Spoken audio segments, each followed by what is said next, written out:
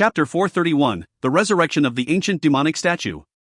Chapter 431, The Resurrection of the Ancient Demonic Statue.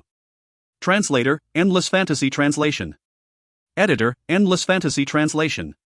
Brutal Onslaught Chestplate, Yellow Gold, Heavy Armor. Defense, plus 40. Vitality, plus 302. Strength, plus 274. Agility, plus 121. Unidentified. Required level, 90. Wei Yan'er uncovered the first piece of equipment among the loot, which was a piece of chestplate that glittered in a gold complexion, looking dazzling. The piece was just magnificently beautiful to look at. Ha ha.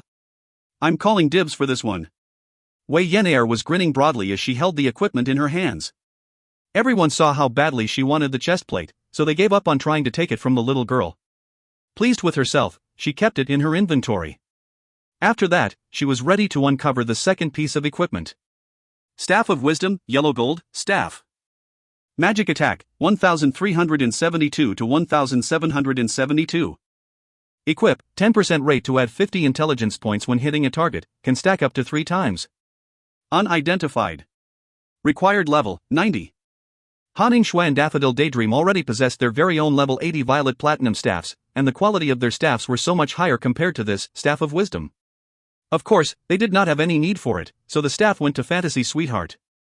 Little girl, time to take out a Violet Platinum and show us the power of your lucky hands. Zhang Yang teased Wei Yan'er. You're really dumb, noob tank. Of course, we are viewing the stuff starting from the worst to the best. If we have already taken a look at the best stuff in the beginning, then when we are looking at the remaining stuff, we would feel disappointed. Wei Yan'er shot back immediately. Then, the little girl put her hands back into the loot and took out an ancient-looking ring that radiated in a faint purplish light. The glow was pleasing to look at. Ring of New Hope, Violet Platinum, Ring. Vitality, plus 159. Intelligence, plus 105. Spirit, plus 105. Equipment, increase critical rate by 2%. Use, heals yourself and recover 50,000 health points in an instant. Cooldown, 12 hours. Unidentified. Required level, 90. Wow! This is one fine, magnificent magic ring. Wei Yan'er exclaimed immediately, and then she looked at her own hands and said, "Sigh, my hands are just too lucky." Lucky hands. These hands must be the best of the best.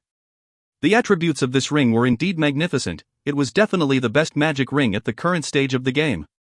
It provided a substantial amount of attributes, and also gave an additional of 2% critical rate for free. The main attraction of this ring was that it had a life-saving special effect function that gave a total of 50,000 health points immediately upon activation. The amount of HP this ring could recover was actually 5 times of what Merlinda's appreciation ring could provide. At least, the system did not mistreat us. We have been through so much hardship, killing so many bosses already. Haning Shui quickly selected the button Need. As expected, Daffodil Daydream and Fantasy Sweetheart weren't that kind to give the ring away to Haning Shui. All of them took out their dices and started rolling for it. May fortune favor the bold. In the end, Haning Shui won, with 100 points. Everyone could only admire the superb luck that this witch Snow had. Every single time good stuff drops, this witch would definitely win the dice toss with the highest value. She did have her shortcomings. She was only level 88 now, so she would have to wait for a while longer before she can equip the ring. After Wei Yan'er picked up another small piece of the fragment of Hammer of Sanctions, the remaining loots were a few pieces of inscribed cloth, and a piece of tailoring profession blueprint, which was taken by Daffodil Daydream. She then tapped it on her chest and learned to make whatever it was on the blueprint. Incandescent Electrical Robe, Violet Platinum, Cloth Armor. Defense, plus 16. Vitality, plus 907. Intelligence, plus 601. Spirit, plus 259. Level 3 Socket 1. Level 3 Socket 2. Equip, increases attack by 2%. Required level, 90. After viewing the attributes of the final product that Daffodil Daydream made, everyone was stunned. This piece of equipment was just too good to be true. A magnificent piece of work. Definitely a great masterpiece. Fatty Han was drooling. If you make this equipment and sell it, you can definitely sell at top price. Pretty Daffodil, please take me in as your mistress. Indeed, at the current stage of the game, any Violet Platinum equipment is super rare. Any piece of Violet Platinum equipment can reach up to hundreds of $1,000s. Furthermore, this incandescent electrical robe has very powerful attributes. If the seller bumps onto a rich person, the seller can actually sell it for up to millions of dollars without any problems. So, if one can sell hundreds of this, that person would become a millionaire already. Zhang laughed and said, "Do you think it's really so convenient? Daffodil, take a look at the ingredients required to make this robe. Are they really that easy to gather?" Daffodil Daydream picked her way through onto the ingredient required menu and showed it out to the others: inscribed cloth X1000, azure pearl X10, mythical pearl silk X5, sacred thread X1. Holy! Zhang took in a deep breath and said, "We can get as many inscribed cloth as we need because they're easy to come by, but these, azure pearl, and mythical pearl silk, these two items are definitely very rare and extremely hard to come by." Price is not the problem is that there is only a limited number of these items in the game. And the final item, sacred thread, is even better. I have never even heard about it before.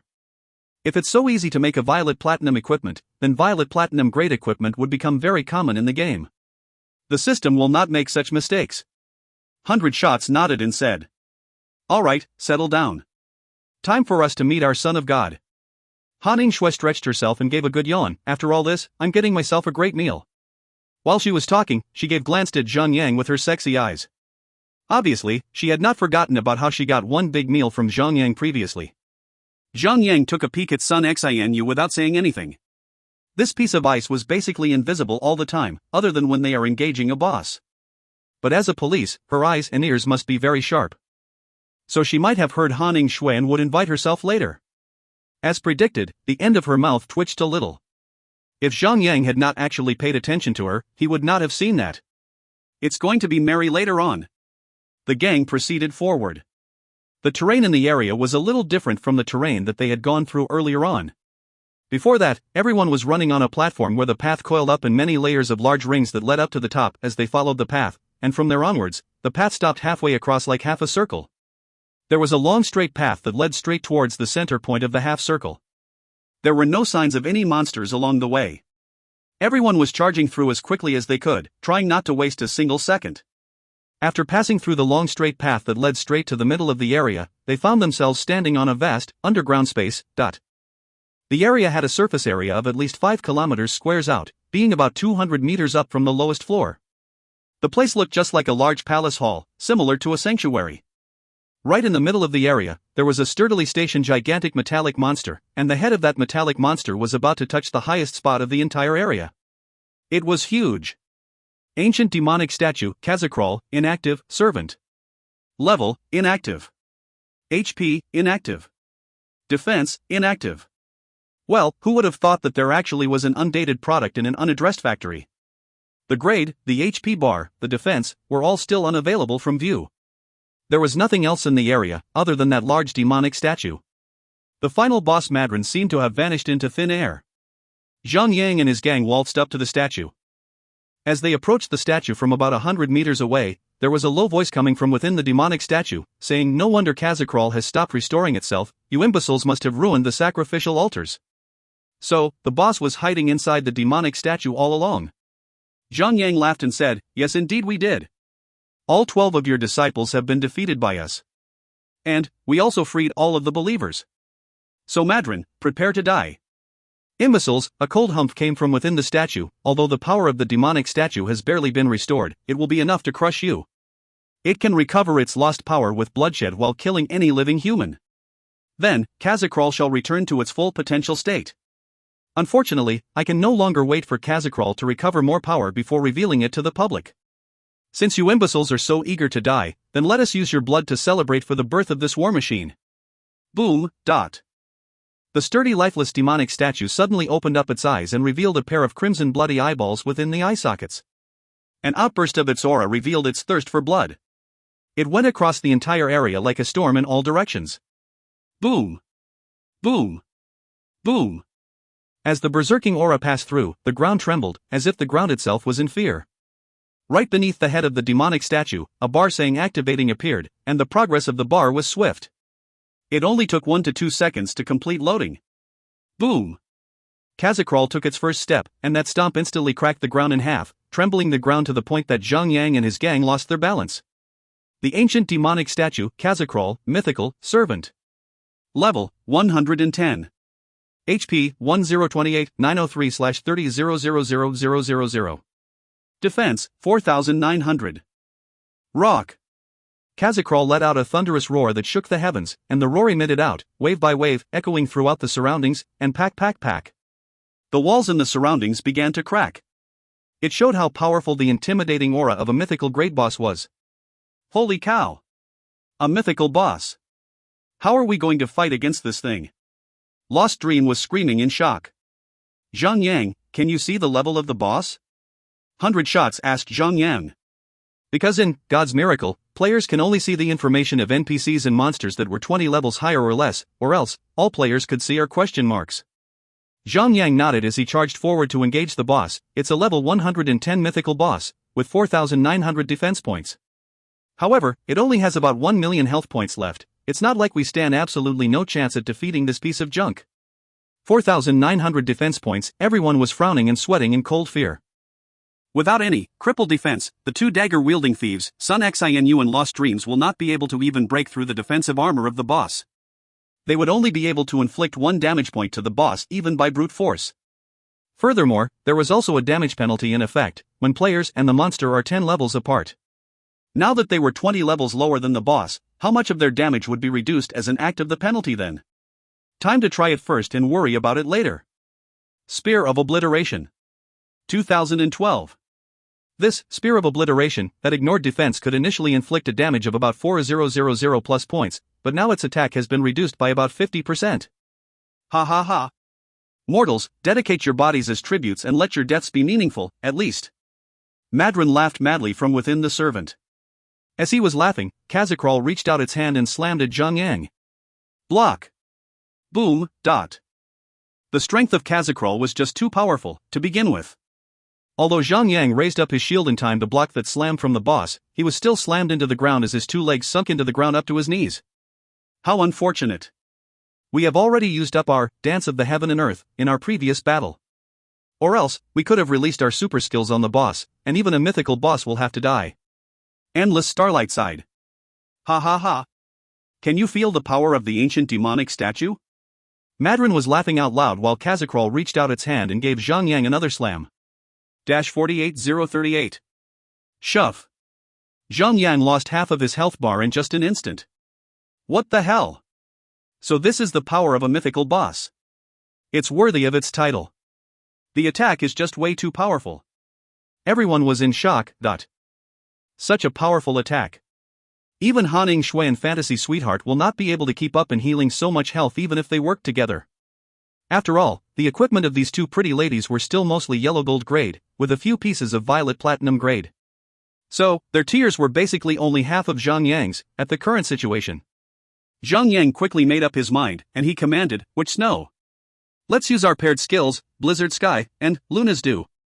Under the activation of Blizzard Sky and Luna's Dew, the two of them be invincible for a full 30 seconds. Han Shui responded and quickly ran to the side of Zhang Yang. Ha ha ha. Give up on the futile attempt to struggle. Every attempt you make is hopeless, right before the absolute power. Madron laughed madly again, and launched another slam over at Zhang Yang and Han Shui. Blizzard Sky, Luna's Dew, activated. In just an instant, the ground was covered by the petals of snowflakes falling from the sky, and a moon rose up high in the sky. 5000. 5000. Kazakral was beginning to be inflicted by a continuous chain of damages, and the damage values were appearing right on top of the boss, constantly. Chaos damage was not affected by any defense, magic defense, or even the level difference. It would strike squarely with its full power. Sun Xinu and the remaining members saw the opportunity, and they rushed in around the boss, taking their own power potions, and began to unleash their full assault onto the boss. This 30-second duration of time is the best time to channel damages to the boss. And if they cannot empty out the health bar of the boss within that period of time, then when Zhang Yang is no longer under invincible state, he will definitely be instant killed by the boss and squeeze him into something else. But as Zhang Yang needed to supervise the Blizzard Sky and Luna's Dew, he only managed to smash one layer of crippled defense onto the boss. So Wei Yenair continued his work and smashed 4 more layers of crippled defense as a start, reducing the defense of the boss down to 2,500 points before everyone could begin their full assaults onto the boss.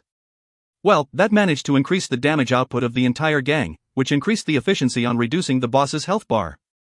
800,000, 600,000, 400,000. Although there was a level penalty that reduced their damage output on the boss, the firepower of these players wasn't that bad themselves, their attacks were still very powerful and sharp. However, when the boss spawned, its health bar was already lower than 20%, which caused the gang to enter their slaughter mode immediately, adding a substantial amount of firepower which made up with the firepower loss due to the level penalty suppression effect. 300,000. 200,000. 100,000. No. No. Stop. Madron let out an angry roar, "You idiotic mortals! Stop at once! Heed my warning and stop! Ha ha ha! Stinky boss! Don't you love to laugh? Laugh more now! I dare you!" Wei Yenair wielded her giant axe over and over again, and she ignored all defenses of her target when the special effect of her weapon triggered. It was really effective and convenient to use such a weapon with such a special effect on bosses that had super high defenses. Bastards! You idiotic imbeciles! You will regret this. I will make you regret this. Madron's voice was at its breaking point. 50,000. 30,000. 10,000. Boom! At the same instant when the Blizzard Sky and Luna's Dew ended, the health bar of Kazakrul was totally emptied out as well. The gigantic demonic statue collapsed and scattered into pieces across the ground. Look at what you imbeciles have done. Looking at the wreckage of their deed, an old man in a red robe appeared among the pieces of the statue. He had a size of a regular person, with a regular human face, and he had an ancient-looking staff in his hand. His face was filled with unspeakable rage at the moment. "You have destroyed everything that I have worked on for 20 years, the old man roared into the sky and his veins were popping out of his forehead. It was obvious that he was inconsolable at that moment. "I will tear you all into pieces, like how you did to my demonic statue." Madron, the son of God. Level, 96. HP, 9,600,000. Defense, 2,600. The final boss has finally revealed himself. If you find any errors, ads pop-up, ads redirect, broken links, non-standard content, etc., please let us know. Report chapter so we can fix it as soon as possible. Chapter 432, The Beginning of a Bitter Battle. Chapter 432, The Beginning of a Bitter Battle. Translator, Endless Fantasy Translation Editor, Endless Fantasy Translation. Arg Fatty Han suddenly screamed like a little b*tch as if his parents had just died in front of him. His scream was miserable. UF** King Fatty. Why did you suddenly scream like an animal shouting out a mating call? The boss has not even started poking your ass yet. Zhang Yang asked and laughed. The two of them had already gotten used to joking around with each other. The boss died, but there was no loot. Fatty Han let out an enraged roar. The boss hasn't died yet? Oh, you mean Kazakrul? Yes. We just managed to take out a mythical great boss, and nothing dropped from it. What the F***, man? Is this some sort of prank, or what? Fatty Han was very angry with the fact he did all the hard work for nothing. Zhang Yang shook his head and said, the boss only had about 1 million health points, the system put it in just to raise the difficulty of the battle by a little. So what can you expect? Do you think you just took out a fully powered mythical boss? Ha ha. Pooey. Even if the boss only has 1 point of health when it spawns, it also counts as our kill. Of course, the system must award us with something. Some fine equipment will do too. Fatty Han was really pissed and he tried to argue. Ha ha. Then unleash your anger onto this boss. Zhang Yang charged in on Madron, and with a slash of his, sort of purging devourer, he swung out a regular attack onto the boss and hooked over the aggro of the boss to himself. Madron had already given up so much for the past 20 years to build up his pet project, and all his efforts have gone to waste in just one brief moment because of Zhang Yang and his gang. He was already on the verge of exploding as his rage was at the limit. His face was very savage and scary at the same time. As a spellcaster, he actually used his staff as a stick to hit his enemies. He had obviously lost it. He rapped the head of Zhang Yang as hard as he could, as if he wanted to mince Zhang Yang into a ball of minced meat with his own bare hands. Otherwise, he would not be able to release his anger. Block! Zhang Yang did not have to be polite as well, and with his shield raised, he blocked the attack from Madron's staff, followed by a shield bash that scored a critical hit, inflicting a damage of 3,732 points onto the boss. Arg! Madron felt the pain and he let out a roar. His eyes were flashing with murderous intent as he raised his staff, pointing the tip of his staff right at Zhang Yang. Let the lightning swallow your souls, the boss waved his staff around and activated a skill. Ding! Madrin has unleashed Lightning Storm. Shove! A stream of blindingly white light shot out from the tip of the staff, and the light traveled at Zhang Yang just like a bolt of lightning. It was really fast. That light inflicted a damage of -14,694 onto Zhang Yang. After that, the lightning jumped from Zhang Yang and struck Endless Starlight, who appeared to be the nearest to Zhang Yang at the moment.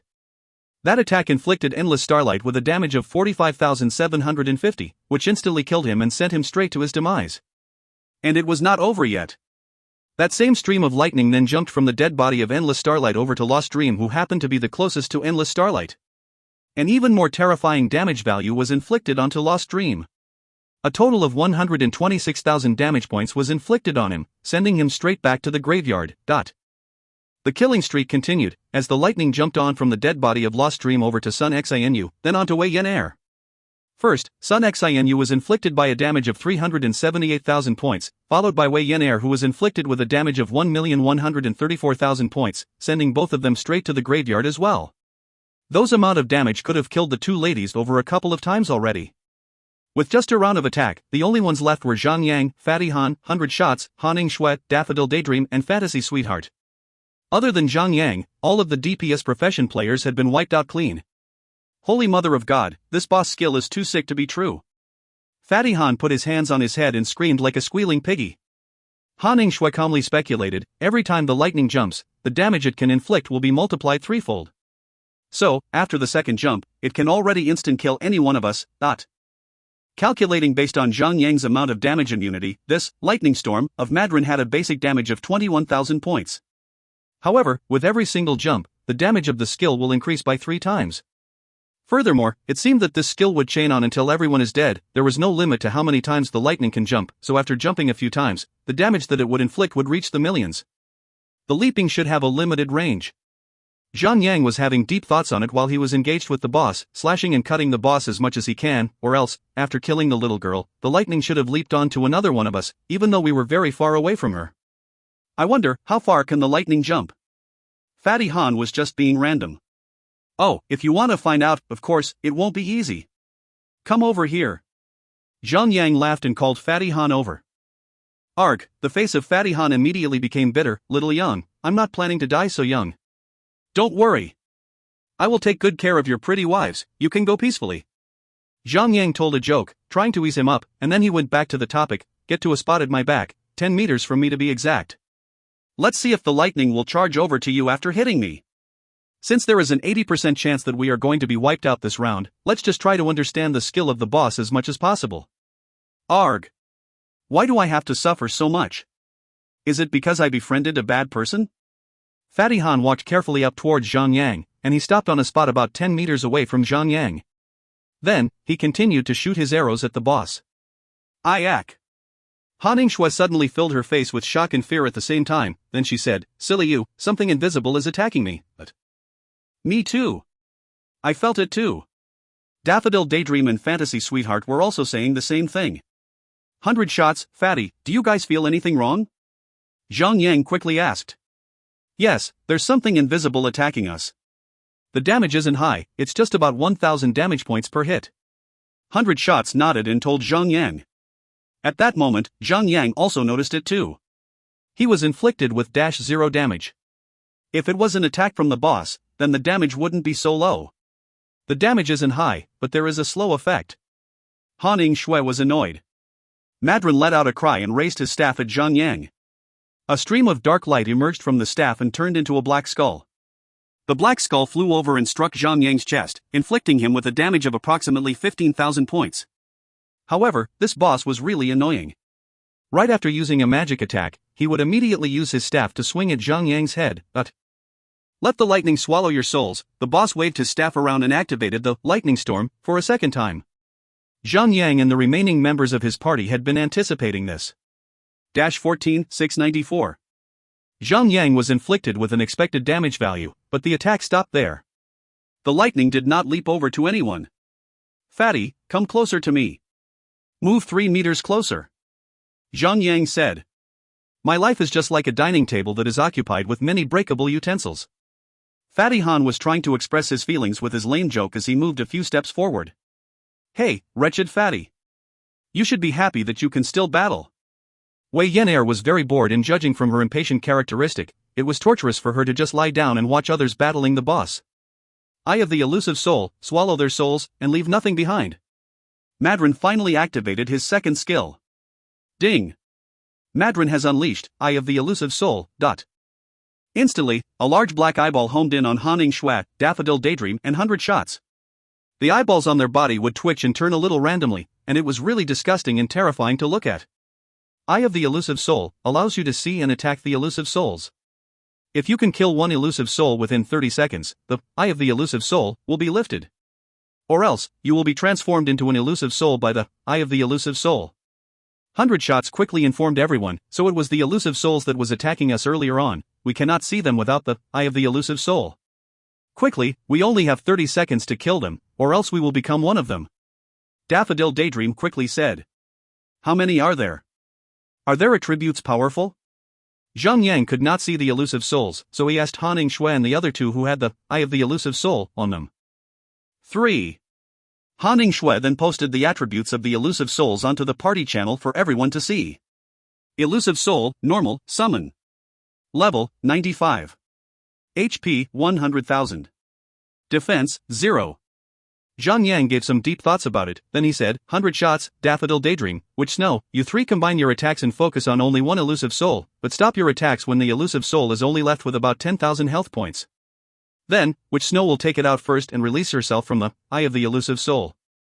As for 100 shots in Daffodil Daydream, you two have enough firepower to take out your own elusive souls.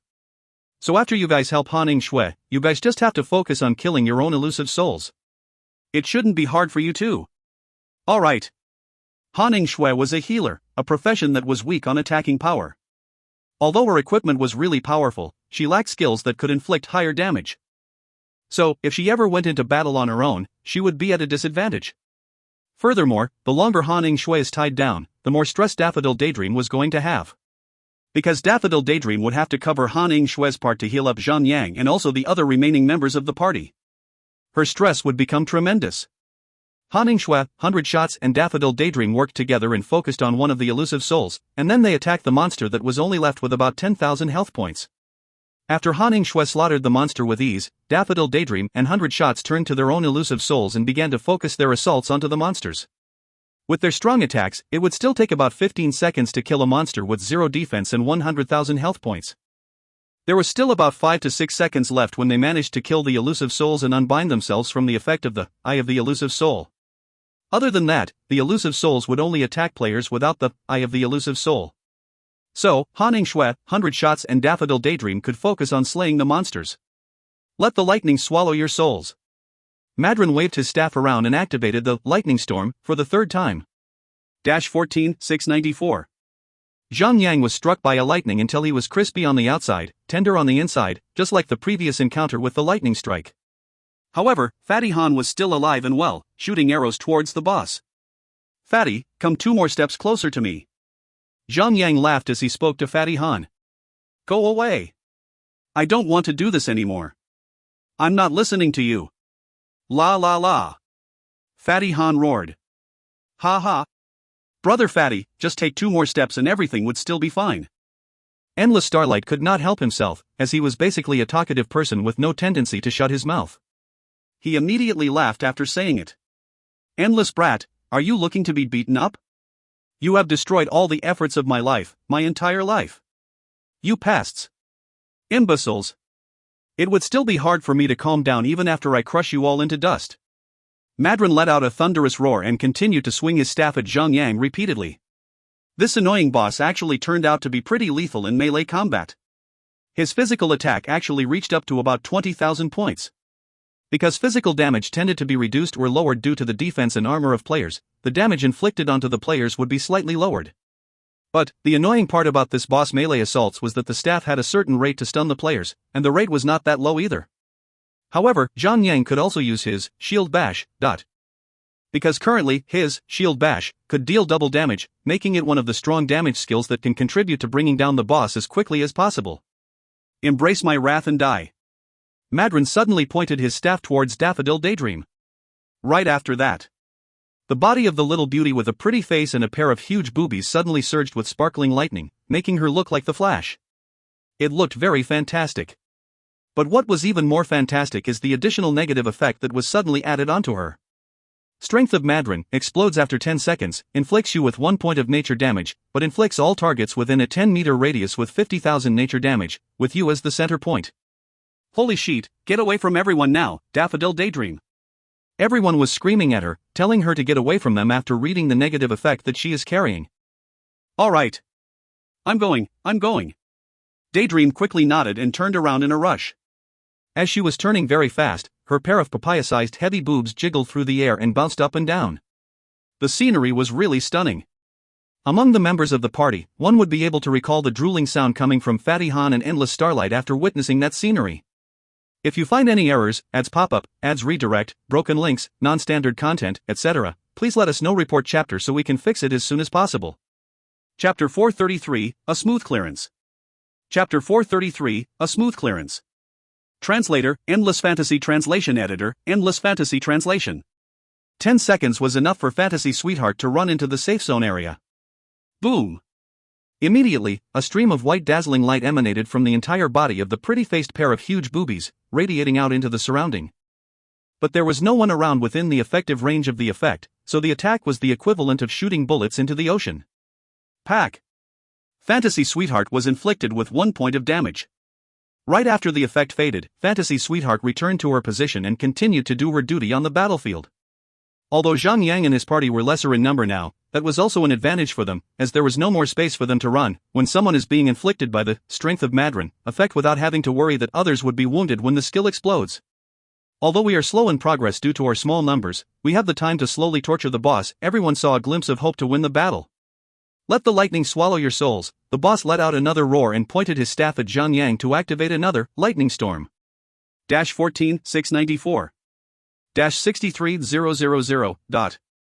After the lightning landed on Zhang and inflicted him with about 15,000 damage points, it leaped straight over to Fatty Han and instant killed him. Wah! You bastard, little young. You sacrificed me now.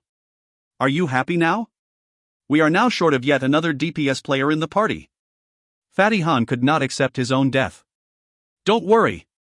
You died with honor, and the honor is mine. Because you have confirmed for us that this lightning attack can only jump by about 5 meters long. Zhang laughed while raising his shield up to block the staff assaults from the annoying boss. Another DPS player has died.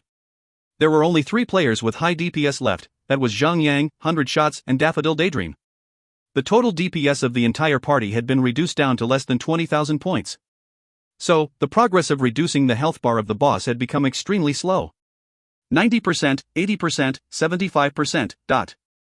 My followers, reveal yourselves, and fight for your master. Madron raised his staff up high in the sky and commanded loudly. 12 streams of dark lights came out from the staff and shot across to the 12 different corners of the area. Boom! Boom! Boom! Skeletons were breaking out of the ground one after another. They looked really familiar. Each of the skeletons had a different sort of weapon on their hands. 4 of them were riding on skeletal horses. The skeletal horses were stomping their hoofs on the ground, roaring out angrily. It turned out that these skeletons were actually the 12 disciples that Zhang and his gang had met and engaged. Their names were labeled on each of them, crystal clear. However, they were now no longer bosses. Instead, they were just elite monsters that have 200,000 health points on each of them. Even though their strengths are much weaker now, but to battle one boss with 12 elite-grade disciples at the same time, Zhang and his incomplete formation of his gang would definitely be faced with an extreme challenge. The boss and the monsters had an absolute advantage over Zhang and his gang. Slaughter them all. Madron let out a furious roar and pointed his staff at Zhang and his gang. He gave the command for the 12 disciples to launch their assaults towards Zhang and his gang. Instantly, these 12 skeleton monsters let out a miserable screech and stomped their way through, charging towards Zhang and his gang. Zhang quickly left the boss aside for the moment and used charge, aiming for the skeleton monster that was nearest to him, followed by a thunderstrike that inflicted quite some damage to all of the monsters within his attack range. The 12 skeleton monsters were enraged, and they wielded their weapons, charging at Zhang. Although some of the disciples were spellcasters, they were all currently melee-type monsters after having been resurrected. Zhang Yang quickly flitted left and right, moving between the 12 monsters, dodging as many attacks as possible to minimize the damage he received. I shall not rest my rage as long as you pests are still alive and well. I'll tear you into pieces. The skeleton monsters weren't actually scary at all. What really scared them was the fact that there was a boss commanding these skeleton monsters. Although Madrin did not have a mount, and he was a spellcaster that was supposed to be weak and slow, he was spry and fast. After using a ranged attack with his spell attack, he ran very swiftly to Zhang Yang before Zhang Yang could even react. Then, the boss swung his staff at Zhang Yang. Block!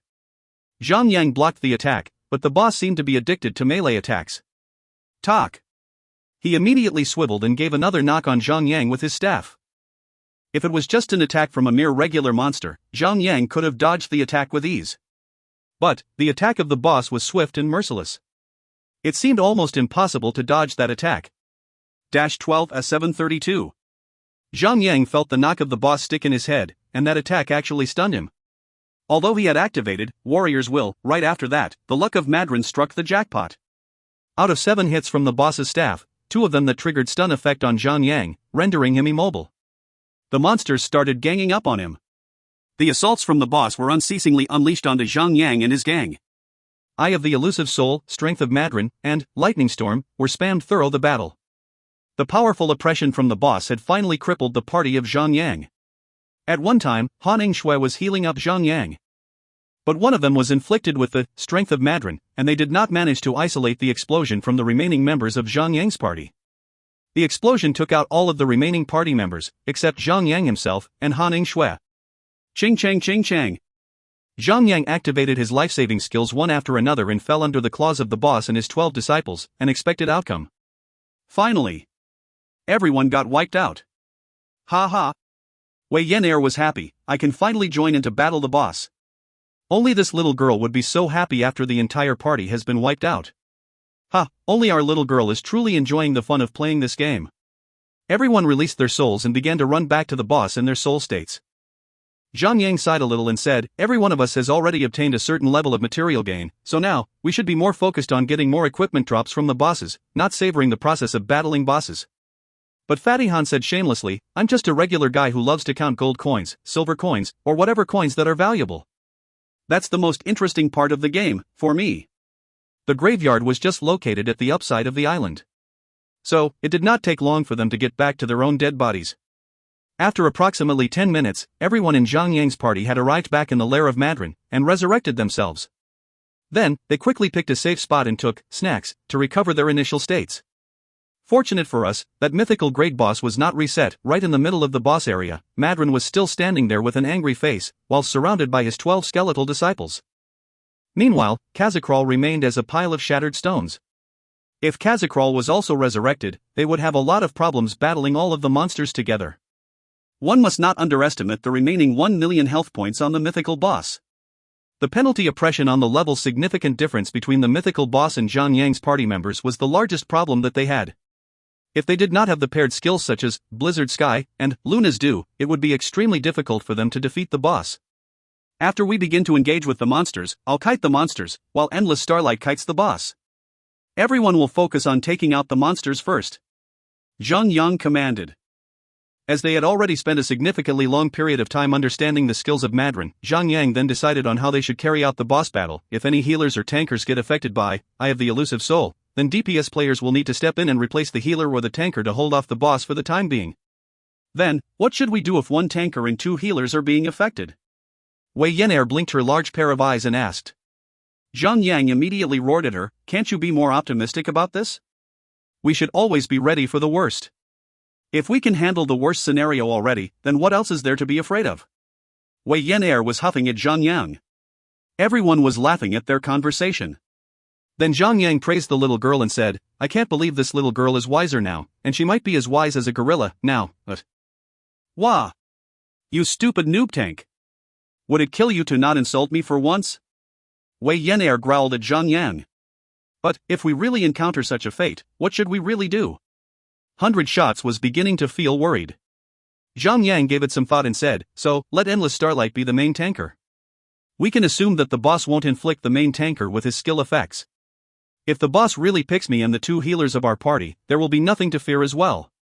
After considering, based on the damage output capability of Zhang Yang, everyone nodded without any worries on their minds. Alright, everyone knows the deal about Lightning Storm, right? This skill will strike the player with the boss's aggro first, then it will start jumping about. So, listen up. Any DPS profession player must not get the first aggro of the boss. Everyone has to make sure that you are at least 5 meters away from the main tanker, then nothing bad will happen to us. Zhang Yang reminded everyone. Take note. Anyone who is inflicted by the strength of Madron, you will have to stay away from everyone, as far as possible. Don't be like a certain someone and just stand there. Silly you. What did you say? I dare you to say it again. Han Yingshui also growled at Zhang Yang with rage. Ha ha ha. Get ready for the battle, guys. Time to kill some monsters. Zhang Yang raised his shield and sword up. Starlight, let's rock. The two tankers maintained a space of 5 meters in between them as they were engaging the boss. Together, they charged towards Madron. Pack. With a shield toss, Endless Starlight initiated the first attack at the boss, grabbing hold of the aggro of the boss. It's another bunch of imbeciles that knows no fear about death. Madron let out a thunderous roar. It seemed like Madron had totally forgotten about Zhang Yang and his party members. Madron raised up his staff and pointed the tip of his staff at Endless Starlight. Kill them all. The 12 skeletal disciples charged at Endless Starlight immediately, after Madron gave the command. Zhang Yang charged straight up and crashed into one of the elite monsters, followed by a gulp of an entire bottle of his rage potion. He activated his Thunder Strike, delivering a powerful strike on the ground, dealing damage to all surrounding enemies within his attack range, successfully hooking over the aggro of all the monsters. Right after that, he quickly kited the monsters away from the boss as far as possible. After his 1-second common cooldown period had passed, he immediately activated Blast Wave. With the special effect of the Sword of Purging Devourer triggered, more damage was inflicted upon all 12 skeletal disciples, and Zhang Yang succeeded in maintaining their aggro on him. Wei Yan'er had lost her patience long ago as she sat on the floor, while waiting for the party to be wiped out earlier on. Of course, she would charge in with her charge, and begin her onslaught on the monsters. The attack power of the 12 elite skeletal monsters was not that bad either. However, without their boss to command them, they were all but a dozen of skeletal soldiers without an aim. They could be inflicted with stuns and movement reductions. One more assault of Thunderstrike was enough to make them suffer. With Zhang Yang's exquisite skills of dodging around, all of them could only roar around in misery. But Madron was not standing by the side idly. Although his Lightning Storm would only affect Endless Starlight alone, his other skills like the Strength of Madron and Eye of Elusive Soul could still affect the remaining members of Zhang Yang's party, giving all of them some chaotic moments in the battle. 1 minute later, the 12 elite monsters were finally cleared out. Everyone was finally able to focus back on bombarding the boss with everything they got. You bunch of damned imbeciles. Kill one and another comes back. It's worse than killing cockroaches. Madron began to curse, and he was waving his staff round and round, throwing a bunch of skills at Zhang Yang and the gang. The most threatening skill of the boss was summoning his 12 disciples. Fortunately, that skill would only trigger once each time the boss loses 25% of his health bar. If that skill was activated randomly, then Zhang Yang and his party would have to waste a lot of their firepower on taking out the disciples, and through that process, a substantial amount of mana points would be exhausted, and healing would become impossible in the latter stages of the battle. 75%. 50%, 25%. After surviving the assaults from that wave of summoned disciples, everyone already knew that victory is within their grasp. Everyone was already agitated with joy as the battle would soon be coming to an end. Zhang Yang was even more agitated, as he was about to obtain the final piece of the Fragment of Dimensional Key. This long-winded main quest is about to come to an end. This is the final step already. 10%. 4%. 1%. No Madron let out a scream of despair as his last drop of health points were blown away by Daffodil Daydream with a fireball. The boss collapsed onto the ground and stayed dead. If you find any errors, ads pop-up, ads redirect, broken links, non-standard content, etc., please let us know. Report chapter so we can fix it as soon as possible. Chapter 434, Herb Foraging Familiar. Chapter 434, Herb Foraging Familiar. Translator, Endless Fantasy Translation Editor, Endless Fantasy Translation. Wei Yan'er was still sulking, and she kicked and stomped on the dead body of the boss. Stinky boss, how dare you try to kill me and waste so much of my time? Humph. Now you should know, I'm not a person you should be meddling with. Fatty Han laughed and said, Little Yan'er, you're actually raping the dead body of a boss. Careful and don't spill out of the stomach of the boss. All the ladies could not stand that wretched fatty anymore, even Sun Xianyu could not help but twitch in anger. Wei Yin was about to bend down to pick up the loot that had been dropped from the boss, but, the moment she recalled what Fatty Han just said, she could not bear to bend down anymore. If she really did accidentally squeeze something out from the stomach of the boss, then it would be horrifically disgusting, but... You wretched F***ck. You're so wretched that you're almost on the same par as a master of the century already. How could we never discover your true talent? Zhang Yang shook his head and took over Wei Yin job of picking up the loot. With a touch, Zhang Yang grabbed up a piece of heavy armor that glittered in a gold complexion. This piece of equipment looked simple and unsophisticated. Greaves of giant elephants, yellow gold, heavy armor. Defense, plus 40. Vitality, plus 302. Strength, plus 274. Agility, plus 121. Unidentified. Required level, 90. Zhang Yang laughed, and then he threw the piece over to Wei Yin. Little girl, catch. This pair of greaves suits you very much. Wei Yin was very happy at the beginning, but she immediately jumped in rage when she realized Zhang Yang's intention. Stinky noob tank. You're saying that my legs are as thick as the legs of an elephant, aren't you? Rock. Aya. When did you become so clever, little girl? Humph. Humph. Humph. Wei Yin rolled her large eyes in disdain. Although she did not speak anymore, it was obvious that she was not willing to give in to Zhang Yang's teasing. Silly you. Don't always bully little Yin. Han Shui stepped up for the little girl. Sister Snow is always the best. Yin can only be bullied by me and me alone. Han Shui giggled as she used her two hands to pinch and rub Wei Yin face. Wei Yin. Zhang Yang reached out his hands again and picked up another piece of golden equipment. Demonic Whirlpool, yellow gold, accessory. Use, exiles the target into a chaotic whirlpool full of demonic aura. Targets that are within the demonic whirlpool cannot be inflicted with any damage. At the same time, the targets will be immobile. Lasts for 15 seconds. Required level, 90. It's great for PK battles. You can go 1 against 2 with this precious piece. Zhang Yang weighed the accessory in his hand and asked everyone, so, who wants this? Me. Me. Everyone was trying to talk at the same time with the attempt to get the accessory piece from Zhang Yang, as most of them were PvP maniacs. Furthermore, with this piece of accessory, a player could activate miraculous effects when battling 2 or 3 enemy players at the same time. While in the dungeons, the player who holds this accessory can also use it to restrict the movement of a monster when there are too many monsters around. In that sense, the player can reduce his or her own stress in dealing with many monsters at the same time.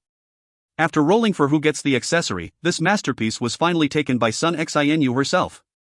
Han Shui tried to provoke her, because she wasn't happy with the result of the dice throwing. The dog that bites never barks. That enraged Sun Xianyu to the point that she almost lost herself to her own rage. Zhang Yang was having a headache about these two pretty ladies. Although the two of them were not close to each other, at least, these two would not provoke each other in the first place. However, as time had passed, the two of them have begun to show signs that they could not coexist. Whenever they meet, they would cross eyes like two enemies about to slaughter up each other. Sigh, if only the two ladies would succumb to his charm, then his life would have been so much easier.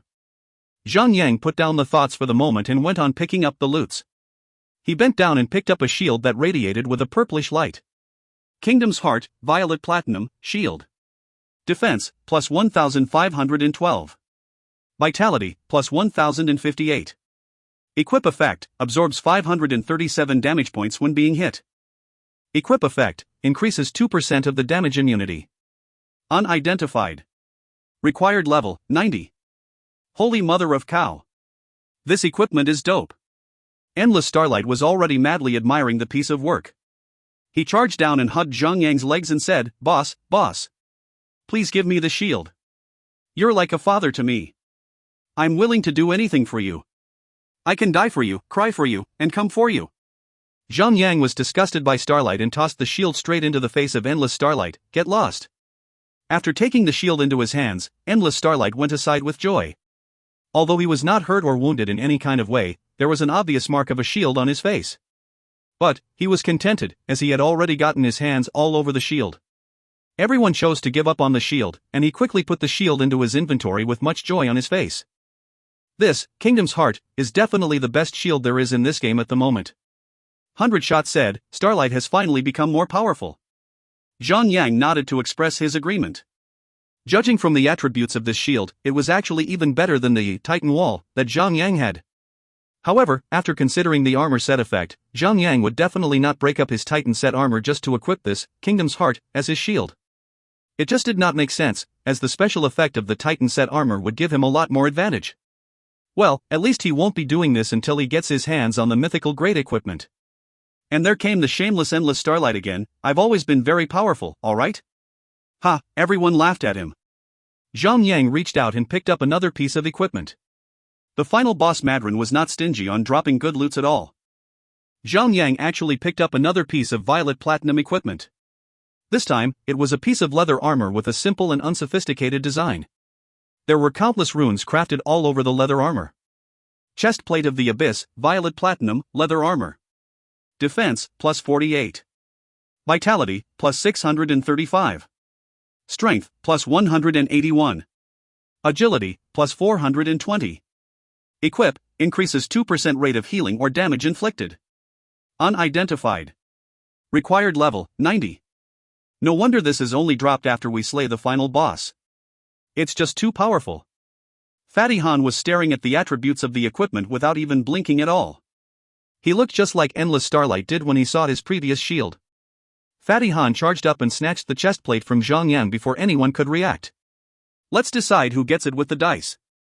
Zhang Yang nodded. The four of them who wore leather armor did not have to be polite at all. They tossed the dice one after another to try out their luck. At the end of it, Lost Dream was the winner in securing the chest plate. Any more violet platinum grade equipment, all of them were looking forward to see what came next. Let me see. As Zhang Yang was looking through the loots, he suddenly came across with another piece and smiled. There's another one. Cloak of the Dark Wings, violet platinum, cloak/cape. Vitality, plus 159. Equip, increase 3% healing or damage inflicted. Use, you can fly. Increases movement speed by 300%. Lasts for 10 minutes. Cooldown, 1 hour. Unidentified. Required level, 90. It can make us fly. The gang widened their eyes after seeing the special effect of the item. It was every human being's dream to be able to fly in the sky. Although Zhang Yang mentioned before that players can capture a flying battle mount after they enter the Chaos Realm, that would be in the far future as they still had 10 levels to go before they could enter that realm, which would take approximately 3 months to achieve. And now, this item was offered a ticket to early access of that. Of course, everyone would be agitated with excitement. Who wouldn't want to fly now? Zhang Yang nodded and said, this equipment also boosts attack, other than vitality, so any profession can have this. Let's throw the dice and decide who gets it, then. One sword stroke will definitely be jealous when he finds out about this. He might even bang a wall after knowing about this. Pack. Everyone tossed their own dices, and by the end of this, it was Han Shui, the lucky witch, who won the prize. She took the equipment, taking away everyone's dream of flying. Zhang Yang did not join in on tossing the dice. Firstly, he already had the Titan Cape, which was actually almost as good as the Cloak of the Dark Wings. Secondly, he was already tired of flying in his previous life, and he did not care if he could fly a little earlier in this life. However, although Han Shui got the Cloak of the Dark Wings, already, Zhang Yang took it over from her, saying that he would return it to her when she reaches level 90, because she cannot use it until then, anyway. Han Shui spat at Zhang Yang and said, filthy you. You expect me to wear it after you use it? But never mind, I'll just take it as the offer you made, to help me identify this cloak first. Ding! You have acquired the Dimensional Key Fragment 1. Finally, the final piece of the Dimensional Key Fragment had fallen into Zhang Yang's hands. What a long journey. He had given so much time into committing to this quest. And after Zhang Yang picked up one sacred thread and a Hammer of Sanctions hammer handle, there was nothing left on the ground anymore. So, it seems that the sacred thread can be obtained from Madron. Then, does it mean I would need to wait until Madron respawns first before I can get enough materials to make one incandescent electrical robe? Daffodil Daydream let out a sigh. She was planning to start gathering the required materials once she returned back to the main city. She intended to make 2 incandescent electrical robes and give them to Han Shui and Fantasy Sweetheart. Like I said, the system won't let the value of violet platinum equipment be washed away. Zhang Yang nodded as he said, let's go. We need to turn in our quest to the old fisherman. Completing an S-rank quest should be very rewarding. At least give us something better than what we just got here. After Madrin died, the magic barriers outside vanished without a trace. Zhang and his party got onto the island without any difficulties at all. At that time, the island of the Sacred One had already descended into chaos, as a large number of believers were engaged with the guards already. The once peaceful and beautiful island had been filled with fresh blood and miserable screaming. It looked more like a hellish island now. Good job. King of Naga Saborna revealed himself before Zhang and his party all of a sudden, as he was lurking from the shadow with his long snake body. He slapped Zhang on the back for completing the quest. It's another Violet Platinum boss. Should we slaughter him up? Fatty Han had already killed so much that his sanity was already going. Stupid wretched Fatty. Even if we are really going to do it, we must wait until he gives us the rewards of the quest first. Wei Yan'er is a battle maniac. She held her giant axe in her hands, ready to smash the Fatty. At the same time, 10 Nagas lurked out from behind Saborna. All of them were above level 90, and all of them were yellow gold graded. They lined up neatly behind the King of Naga, cutting off the steam of Wei Yan'er and Fatty Han who had planned to attack them. Fellow adventurers, you have taken down Madrin and averted a major crisis. Saborna looked at everyone and praised them with joy and sincerity. You did not just save mankind, but you have also helped us, the Nagas. I hereby represent the entire race of Naga in expressing our highest form of gratitude to you all. The King of Naga bent his back down a little and bowed towards Zhang and his party members. Look at you. They are so sincere, and you intended to kill them and take their fortunes away. You should be ashamed of yourselves. Zhang teased the two of them. Pooey. They're not sincere at all. Look at how they bowed at us. They did not even bow completely. It's not like they have backaches or something. Wei Yan'er quickly started to defend herself. These are just some small gifts, I hope you will like it. Saborna waved his hand and 10 streams of light ascended onto Zhang and the remaining 9 members of his party. Ding! You have completed a quest, Bury the Secret, acquired 5 million experience points. Completion rating, perfect. Ding! You have acquired items, whistle for a herb foraging familiar. Zhang was shocked and he took out the item in a hurry. It was a whistle that glittered in a silver complexion.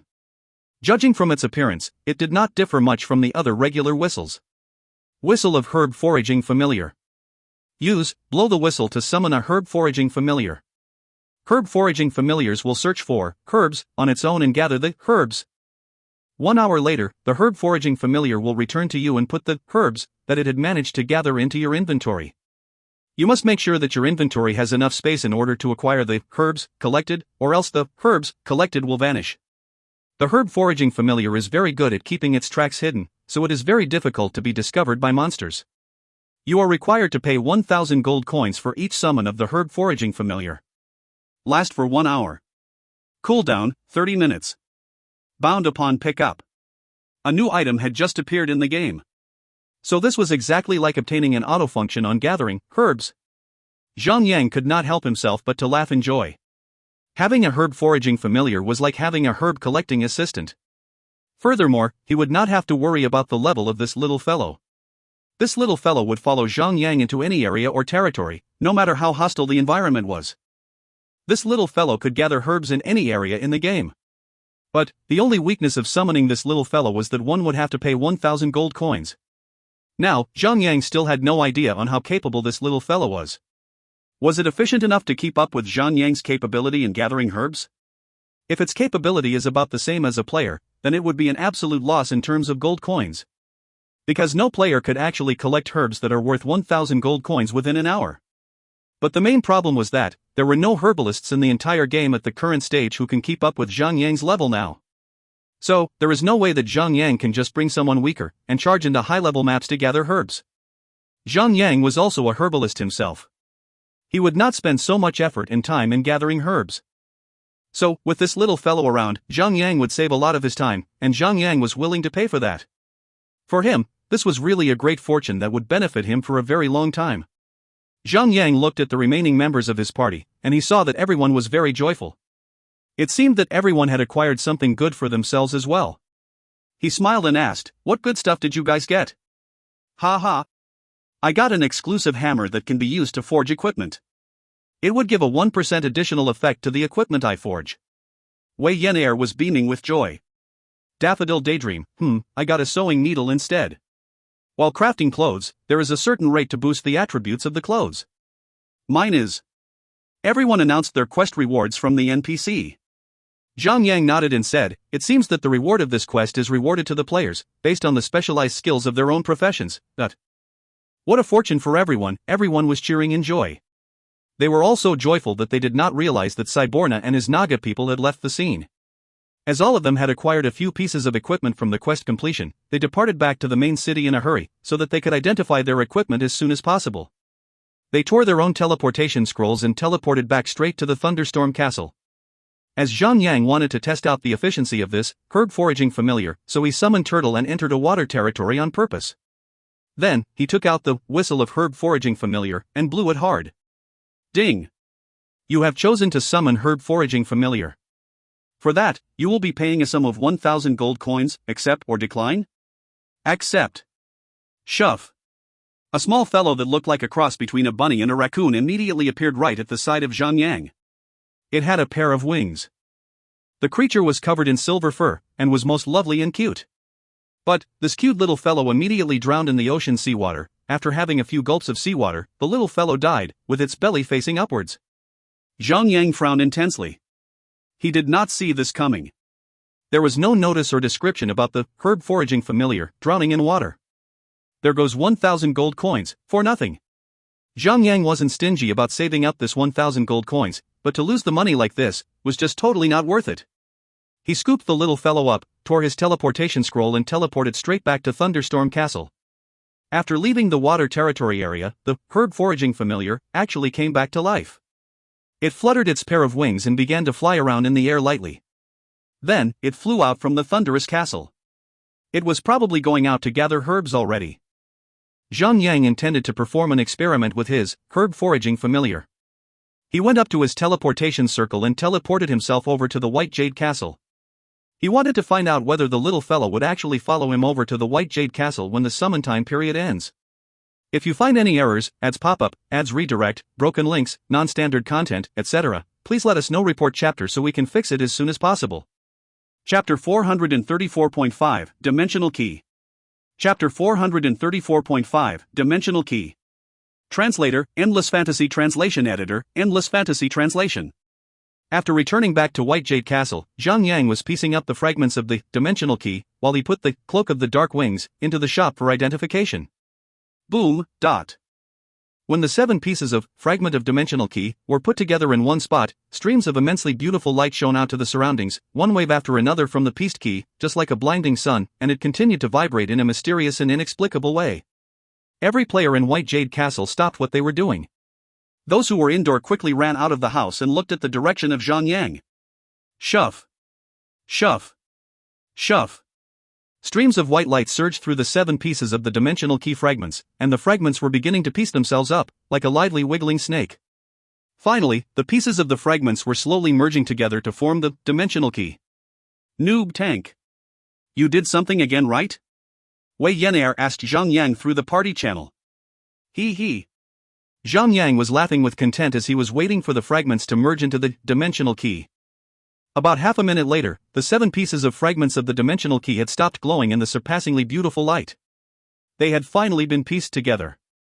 However, it was not a shape of a key. Instead, the fragments had merged into a cylindrical bar that was about half a foot long. The diameter of the cylindrical bar was no thicker than the thickness of 3 fingers combined together. The cylindrical bar was entirely red. Dimensional Key, Quest Item. Use, activates the dimensional door. The holder of this dimensional key, his party members, maximum 5 members, can teleport into the Forgotten Heavenly Might Imperial Kingdom and activate the treasures. Note, certain pieces of the dimensional key fragments have once been used in the past and it consumed a lot of energy. So, the dimensional key will be destroyed after 3 times of activation. Special restriction, players who are level 100 and above cannot enter or teleport into the location. Ha! Only 3 times? Zhang was shocked. Still, he quickly calmed down in realization. No wonder he had not heard of anyone completing such a quest in his previous life. That was because the number of entering the realm is limited. Furthermore, the main quests affected the progression of the game. Some quest items were unique and one of a kind.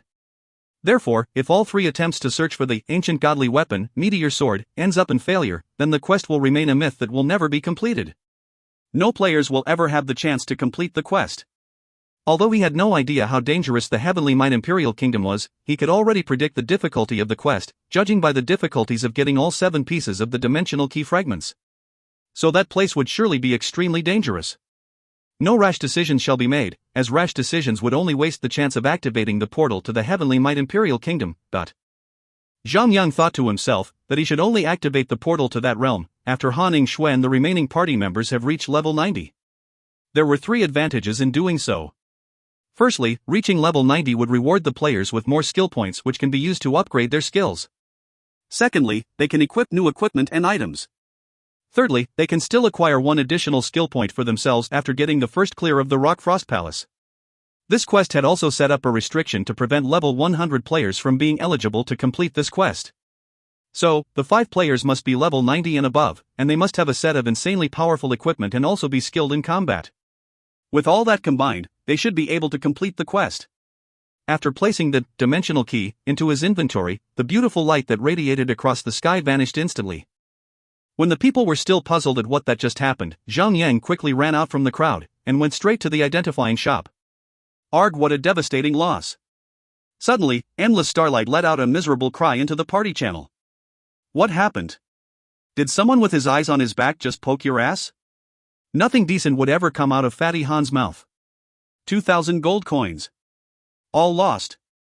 Endless Starlight cried out miserably as he could not accept his fate. It took me so much effort just to collect the parts to assemble this Hammer of Sanctions, and it turned out to be a 2-handed weapon. My 2,000 gold is gone. No. Ha ha ha. Then, just go ahead and reset your class to Templar. According to the official introduction of the game, when players reach level 100, they could activate their inheritance, and the better part was that they could also change their class branch if they ever changed their minds on their previous decisions. For example, a Guardian can change their classes over to become Berserkers, or a Templar can change their class over to become a Sacred Knight. As long as they were all under the category of Warrior, they could switch to whichever branch of their classes that they preferred. However, once the players have reset their classes, they would forget all the required skills of the class branch, and their level will be reduced back to 0. But at least it was much better than deleting an account and starting over again. Because all items and equipment, and all the class skills that the players have would remain. The only thing that the players would lose would be the experience points. For example, Zhang is a Guardian at the moment. If Zhang wants to change himself to Berserker, skills that he had acquired from the skill master of his class would all vanish, so would skills such as Vanguard's Aggression and Crash Magic that he acquired from the skill books of the Guardian class. But skills like Burrow, Dance of the Heaven and Earth, and Blizzard Sky would all remain. Of course, there was a cost for resetting your class. 10,000 gold coins would be charged to prevent players from changing their class branch at leisure. Zhang smiled and said, "Starlight, post the attributes of the hammer up for us to see." All right. Endless Starlight agreed. Hammer of Sanctions, Violet Platinum, 2-handed. Attack, 3,969 to 4,568. Attack interval, 3.8 seconds. DPS, 123. Level 3 Socket 1. Level 3 Socket 2. Equip, increases 5% attack. Equip, when you are hitting your target, there is a 10% rate to activate Sanction upon your target and stun your target for 10 seconds. Effective on Violet Platinum grade bosses and other lower grade bosses, however, the rate will be even lower. Required level, 90. Wow! The special effect of this hammer is impressive. After seeing the link that Endless Starlight posted, everyone was surprised to see the attributes of the hammer. Zhang also nodded to express his agreement, then he said, "Little girl, I think you should hold on to this hammer for now. In the future when we are engaging boss battles and with you swinging the hammer at the bosses, if the special effect can be triggered and stun the bosses for 10 seconds, then we shall own them like bosses instead. But I have my passive, Axe Mastery, and this is a hammer. Don't be silly. Just look at the special effect. When you reach level 90, a 5% increase to your attack and new equipment that are 10 levels higher than your current equipment, this weapon would definitely be more powerful than your giant axe, even after your axe is boosted with your passive skill, Axe Mastery." What? Noob tank. Who did you call stupid? Wei Yan jumped in rage. Zhang laughed. However, he did not mention one thing to everyone. If his Sword of Purging Devourer can unseal its second seal and swallow in the special effects of other weapons, then this hammer was a good target to him. The special effect, which can stun targets for 10 seconds long, was a very practical effect. By the end of the discussion, the little girl took the hammer and put it into her inventory. Poor Endless Starlight did not just spend 2,000 gold coins to do a heavy smithing in order to make the hammer, he had also spent 500 gold coins to identify the weapon. Would he get all the gold coins that he had spent on the hammer back from the little girl? Well, everyone knew the answer to that question. So, poor Endless Starlight could only swallow everything down and accept the fact that he had just lost big money. After identifying the Cloak of Dark Wings, Zhang put up the cloak and activated the special effect of the equipment. 2 gray-silver wings emerged from the sides of his lower ribs. The 2 feathered wings spread out about 3 meters out across the surroundings, and they were very attractive. This pair of illuminating wings was just like another new pair of hands to Zhang. He could move the wings however he wanted just with his thoughts. The feeling was just amazing. Shove! He immediately thrust himself into the air like a flying general and flew towards the auction house. As he flew by, the players in the city were left with their eyes and jaws wide open. What is going on? Could a player actually fly in the sky? Zhang laughed out loud, then he made his character information public on purpose to show himself off with much cockiness. Later on, he landed by the auction house, but the effect of his 2 illuminating wings could not be deactivated, and they just stayed on him, spread wide open. This pair of illuminating wings were literary illuminating wings, as they could pass through any solid object, the walls, the chairs, the players, the buildings, and etc. It was really amazing to look at. There, he got swarmed up by the players who were too curious and wanted to take a closer look at him. As he felt suffocated by the crowd, he decided to hide at his little merchandise shop for the moment. So he flapped his wings and flew again. After half an hour, the herb foraging familiar suddenly came back to Zhang. It immediately teleported out of the air right in front of Zhang. As it was crying out softly, the herb foraging familiar went straight back into Zhang's inventory. Zhang quickly took a good look at his inventory and found out that a variety of herbs had been added to his inventory. The variety was truly vast, and the numbers of each variety were different. There were actually a few extremely rare herb types among them. If Zhang was to sell all of the herbs collected by his herb foraging familiar according to the market price, all of these herbs would probably earn him about 500 gold coins. And judging from this amount of earning, it was a little too expensive to spend 1,000 gold coins to summon this little fellow. However, this was just from assigning the little fellow into gathering herbs in level 60 maps. If Zhang placed the little fellow into level 80 and level 90 maps to gather the herbs, would it balance out the cost? Well, it was possible. And of course, money was not his priority was saving time. That's the most important thing of all. Just when Zhang planned to grind his level up, he was forced to log out of the game by Hanning Shui and Wei Yin. After he logged out, only did he realize that the reason being that everything in the fridge had been cleaned out, and there was nothing left for them to eat for the coming days. So the ladies commanded him to go to the grocery store on the street to restock. Zhang could only frown, as he realized that he was being treated as the man who cooks for them. This pair of ladies was really treating him like he was part of their lives already. But he knew exactly why they would treat him as the cook. His cooking is quite a bomb. To imagine Wei Yin and Hanning Shui going into the kitchen and actually cook out of their guilty conscience, Zhang felt a chill down his spine. Normal people will never survive their cooking. So, he quickly went to the supermarket near their place and shopped like crazy for their daily groceries. Just as he came back to the small district and entered a tall building, he intended to take the elevator. The 2 doors of the elevator were about to close when he arrived. He quickly ran up and shouted, "Wait! Wait for me!" The moment right before the elevator doors were closed, a large hand came in between the doors and stopped the doors from closing, causing them to reopen again. "Thank you so much." Zhang ran into the elevator with all his groceries and pressed on the button floor 15.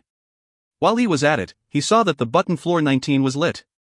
Only then did he look over to the people by his side in the elevator. Other than himself, there were 6 other people in the elevator. The 6 of them obviously belonged to a group, and 4 of them looked like regular people, standing in a formation of a fan, protecting 2 persons who were standing right in the middle of them. Although it wasn't really obvious, but Zhang could still tell it. The 4 people were about 20 years old, and they were wearing casual vacation outfits. They were not really macho or tall either. They were simply unremarkable. But Zhang could smell danger from them, without any reason, other than purely from the intuition of his 10 years' experience in fighting. These guys are probably bodyguards. And they have these cool and yet intimidating impressions on them. They might have even killed before. Zhang only thought to himself as he took a few steps backward. He did not want any trouble out of the blue. Even though his reaction was very small, the 4 bodyguards noticed and they turned their attention towards him immediately. The eyes of the 4 bodyguards were glaring at Zhang Yang as if Zhang Yang was being targeted by a bunch of ferocious beasts. Zhang Yang quickly looked over to the other 2 men in the middle of the 4 bodyguards. One of them was an elder who looked like he was about 50 years old, while the other was slightly younger, looking to be in his 30s. The elder man was obviously a person of high status. Although he did not speak at all, he had the intimidating aura that made people afraid to meet his eyes. Meanwhile, the middle-aged man was a lot greener. Although the man was also looking strong, he still had a long way to go before he could become as intimidating as the elder. One of them was an officer, and the other one must be his secretary. That was Zhang Yang's conclusion. After being a CEO for a couple of months, his knowledge and experience were no longer as shallow as before. He had met many high-ranking officers and had shaken their hands. But none of them can be compared to this elderly. There was just a large gap between this elderly and the high-ranking officers that he met before. And they cannot be compared to his secretary either. This secretary was more intimidating than any one of them as well. If you find any errors, ads pop up, ads redirect, broken links, non-standard content, etc., please let us know. Report chapter so we can fix it as soon as possible. Chapter 435, Sun Xinu's Old Man. Chapter 435, Sun Xinu's Old Man. Translator, Endless Fantasy Translation Editor, Endless Fantasy Translation. Zhang Yang did not intend to cause any unwanted trouble to himself, so he lay low, standing at one of the corners of the elevator. However, the elder man set his extremely sharp eyes onto Zhang Yang, giving him an uneasy feeling, as if countless cold needles were stabbing into his heart. Zhang Yang intended to turn his head away from the old man, but after giving it a thought, they barely even knew each other, so what is he being so afraid of? So, he did not hold back and returned the stare. The elevator was fast, it already reached the 15th floor in just a brief moment. Ding! The doors of the elevator opened. But, when Zhang Yang was about to set out of the elevator, a hand intercepted him and blocked his way out from the elevator. Zhang Yang traced the arm back to its owner, and realized that it belonged to one of the bodyguards of that old man. Zhang Yang frowned in frustration and said, "Please, give way. I need to get off the elevator." However, the bodyguard did not move a muscle and remained as still as a statue, as if he had not heard anything he said. Zhang Yang was enraged. Although he did not intend to stir things up, he was not afraid of getting his hands dirty if necessary. So, he reached out and caught the hand in a vice grip. That bodyguard immediately reacted as well. He reached out his hand to grab Zhang Yang. As his palm reached out swiftly, Zhang Yang could hear the sound of the air by his ears as the hand came at him. Pack! Pack! Pack! Zhang Yang began to fight back, and the two of them started fighting in the narrow space of the elevator. But, the bodyguard was really skilled. Zhang Yang tried everything to break himself out of the elevator, but he could not succeed. He was totally trapped inside the elevator by that bodyguard. Ding! The door of the elevator closed, and the elevator continued to elevate. What the fart? Zhang Yang was in extreme rage as he began to act more violently towards the bodyguard. The bodyguard held his own, and they continued fighting to a standstill. Finally, Zhang Yang gave in and stopped fighting. Judging from the situation, he had no chance at all in winning, because the other 3 bodyguards had not joined in yet. The bodyguard did not force Zhang Yang's hands as well. After seeing that Zhang Yang had stopped fighting, he too stopped and returned to his position with his 3 other colleagues forming a formation to protect the 2 men in the middle. Ding! The elevator stopped at the 19th floor, and the door opened. "Here you go, sir," one of the bodyguards gestured Zhang Yang out of the elevator. What the fart is going on? Zhang Yang knew that this must be an order given by that old man, so he could not help but to curse and scold the old man deep within his heart. "Young man, you were scolding me deep in your heart, didn't you?" the old man suddenly spoke up, with an intimidating, but calm aura. "That's right." Zhang Yang admitted it without any hesitation, because he was really angry at the moment. The old man laughed out loud and uncharacteristically put up a gesture of peace with 2 fingers and walked right out of the elevator. Zhang Yang had no choice but to be escorted out of the elevator as well, under the supervision of 2 of the bodyguards. They all followed the old man. But there was a distance between them and the old man, and the distance was definitely a safety precaution. The old man stopped at the front of an apartment and rang the doorbell. "Huh?" Zhang Yang was surprised and shocked because this was actually Sun Xinu's house. He finally understood the situation. This old man must be Sun Xinu's old man. Her father. The door was opened and Sun Xinu appeared with her pretty, cold face. When she saw the old man, the slightest bit of shock being betrayed by her mask of a face, Her eyes scanned the surroundings swiftly and she saw Zhang Yang. A familiar annoyed expression immediately popped up. As expected, the father and his daughter went into the apartment, but the 4 bodyguards and the secretary man all remained at the doorsteps of the apartment. Zhang Yang, that secretary, turned to Zhang Yang and said, "Come, let's have a talk." So it seemed that they have already looked into his background and knew all about him. Zhang Yang let out a sigh and walked with the secretary away from the doorstep. "Allow me to introduce myself. My name is Gong Rusan. Or you can just call me by my surname, Gong." The secretary took out a packet of cigarettes and offered it to Zhang Yang. "Gong? As in Lao Gong one?" Zhang Yang felt a chill through his body and said, "Well, you're elder than me, so I'll just call you Brother Gong." Knowing that the old man is Sun Xinu's father, Zhang Yang was no longer dissatisfied about what the old man did to him. He also had a rough idea of why he was brought here. "Ha ha. Suit yourself." Mr. Gong was being frank and open-hearted. "Brother Zhang, you're indeed skillful. I really have to admire your luck. You could actually win the heart of that prideful woman." Zhang Yang already knew that Sun Xinu must have come from some influential family background, but he had no idea at all how influential it was. So he could not help but to ask, "Brother Gong, so what's the deal with Sun Xinu's father?" "Sun Xinu never told you anything about him before this?" Gong Rusan was slightly shocked, then he smiled and said, "Then, I must keep my mouth shut. If Xinu ever finds out, then I'm as good as a dead man." "Ha ha. What the fart?" Zhang Yang cursed within his heart and said, "Brother Gong, do you have any advice for me, then?" "Well, there's no advice I can offer you. Secretaries like us exist to share the burden of our leaders. So, I hope to understand some of the situation from you, Mr. Zhang." Gong Rusan suddenly became serious as his own intimidating aura started flowing out. Zhang Yang smiled vaguely. Because he had already died once, this was not something that would scare him anymore. However, since that he had nothing to hide at all, he decided to entertain the secretary. The two of them were asking questions and answering questions in turns. Unaware of the time, half an hour had already passed. If it wasn't because Sun Xinu and his father coming out from the apartment, their conversation would have went on. "Let's go back now," Mr. Sun said softly. Gong Rusan bowed down instantly at the old man and said yes. The old man then looked at Zhang Yang with a deep meaning behind his eyes. "Young man, let us talk when we have the chance." Dad, Sun Xinu snapped in frustration. Fine, I'm not that forgetful yet. I will not forget what I promised you." Mr. Sun crossed his hands by his back and walked up to the elevator. After just a brief moment, the elevator arrived, and Mr. Sun left the place with his 6 men, very swiftly. Zhang Yang walked up to Sun Xinu and said, "What the hell? What's with your dad? I was almost beaten up." Sun Xinu seemed to hesitate for a moment, but then she opened up her apartment door and said, "Come in and talk, but..." "Yo, you're finally letting me into your apartment." Zhang Yang walked straight into the apartment and changed into a pair of slippers. He looked around, studying every inch of the place. Before this, he only knew that Sun Xinu lived here, but the Ice Queen had never let him set his foot into her apartment. Ever. "Stop staring." Sun Xinu felt annoyed, but she was blushing, especially when Zhang Yang opened up her bedroom door. After Zhang Yang saw the cute fluffy bear on her bed, she blushed even more. Zhang Yang laughed out loud and turned around. "Don't hug the bear anymore, I can sacrifice myself and let you hug me." "Do you wish to die?" Sun Xinu tightened her teeth as she spoke in disdain. "Ah."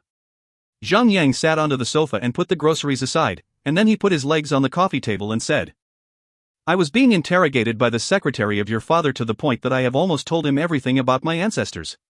So, I think you owe me an explanation." Sun Xinu kicked his legs off the coffee table and sat down with a cold expression on her face and said, "My father's name is Ma Dingkuan, he is the secretary of a provincial party committee for the province of Zhejiang. PFF.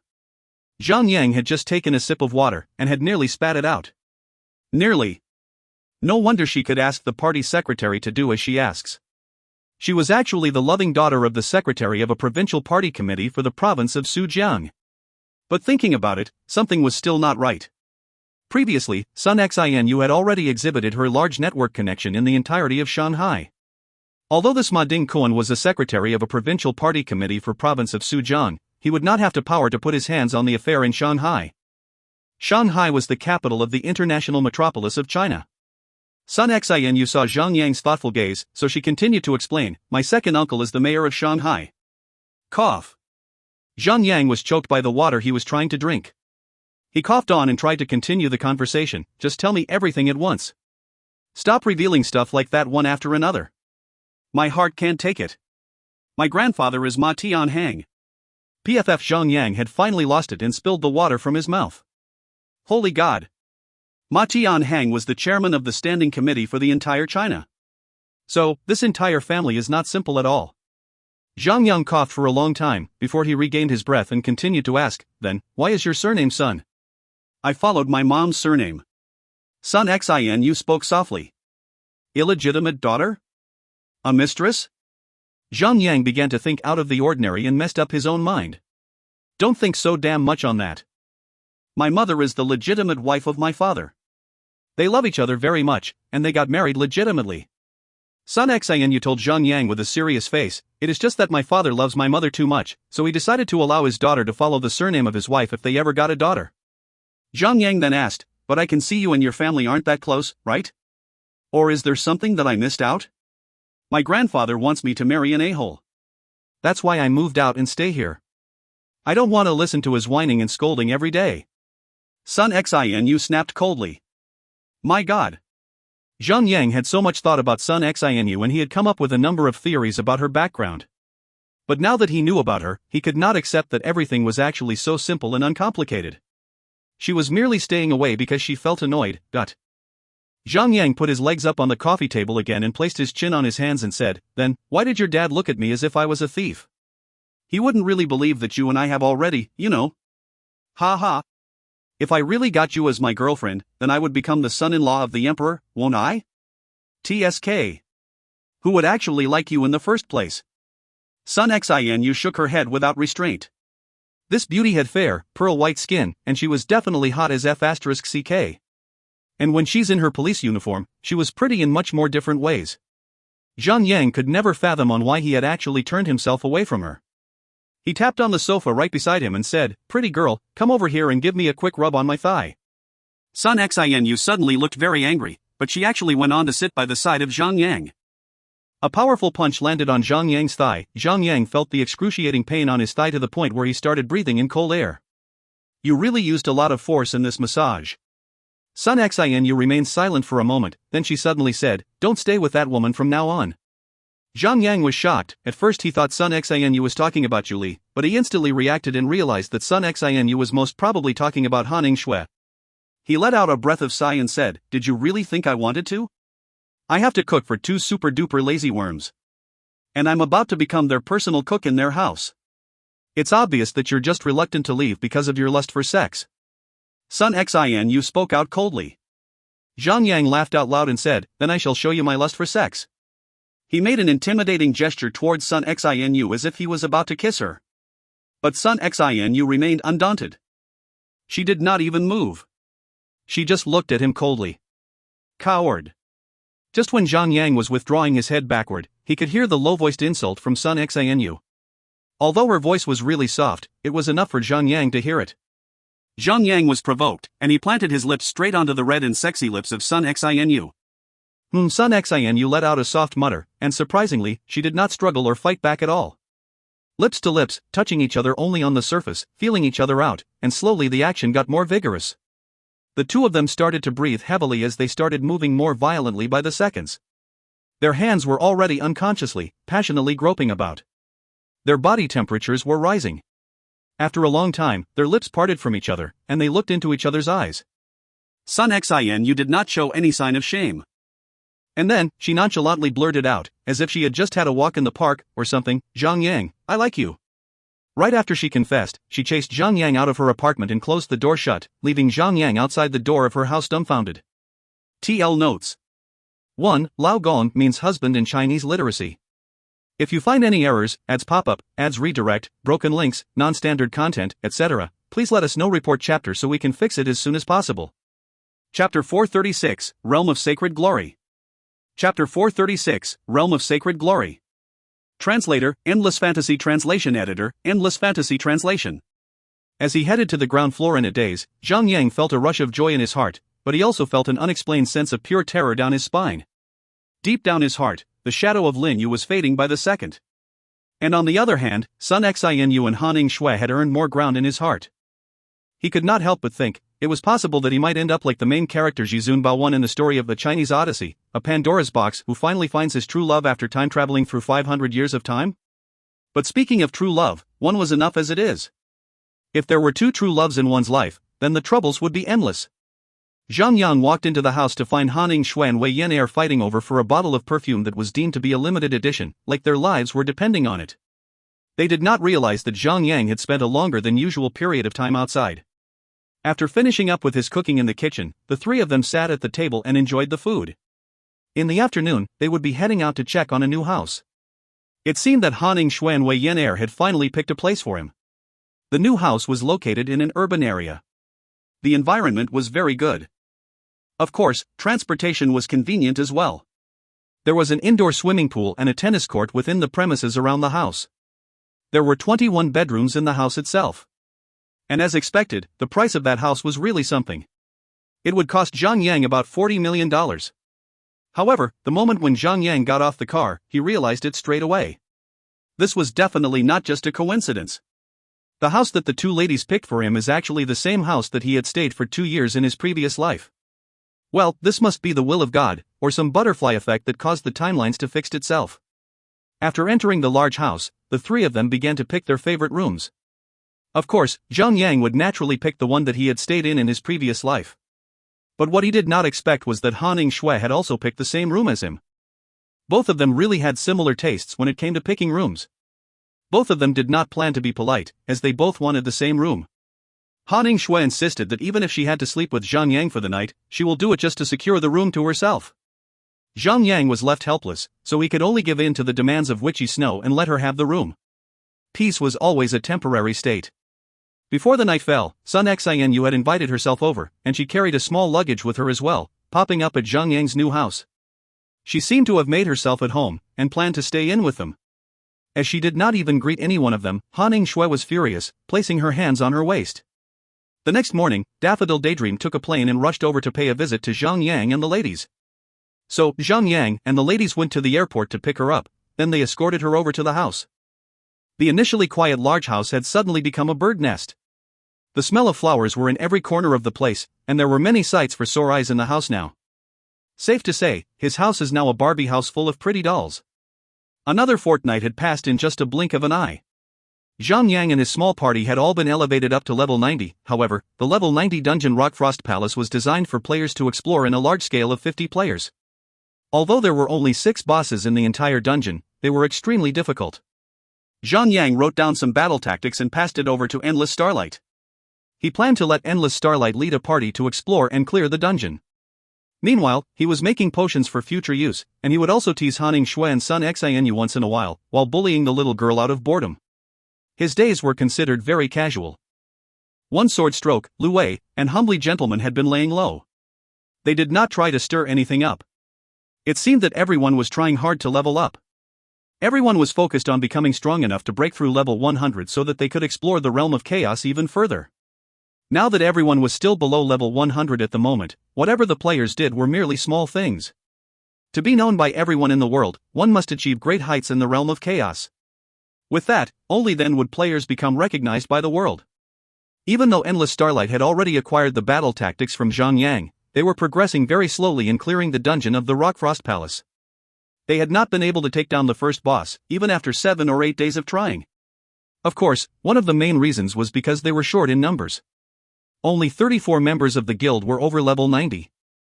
And again, another fortnight passed, and Lone Desert Smoke, Crimson Rage, Imperial Sky and other large-scale guilds had gathered enough number of players who were at least level 90. Once again, the competition of securing the first clear of the dungeon in hardcore mode had begun once again. Although level 80 and level 90 was just 10 levels of difference, players had spent about 3 months, just to close the gap and elevate themselves up to level 90 and above. For most of the players, the last time they had competed for a first clear had been a lifetime ago. So, when the competition sparked up once again, players were all agitated with excitement. There would be people posting on the forums and walls of the game's official website. Countless players appeared to predict the outcome as they were guessing who would get the first clear of the dungeon this time around. However, the Rockfrost Palace was extremely difficult to manage. Although players had only taken about 2 days to clear the hard mode, the first boss of the same dungeon in hardcore mode had stopped all guilds, possibly for good. No one had been able to break through the defense of the first boss, until now. The main reason being, the boss had too many AoE skills that he could use to wipe out players in seconds. The entire party had to make sure that they ducked and rolled perfectly in order to survive the attacks of the boss. None of them could afford any mistake, not even a small one. If any of them made a small mistake, the entire party could be wiped out. A boss like this required absolute precise coordination among the entire party, which meant that 50 members of the entire party had to remain perfect throughout the battle. Even Zhang was helpless. It was impossible to single-handedly take out these kinds of bosses that turn the sky upside down. So all Zhang could do was to let all of his guild members practice, and practice. After filtering out the good and the bad, the 50-member party had been reduced down to a 42-member party.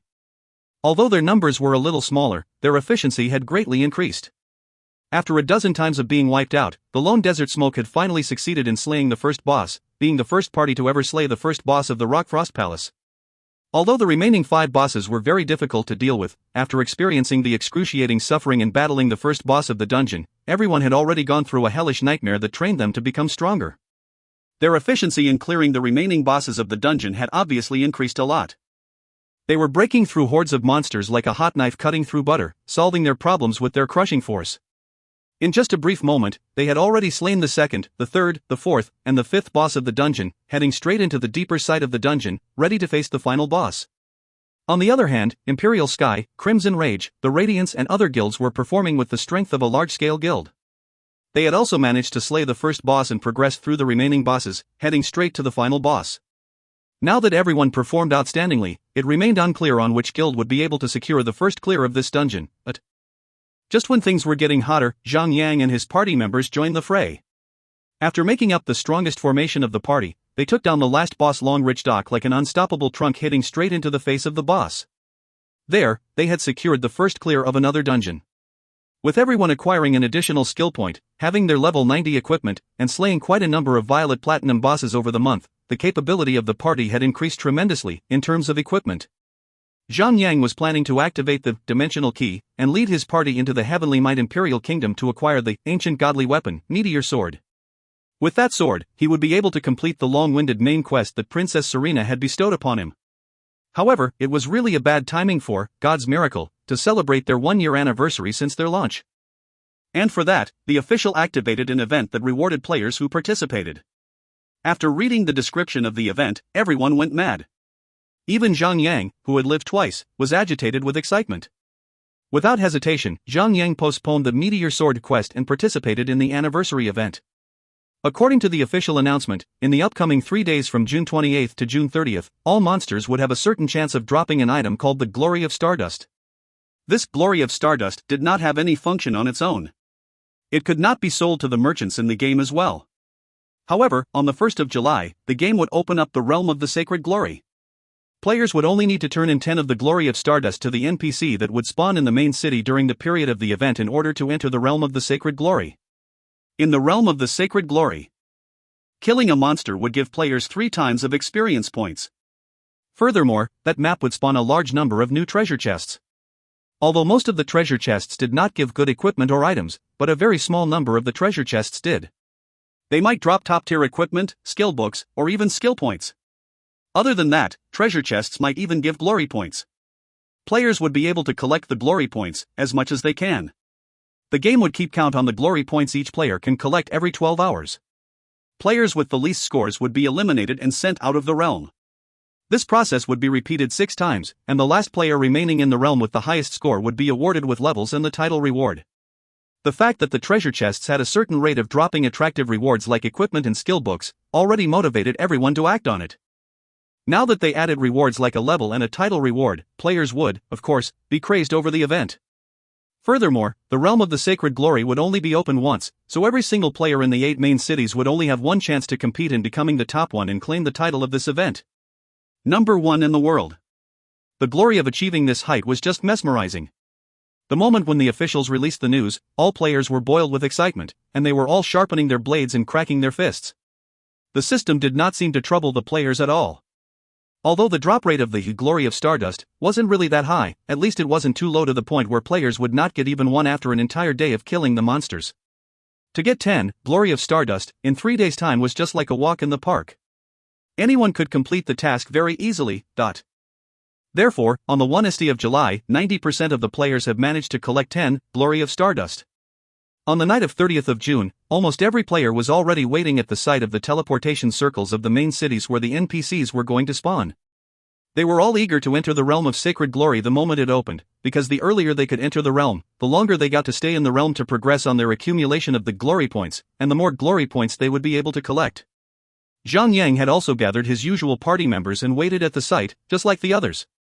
The moment when the clock struck 12 and marked the beginning of the 1st of July, a beautiful lady NPC in a crimson-red Chinese traditional wear Chi Pao spawned right in the middle of the crowd. The lady looked gentle and lovely with her outfit. A few male players around her were trying to put their dirty hands on her boobies and harass with some dirty thoughts in their mind. However, thunder strikes came out of nowhere and struck those players until they were all fried. Then, the system locked them up in the prison of the main cities, forbidding them from taking part in the event. The beautiful NPC did not waste any time and she went straight to the point. With her hands waving in the air casting the spell, a large portal appeared right in the middle of the city square in an instant.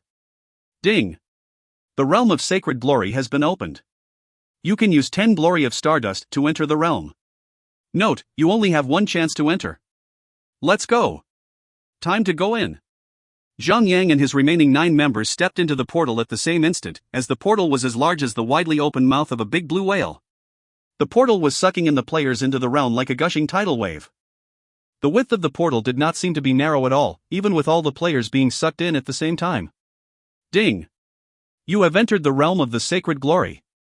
Everything that Zhang saw in front of his eyes instantly changed, and now, he found himself on a mountain. He could see a few zombies lurking around the vast space of the area from afar. The zombies seemed like they were wandering about without any sense of purpose.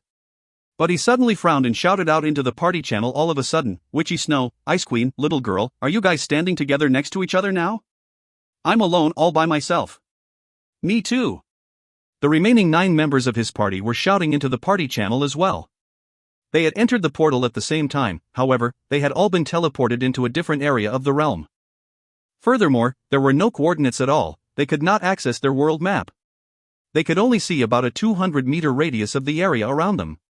Then, let's proceed on your own and see who's luckier. Since things had already been laid out, Zhang could only accept the fate. Wah! Healers like us will definitely suffer more than you guys. Not fair. Han Shui let out a miserable sigh. Healers had weaker DPS capabilities compared to all other classes, so they were at a major disadvantage. But there was no point in complaining any further. As Zhang attempted to activate his party summon order, the system notification popped up, informing that it cannot be used. Well, it was understandable. The initial intention of the system is to separate all players from each other and let all players proceed by themselves individually. If players could easily work in a group, then the purpose of the event would be defeated. Zhang deduced that the system was doing all this is to prevent some players from helping other players to gather the glory points. Or else, if all members of one entire guild helped only one player to collect the glory points, then it would become a competition between guilds already. Zhang summoned out Whitey and charged straight up to the zombies around him. With a blast of Spear of Obliteration, striking out, a damage of -5,499 was inflicted on the monster nearest to him. That blow actually took off half of the health bar of the monster. Zhang was a little bit shocked, and he suddenly said, the damage output of the tankers and healers are boosted in this realm. On the other side, Han Shui had also realized that her attacks had been increased by 30%. That increment could already make up for the weak spot of the priests in their magic attacks. Zhang swung his sword at the zombie and killed it. Upon his kill, he acquired about 20,000 experience points. Outside of the realm of sacred glory, players could only acquire about 9,000 experience points in similar situations. So, the experience points that they can acquire in this realm was about 2 times more. Unfortunately, the monsters in this realm were rather scattered, with one in the north and one in the east. If Zhang could lure the monsters to one spot and kill them all in one shot, then he could have earned tremendous experience points. The loot that the monsters dropped was very normal. They would only drop some copper coins, and some inscribed clothes. Zhang progressed forward and slew another 7 to 8 zombies. Then, he found a scarlet treasure chest lying quietly right behind a large rock. He quickly hustled over there on Whitey. As he arrived closer to the treasure chest, he jumped down from Whitey and began to put his hands on the treasure chest, trying to open it up. A 10-second progress bar appeared right on top of his head and began to fill up by the seconds. That was a process of opening up a chest. Players would not be able to make any movements while the progress bar is filling up, or else the process would be interrupted, and the players will have to restart the process all over again. Wah! I've just got a yellow gold equipment. And 12 glory points. The cheerful voice of Wei Yen was heard through the party channel. That little girl really had good luck this time. Ding! You have opened a glory treasure chest. Ding! You have acquired inscribed cloth X3. Right after that, the treasure chest closed automatically and vanished after 1 second. What bad luck! Zhang Yang let out a sigh, but then he gave it some thought. If equipment and glory points were easy to come by from opening up treasure chests, then God's miracle would descend into chaos. As he proceeded forward, Zhang Yang slew all the monsters that he came in contact with and opened up all treasure chests that he found along the way. After opening up 11 treasure chests, the best he could get from the chests was a green copper grade equipment. He was so infuriated. Even the hard mode of the Rock Frost Palace would drop gray silver grade equipment or items at the very least. Following the increasing numbers of level 90 over time, the green copper equipment would eventually be phased out by the gray silver equipment, and the gray silver grade equipment would become the accepted norm for regular players soon enough. To give him a green copper equipment at this time was like throwing rotten sludge straight at his face. As Zhang Yang was struggling in such regard, the exciting voices of his party members filled the party channel. Most of them were bragging about their finds. The luckiest one was, of course, that witchy Snow, who had already managed to collect 89 glory points at the moment. That number was about 2 times of the number of glory points collected by Sun Xinu, who was the second highest achiever in the entire party. Unfortunately, Zhang Yang was still stuck at having 0 glory points at the moment. If this went on, he would definitely be among the first batch that is going to be eliminated and be kicked out of the realm. TL notes.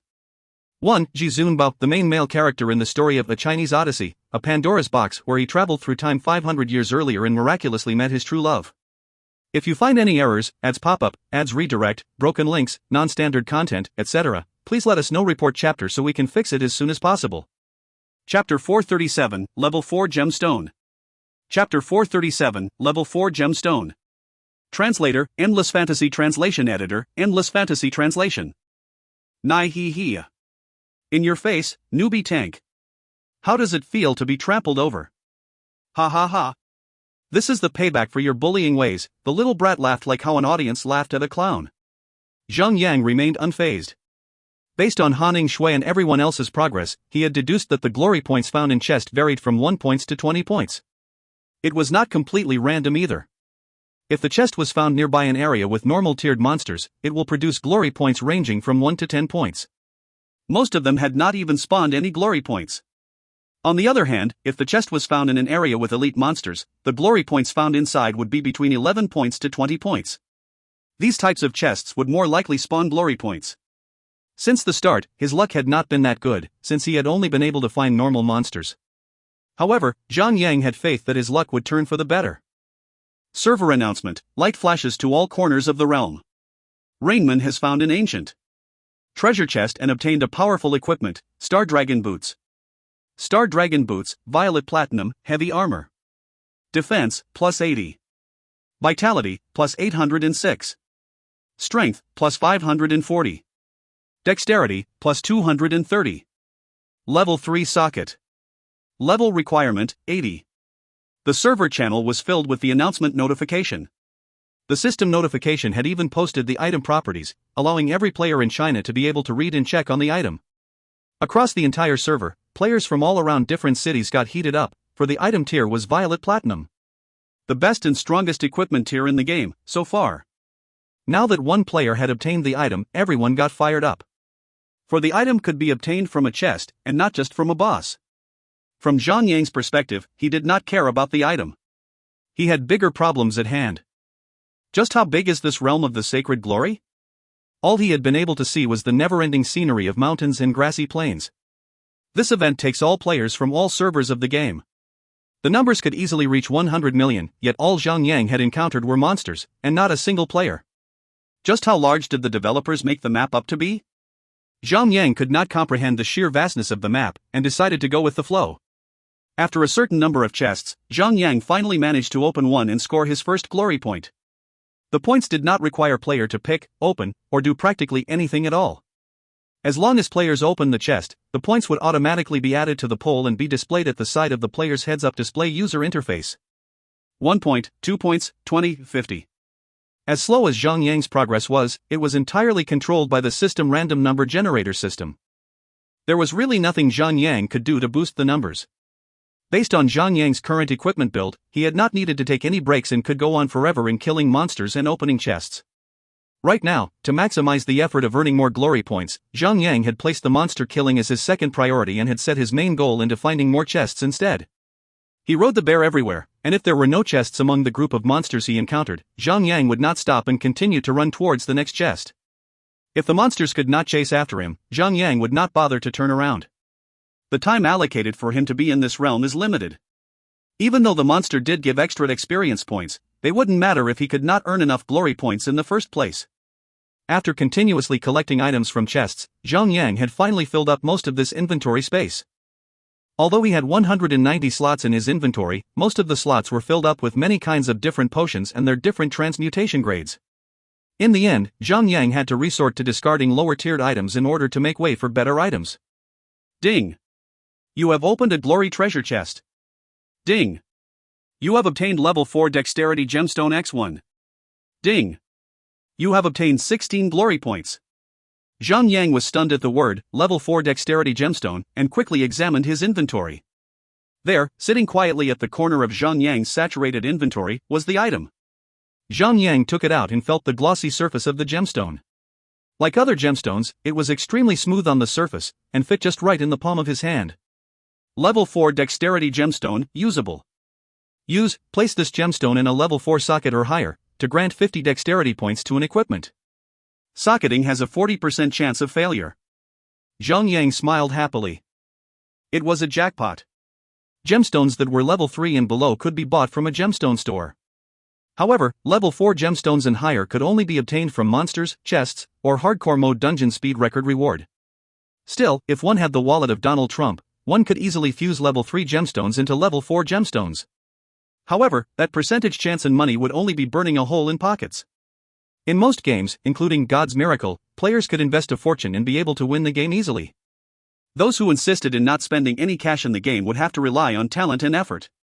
Either money or effort could bring a player to victory, and if players had neither, gaming would be extremely tough for them. There were games that would give players a huge advantage for investing money, while other games had little to no benefits for cash players. God's Miracle was both pay to win and play to win. It was balanced in both ways. Put in enough effort, you can earn enough money in the game to reinvest in it again to earn more. After that, Zhang Yang had opened more chests and had obtained a level 4 Vitality Gemstone, Intelligence Gemstone, and Spirit Gemstone. None of them were in bulk. Zhang Yang had only managed to haul 2 counts of Spirit Gemstone and 1 count of the aforementioned gemstones. Worst off, he had not obtained any Strength Gemstones. Since Vitality was considered to be the most universal attribute in all 5 major attributes, the level 4 Vitality Gemstone granted a bonus 100 Vitality points, double that of others. Yo! Boss, how much is your current glory points? Asked Endless Starlight out of the blue. 129 points. Zhang Yang casually replied. D*MN. That's a lot. You have more than I do. Can't help it. I'm handsome, that's why. Please. 129 points? That's far from what I have, the little brat interjected in the party chat. I already have 153. Ha ha. You're saying that you're beautiful, said Zhang Yang. Nai he he. At least you have good eyesight. Without realizing it, Zhang Yang had already spent more than 2 hours in the realm. Only then. Zhang Yang had spotted the first player in the map. The opponent was not a China player. Instead, he had a tag behind his name saying, North America. Even though the other player was only level 78, Zhang Yang had still jumped atop his mount and killed the poor player in a few hits. In the game, the enmity between players across the continent and server would forever be hostile. That was why Zhang Yang would kill anything that did not bear a red flag, even if he was level 78 or level 1. Ding! You have obtained 1 honor point. Zhang Yang obtained honor points after killing the player. Honor points were collectible points that could be earned when a player kills another player of a different server. Points collected could be used to exchange items and equipment that would be bound to a player. It was another method of obtaining equipment if one could not kill a dungeon boss. Honor points would only be given if the player killed is from another region. Players from the same region, for example, China's Emerald City and White Jade Castle, cannot earn points by killing each other. Normally, players can earn 1 honor points by killing NPCs, players equal or lower than the player's level. Players could earn more points by killing more important NPCs like army generals or kings or a ruler from another kingdom. In this case, the king would grant up to 10,000 honor points. The problem was, it is not easy to just jump into the vast army and target their king. Unlike chess, the kings in the game were one of the strongest entities. Slowly yet surely, Zhang had gathered more glory points and had reached above than 300 points. With no sense of security since the game did not provide a means to check one's current position in the ranking list, the only way Zhang could convince himself that he is in the ranking list was to open more and more chests. By the time the system was close to revealing the rank, Zhang had the urge to ask his friends. Hey guys? How much points do you guys have? 421. 583. Everyone reported their collected points, and to put in comparison, Han Shui, the ever-so lucky lady, had collected 682 points, with Fatty Han at the lowest with only 398. Ah. Fatty bro. I don't understand, why do you have such luck? Naya ha ha ha. I'd say, remember to wash your hands every time you're done with the loo. Sadly, Fatty bro might be kicked out. Amid the jokes around, by the time the clock struck 12 noon, every player's character was frozen in place. Ding. The system is currently calculating the system rank. Please wait. Server announcement: current number of players in Realm of the Sacred Glory, 687,349,832. Players with glory points of 400 and less will be eliminated from the Realm of the Sacred Glory. Player elimination will start in 30 seconds. Please be ready. Without much delay, the system announced the result. Arg. What a waste. I was only 2 points behind. 2 mother * king points, cried Fatty Han disgruntledly. Cry as he may, the system ruthlessly kicked players out without a second thought. After much discussion and inquiry, it was found out that almost 90% of Lone Desert Smoke Guild members had been kicked out of the map. The longer you spend inside the Realm of the Sacred Glory, the more benefits you could reap from it. It would serve as a great chance to improve the status of the guild. Yet, after finding out that 90% of the members of the guild had been kicked out, it would not help much, but only a tiny fraction of that. Zhang asked Snowseeker and even Greensleeves Prince, and found that their guilds had suffered from similar losses. Both guilds had 90% of their guild members kicked out of the realm. The second portal opened and the second round of the treasure hunt started. This time, many players who had not participated were first to arrive. Since they had not joined the first round, they had lost a great deal of time to find and gather glory points. Unless they had the best of luck, they would not have much time to compensate the 12 hours lost from the previous round. This round, Zhang was extremely lucky. The glory points that he had obtained from most of the chests were all 10 and above. He had even surpassed Han Shui. Even though the real-time ranking list was hidden away from players, Zhang had found out that he was the highest in the guild. After the second round, the elimination condition was set to 1,000 glory points and below. The number of players left to join the third round was only around 7 million, which was not even enough to fill one major city. From the third round onwards, the ranking list was released to the players. At the same time, the system had made an announcement, eliminating 90% of all the players inside the realm. Those who were listed in the ranking list had to push themselves to the limit, to position their names at the top of the list, in order to prevent elimination. With the threat of elimination hanging over their necks, players who were listed lower in the list had to force themselves to run amok in panic to search for chests. Zhang had the experience. Now, instead of just blindly searching, he completely ignored fighting the monsters until he could find another chest. If the monsters still chased after him, he would kill them all in one wave. With his battle mount and him combined strength, monsters stood no chance. Only strong tanks like One Sword Stroke and Endless Starlight might be able to follow his method. After the third, fourth, and the fifth round of elimination, only 10 players, including Zhang was left in the realm. The only player from Lone Desert Smoke to remain in the field was Zhang alone. Initially, the little brat had a chance to enter the final 10, however, she had encountered a European player and had been in a fierce fight. They had spent more than 2 hours just to have a go at each other, and in the end, both of them were eliminated. If you find any errors, ads pop up, ads redirect, broken links, non-standard content, etc., please let us know. Report chapter so we can fix it as soon as possible. Chapter 438, Captain America. Chapter 438, Captain America. Translator, Endless Fantasy Translation Editor, Endless Fantasy Translation. In this final round, the format had changed. All 10 players were teleported to a small hillside. The method to obtaining glory points remained the same, that was to open as many chests as you can find. However, the chests were all buried deep in the earth.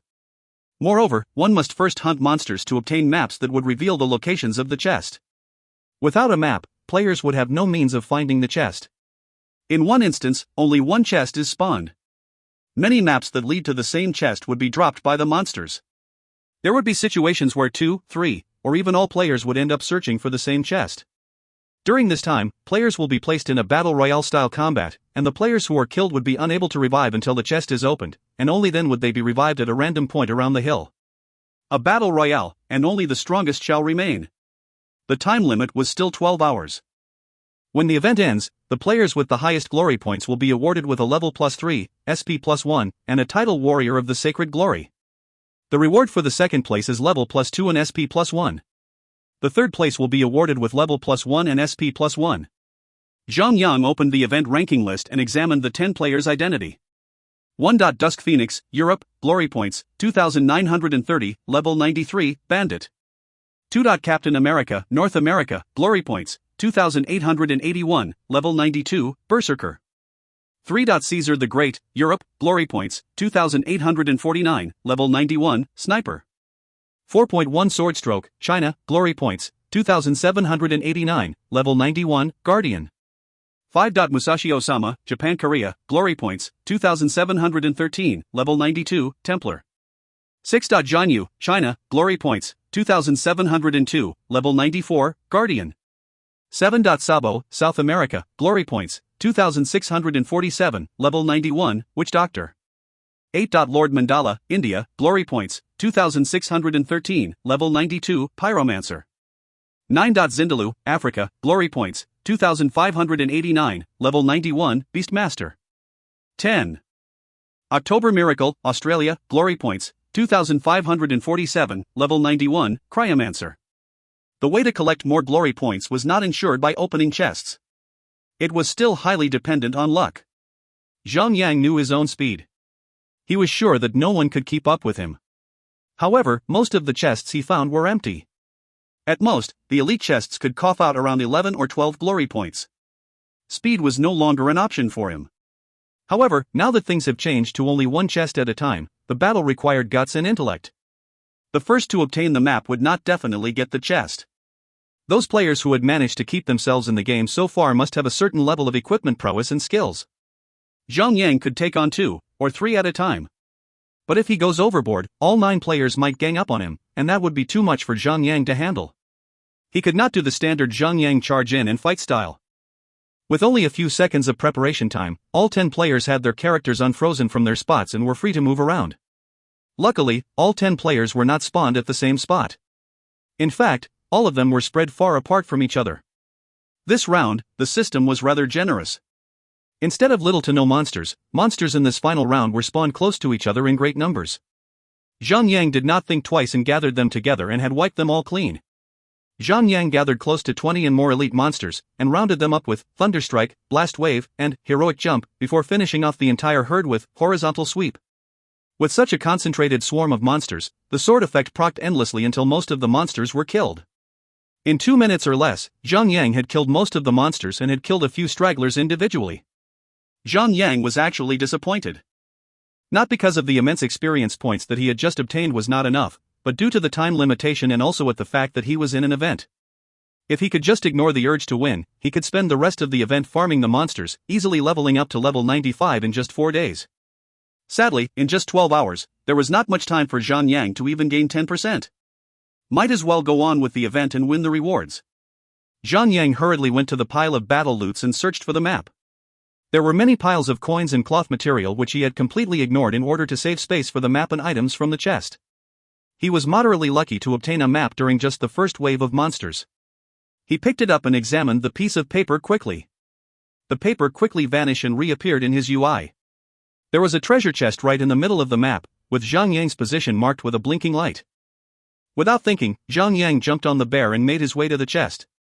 After a small distance, Zhang was about to arrive to the treasure spot when he encountered another lucky player. Captain America was seen from afar, rushing to his position. Zhang Yang did a quick calculation in his mind and realized that there was not enough time for him to dig and open the chest. In the end, Zhang Yang equipped his shield and sword and charged towards the man. Ha! Look what the cat dragged in. Ain't you one of those China pigs, huh? Welp, might as well kill ya. Captain America had an odd and ferocious look. From afar, Zhang Yang could already identify the man, since he was riding a large black panther, while brandishing a huge axe. Along with his chosen orcs race, he had a fierce strong look, with a killing aura so strong it could literally split leaves apart. Humph, call me all you want. You're the one going down. Zhang Yang replied and charged towards the enemy. Wild charge. Pounce. -4, 301. -5, 574. The bear and the panther jumped towards each other, knocking them out in the same time. Their owners had also launched Spear of Obliteration at the same time, down to the second. Both of them had received damage, but Zhang Yang had taken more of it. During a PvP fight in the realm of Sacred Glory, a tank would not receive the 30% increase in attack buff. That was why the attack from Captain America had dealt more damage than Zhang Yang. When both sides had taken damage, both their HP gauge had only dropped a fraction. Since Zhang Yang had the experience of a lifetime, he was able to immediately judge the amount of total HP that the enemy had from the drop of his HP. From his guess, Captain America would have a total of 70,000 HP and more. Although Pounce and Wild Charge had different names, their effects were the same. Both skills would stun the target for 1 second. However, since Zhang Yang was wearing the accessory, Heart of the Death Knight, the stun duration was halved, and he regained control in just 0.5 seconds, allowing him to slash at Captain America first. -3, 863. Zhang Yang gained 32 rage points, but since all skills shared the same global skill cooldown, Zhang Yang was unable to cast a second skill. Without wasting time, standing there to wait for the skill to refresh, Zhang Yang leaped to his feet and moved behind Captain America. King piece of China pig. Captain America regained his senses quickly and was enraged. He knew about the skill, but how could it be that he was stunned for 1 whole second while the China pig was only stunned for half a second? It did not add up. Captain America turned around as fast as he could, borrowing the momentum of the heavy axe, and smashed at Zhang Yang. Humph. You're strong. Zhang Yang could not help to compliment the American fighter. Even when Zhang Yang was already behind Captain America, he was still able to maneuver around swiftly and attack Zhang Yang with such precision, proving that he was no ordinary fighter. Unfortunately for the captain, Zhang Yang was a tank, a super tank at that. Block. -1052. Block reflect damage. -4, 838. Shield bash. What the F***CK? I'd smash your head in, you chink, cried Captain America angrily. Before Captain American could deal any damage to Zhang Yang, he had already taken close to 10,000 damage. With enough rage built up from taking damage, Captain America activated Tornado Cleave and attacked Zhang Yang swiftly. Zhang Yang was highly impressed, as he had not seen the attack coming. Zhang Yang was rather impressed at Captain America. Tornado Cleave was an AoE attack skill that did not require lock-on. As long as the skill is activated, every target within 3 meters range would receive damage. In his position, Captain America could not lock onto Zhang Yang, since he was standing too close to him. The decision to use Tornado Cleave was fast and wise. Since Zhang Yang had already used Block less than 2 seconds ago, he had to take the skill head-on and receive 9,094 damage, which caused his rage to fill up. With quick footwork, Zhang Yang leaped around and got behind Captain America. With the bear joining the attack, its attacks followed closely with another claw attack. Both attacks had dealt more than 5,000 damage each. Crap. SH*T. F***CK. Captain America continued to throw insults and profanities as he tried to turn around to catch Zhang Yang, but kept on failing. For Zhang Yang to achieve this feat, he had to be much better than Captain America.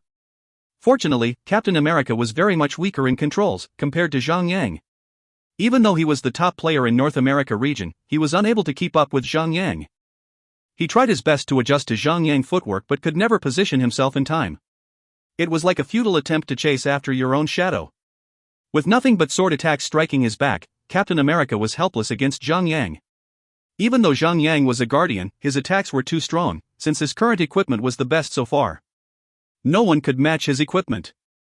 His attack power was unparalleled to anyone at that current time. Captain America? Humph. You're nothing.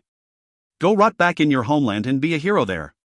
Zhang Yang slashed down vertically from above and activated Killing Cleave, successfully killing Captain America and turned him into a pillar of light.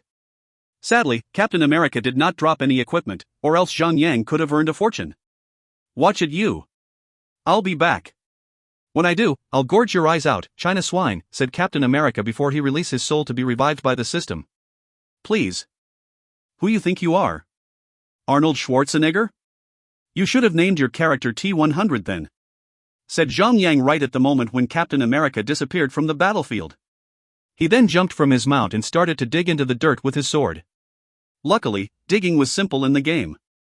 As long as you have a treasure map in your inventory, you could dig out the chest with just a few digging strokes. Zhang Yang forgone lifting the chest out of the ground and directly jumped into the hole to open the chest. 10, 9, 8, 3, 2, 1. Ding. You have opened an ancient glory chest. Ding. You have obtained level 5 vitality gemstone X1. Ding. You have obtained 97 glory points. Jackpot. Zhang Yang had remembered that in his previous life, the level 5 vitality gemstone could be sold for at least 5,000 gold coins. As expected of the price, since the supply for the item would never meet the demand of the market. This particular gemstone granted a bonus 1,000 vitality points. Sadly, it could only be socketed into a level 5 socket of a higher level equipment. If he could, he would have socketed all 11 sockets of his equipment with the level 5 vitality gemstone, and enhance at least 50% of them. That was a bonus of 160,000 HP. Coupled with the current 16% vitality aura, the bonus would soar even higher. What a shame. Zhang Yang opened the inventory window and stared at the blue, level 5 vitality gemstone, in awe. There was strong sense of satisfaction. This chest had granted Zhang Yang with a luxurious amount of glory points, unlike the previous rounds. He had gained 2,799 glory points, pushing his rank from the 5th to the 2nd place in one go. If the next chest was as the same as this, Zhang Yang only needed 2 more and could rank first. If you find any errors, ads pop up, ads redirect, broken links, non-standard content, etc., please let us know. Report chapter so we can fix it as soon as possible. Chapter 439, Raising Rank. Chapter 439, Raising Rank. Translator, Endless Fantasy Translation Editor, Endless Fantasy Translation. After Zhang Yang emptied the chest, he got out of the hole that he had dug and got to ground level. Just then, he saw the silhouette of a man walking away. He selected the player and examined him. It was Caesar the Great. The player must have obtained the map to the chest but was one step too late. Since every one of them were still enemies, there was no reason for him to find trouble when there was none. Caesar the Great had only observed the situation, and when there was nothing else he could do, he bailed. Now that it had come to this, there was no point putting up a brave front. Zhang Yang jumped on his bear and moved on to the next group of monsters to kill. Dummy? How are you? Han Shui asked in the party channel. I'm fine. Though I'm still at rank 4, said Zhang Yang. After 3 to 4 minutes, he had encountered another swarm of monsters and had proceeded to slaughter them all. Not bad for a newbie tank. If I had not gotten a fight with some bastard, I would have scored much higher than you, cried the little brat disgruntledly. Aha. Yeah. Great. You're the best. Zhang Yang replied dismissively. Zhang Yang had killed all the monsters as he was talking but had not found any piece of map. Still, he was not disappointed. He still had 12 hours to slowly farm his way. Zhang Yang rode the bear far and wide, and stumbled across another swarm of monsters. He killed them all swiftly and easily, and had managed to obtain a new treasure map. Once obtained, there was no more time to lose, so he turned around and headed towards the map's location. The hill was not too large, but to get from one end to the other end would take about 10 minutes or so. The second treasure chest was not too far from where he had picked the map from and had only taken him 7 to 8 minutes to get there. The place that the map had directed Zhang Yang to was a deserted plain with no trees nor boulders to shield oneself from an attack. Zhang Yang arrived and quickly hid himself to prevent the other 3 players who were already at the chest from seeing him. Quietly, Zhang Yang got himself in a prone position and carefully observed the players. All of them were at least standing 20 meters away from each other and had formed a perfect triangle formation, facing each other in a Mexican standoff. All of them did not move, nor made any aggressive actions. Neither of them wanted to engage, or the third player would be able to reap the benefits from the fight. The 3 were Dusk Phoenix, Musashi Osama, and Zindalo. All of them were human males, except Dusk Phoenix, who was an elven female. Like all female elves, she was sexy, tall, and had a body that could captivate men. She was not as hot as Sun Xinu or Han Yngshui, to be honest. Still, her body and the way she looked had reminded Zhang Yang of his university life. As expected, the triangular standoff. No one moved for such a long time. With a sudden inclination to do something, Zhang Yang stood up, got on his bear and rode towards the trio slowly. He approached them slowly, allowing the trio to notice his presence. When they noticed Zhang Yang's presence, all of them frowned, but immediately relaxed. If the three of them continued their standoff, it will eventually be dragged on forever. But if one more player joined the fray, it would break off the stagnant, which will force them to take out some of them. Unfortunately, the chances of them having any form of cooperation was literally zero. The stagnant position was suddenly broken off when Dusk Phoenix summoned her white lion mount and leaped towards Zindalo. Shocked, Zindalo jumped to his feet and leaped on his mount. He quickly shot an arrow at Dusk Phoenix and withdrew a few steps. Zindalo was a hunter-class player. With a 3-meter blind spot, he had to make space between him and his target in order to attack.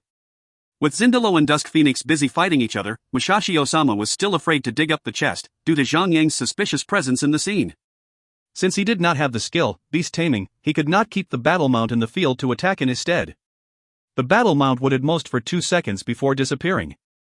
Zhang Yang did not want to waste any time and decided to attack Musashi Osama instead. He leaped to 30 meters range and threw a Spear of Obliteration, dealing 4,000 damage to the opponent. At the same time, he had gauged the enemy total HP and found out that he had more HP than Captain America, at around 80,000. "Puny Jap," cried Zhang Yang as he attacked the man, with a face ready to maul the man. "Yorusai," said Musashi, untranslated by the system. Musashi raised his hammer and brought it down like a true samurai. Humph. Zhang Yang raised his shield and blocked the hammer. With a quick turn and slide, Zhang Yang moved to the side and borrowed the momentum of the hammer's strike to spin around, and sliced Musashi for more than 4,000 damage, gaining more rage points. 2 men and 2 animals started attacking each other with vengeance and fury. "I detest Japan thugs like you," cried Zhang Yang as he stopped relying on moving around. He wanted to fight the Japanese players head-on to release all his fury. "Anta Kaso. Nani Mao Shiranaya Cassini," cried Musashi. Finally, after a while, a translated text come in: "We, Japanese, are the most elite race in the world. You, Chinese dogs who only love to sit and wait for someone to spoon-feed you shall fall. The cars you ride are built by us. Everything from computers, phones, camera, and many other digital appliances were made by us. One of these days, the economical powerhouse of China shall fall into our hands. I'll be there to see your family and descendants be our slaves." Zhang Yang was ticked off. How could a person such as him be so closed-minded? Not everything in the world was invented by the Japanese. Zhang Yang could name many other brands to rebuke Musashi, but it would be of a waste of time. Zhang Yang gave up reasoning with him and decided to provoke the man. "Yay! You and your AE-86 thugs can screw yourself. When I'm rich, I'll buy every single one of your precious Japanese companies. Talk to me when you can do the same thing." Zhang Yang laughed. He knew that in the near future, God's miracle would be a mega industry with 2 to 3 billions of players. The chance of pioneers emerging out of this game would be extremely high. As long as Zhang Yang had the keen eyes to spot them, he could build himself an impregnable business fortress and earn billions. Don't be too full of yourself, China dog." Musashi retracted his hammer and placed it against his waist, prepping himself for a sword drawing style. The man was obsessed with the samurai path, as if he was one himself. Still, Zhang Yang was not going to look down on the man. Only players with ability and skills could survive this long in the event. With a guardian as an opponent, Musashi withdrew. He knew that exchanging blows with him would only be a waste of time, and he would run out of juice. He pulled the reins of his raptor and moved away from Zhang Yang. Humph. Zhang Yang scoffed. Was he trying to lure him in? Noob Japanese, Zhang Yang had not brought out his real game yet, and that was already kind enough for him. Zhang Yang leaped to the front and stuck to Musashi's movement, and followed him wherever he turned. Like a shadow following the owner, Zhang Yang stuck to him and slashed him with every chance he get. "Kanoyara," yelled Musashi. In theory, there was no way a melee fighter could keep up with a tank in terms of equipment. A tank's defenses were so strong that it could reduce the bursting damage a melee fighter had. However, could a melee fighter match with a tank's HP? If this slugfest continued on, the first person falling down would definitely be the melee fighter. Musashi knows this, that was why he was trying his best to keep away from Zhang Yang. While controlling the battle mount, he was performing evasive movements that was on even match with Zhang Yang. However, Zhang Yang was much better in every way. There was no way a person could defeat a PvP veteran with so much additional experience from the future, like Zhang Yang. The slugfest continued between Musashi and Zhang Yang. A hammer would drop and a sword would come slicing. Both sides suffered damage, but it was Musashi who was raging. Zhang Yang was calm and cool, even though the urge to flatten the Japanese's face was overwhelming. Still, he was able to quench his battle lust by occasionally slamming his shield in Musashi's face. It was not shield bash, since the skill could only be activated after a successfully block occurred. It was just a physical movement that would not deal any damage. However, it was a move that had greatly angered Musashi. After a few more shield slamming, Musashi had snapped. You are a disgrace. There is no honor in your fight. You do not deserve to hold that sword. How dare you call yourself a fighter? That was the only translatable sentence that Musashi had uttered. The rest was in Japanese that Zhang Yang had only managed to hear, but not understand. Zhang Yang laughed. It was true. Zhang Yang had slammed the shield in his face just to humiliate the man. There was no honor with his battle style, but that had not gotten to Zhang Yang, since the opponent was an enemy in the game, and not in real life. Musashi did not deserve his respect. Chikusho. Musashi was practically shouting in desperation, as he was already out of means to win the battle. All sort of skills were used to survive, but none of them had managed to keep him alive. He was about to lose the fight. Ah moo. Musashi stopped fighting all of a sudden and swiftly withdrew. You can have the chest. I'm done, said Musashi as he runs in a different direction. Zhang Yang chased after the man and said, please. It's not the chest I want. I'd rather give the chest up to kill your head.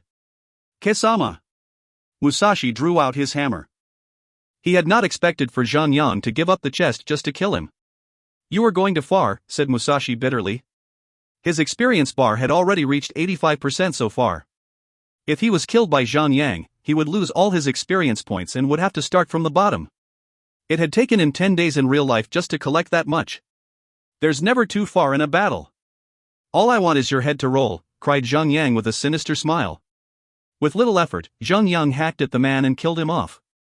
Watch your back. I'll be back for you, said Musashi as he turned into a white light, to be revived at a random corner of the hill. Zhang Yang felt odd. Almost all defeated players would say the same thing after being defeated. Having killed Musashi, Zhang Yang got out of battle mode and gazed towards where Dusk Phoenix and Zindalo, and found that Zindalo had already been killed. She sat down to rest and recover herself. Just then, she noticed Zhang Yang glaring at her. She quickly entered stealth mode. Zhang Yang was not worried. As a guardian, he was not scared of being ambushed by any melee class attackers. Plus, he had the Heart of the Death Knight, so all status effect debuff will be halved. Not even 2 thieves could tie him down. Without any hesitation, Zhang Yang walked towards the ground where the chest was buried and unearthed the soil. A violet aura was emitted when the soil on the chest was removed. Zhang Yang was excited. If the chest could give a few more, level 5 gemstones, that would be swell. Just when he bent over to open the chest, he was stunned. It was ambush. Although he could not move, he could still see Dusk Phoenix's character appearing behind him. She first attacked Zhang Yang with her swords and then summoned her battle mount. Impressive. Attacking normally without skills had global cooldown as well. By summoning the battle mount after attacking, it would not waste any time at all since she could not attack nor cast any skills during that duration. Furthermore, being idle would only recover 20 focus points for her, which could replenish her focus points after using ambush. The bear beside Zhang Yang had not remained stationary. Knowing that its master was being attacked, the bear hurled itself towards Dusk Phoenix and attacked her. Ha! Dusk Phoenix was astonished. In the beginning, she felt that it was extremely odd for his bear to remain active in the field even after dismounting it. But she was even more surprised when the bear could even be used like a hunter's pet and attack an enemy. It was a first for her. Being attacked, her summoning was lengthened from 2 seconds to 2.3 seconds. In that brief period, Zhang Yang had awoken from his stunned state and said, "Thou art but a fine missus, wherefore art thee a thief?" Even though the game had a translator embedded in the conversation tool, but such an old form of language was unnecessary to translate, since it was fairly understandable. Dusk Phoenix raised an eyebrow and said angrily, "Man, how dare you insult me for being a thief?" Without any further exchange of words, Dusk Phoenix attacked Zhang Yang swiftly, along with the female panther beside her. Zhang Yang parried her sword strike with his. Fighting against a high attack interval player, the efficiency of block was greatly reduced. However, since he had extreme defenses and a high damage absorption passive, Dusk Phoenix had only managed to deal less than 1000 damage to him without a skill. That was the main reason why a melee attacker would never win against a tank in a slugfest. Having high attack intervals would mean a lower attack output per strike. Each strike would then have their attacks reduced by the defense and skills of the tank. On the other hand, having a two-handed weapon would have lower attack interval, so, block, would be extremely effective against this type of weapon carrier. That was, if a player did not possess Eagle Eye. If a player had Eagle Eye, they could easily defeat a tank since they could ignore some of the tank's extreme defense. When Dusk Phoenix was not able to deal devastating damage to Zhang Yang was able to hack away Dusk Phoenix's HP bar away like an axe to a tree. Dusk Phoenix was good. She footwork was excellent. She was light as a butterfly, floating in the battlefield and stinging like a bee. She was strong enough to make someone of lower prowess to grow dizzy trying to chase after her. Her speed of moving around was good to a point that a player would be sliced to death without even landing a sword on her. However, that was against someone who was noober than her. Zhang Yang was someone who had already reached the pinnacle of PvP combat. Instead of being made like a fool, Zhang Yang had turned the tide of the battle and made her suffer the wrath of a guardian. Still, Zhang Yang mentally nodded at her prowess. Ever since the end of the first professional league, top players made a giant leap in terms of their own progress. Since Zhang Yang had already reached the pinnacle of PvP, there was little to no room for him to progress anymore. How could he, when he is the strongest in the entire game? In order for one to become stronger, one would have to fight stronger opponents. With no space for him to improve himself, many players in the game had moved on closer and closer to where he stood. Right now, he could still fight these players, but how about in 6 months' time? Could he still hold them back? Why 6 months? That's because 6 months later, the final fight for the 8 regional S-Class Professional League would take place. The winner of the battle team would walk away with the strongest battle team of the world title. In his previous life, China had many talented battle teams, but could not stand among the world's league. The best result China had hauled was only the second place, and it was won by the all-female battle team, Crimson Rage. Almost all male players in China had to bury their face in the ground for allowing that to happen. They could have done better. That was why Zhang Yang would die hard to win the World Professional League. No matter what it takes. Back to the battle, Dusk Phoenix realized halfway that Zhang Yang was too strong. Having more than half of her HP left, Dusk Phoenix activated Sprint and Vanish to escape from the fight. Humph. Thunder Strike. No response. Zhang Yang rushed to where the opponent had disappeared and stomped the ground to cast a net of electrical current. However, there were no response. Dusk Phoenix had probably left the battlefield instead of trying to make a comeback. For him to chase after and reveal a hidden thief in this wide-open field, it would be like searching a speck of dust in a pile of snow. Zhang Yang smiled bitterly and went back to the chest. Killing others was important in this event, but opening chests to earn glory points came first. Ding! You have opened an ancient glory chest. Ding! You have obtained level 5 intelligence gemstone, X1. Ding! You have obtained 82 glory points. D*MN. It was an intelligence gemstone. Zhang Yang wanted vitality or strength. Zhang Yang sighed heavily and decided to give the gemstone to Han Ying-Shui to earn some happy points from her. Still, the 82 glory points was so good that it had pushed him over Captain America. He had collected 2,881 glory points so far, putting him at the second place with only 48 glory points behind the first place, Dusk Phoenix. Just one more. One more chest, and he would be at the first. If you find any errors, ads pop up, ads redirect, broken links, non-standard content, etc., please let us know. Report chapter so we can fix it as soon as possible. Chapter 440, a mess. Chapter 440, a mess. Translator, Endless Fantasy Translation Editor, Endless Fantasy Translation. The number of monsters in the valley were constantly respawning at an alarming rate. Zhang Yang had mentioned it before, if he had not wanted to hunt for the chest, grinding levels here would be a sweet dream. However, no matter how much experience points the monsters would give, the level reward from being the champion or even the second place was extremely valuable. Furthermore, the chest would have a chance to drop, level 5 gemstone, of any kind. There was even a chance to open up a violet platinum equipment. Who would want to waste their time hunting monsters when such a luxurious booty awaits them? Hence, the battle between 10 players was a silent rage. After 1 hour in the battle, the game developers had received requests from many players around the world to have a look at the current battle through God mode. Players were allowed to watch the game but were locked from carrying out any conversation of any kind. It was when Zhang Yang had found out that almost all channels, including the guild, party, private message, and other means of communication through the outside world was blocked. The only means to communicate was the talk function, which was open to the public. The talk function mimicked reality. The louder you shout, the further it can be heard. Although there was a limit, and it was distance. Over time, a few more chests were revealed. Zhang was rather unlucky, since most of the treasure map he had farmed had already been dug out by other players. Sometimes, whenever he was rushing to the chest, the map will be destroyed out of the blue, indicating that the chest was found and had been looted of its contents. Luckily, Dusk Phoenix and Captain America, once more being ahead of him, had not made any chest discoveries. All three of them had not made any progress. However, the remaining 7 players had been crawling up. Although their rankings had been a little messy, the problem was, all of them were gaining glory points.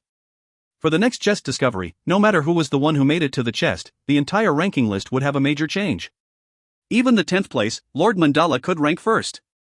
While he was busy worrying about the rank, his sword sliced through many more monsters and had earned another treasure map. Zhang smiled and quickly hopped to his bear, and made his way as swiftly as possible towards the chest. Just as he arrived to the destination, he discovered that the place was filled with 7 more players and 2 dead bodies on the ground. Zhang was the last person to arrive to the spot. Technically, before the chest is opened, none of them was the first, nor the last. The 2 dead bodies belonged to Sabo and October Miracle. Since the reviving condition in this event is special, neither of them could release their souls from their body and had to wait there until the chest is opened. One sword stroke glared at Zhang and said, "Zhan Yu, please put aside our conflict and team up.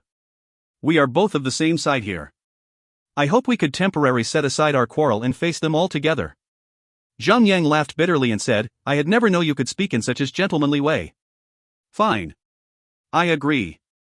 Let us deal with the outsider until the 2 of us stands last." Zhang had high confidence. He had 2 ulti skills, Dance of Heaven and Earth, and Chaotic Dance of Electric Current. He strongly believed that none of the others had such an OP skill in their skill tree. He had not used the skill before when he faced Musashi, Captain, and Dusk Phoenix, because the situation had not reached to such high tension. Having such a high cooldown, the skill could never be used so casually, but even though the 2 of them had joined forces in dealing with the rest of the players, all 8 of them had not moved a budge. The opponent were still the 6 strongest players. If they could split up and take on 3 players each, it would be a huge gamble. Since no one knew each other's abilities, it was best to resort to chaos and pick at straws from there. Dusk Phoenix smiled bitterly and laughed. "Well, since no one willing to make a first move, I'll be glad to wait. Neither of us are rushing, right?" "Hush, lady, how dare you speak for me? It would be your wish for all of us to remain idle, no? You're currently at rank 1, if this goes down without a fight, you would surely be winning this event." Captain America scoffed and pointed at the 2 dead players on the ground. "Look at those 2 idiots. They must have fallen for your provocation." "Humph. They must have died in vain. I'd say, you best take care of yourself. I might accidentally smash your head in, but..." Over Zhang side, he tried to start a fire by provocating the Japanese player. "Ooey. Shorty. Mushy mushy. Come over and I'll mush you. Kisama." Musashi Osama remained motionless. "Pussy. You should change your name to Pusashi instead. It suits your behavior, since you're such a pussy." "Shut your mouth." Both Musashi and Zhang remained motionless. Musashi knew that Zhang was deliberately trying to provoke him. If he had resorted to fleeing instead of fighting, it would put his country to shame. Finally, after thinking it through, Musashi pulled the reins of his mount and leaped at Zhang. Captain America followed behind him and attacked Zhang as well. "Musashi Osama, I shall assist you." Before the commotion, all 7 of them, except Zhang, had remained passive, since anyone who tried to stick out would be hammered down like the 2 dead players on the side. Secondly, if they were to start the battle among them when Zhang had not arrived, it might place them all in a disadvantaged situation where Zhang could easily kill them. Now that Zhang had arrived, there was no more hesitation. Captain America had crossed path with Zhang before, and he knew that he could not defeat him alone. Thus, when Musashi had blatantly jumped to fight him, Captain America had proposed his alliance with Musashi. "HM. Happy to know that both USA and Japan still has some good ties," said Musashi. He too was aware of his own capability. Hence, when Captain America offered his help, there was no reason for him to reject. Zhang faced both of them fearlessly and rode into the fight with the bear. On the other side, Dusk Phoenix, 1 sword stroke and the rest had their equilibrium disrupted. There was 5 of them. If someone offered an alliance, it would be 3 versus 2 or even 4 versus 1. Knowing this, one sword stroke acted first and struck Dusk Phoenix with a preemptive attack. F***CK. Dusk Phoenix cursed. She was offended that instead of anyone else, she was the first person being attacked. Instead of having her to fight alone, she used Fan of Blades to attack everyone in the vicinity. She was not afraid of triggering the entire battlefield since she had the skill, Vanish. On the contrary, she had purposely attacked all of them to invoke a fight. Only through the chaotic battle could she make use of her stealth to slip out. Guile was the main factor to being a true thief. Even though Zhang Yang was facing with 2 players alone, his strong equipment had made him bare to invincible. Coupled with all sort of status-affecting skills laying down on them, including the passive stunning by the Titan equipment set, both Captain America and Musashi Osama were being pressured further, but having thought that gaining an extra player to fight Zhang Yang would be a piece of cake, Zhang Yang's array of skills had proved them wrong. Zhang Yang utilized the skill, Beast Taming, efficiently wherein when a situation called for it, for Zhang Yang could dismount at any moment to stomp the ground, casting, Thunderstrike, and then hopping back up the bear to run away. Zhang Yang's overwhelming skill had greatly humiliated the Japan-America partnership. Those that were watching had mixed reaction. Audiences from China was cheering happily while audiences from Japan, Korea, and America had fallen silent. How could the 2 of them be forcefully shamed by only one China player? What sort of partnership is that? The longer the battle dragged out, the better Zhang Yang fought. Having to fight 2 professional players at the same time, his prowess had been elevated to its full potential. At one point, he was even better than he ever was. 100%? No. Zhang Yang had surpassed that. He was at 150%. Zhang Yang was focused on killing Musashi first, and had laid down all sort of skill bombarding him while maintaining status effect skills on Captain America to weaken him. Since Zhang Yang had a thick skin, he could prolong the battle by first weeding out the weaker one. Being beaten down like a wild dog, Musashi was raging and cursing while Zhang Yang hacked him down to his last bit of HP. Since he had already died once, losing all his experience points in the process, there was nothing left for him to lose. Prick. If I die, I'm taking you down with me, cried Musashi. Zhang Yang laughed, sorry, but I have to interest in joining the kamikaze squad. Grah. Musashi raged on and unleashed as many skills as he could, including the skills that he had reserved for later use. Although all the skills were unleashed, Zhang Yang had not noticed any abnormal skills such as Dance of Heaven and Earth coming from him. Putting that aside, although outwardly he was behaving rather barbarically, the man was calm on the inside. He knew that even though he could kill Zhang Yang, he could not ensure that he would be the one opening the chest later. He might be killed immediately after this fight. The clash between Musashi, Zhang Yang, and Captain America had reached its climax, and Zhang Yang had suffered major HP loss. If Zhang Yang had not been a tank, he would not have lasted this long. The main reason Zhang Yang was not in deep trouble, aside from the fact that he was a tank, was because the cooperation between Musashi Osama and Captain America was not perfect. After all, the 2 of them were fighting together for the first time. Neither of them have had the chance to engage in a proper discussion. Additionally, the 2 of them were professional players who often engaged in battle alone. In a combined attack, one had to be the main, while the other would be the secondary filler. With both of them being highly arrogant with their own skills, neither of them were willing to take on the support role. 2 minutes into the fight, Musashi had become the 3rd player to be eliminated in this chest hunt. Zhang Yang laughed and quickly activated Berserker's Heal. However, he had failed to notice that he had the debuff, Destructive Smash, on him and had only managed to heal 25% of the intended recovery rate. Captain America had succeeded in proclaiming the S score for his job class quest, granting his Destructive Smash to deal a 75% reduced healing rate. It was the same score in which Zhang Yang had obtained. With Musashi's death, Captain America attacked faster than he ever did and growled. Zhang Yu. You will die by my hands. If he had not been able to kill Zhang Yang, having teamed up with Musashi, Captain America's loss would be the loss of both Japan and North America altogether. Even though Musashi had died, he was able to force Zhang Yang to use his recovery skill, providing a battle advantage to Captain America. Don't let it get over your head though, said Zhang Yang coldly. With Musashi out of the way, he was able to fully focus on Captain America alone. His sword danced around like a dragon in the sky and a snake in the ground, forcing Captain America to turn around frantically to avoid getting hit, but failed ever so miserably. Blood splattered everywhere as Captain America was being sliced and diced repeatedly by Zhang Yang. Bastard! You bastard!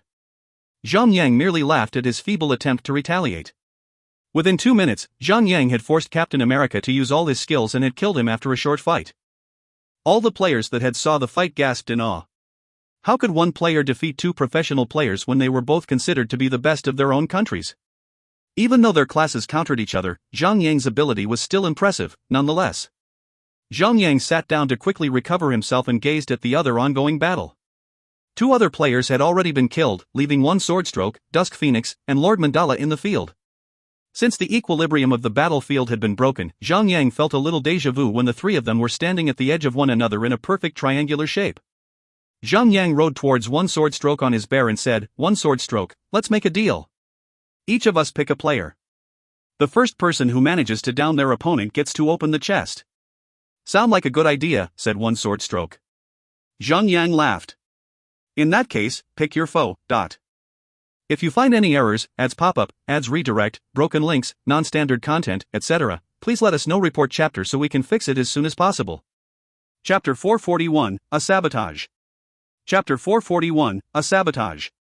Translator, Endless Fantasy Translation Editor, Endless Fantasy Translation.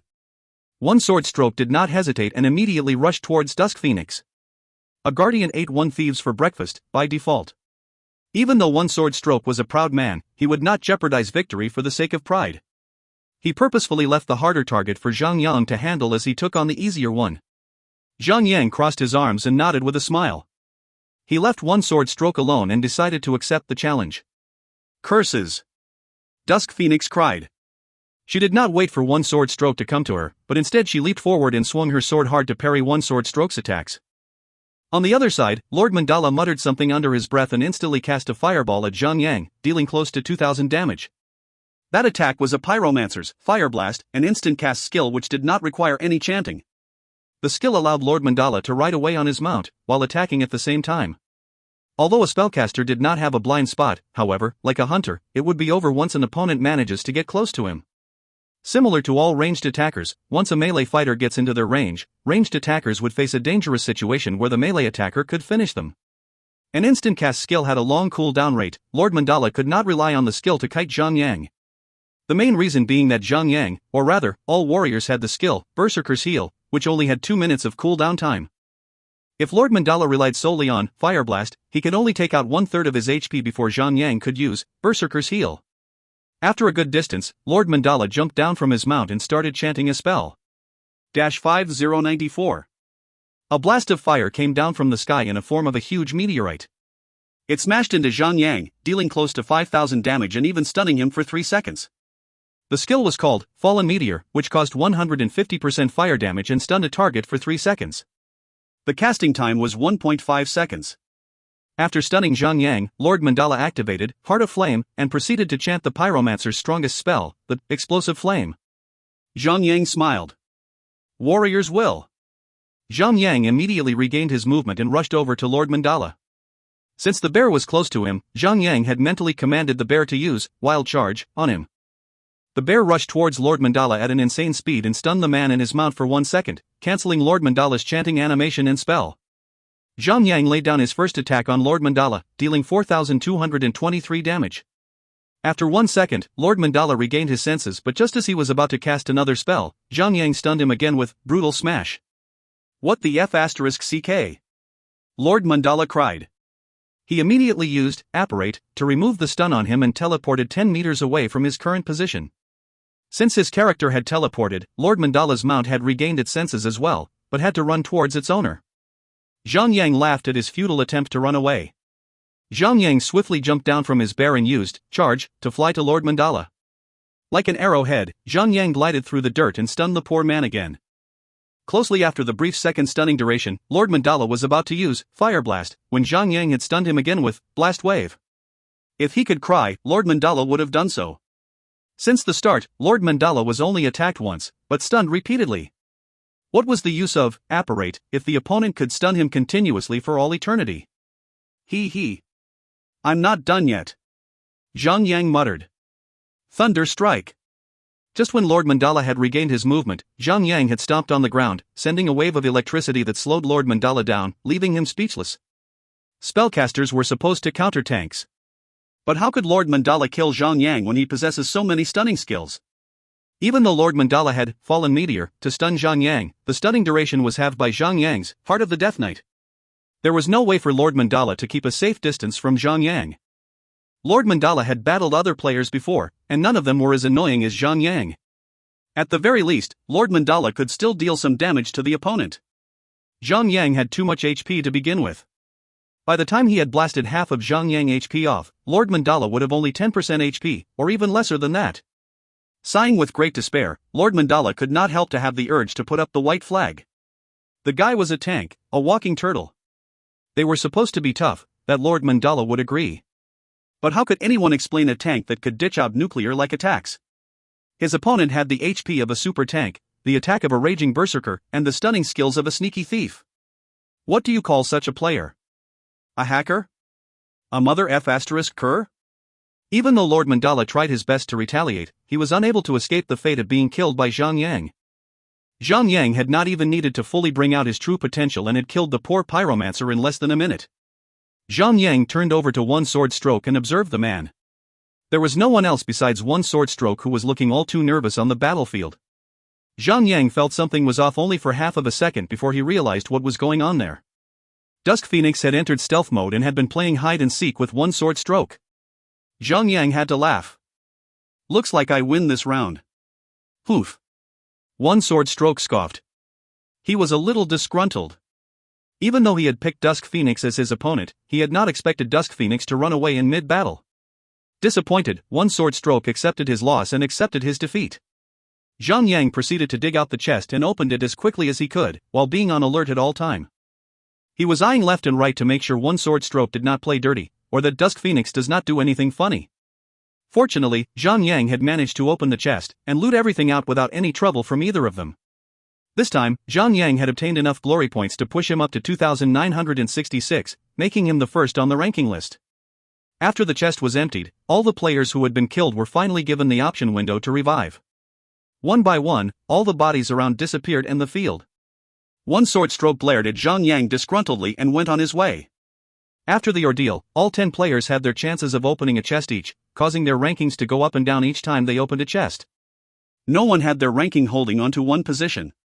Sadly, after the previous ordeal, Zhang Yang had become public enemy number 1. Whenever there was a situation where 3 players were present around the chest, they would automatically come to a silent agreement and attack Zhang Yang altogether. Zhang Yang was torn. If all of them were melee class, he had the utmost confidence to defeat them with all of his skills. However, if any of them were hunters or spellcasters, Zhang Yang would not dare to take the heat. There was a high chance for him to actually be killed by them. After all surviving members in this realm were the top players, the best of the best, even in all 8 regions. Lucky for him, Zhang Yang had Shadow of the Void. If he couldn't win the battle, or have a chance of being killed, he could use the skill to escape the field at any moment he wanted. Zhang Yang was smart enough to keep Burrow at hand. The 10-minute active duration skill was too good to reveal now. If he still had the Cloak of the Dark Wings, which was already taken by Han Shui, he could have gained one more means of escaping. Right now, the tension in the field got higher and wilder. Players tended to attack whenever they saw each other. As time passed on, the tension grew as well.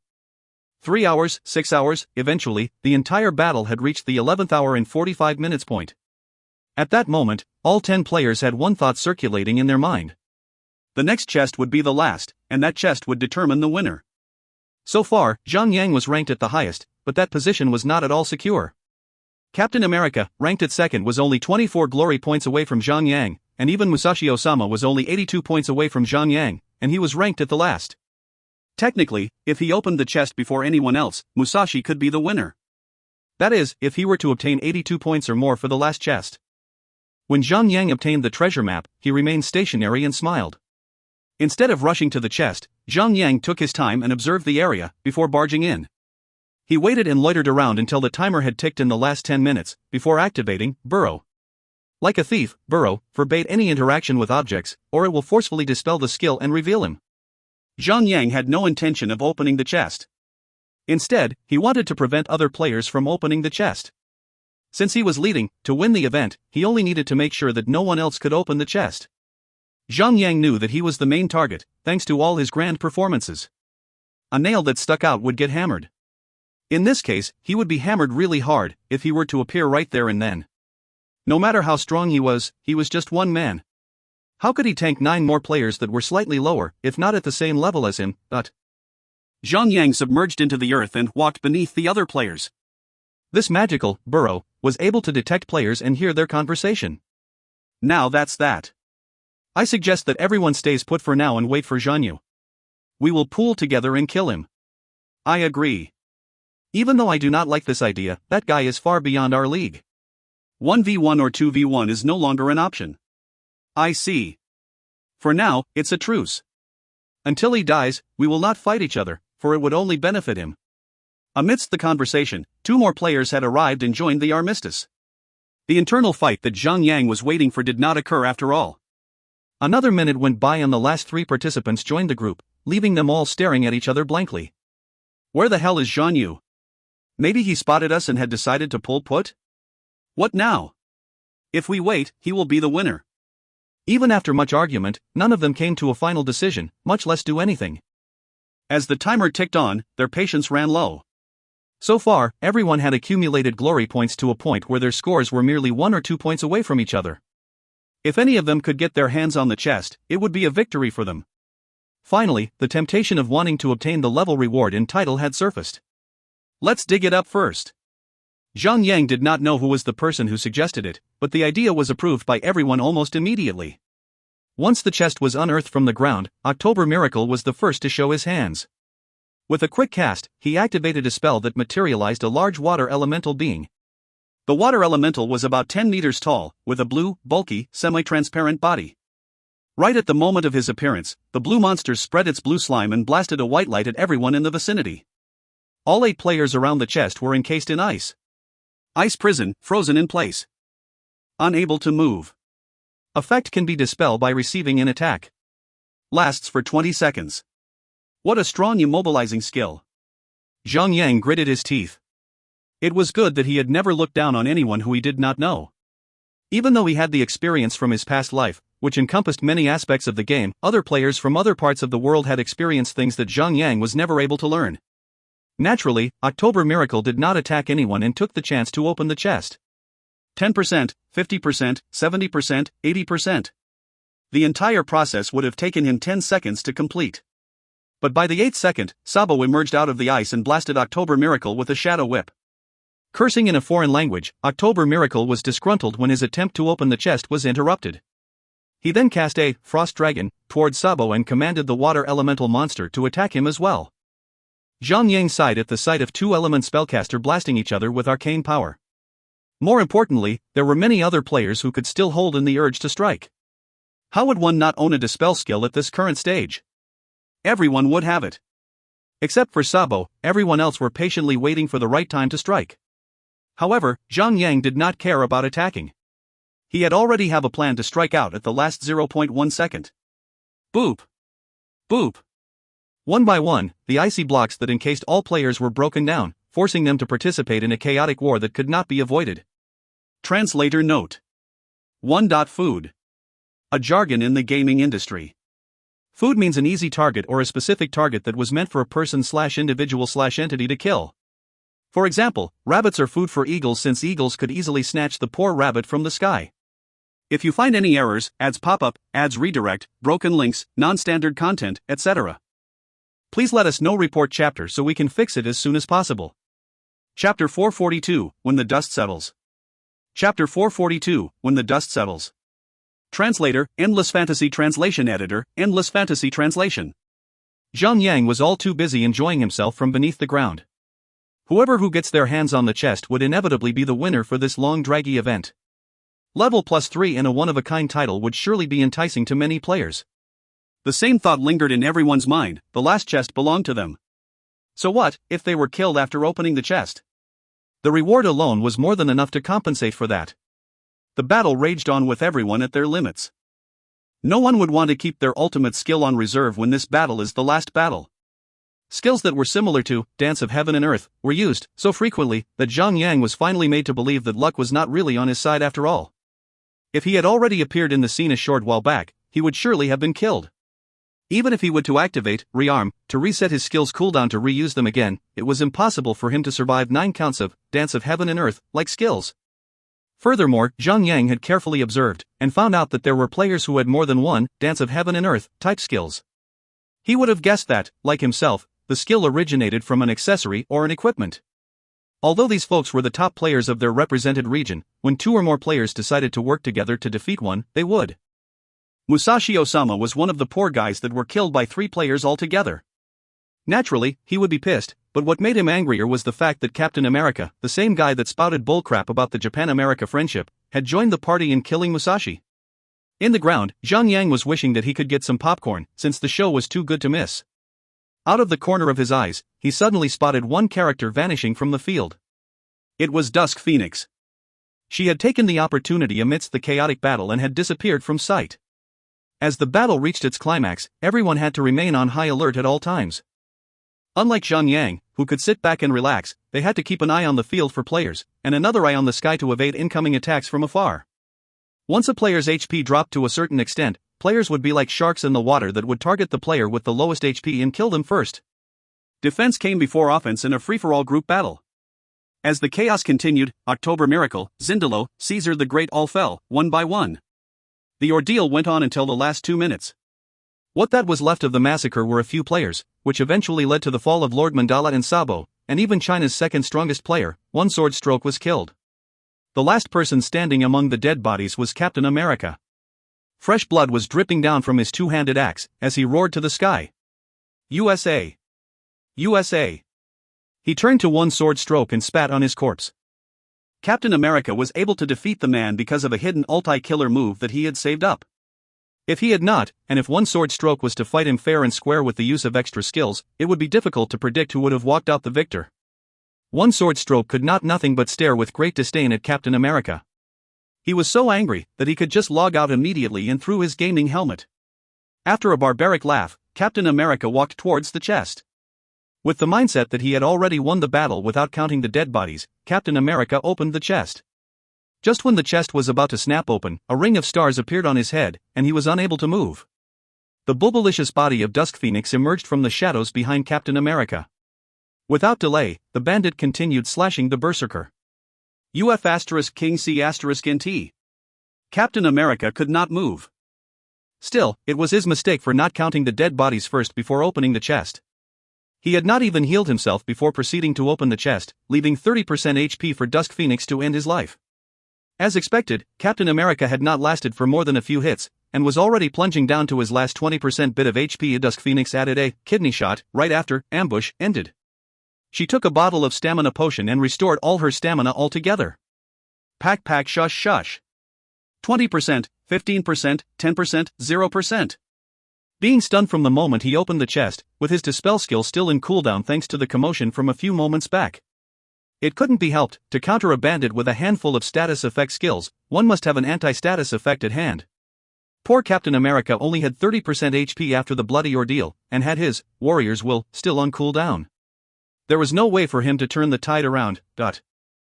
After dealing with Captain America, Dusk Phoenix stood there unmovingly and spoke to the sky.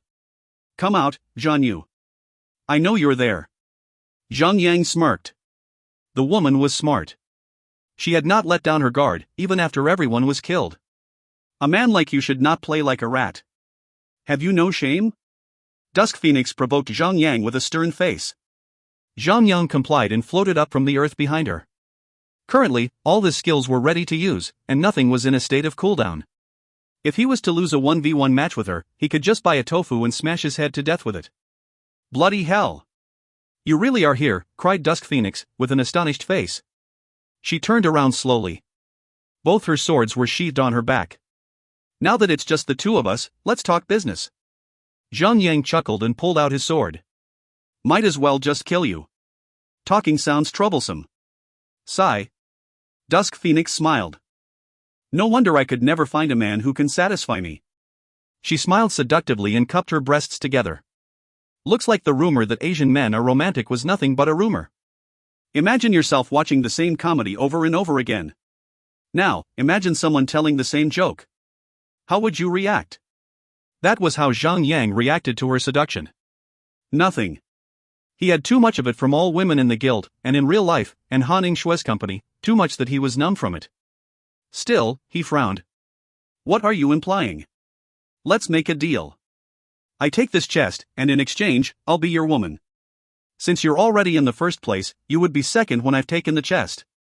At least, the second place reward is as good as the first. Minus the title and one level reward, said Dusk Phoenix as she playfully rested her hands on her waist, while bending over to reveal her cleavage to Zhang Yang. Slowly, the woman catwalked like a supermodel on a runway, towards Zhang Yang and placed her hands on her waist. No wonder they say that Europeans do know how to make a man steamy. The problem was, she had no idea that there were close to 100 million players currently watching their every move. Zhang Yang laughed boldly. Come on. What are you trying to sell? Bottled Swiss mountain air? You live somewhere in Europe, I live in China. How could you possibly be my woman? Furthermore, you don't speak my language.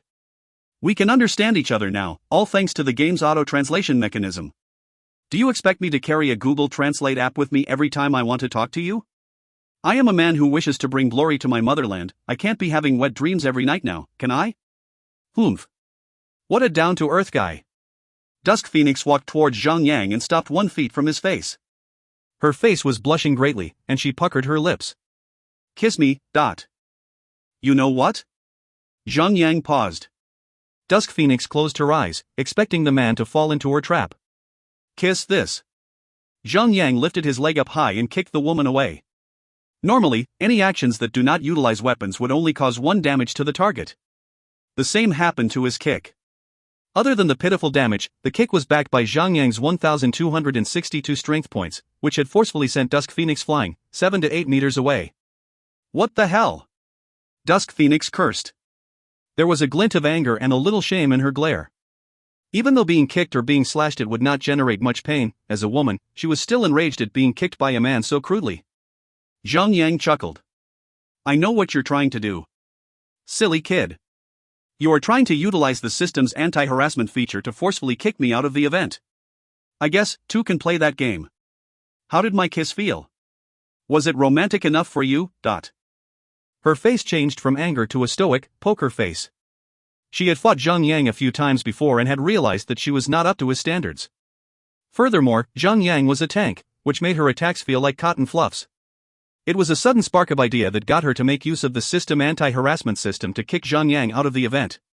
She only needed to be slutty for a few moments to seduce Zhang Yang and send him out of the realm and into prison. Why fight head-on when you can lure an enemy into a pit of spikes? Dusk Phoenix had wanted to draw Zhang Yang into her trap, but little did she know that Zhang Yang was an expert in springing such traps. The woman had failed so miserably that her shame had turned into rage. The woman's puffy red cheek and her eyes started tearing up. She did not summon her battle mount, nor enter stealth mode, but instead, she charged head-on towards Zhang Yang, crying out her battle cry as if she had lost it. Calm down. No one like a berserk woman. Well, that's not exactly true, all sorts of men exist. Though most of them wouldn't like this, said Zhang Yang as he raised his shield and sword, ready to intercept her attack. Right at the moment before her blade was about to strike Zhang Yang's shield, Dusk Phoenix twisted and turned in the air, and managed to sidestep into his blind spot. Her angry face suddenly turned into a sinister laugh. Boom! A fiery dragon burst out of her necklace and charged towards Zhang Yang. Shield wall. Zhang Yang activated his ultimate defense skill right at the millisecond the dragon had burst out. He knew that the woman had something hidden. He knew that she would not be agitated that easily, with such a lame provocation. Hence, even when she was putting up a fake crying face, he was wary. His thoughts were just an impulse away from triggering shield wall if something was to happen. And he had guessed right. 18894. Even when the ultimate defense skill was unleashed, Zhang Yang had still taken close to 20,000 burst damage. Without the magical barrier protecting him, the damage would have reached as high as 80,000. Zhang Yang's own maximum HP was only 88,000 HP, and it had already been reduced down to around 72,000 HP before the dragon had even dealt the damage. If he had taken the hit without the shield wall, he would have been a goner. Dusk Phoenix's damsel in distress tactic was truly brilliant. But it was not good enough to weaken Zhang Yang's alertness. The woman must have thought that Zhang Yang having 70,000 HP was good enough for her to kill him with a single skill burst, making Zhang Yang feel like a complete fool for not utilizing his defensive skills beforehand. Having one plan foiled after another, Dusk Phoenix was stunned. That was her last trump card. Zhang Yang knew that women always had backup plans. If he had not had the experience of 2 lives and an abundance of gaming experience, he might have fallen for her act and gotten himself killed by the dragon skill. Still, it was not time to let down his guard. Only God knew that Dusk Phoenix might still have some other plans in hand. Dance of heaven and earth. Shush. The shadow emerged out and rushed at Dusk Phoenix. Immune. When the shadow reached to where Dusk Phoenix was, it bumped into an invisible wall and could not move closer. However, it did not stop nor cause the shadow to dissipate. The shadow swordsman continued to slash his way in and attack Dusk Phoenix despite not being able to touch her physically. Immune. Immune. No matter how much the shadow struck, Dusk Phoenix was not able to take any damage. At the same time, she took out her swords from her back and attacked Zhang Yang. -0. -0. Zhang Yang had guessed that Dusk Phoenix was using some sort of equipment that granted her temporary immunity. Likewise, Zhang Yang's shield wall was so strong that Dusk Phoenix was not able to deal any damage at all. On the contrary, Zhang Yang had been recovering 10% HP per second, and was recovered to full HP in a matter of a few seconds. 10 seconds later, Dance of Heaven and Earth expired, and the Shadow Swordsman vanished. At the same time, Dusk Phoenix started to move back. It seemed like her invulnerability skill lasted around the same time. In that case, Chaotic Dance of Electric Current. Zhang Yang activated the ring skill and summoned an old orc magician. The orc pointed its staff at Dusk Phoenix and chanted a spell. Oh God! Dusk Phoenix panicked. Right at the moment the first bolt blasted off, Dusk Phoenix had disappeared in a puff of smoke, making use of the iframe from Vanish to negate the skill's damage. Zhang Yang wanted to praise her, but he best remain quiet for now. The woman was good. Her reaction speed was as good as Sun Xinu in Lost Dream. Or rather, slightly better than Lost Dream, but slightly weaker than Sun Xinu. Now that Zhang Yang had forced Dusk Phoenix to use Vanish, there were no more skills for her to use. She was no longer a threat to him. A thief's strongest skill was Ambush, combined with the chaining of Kidney Shot to deliver a long stunning duration. Zhang Yang had no fear of thieves. Why should he be afraid of Dusk Phoenix? Zhang Yang moved towards the chest. If Dusk Phoenix continued to play hide and seek, she would lose her last shot for the chest. But if she did appear to attack Zhang Yang would bring down hell from above. Even if that took them over the time limit of the event, it did not matter. He was already at the first place. When the coast was clear, Zhang Yang did not hesitate to open the chest. Ding! You have opened an ancient glory chest. Ding! You have obtained level 5 dexterity gemstone, X1. Ding! You have obtained 91 glory points. Zhang Yang had opened the last chest. Since there was only 1 minute left on the countdown timer, there was nothing left to fight for. When the dust settles down, there will only be one winner. Zhan Yu. Mark my words. When we enter the Chaos Realm, I will have my revenge. From afar, Dusk Phoenix was yelling from the top of her lungs. Zhang Yang laughed and shouted back at her. Next time, if you do see me, I'll smack that *SS so hard that you'll be begging for more. F*CKU. Dusk Phoenix screamed back.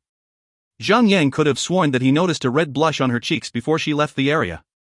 She had no need to leave, since the event would end soon. However, she just could not stand the sight of the Chinese man. She feared that she might actually succumb to her anger and beat the crap out of him. Or was it the other way round? Ding! Server announcement: the event Realm of the Sacred Glory has ended. The top 3 winners will be announced shortly. Ding! Server announcement: player Dusk Phoenix has won the 3rd place. Obtained reward, level +1, SP +1. Ding! Server announcement: player Captain America has won the 2nd place. Obtained reward, level +2, SP +1. Ding! Server announcement: player Zhan Yu has won the 1st place. Obtained reward, level +3, SP +1, and a unique title, Warrior of the Sacred Glory. If you find any errors, ads pop up, ads redirect, broken links, non-standard content, etc., please let us know. Report chapter so we can fix it as soon as possible. Chapter 443, Dimensional Key. Chapter 443, Dimensional Key. Translator, Endless Fantasy Translation Editor, Endless Fantasy Translation. Once the system made the announcement, Zhang Yang's character glowed brightly and gained 3 levels instantly, pushing him up to level 97. Zhang Yang was suddenly assaulted with deep fear. If he had been a little more diligent, he would have gained more levels before the Sacred Glory event had started. If so, he would have shot up to level 100.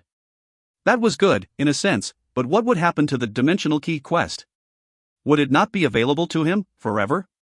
Zhang Yang placed the SP on Shield Wall, making it level 9, with only 3 minutes of cooldown time. At first, Zhang Yang was never interested in the title Warrior of the Sacred Glory, but when he found out its hidden features, he equipped the title without hesitation.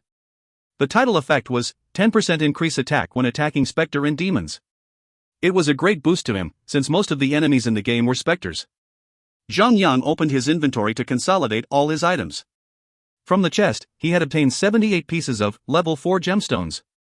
Sadly, he had only managed to procure 8 pieces of level 5 gemstone. It did not matter, since they were extremely valuable. The main factor that made the item priceless was the fact that they cannot be bought with gold coins. In the future, it would be a huge advantage for Zhang.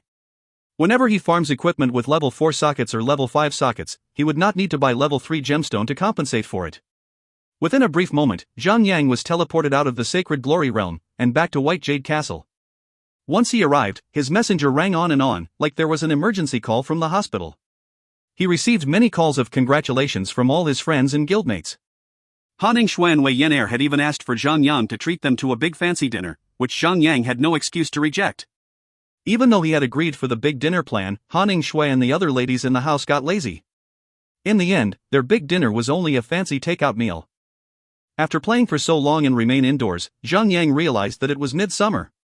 Even though the air conditioning in the house was turned on, all 4 ladies in the house wore their summer dresses indoors. Nothing but the most simplest, thinnest fabric plastered against their skin. Their slender bodies were totally exposed. All thanks to the so-called summer dresses. Sun Xianyu was the special case.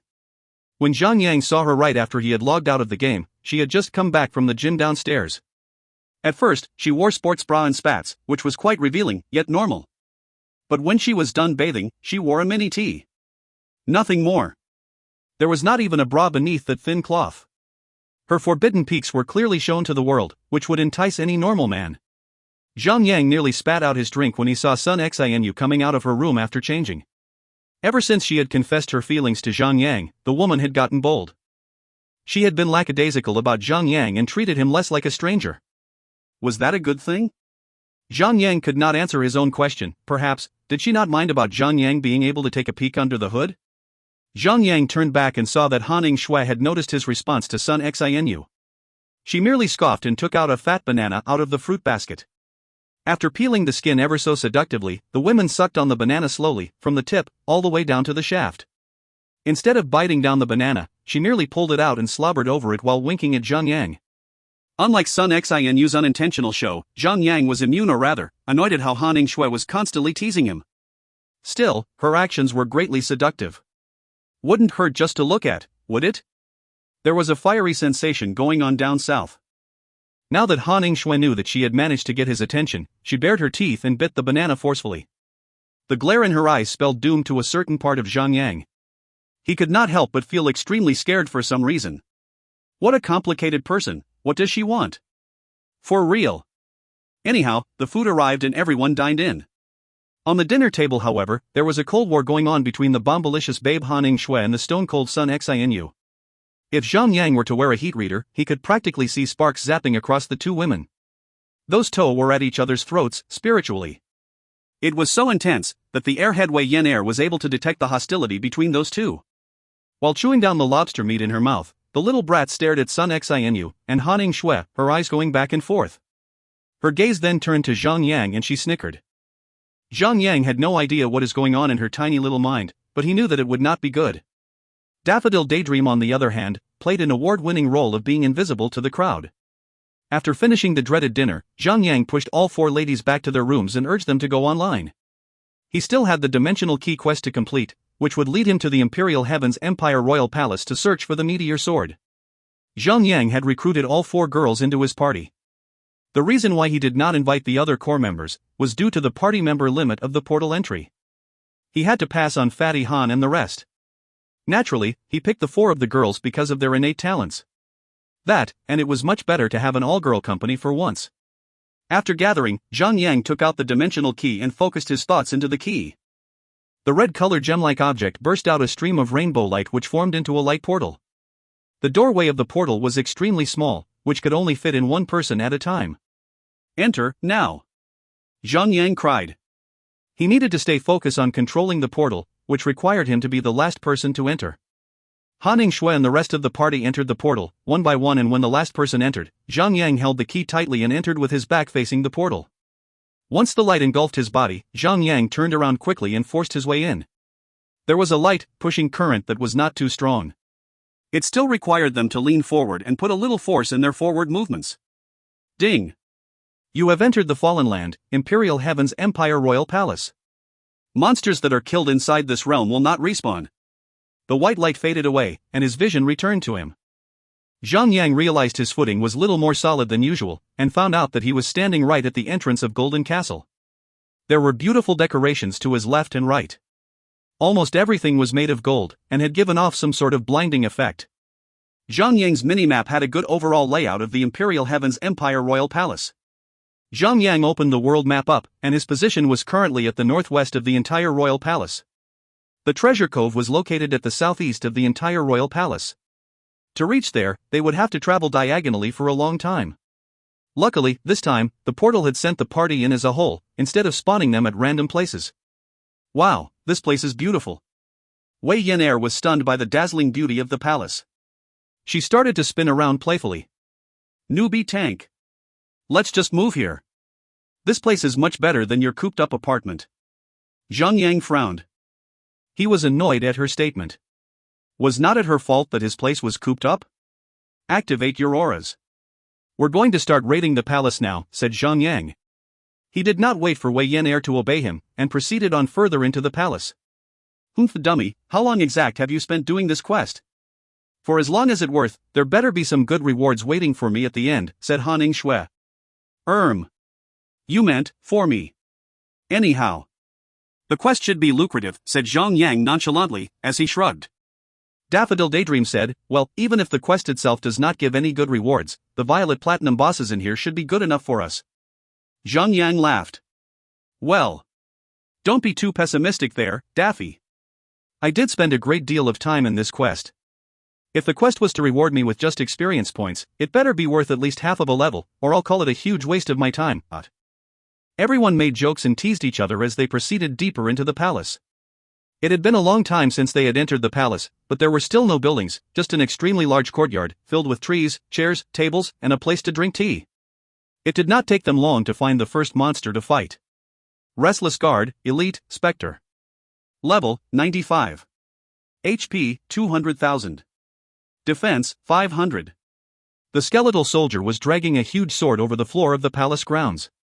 The sword looked like a regular sword. However, what made it different from the rest was the fact that sparks were created just by dragging its tip across the ground, even though the ground was tiled with stones. Instead of a metallic, clinging sound, the stone tiles were torn apart. This place, not for the living, intruders, death, kill. With a low, barely audible tone, the skeletal said something that triggered the battle. The skeletal soldier picked up the sword that it was dragging along and slashed at Zhang Yang. Zhang Yang was expecting the sword's attack to be slow and sluggish. However, the skeletal soldier proved itself to be an elite-tier monster by swinging the sword at such a fast speed, forcing Zhang Yang to react just as quickly. He swiftly raised his shield to block the strike, but was forcefully sent backward. The sheer power of the strike had made Zhang Yang lose his footing. With quick reflexes, Zhang Yang borrowed the momentum from the backward force and spun around. At the same time, Zhang Yang returned the attack with a counterattack from the side, via a sword slice. -4, 387. After the sword sliced through the skeleton, its armor was caved in with a deep horizontal hole, breaking the armor down into 2 pieces. That was just a cosmetic appearance and nothing more. The defense value of the skeletal soldier did not change. However, the armor-breaking effect would not have occurred if the sword was of whitewood grade. Only high-tiered weapons could create such an effect on lower-tier armor. Did you guys hear the skeleton talking? Said Wei Yan'er surprised. Well. I'm not surprised. This place exists only temporarily. I won't be surprised, even if the grass could talk. Remember, players can only enter this dungeon 3 times. Zhang Yang explained, as he continued to fight the monster. TCH. If only we can find, capture, and rear a talking monster, said Wei Yan'er with her puppy eyes. Zhang Yang shook his head. He had always felt that Wei Yan'er had a whole, otherworldly taste compared to other people. Sun Xinu and everyone else laid down their attack and quickly terminated the monster. The monster had dropped a few coins, a few, inscribed cloth, and even silvery, shiny boots. Hallowed greaves, gray-silver, leather armor. Defense, +12. Vitality, +76. Strength, +38. Dexterity, plus 84. Level requirement, 90. What a noob equipment, said Wei Yin Air with disgust. Even though the boots had not yet been identified, the stats would only increase by 50% after identification. It was still quite weak, compared to her current equipment. Zhang Yang laughed. Come on. What do you expect? It's just a gray-silver equipment for Pete's sakes. Appreciate for what it is. We could sell the bloody thing for a few hundred gold coins. If the monsters here could drop that many equipment, even if they are all gray-silver, it would still be worth quite a fortune. When the word fortune got out, both Han Shui and Wei Yin Air chuckled. Zhang Yang could swear that those two had money symbols appearing in their eyes.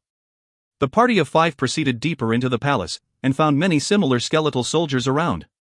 Without the need to provoke the monsters, they would automatically target them and launch their attacks.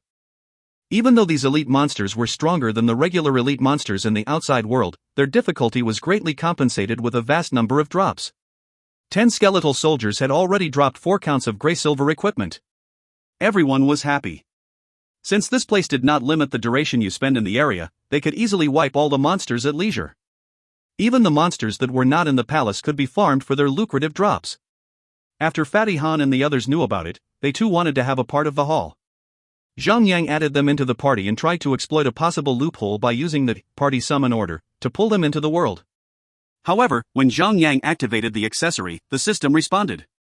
Failure to summon party members due to Imperial Heaven's Empire Royal Palace participant limit. Zhang Yang was not disappointed. Somehow, he knew that the developers would not make a silly mistake like that. Now that Fatty Han and the rest of the core party members were all together, Zhang Yang had not bothered to kick them out. Fatty Han suddenly let out a loud cry. F***ck me. I swear that I ain't gonna touch booze no more. Zhang Yang laughed as his sudden sweeping declaration. Why the sudden accent? It does not suit you. Isn't booze harder to quit than asking you to have a diet? Grah. It's not that, said Fatty Han. You got it all wrong. It's, well, yesterday, when I went over to Xiao Wei's house to meet her parents. On that day, I can't remember how much I have drunk. But the next morning, Xiao Wei had glared at me like she could just stab me with her fingers. I asked what's wrong and she revealed to me what I had done. Last night, when I was at her place, I drank so much that I was heavily intoxicated. That's normal. Wait. I'm not done. Her father asked me this question. What do you think of my daughter when you first met her? You know what I said? OF***ck. Yeah. I said, girls got buns, hun. I said that. Everyone burst out laughing and even Zhang Yang had to stop, rolling on the floor while clutching his stomach. If you find any errors, ads pop up, ads redirect, broken links, non-standard content, etc., please let us know. Report chapter so we can fix it as soon as possible. Chapter 444, Sweeping Gold. Chapter 444, Sweeping Gold. Translator, Endless Fantasy Translation. Editor, Endless Fantasy Translation. The royal palace was too huge to explore. Honestly, Zhang Yang felt that if the monsters did not drop those lucrative equipment, he would not even want to explore the entire place. Not even if you paid him. After spending close to 24 hours of real-world time, Zhang Yang and his party had explored only 20% of the entire royal palace. The total equipment that they had amassed had already reached the thousands. Inevitably, all of their inventory slots were not enough to store that much. Zhang Yang remained inside the royal palace while the 4 of them went back to the main city using the teleportation scrolls. After depositing all of the equipment in the guild storage and personal storage, Zhang Yang had recalled them back into the royal palace with the party summon order.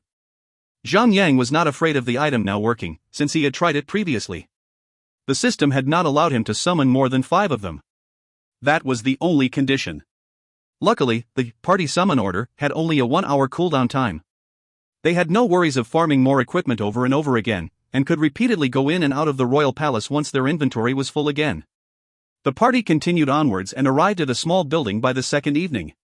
Inside, there was the first boss of the world. Truthfully, they could go around it and skip the boss fight. But, who would want to skip when they could kill it for its drops, with their eyes closed? Steamy little goo-goo, yellow gold, Spectre. Level, 96. HP, 3 million. Defense, 1,700. The boss was only a yellow gold tier. Zhang Yang could solo the boss with his hands behind his back. Considering the fact that most of the players in the entire game had endured many hardships, they could easily defeat this boss as well. Perhaps a strong team would be required to kill a Violet Platinum for now. Hence, this boss was placed there like a bonus. Swinging their weapons half-heartedly, the party killed the boss without no effort. The boss had dropped 1 yellow gold equipment and 2 gray silver equipment. After collecting the equipment, Zhang felt that something was a little odd. The royal palace was not terribly difficult as he had imagined it would be. The monsters were not tough to defeat, and would bestow them a heap of equipment. It was like this place was a reward in itself. A reward for entering the place for completing the dimensional key quest. Besides the equipment, there were many herbs that were available for harvesting in this place. How could a place in a different dimension produce such an abundance of herbs? That did not matter for him. All he had to do was to pay up 1,000 gold coins to summon the tiny little critter to harvest the herbs, while he went around killing more monsters. The little critter was undeniably cute. When Zhang first summoned it out, Wei Yan'er had let out a deafening shriek and had hugged the little thing. The herb foraging familiar was so annoyed at the little brat that it had squirmed out of Wei Yan'er's arms and had disappeared into the palace ground. 1 hour later, the familiar returned and deposited all the herbs that it had gathered into Zhang inventory, before disappearing from the world. Noob tank? Where, and how does that little cutie store all the herbs? Zhang frowned. How does one explain the mystical concept of online gaming to a naive little kid? I think it has some sort of a backpack with him? Huh? Really? I want to see, said the girl with wide, unblinking eyes. Zhang sighed heavily and decided to ignore the girl. After spending 5 more days of real-world time, the team had finally explored every inch, every nook and cranny of the entire royal palace. Zhang could guarantee that he had killed every single one of the monsters inside this realm. Hanning Shui and Wei Yan'er were diligent in doing so. They had even turned over stones and trees just to make sure they could squeeze in all available drops from the monsters in this place.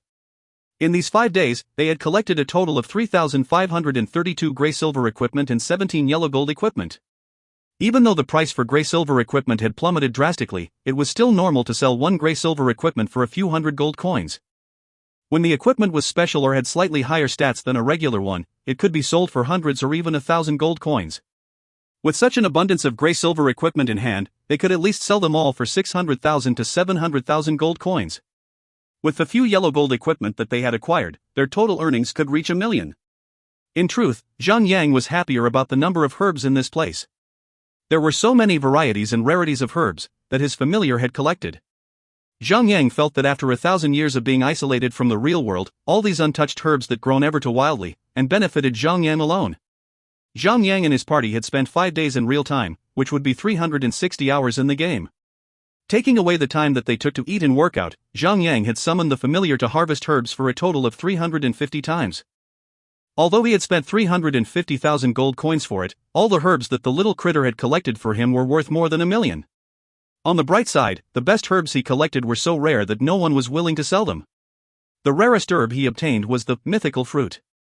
Mythical fruit could be used to concoct a potion called Growth Potion, and the potion would permanently increase all attribute points by 10. This potion effect was the same as the Fate Crystal found in the 10,000 Phantoms. However, 10,000 Phantoms' respawn rate was 10 days, real-world time. Besides, the monsters there were mostly level 50. Since the spawn point was randomized, no super guild could monopolize the place, since anyone could easily wipe the place clean. It all depended on luck, and luck alone. Hence, the reason why the mythical fruit is priceless. All Zhang required was to obtain the recipe to craft the growth potion. On a side note, Zhang had the skill, Alchemist Intuition, providing the chance to craft out a transmuted grade 10 growth potion, which would probably grant the user 20 points of all attribute. After the party went out of the royal palace to empty their inventories, they moved deeper into the royal palace and came to the treasure cove. The entrance was blocked by a 50 meters golden door. Wei Yan'er tried to push the door open, but failed due to so. The door did not even budge when she had pushed it till her face was red. Disgruntled, the little brat had swung her axe and bashed the door, and as a result, the door remained unscathed while the little brat's axe was notched. The system reported a loss of 10% durability for her axe, making the little brat as angry as a little boar. Zhang laughed for a good while before he took out the dimensional key and slotted it into a hidden keyhole on the side. A loud mechanical cog cracked away and the door was unlocked. The key popped out and the golden door cracked opened into 2 panels. The doors opened wide and revealed a darkened hollow. There was nothing. Zhang Yang could not see anything from his side. Are we supposed to go in there? Daffodil Daydream asked. Yeah. Fool. Zhang Yang stepped back immediately on reflex, like a knee-jerk reaction. It was the sound of the torches hanging on the walls of the interiors being lit up. It was a passageway with many other routes, left and right. However, before Zhang Yang could go in, the only path he saw from outside the door was a straight pathway with no end. Get ready. This is why the real danger lurks. Hee. Somebody is being a scaredy cat. Wei Yan'er playfully taunted Zhang Yang. Yeah. I'm so scared. Wu, please, lead the way then. Zhang Yang shot back with a sinister smile. Hell no. Wei Yan'er immediately regretted her decision of taunting Zhang Yang. Zhang Yang laughed for a good while before stepping into the darkened room. Unlike the exterior of the palace, the treasure cove was dark and gloomy. It felt like a whole other world where the exterior was a cheerful and happy place, while the treasure cove was a world where despair and death loomed. Zhang Yang swallowed his saliva and pulled out his sword and shield out, which he had forgotten to do so, before entering the cove. There was a sense of danger in this place. Even though he wore what was currently the strongest tank equipment in the world, he had never heard of a team that had managed to complete this quest in his past life, thus the lingering fear in his mind. Zhang Yang strongly believed that the team that tried to raid this place was not just a simple team, it had to be a strong and well-equipped team. At least, better than his current party. Zhang Yang kept his guard up high, and his alertness at its peak, as he walked through the dark passageway. Halfway through, the system made an announcement. Ding! You have entered the treasure cove. You have 12 hours to search for the meteor sword. Failure to locate the sword in the designated duration will result in expulsion from the Imperial Heavens Empire Royal Palace. You can use the dimensional key to re-enter the palace after expulsion. The treasure cove has 5 floors. There will be a strong boss to guard each end of every floor. The meteor sword is located on the 5th floor. Good luck! A countdown timer popped up in everyone's UI, along with a buff icon called Expulsion. Before the area of the treasure cove, there was no time limitation. The time limitation was only implemented upon entering the treasure cove. No wonder the previous raiders had failed to complete the mission. Once the battle with the boss took up too much time, it would waste the player's time, and would eventually lead to expulsion. Players could try again for 2 more runs, and if they failed after that, this place would forever be sealed. While he was thinking a way to solve the time problem, a loud stomping sound echoed through the entire room. A fully armored soldier marched to where Zhang Yang and his party was. The sound of his footsteps were terrifying. It was not the sound of his metal armor slamming hard against the floor, but the sound of his ominous hum. It felt like he had survived numerous battles and had never lost one. Treasure Cove Guards, Elite, Spectre. Level, 95. HP, 3 million. Defense, 2,000. Defend the cove. Kill the intruders, cried the soldier bravely. From the tiny gap of his helmet, Zhang Yang could see a lick of green flame. It was a higher-leveled Spectre. No wonder it had so much HP. Wait. Is that an elite monster? It doesn't make sense. His HP and defense are stronger than a yellow gold boss. Daffodil Daydream cried angrily. The soldier pulled out his sword and slammed into Zhang Yang. Yeah. I get that. Zhang Yang was too lazy to explain why this monster was so strong, neither did he attempt to understand it. No matter how strong it was, there was no escaping the fight. Old man. They say, all work and no play makes Jack a dull man. Well, at least you'll get paid if you work. But now, you're already dead. Why are you still fighting? What about retirement? Go and relax somewhere, cried Wei Yan'er as she tried to persuade the monster to give up on the fight. Zhang Yang wanted to chip in, but he knew that if he said anything at all, this little brat would figure out a way to ask something else. The chain will never stop if he starts it. The fight continued, and Zhang Yang realized that the soldier was no ordinary elite monster. Each strike contained so much force that it managed to push Zhang Yang away. The force was so strong that it felt like his legs would snap at any time if he resisted. Even further into the fight, Zhang Yang realized that the monster had a certain level of intelligence. When there were other melee fighters around him, the soldier would prioritize them before Zhang Yang. Luckily, Sun Xianu was extremely quick. She realized the issue and had managed to find a solution almost immediately. She found out that when the monster was not attacking Zhang Yang, it would almost instantly switch to her. With lightning speed reflexes, Sun Xianu would use Vanish to eliminate all the aggro on her and give Zhang Yang enough time to build more aggro on the monster. After that turn, both Sun Xinu and Wei Yan found a way to negate the monster's attacks. When the monster was attacking Zhang Yang, they would join in and attack.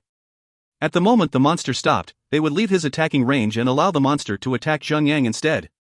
With the abnormal lengthy HP, and the absurd battle style of the monster, the party had taken close to 3 minutes to kill him. Luckily, Zhang Yang himself had found a better solution to kill the monster faster and more efficiently. Whenever a monster like that appeared, Zhang Yang would lure it to the corner, and Zhang Yang would attack him with his own back on the wall. That way, Zhang Yang could negate the knockback effect, which allowed him to remain stationary, to fight him better. After killing more than 10 monsters, Zhang Yang started to frown worriedly. If this continued on, they could not reach their destination in time. They were already at their fastest pace, there was no way to squeeze more DPS out of them. For now, Zhang Yang moved the problem to the back of his head. The team proceeded on, killing their way into the treasure cove and arriving at the end of the floor, after 4 hours. Almost instantly, another problem arose. There was no passageway that led them to the next floor. The boss that was supposed to be there was nowhere to be found. Where was the promised passageway in the boss? If you find any errors, ads pop up, ads redirect, broken links, non-standard content, etc., please let us know. Report chapter so we can fix it as soon as possible. Chapter 445, The Fourth Prince Ludovic. Chapter 445, The Fourth Prince Ludovic. Translator, Endless Fantasy Translation Editor, Endless Fantasy Translation. Let's search for it. Zhang Yang cried annoyingly. Everyone spread out and started to search in all directions. Some thought that it must be some sort of switch mechanism that could open a hatch, or reveal a secret wall. Naya haha. I found it. Wei Yan laughed happily. Right at where she stood, there was a large humanoid statue. At the base of the statue was a glowing jade. In the game, items or objects that could be interacted with would be highlighted with a glowing aura. Items or objects such as herbs, minerals, and even switches would be highlighted to help players spot them. Wait. Don't touch it. Zhang Yang stopped her. The stupid and reckless little brat might kill herself by triggering the boss alone. Zhang Yang and everyone else rushed to Wei Yan side. Zhang Yang nodded and Wei Yan twisted the jade. Cracks started to form on the statue and fall down from the top. With a loud crack, a hand burst out and slammed downward. Ayaya. What is that? Monster? Ghost? Wei Yan cried out randomly. With stones raining down from above, Zhang Yang and everyone started to jump away to safety. The statue cracked even more violently after some time. It seemed that the source of the great vibration was coming from within the statue. It was so powerful that the entire floor was trembling like a subwoofer. Everyone was forced to stagger about like drunkards. Crack! Crack! The statue continued to peel off its stone skin and reveal its main body. After all the stone had been removed, the boss appeared in gold, shining armor. He was carrying a gigantic axe behind him. The fourth price, Ludovic, Violet Platinum, Spectre. Level, 100. HP, 10 million. Defense, 2,900. Oh, my God, level 100 boss. Zhang Yang gaped. First, he had goosebumps. Trembles of fear followed next. Level 95 or 99 would not have much difference from each other, but when a boss reaches level 100, like Ludovic, the prowess and difficulty was on a whole other level. It was the game's setting. Every 10 level gap, equipment, items, monsters, players, and even bosses would undergo an upgrade. Hence, this boss had already gained that aforementioned upgrade, and would be extremely difficult to defeat. A level 90 plus Violet Platinum boss would have only around 2,600 defense. Ludovic had an extra 300. No wonder the previous team in Zhang Yang's previous life could never make it alive. Just the minions alone would already take too long a time to defeat. Yet, now came a level 100 Violet Platinum boss. It would not be such a problem if they were not restricted with time and level limitations. This place had a level 100 limitation, and also a 36-hour duration for them to conquer. Was it impossible? No. But it was close to impossible. The level 90 dungeon Rockfrost Palace had already caused players to be stuck in there for more than 2 months. Players had actually taken 2 months to figure out a way to defeat the entire dungeon. Yet, this level 100 dungeon Treasure Cove had forced players to complete it within 36 hours. How? Ludovic's entire body was revealed to the party. It was massive, like a professional, heavyweight MMA fighter. An emerald green flame burst into his eye sockets, indicating that Ludovic had come back to life. Slowly, Ludovic stared down at Zhang Yang and everyone else, and said in a low husky voice. Are these the descendants of the 7 traitors? Death, shall it be? Without saying anything else, Ludovic drew out his axe from behind his back and swung it hard at Zhang Yang and everyone else. Zhang Yang jumped into action and embraced the oncoming attack with his shield. Pang! Sparks burst into the air when the gigantic axe pummeled the shield. Although Ludovic's attack was nullified, Zhang Yang was sent flying. Instead of knocking him back a few meters, Zhang Yang was literally sent flying backwards. It took a great deal of strength to get back up on his feet, which eventually ended up with Zhang Yang spitting blood out of his mouth. Ugh! Zhang Yang struggled to remain on his feet. Whoa! Newbie tank! What are you throwing up blood for? It's not like you have cancer. Wei Yan air teased. Bloody brat! There's a time and place for everything, and now is neither the time nor the place. Zhang Yang scolded her sternly, which made her quiet and down. He regained his strength and sprinted towards the boss. Poof! No hero, no villain, could ever harm the great prince. Your resistance is all but for naught, said Ludovic in a very snobbish manner. Zhang Yang was careless. While sprinting with all his might, Zhang Yang had forgot to guard his side.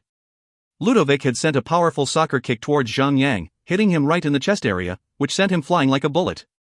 He ricocheted against the wall and fell down to earth, throwing up more blood as he got back up his feet. Grah! Zhang Yang was getting annoyed at tasting the rust in his mouth. He quickly got up to his feet again and glided towards Ludovic with a charge. A quick slam was avoided, with Zhang Yang extreme reflexes, and he managed to land his first hit on the boss. His sword struck the boss armor, sending out sparks everywhere, and the word -3182 floated up. Enraged, Ludovic picked up his axe and swung it hard at Zhang Yang. Splish! 15238. A fresh pool of blood dripped down from Ludovic's axe after he had chopped Zhang Yang. Beep! Zhang Yang's rage gauge was filled almost instantly after he had taken the devastating attack. He quickly jumped towards the boss, avoiding more attacks and landed, crippled defense, on the boss to support his teammates.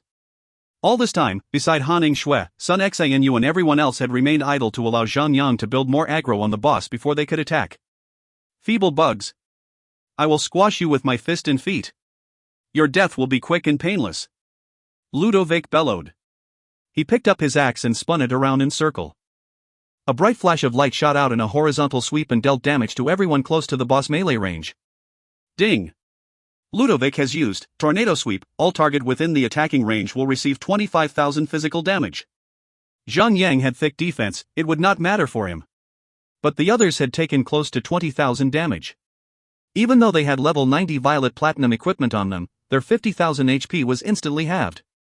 The girls jumped backward instantly and withdrew to the side to heal themselves with bandages and Han Shui's heal. Behold! Feast your eyes on my strength. Bow to the power of absolute force. Ludovic was talking too much, that even the little brat had gotten annoyed. Zhang Yang was about to approach him to attack, when an axe swung by. Zhang Yang took the axe attack, and was sent flying by another kick to the chest. Zhang Yang saw the kick coming to him. With quick breathing, Zhang Yang relaxed his body and avoided the incoming wrecking ball simply by bending backwards, like Mr. Anderson from The Matrix. Almost all the girls present on the scene gasped in awe and surprise. Daffodil Daydream cried out immediately, "Guild Master, how did you do that? How did you avoid that attack?" From her perspective, the boss attack was too fast to dodge. Unless players were to use special skills to induce a sudden movement, it was impossible to physically dodge the attack. That kick attack is not an actual attack. It's not considered to be a boss attack. That is why there is a flaw which you can exploit. It's easy to dodge once you had grasped the technique. Zhang Yang explained. The kick that sent him flying the first time had not caused any HP damage. It was all merely an effect. But the effect had a knockback effect, which could send him flying off his feet. It was troublesome, since he could not counterattack. This type of attack was not alien for Zhang Yang. Ever since the game had undergone the first update, the effect was already added in. It was similar to the knockback effect from bosses and stronger monsters. As long as the strength value is higher than the target, one could easily induce a knockback effect. In Ludovic's case, the effect was placed in its kick attack. Since the attack was not an attacking skill which could cause HP damage, the movement speed of the leg was fixed to allow players to avoid it physically. These kinds of movement in a fight was extremely common after the Chaos Realm threshold. Zhang Yang had been reborn, and it was close to a year since he had fought such a boss. That was the reason why Zhang Yang had made a few mistakes with Ludovic. Not that he had gotten used to it, but he was using everything in his power to avoid being sent flying again. This type of fighting style is actually applicable in PvP. Zhang Yang had used a similar method of fighting Musashi Osama in the recent past event. Taking a shield to the face would not cause damage, but it could disrupt the opponent's vision. However, when Zhang Yang was slamming his shield into Musashi's face, it was all to humiliate him and throw him off his game. To slam someone off their feet would require the attacker to have a much higher value of strength compared to the victim. Right now, Zhang Yang could send a player off their feet, provided that the player was equipped with yellow gold equipment, or lower tier. This sort of attacking style was known as the supporting attack. In his past life, players around had crafted a series of supporting attacks and incidentally caused a huge uproar about it. There was a case where a random rankless player, equipped with only a beginner dagger, killed an A-class professional league PvP fighter solely by using the supporting attack. Hence, after the incident, many professional players had adopted the style and utilized them to enhance their fights. Die! Pest! Ludovic bellowed again. This time, he spun his axe in circles and created many afterimages of his axe around his body. With a loud battle cry, the mirror images of the axe blasted off in all directions. Ding! Ludovic has used Axe Barrage. Inflicts 20,000 physical damage to all targets within the vicinity. Lasts for 10 seconds. To me! Zhang Yang cried out as he casted Vanguard Aggression. The attack would deal 20,000 damage per second. That meant it could deal 200,000 damage in total. How could anyone survive that? With Ludovic as the center, the axes shot out to all directions, and even to the edge of the gigantic room. Zhang Yang frowned at the sight of it. This time, he could use Vanguard's Aggression to save everyone. He could use Rearm and use it again for the next Axe Barrage. But what about the third one? Right now, the boss still had 92% HP. If the skill was activated at regular intervals instead of by the HP percentage of the boss, Axe Barrage could be repeat endlessly, and it would be impossible to survive that. How could a 5-man party win this round?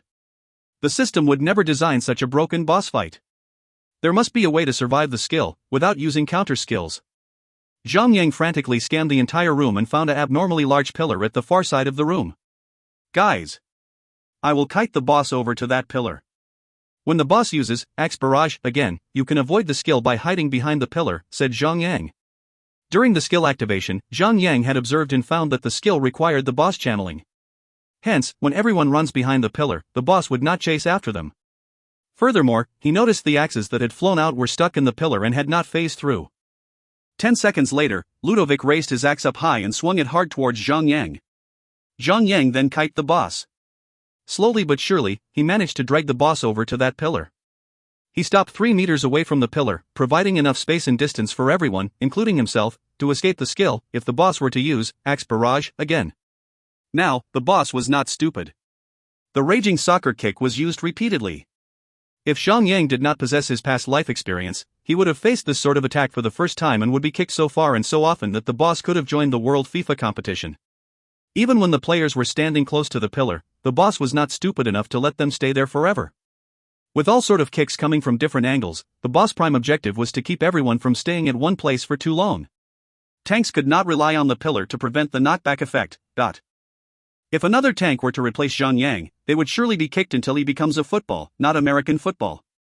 With him away from the pillar, the boss would then use Axe Barrage to kill everyone easily. This is the main point of surviving the skill. Players would have to figure out a strategy to stand close to the pillar, during and before the Axe Barrage is used. If they had figured that out, any less than average tank, healer, and attack could defeat him. Deaf to you, insolent fool, cried Ludovic as he thrust another kick at Zhang Yang. Again, with the same trick? As light as a feather, Zhang Yang twisted and turned, effectively moving away from the kick. Right after the kick was thrown into the air, Zhang Yang moved to the side, and slammed his shield right in Ludovic's helmet. Pang! The slam had successfully knocked off Ludovic's helmet, and revealed his half-rotten face, just like Two-Face in the Batman. Some of his hair got stuck on the helmet, causing some of his skin on the head to be ripped off as the helmet was blown away. Zhang Yang had not intended to do that. He had wanted to knock Ludovic back, so that he would have more space to start a hit combo. It was a pity that his strength was lower than Ludovic. Ugly snob! Wei Yenair cried out and laughed. Ugly? Ludovic heard her laugh and was enraged. Did you just call me ugly? I am the 4th prince. The most handsome man under the heavens. You ignorant fool. How dare you deny the gift of gods? Are you blind? Nishi shishi. Ugly snob. Ugly snob. Wei Yan'er continued to tease and jumped around as she did. I am the most handsome man. Handsome, I'll tell you. Ludovic's rage built up, and he swung his axe around like a tornado. Ding. Ludovic has used Axe Barrage. Inflicts 20,000 physical damage to all targets within the vicinity. Lasts for 10 seconds. As the afterimage of the axe started to form around Ludovic's body, Zhang Yang and everyone else started to make their way to the back of the large pillar. Are you daft? Why did you purposely anger a lunatic? "MN girl, know what you're doing, please," said Zhang Yang as he took the chance to wrap himself up with a bandage. Okay.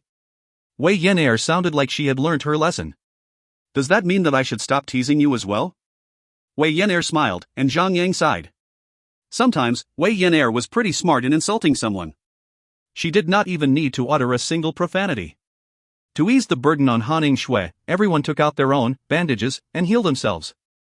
Compared to a bottle of healing potion, a bandage was much cheaper. Zhang Yang had always preferred to use bandage to heal himself since he had the title of physician's friend that granted him a 100% increment in bandage effectiveness. The four ladies were impressed. Han Shui, however, was extremely jealous. Back when she had saved Zhang Yang to defeat the Python King, she had not realized that it was the last step of the quest. If she had known that, she would have done the repetitive quest before that. After Ludovic had finished channeling Axe Barrage, he picked up his axe and chased after the party behind the pillar and started attacking. If you find any errors, ads pop-up, ads redirect, broken links, non-standard content, etc., please let us know. Report chapter so we can fix it as soon as possible. Chapter 446, Spider Silk Dress. Chapter 446, Spider Silk Dress. Translator, Endless Fantasy Translation Editor, Endless Fantasy Translation. With the all-powerful pillar standing there, Ludovic's Axe Barrage was rendered ineffective on the second time. In the 10 seconds of channeling duration, Zhang Yang and everyone were able to heal themselves with their own bandages to save Han Shui's MP. 10 seconds later, everyone shot up, with Zhang Yang taking all the heat, like an indestructible punching bag. 70%. I will smash you into mincemeat. As the battle dragged on, his temper tantrums got frequent. By the time that boss was damaged to 70%, its normal axe attacks were imbued with powerful forces that the wind generated after swinging it could cause damage when it struck everyone else. What a disgusting face. Stupid you. It's all because of you. You just had to knock his helmet off. Well, have a good look now. Damn it. Great, I just lost my appetite, said Han Shui. You dare to mock my beauty. You're nothing but peasants. No. You're nothing but insects. I will never forgive you. Ludovic continued to throw a fit. Buddha once said, charm is deceptive, and beauty does not last. In the face of time, nothing will last. Zhang Yang quoted. He wanted to sound wise, but failed so miserably due his laughing, not taking it seriously kind of tone. Everyone fell silent as they did not know how to react to Zhang Yang's random, sudden speech. The team had 3 attackers, and Sun Xianu, Wei Yan'er, and Daffodil Daydream were not the average, run-of-the-mill attackers. They were the best there were, currently. With Zhang Yang matching their damage output, and the mythical turtle attacking, the team's firepower was as strong as a 10-man party. Along with the inexhaustible number of grade 10 transmuted power potions in hand, the team was able to maintain a shocking amount of damage output. Even though the materials to craft power potions were expensive, as the game had progressed into the level 90 threshold, lower-leveled materials, including the herbs to craft power potions had become less of a scarcity, hence the lower price of them. Because of that, Zhang Yang was able to find a large number of herbs in the market and purchase them all to craft power potions in large quantities. All grade 9 and grade 10 transmuted power potion would be reserved for his teammates, while the rest would be placed in the little merchandise shop to be sold.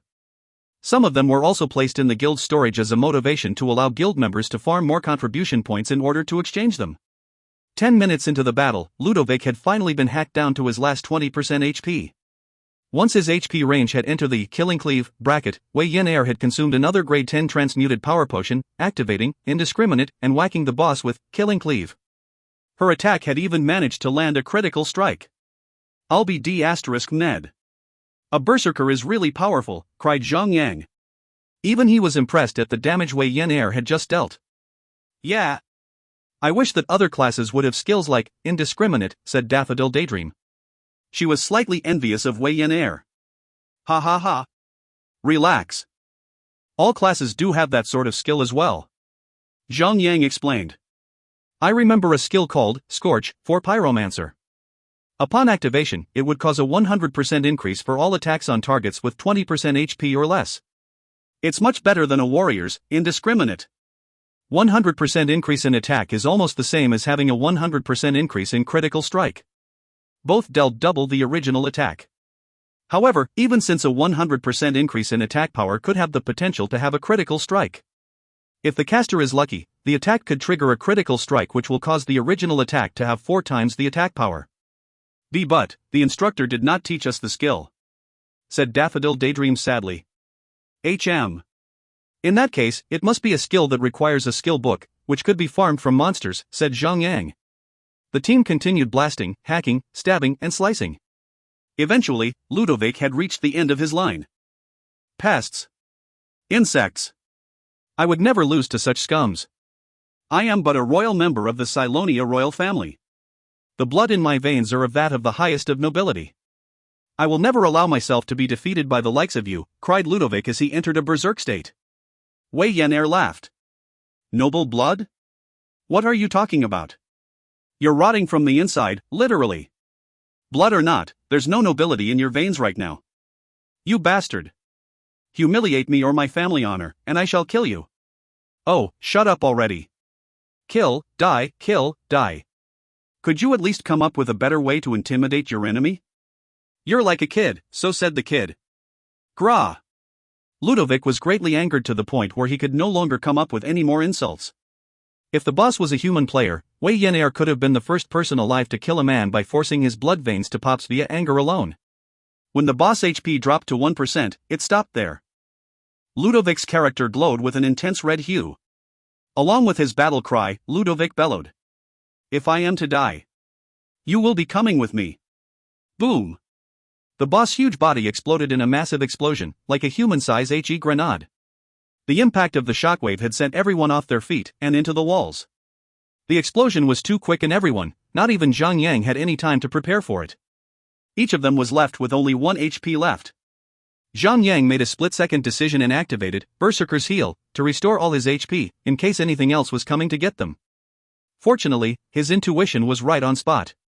Right after the boss died, there was tunnel that revealed an underground tunnel at the very same spot where the boss had exploded. Over 10 soldiers, clad in metal armor, had rushed out of the tunnel and had charged towards Zhang Yang and the party. Han Ningxue quickly made her way to the back of the party and cast a healing shower. Zhang Yang quickly used Charge to rush into the group of enemies and used Thunderstrike to slow them down and provide enough time for the team to heal up. Armored Guard, Elite, Spectre. Level, 95. HP, 3 million. Defense, 2000. All the soldiers were heavily armored with metal cuirasses and long spears in hand. Zhang Yang had not dared to charge directly into the fight with these elite soldiers that were as strong as yellow gold bosses. Instead, Zhang Yang engaged in a kite-and-chase strategy. There was one factor that had made the monsters weaker than yellow gold bosses. Despite being more powerful than them, the monsters could be affected by status effect skills.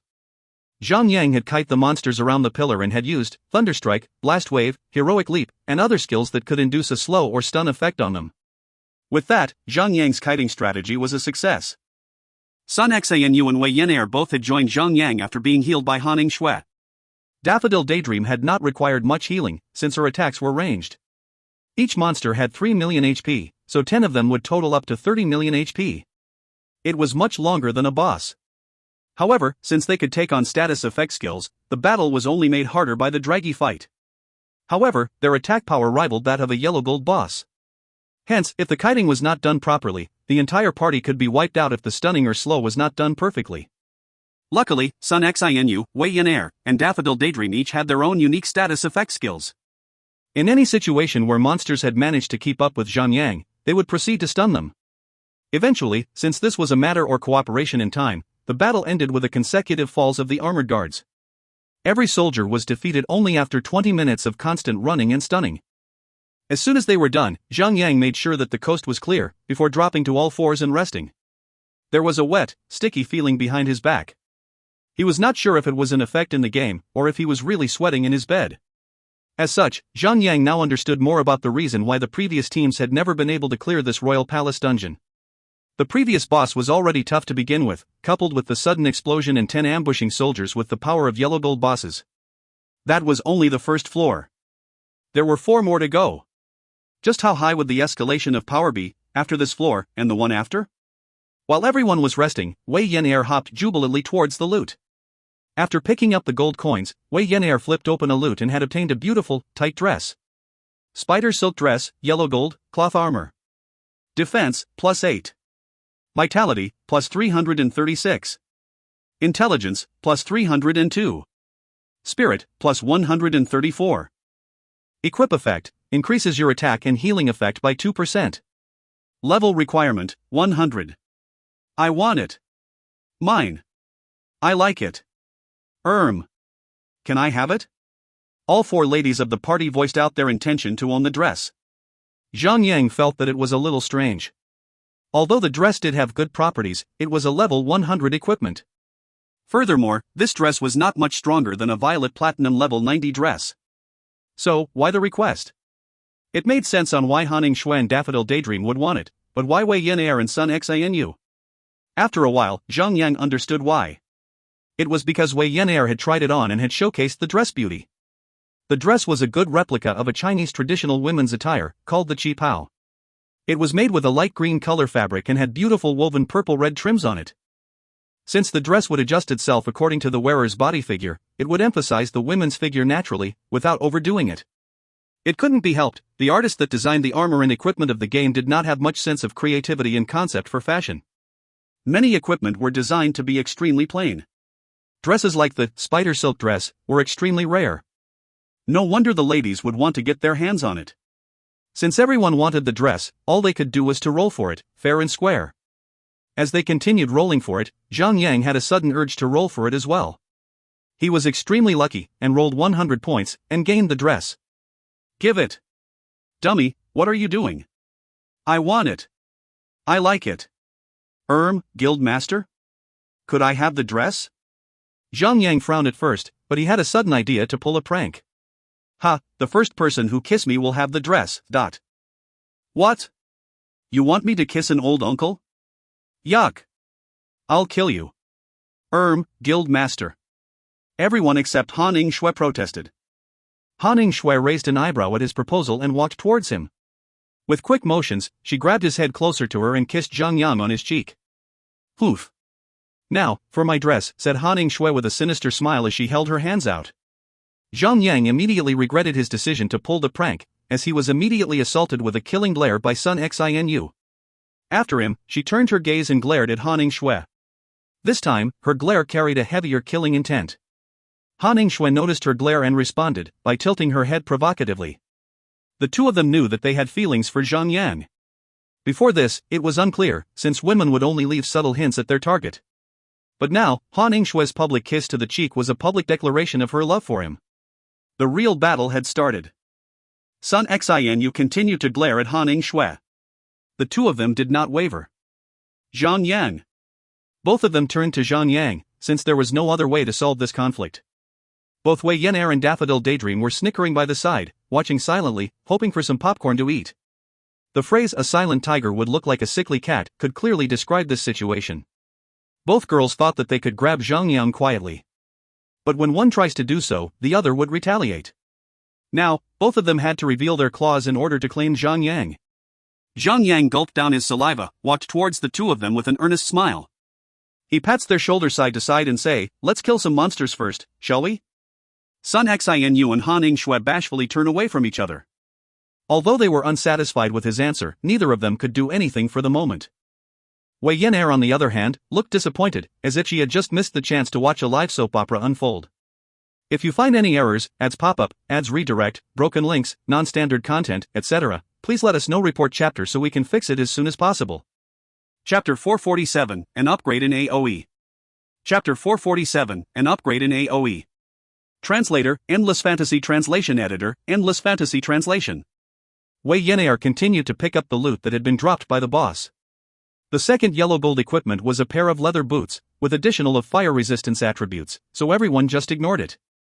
They deduced that even if they placed it into the little merchandise to sell, no one would actually spend a dime to purchase this pair of boots. So by the end of it, Han Yingshui took it and dismantled it into materials for making a runestone. But afterwards, the little girl picked up a staff that was aquamarine in color. This aquamarine staff radiated with a vague violet light, presenting its fascinating appearance like a crystal jade. Everyone already knew that this was one fine staff, just by looking at it. Staff of Nostalgia, Violet Platinum, Staff. Magic Attack, 2321 to 2921. Equip, increases 10% of damage and healing effect. Equip, when you succeeded in casting a spell, there is a 0.1% chance of having a nostalgic experience which recovers you back to 100% of your health and mana points. Unidentified. Required level, 100. Looking at the attributes of the staff, everyone took in a deep breath. Staffs of the same level and same grade and tier did not have much difference. Unlike other types of weapons, players would have to look at their attacking speed to determine whether it's good or not. Therefore, the key to judging whether the magic-type weapon is good or not depended on its additional attributes or effects. This staff actually added 10% damage and healing points of the wielder. Judging just by this additional attribute, this staff was already very powerful. The second additional attribute that this staff provided was even more awesome than the first one could offer. There was a rate of recovering 100% of both health and mana bars. Any player should know, this was one attribute that could really turn the tide of the battle around during PK battles. The rate was low, and it was a reasonable rate. Because if the rate was high, the wielder of this weapon would single-handedly break the game. Daffodil Daydream gave it some thoughts and said, "Ms. Snow, I think you should have this staff. Think about it. If the duration of a boss battle is a little longer, you won't have to worry about having not enough mana with this staff, but..." Although Daffodil Daydream would face the same problem as Han Yingshui, having the need to worry about having insufficient mana points during a boss battle, she was more of a DPS player in the party, and there were still other DPS players on the party to cover her part if she ever ran out of mana points to use. But it was a totally different story when it came to healers being in a boss battle, especially a battle involving only 5 players as a party. If a healer of the party had insufficient mana points to activate skills that kept the party members healed up well and alive, the entire party would be wiped out in just a brief moment, unless the boss had only 1% of health bar left at that time. So, after Daffodil Daydream did some math on it, she decided to let Han Yingshui have this awesome staff. The two of them were being polite at first, but the staff was taken by Han Yingshui by the end of the discussion, though the day she is eligible to equip the staff was still a little far away. Wei Yan'er reached her hands into the loot, and she actually picked up a piece of Aura Stone. Middle tier Aura Stone, consumable. Use, improves an Aura skill by 1 level, the skill must not be higher than level 6. Required, Aura skill. Low tier Aura Stones could only be used to level up an Aura skill up to level 4, after that, they would not be able to level up the Aura skills further. So it had become meaningless for Zhang Yang and his party members to hold many low-tier Aura Stone after their Aura skills had been leveled up to level 4. They could only wait for the appearance of middle-tier Aura Stones before they could level up their Aura skills even further. However, Daffodil Daydream and Sun Xianyu had not learned any Aura skills at the moment, so they could only stare at Zhang Yang, Han Yingshui and Wei Yan'er, fighting to get the stone by throwing dices. In the end, the stone went to Wei Yan'er. This little girl placed her hands on her waist and laughed out loud like a mad girl, looking extremely cocky. But it actually did not matter if it was the Vitality Aura, the Life Aura, or the Strength Aura, any improvements on any of the Aura skills would be very practical in battle. And since that they would be staying together in one party whenever they go on a quest, they could all enjoy the beneficial effects of the Aura skills on each of them. After cleaning up the loot from the ground, the 5 of them came up to an entrance of an underground passage. After they walked along the staircases that led them down, they arrived at the 2nd floor of the treasure cove. The environment of this floor was a little different from the first floor. The entire area of this floor was supported with long thick pillars. These pillars were like fluorescent tubes, radiating with bright and yet soothing lights all around them. These pillars were the reason why the floor was so bright that everyone could see every inch of the floor. In this vast area, there were countless skeleton monsters wandering about, without any sense of purpose. The number of these skeleton monsters was so high that people would feel goosebumps just by looking at them. Skeleton Rangers, Elite, Undead. Level, 95. HP, 500,000. Defense, 1,000. Oh my god. There's so many monsters here. Daffodil Daydream could not pronounce her words properly as she was really shocked to see so many level 95 elite monsters in a single area. Every single one of the monsters had a total of 500,000 health points. Although their health bars were a little lower than the health bars of the monsters in the previous floor, their number were tenfold, or maybe hundreds of times higher than the number of monsters on the first floor. Even if we were to activate our paired skill, Blizzard Sky, and Luna's Dew, I don't think we can clear this much monsters. Han Shui was beginning to complain. Zhang Yang looked around and said, "Huh? We're going to be rich. Noob tank. Are you mad? There are so many monsters here. I think we need at least 2 to 3 days to clear everything out. And you will definitely not going to finish that stupid quest of yours in time." Wei Yan said it with a humph.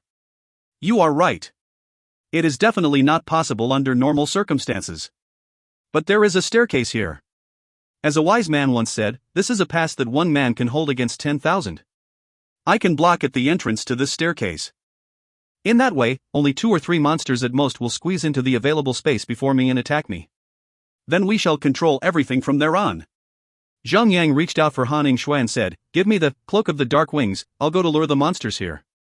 If Zhang Yang charged in blindly, and if he lured too many monsters to the point that he couldn't make it back to his party members, or too few monsters to the point that AoE attacks would become meaningless, at the least he would have the ability to fly in the air. Although the cloak could not be used to attack the monsters, it was ideal to be used in situation like this, where players need to lure a large number of monsters and get away when needed.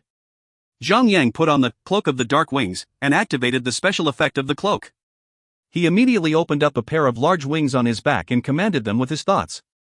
He instantly fluttered up away into the air and flew straight towards the direction of the skeleton rangers. Rock the monsters below reacted quickly as Zhang Yang flew into their range of aggro. They began to chase after Zhang Yang. Zhang Yang fluttered with his pair of wings in the air as he soared through the air. Although the treasure cove was quite vast, however, the movement speed of Zhang Yang had increased up by 300% while he is in the state of flying. In less than 5 minutes, he had already arrived at the bottom of the treasure cove's second floor. Right after he arrived, he immediately flew back up straight to the entrance of the stairwell at a high speed, with an entire army of monsters tailing him very closely. Boom! Zhang Yang landed on his feet and took off the cloak, and then he quickly passed it to Han Shui. Then, he quickly equipped his Titan Cape back on and summoned his mythical turtle. The man and his turtle began to stick themselves in between the narrow entrance of the stairwell, making sure that nothing passed the entrance. With his blazing speed, the monster army only managed to catch up with Zhang Yang on the entrance of the stairwell after about half a minute. The scene of monsters marching up towards them was really magnificent to look at. What they saw right before them were countless skulls, with their eye sockets lit up with the green flames of specters. It was really terrifying, to the point that the 4 ladies felt a tingle on their skulls. Get ready! Zhang Yang had been in battle mode all alone, so he was regenerating 2 rage points in every second. By the time he informed everyone to get ready, he had already accumulated 120 rage points. He wielded his shield and sword up and threw out a shot of his Spear of Obliteration from afar like he usually did. Rock, the skeleton ranger that was shot by the attack, let out an immediate roar with its jaws wide opened. The width of the open jaws was so wide that the skeleton ranger could actually swallow a mature pig whole. Wei Yan let out a scream, and she humped at the skeleton ranger. "Do you think that you're the only one that knows how to shout? Piak! Piak! Piak!" The monster army had finally crashed into them, like a strong tidal wave. Blast wave. Zhang Yang wielded his Sword of the Purging Devourer across the monsters right before him, inflicting a damage of -1030 onto each of them within his attack range. The numerical numbers were so dense. The higher the number of monsters there are, the more packed the monsters were in one spot, and the more effective the blast wave would be. Because this skill could penetrate and spread across all the monsters within the attack range, all the monsters within the attack range would have to suffer the damage inflicted by Zhang Yang. This skill had struck at least 50 monsters, and the special effect of the Sword of Purging Devourer would of course be triggered without mercy. Another wave of damage was inflicted across the monsters within Zhang Yang's attack range, again and again, but in just a brief 5 seconds, the damage of Blast Wave was repeated for 7 times, inflicting a total of at least 360,000 damage points upon the monster army. Although this amount of damage value did not really mean a lot when it is done onto the skeleton rangers, Zhang Yang's DPS had already reached a terrifying height for the moment. This is really a godlike AoE weapon. The 4 ladies were feeling envious over the sword that Zhang Yang wielded, especially Daffodil Daydream. Daffodil Daydream had an AoE skill called Hell Rain, inflicting damage upon all enemies in a 10 by 10 meter square. Although the Hellfire did not have a penetration attribute, it rained down Hellfire onto the monsters, straight from the heaven. No monsters could escape that.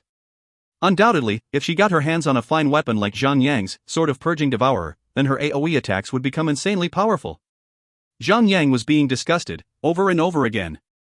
As the number of skeleton rangers was too many, and with the monsters from behind consistently pushing the monsters at the front further up, some of the skulls of the monsters came into contact with Zhang Yang.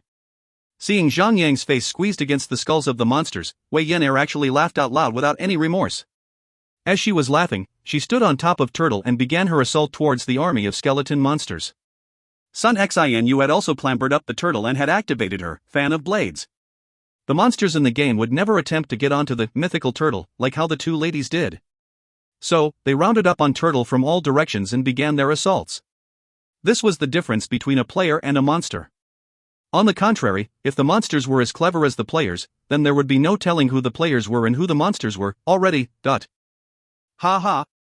Eat my cannons to the heavens! And my thunder strikes across the earth. I shall be the only one that is puffed with all glory in all directions. Wei Yan'er was giggling as she slashed up the monsters. Hee hee. Zhang Yang took a peek at Wei Yan'er, with a face filled with bad intention. The little girl was sharp, and instantly sensed it, so she asked, "Noob Tank, what are you looking at? I think you are trying to be like the maiden of the Heavenly Mountain too, aren't you? Oh. Are you just beginning to realize that both of us are pretty ladies then? Ha ha." Wei Yan'er proudly proclaimed. Well, I didn't feel that way actually. All I see is that you two are the type of girls who have not fully developed yet. But, the maiden of the Heavenly Mountain was framed by one of her fellow sister apprentices. So, who framed you? Sigh. I can't tell your front from your back. Zhang Yang could not hold his laughter anymore as he finished his sentence. Noob Tank. You're as good as dead. Rock. Wei Yan'er looked at Zhang Yang with a ghastly face. Silly you. Please don't always bully little Yan'er. Grow up, man.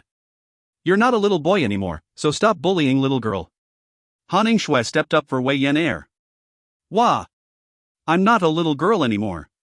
I'm already 18 years old. 18. I'm a big girl now. Wei Yan'er was enraged. It's all just because you have more meat on your chest. What's there to be proud about? Although the number of monsters was very high, they could not break through the defense line of Zhang Yang and Turtle. They could only stand at the blockaded entrance and let out their roars at Zhang Yang and his party members. The monster could only stand there, waiting for their health bar to be emptied out and collapse onto the ground. Each monsters only had a total of 500,000 health points, with 5 of them acting on slaying the monsters. Each of them only needed to take out 100,000 health points to carry out their parts. The experience points are required was definitely increasing, like a rocket shooting up. Every few minutes, with more monsters collapsing down to the ground one after another, the experience bars of Zhang Yang and his party members were progressing so rapidly that even the naked eye could see the bar visibly going up. If one sword stroke and other opponents of the Lone Desert Smoke could see how much experience points they were getting from killing this monster army, they would surely be envious. After battling for a full 2 hours, the monsters on the second floor were completely being wiped out. Zhang Yang and the ladies sat down on the ground, exhausted. Right before them were countless dead skeleton rangers piled up all across the ground. Some of the monsters that died in the early battle had already been removed from sight by the system. Other than Zhang Yang, the 4 ladies had leveled up once. Meanwhile, Zhang Yang only had about 10% left in his bar before he hits level 98. His experience bar showed it all. Zhang Yang could not help but to feel shocked and excited at the same time. If the next 3 floors of the treasure cove also had this amount of monsters for them to slay, then he might have the chance to level up past level 100. If that happened, would he be kicked out of the realm by the system? TL notes. 1. Maiden of the Heavenly Mountain. A maiden in the story of the Dragon Chronicles, The Maidens of Heavenly Mountain. This maiden was betrayed by her own fellow female apprentice who she trusted the most. Then she became obsessed with becoming the best in the world. If you find any errors, ads pop up, ads redirect, broken links, non-standard content, etc., please let us know. Report chapter so we can fix it as soon as possible. Chapter 448, The Third Prince, Marlin Frodo. Chapter 448, The Third Prince, Marlin Frodo.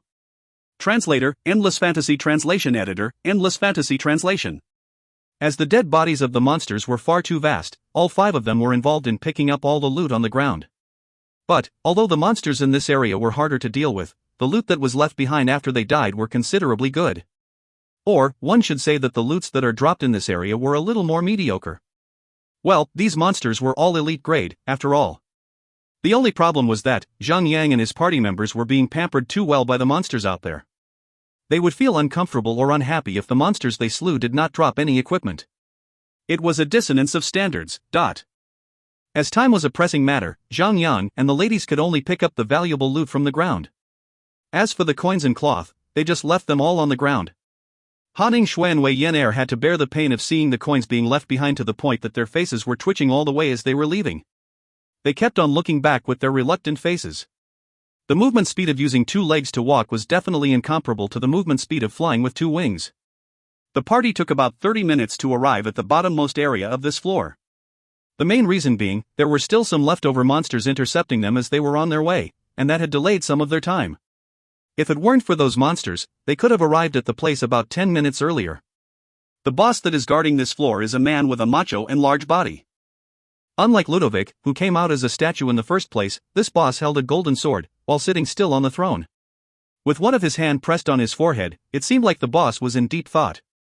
The third prince, Marlon Frodo, Violet Platinum, Spectre. Level, 100. HP, 10 million. Defense, 2,900. Ha ha. So the young and the old are all out now. Wei Yan'er laughed out loud, wielding her giant axe and stated, "Come, let us slay him already." Encountering a boss without any information or description on him, the only thing that any player could do is to charge in and engage the boss directly. Only then would the player slowly experience and understand the skills and the movesets of the boss. Players would be required to battle while they do some research on which tactics would be more suitable to be implemented on the boss. Zhang Yang nodded and said, "Alright, let's do this, but..." With his sword and shield ready in his hands, Zhang Yang charged towards the boss with large steps as he shouted, "This is a robbery. Give me your money and your beautiful ladies." Marlon Frodo was enraged by Zhang Yang's words. He stood up from his throne with anger, and his eyes were ignited with flames right in the middle, burning bright in the air. He reached out and launched a powerful attack at Zhang Yang. With both his shield and his sword ready in his hands, Marlon Frodo let out a thunderous roar and began to charge at Zhang Yang. From afar, the boss had already thrown a shot of Spear of Obliteration over at Zhang Yang. 17094. 4976. It happened almost at the same instance. Zhang Yang had also thrown a shot of his own, Spear of Obliteration, over at the boss. However, the attack power of both sides were obviously different by a few notches. The difference was about 3 times. Although Marlon Frodo had a shield in his hand and looks like the Guardian-type class, his attack was as powerful as the attack of a 2-handed boss. This was totally insane. Zhang Yang was cursing deep in his heart, as he continued charging. Charge! Charge! The two of them charged and clashed epically into each other, but the boss seemed to have an immunity against status restriction effects. Although the boss was struck in the face by the charge, he wasn't stunned at all. Right after charge, the boss already swung his sword at Zhang Yang. It was fortunate that Zhang Yang had Heart of the Death Knight that reduced the status restriction effect by 50%. So, Zhang Yang was only stunned for 0.5 seconds before he recovered. Right after that, he immediately swung his sword and began to fight back. After Zhang Yang had succeeded in hooking the boss onto him, Sun Xinu and the remaining party members immediately took action and began their assaults on the boss. The battle was set ablaze in just an instant. Marlon Frodo was a standard guardian, so he had all standard skills that a guardian should have. Just like Zhang Yang and other guardian class players, this boss also had skills like block, shield bash, thunderstrike, and a variety of other skills as well. But of course, the intelligence of the boss AI wasn't very high. The boss would directly use block whenever the cooldown period of the skill was over. The boss never took the nature of the attacks on him into consideration. However, the impact of the shield bash was so much more ferocious than expected. One single bash of his shield bash could inflict a damage of 15,000 points on Zhang Yang. Furthermore, the boss really loved to bash his shield to the left and right of Zhang Yang's face. Zhang Yang's face was being bashed up really badly to the point that others could see purplish and greenish bruises being imprinted all over his face. Zhang Yang looked really disfigured at that point. Similar to the first boss, Marlon Frodo also knew to use supporting attacks. However, he did not use his legs to do it, and instead, he used his shield to do it. Even though he wasn't using shield bash, he could still bash his shield straight onto Zhang Yang's face, and he looked like he was deliberately going for his face. Fortunately, Zhang Yang could still dodge all the attacks that weren't direct, so he wasn't exactly being raped by the boss. Seeing Zhang Yang so troubled, Wei Yan'er felt a rush on her chest, and she could not help herself from laughing. Ha! What an unfortunate event. I forgot to bring a mirror to show Noob Tank how awesome his face looks, now. I believe he might even be surprised by his handsome looks now. The other 3 ladies could not help laughing either. Although Zhang Yang could evade all the boss's supporting attacks, but the impact of the shield bash were unblockable. So, after being bashed up on his face a couple of times, he looked like a pig head, literally. As Zhang Yang's entire face, including his mouth, was swollen to the point that he could not even speak properly. Yo little pick-off gal, you little piece of girl. Yo little pick-off gal. Wei Yan'er tried to mimic Zhang Yang's words and repeated out loud what he had just said. Han Shui and Daffodil Daydream burst into laughter while even Sun Xianyu cracked a slight smile. Zhang Yang shook his head. The little girl had always been teased and laughed at. Now that she got her chance to take her revenge, of course she would make the best out of this. So, the best way to handle her now is not to pay any attention to her. This little girl always had a brief period of enthusiasm on everything, so when nobody is paying any attention to her, she would cool down on her own. Boom! Marlin Frodo stomped his left foot onto the ground and a surge of white light emanated out from his body, and formed a 30-meter radius bubble. Sparks of visible electricity were surging through, within the spherical area. Ding! Marlin Frodo has unleashed a Thunderstrike. Inflicts 20,000 nature damage to all targets within the effective area in every 2 seconds, lasts for 10 seconds. Reduces 100% movement speed and 50% attack speed of all targets that are hit. Lasts for 15 seconds. Reading the description of the system notification, everyone was frowning. Is this still known as a Thunderstrike? This was like an upgraded version of the Thunderstrike that they really knew. Without having the need to inform, Sun Xianyu and Wei Yan'er had already turned around and had ran like hell. The attack of the boss's Thunderstrike was extremely strong and painful, and it had its own movement restriction effects. If they did not run away from the effective range, it would become very dangerous when they are affected by the movement restriction effect. Fortunately, although the effect of the boss's Thunderstrike was extremely powerful, the effect only kicked in after 2 seconds, leaving enough time for Zhang Yang and the ladies to remove themselves from the effective area of the skill. But Han Shui and Daffodil Daydream were already standing far from the boss in the first place, so they only had to move a few steps backward to leave the effective area of the boss's skill. But Zhang Yang, Sun Xianyu and Wei Yan'er had to run like hell. The most unfortunate one was Mythical Turtle. It was already slow to begin with. So, Turtle could only cry in anguish. Although 2 seconds wasn't really that long, as long as players could react in time, then it was enough for players to run for about 30 meters far out. Zhang Yang and the two ladies were quick on their reflexes, so they managed to get into the safe zone without any problems. Buzz! Buzz! Buzz! 2 seconds later, the entire effective area of the Thunderstrike was surging with an electrical pool bolts. The light of the electricity surged through every inch of the effect area, like silver snakes lashing out. The sound of it was pretty scary. Zhang Yang used his thoughts to command Turtle, having Turtle activate its Turtle Shell defense, removing 90% of the damage that the turtle received. What a poor turtle! Wei Yan'er revealed a compassionate face and said, "Noob Tank, I can't believe this. You were looking ugly on the outside, now your insides have matched that. How can you torture your pet like this?" Zhang Yang quickly ran to a safe spot, and then he turned around and began to launch his assault at Marlin Frodo. The Thunderstrike of the boss did not require any control on the part of the boss. For that, the boss began to pursue Zhang Yang right after he saw Zhang Yang running. Zhang Yang engaged the boss as he looked at the little girl and said, "Little girl, are you planning to skip dinner tonight?" Wei Yan'er stuck out her tongue, but became more obedient after that. "Silly you, it would be really great if your Thunderstrike could be upgraded to this scale." Han Shui let out a sigh. What kind of nonsense is that? Can players learn the skills of bosses? If players could do that, then the PK battles would become chaotic in the future. Any player with a boss skill would slaughter many players just by stomping their feet onto the ground. It would become a battle to see who was faster in activating skills. Zhang Yang quickly shook his head.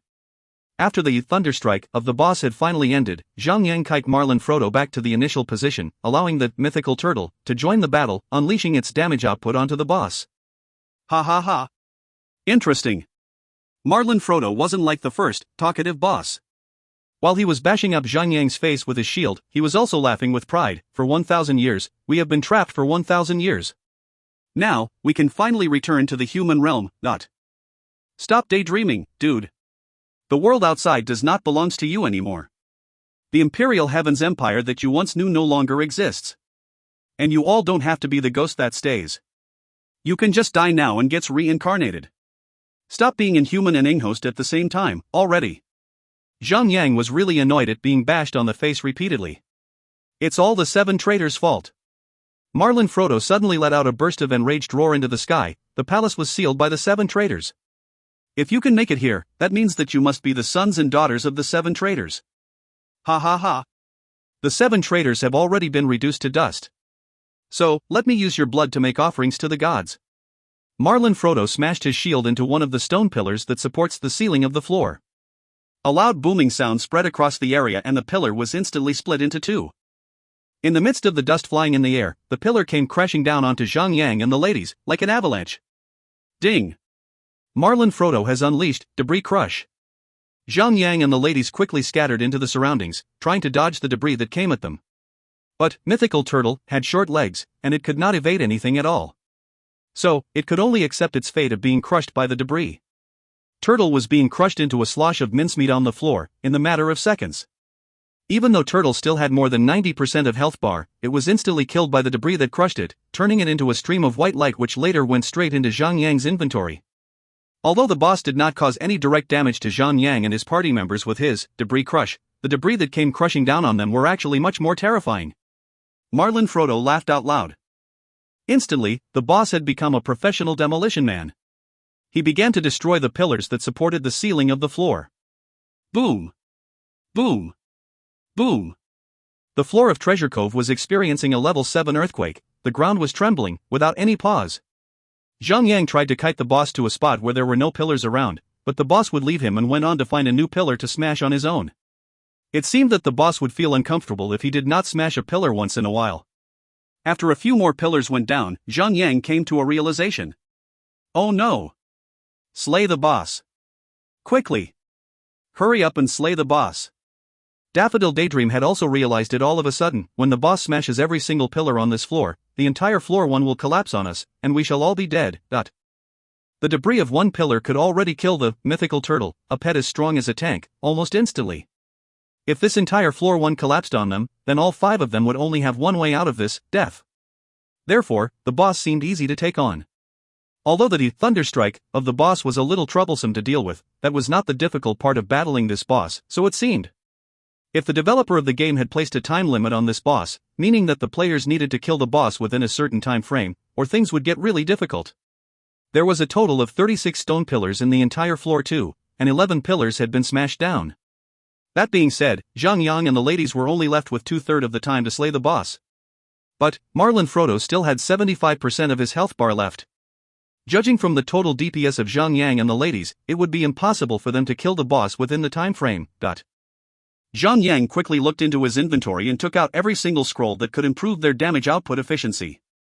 Even Han Shui had to pick a suitable time to cast her putrefying poison whenever she could. All of them put in their best efforts to bring up their damage output efficiency, increasing their firepower to the max. 1,000 years ago, we have conquered the entire land. So 1,000 years later, this land still belongs to us. Marlin Frodo roared out at the sky, revealing the golden hair beneath his helmet.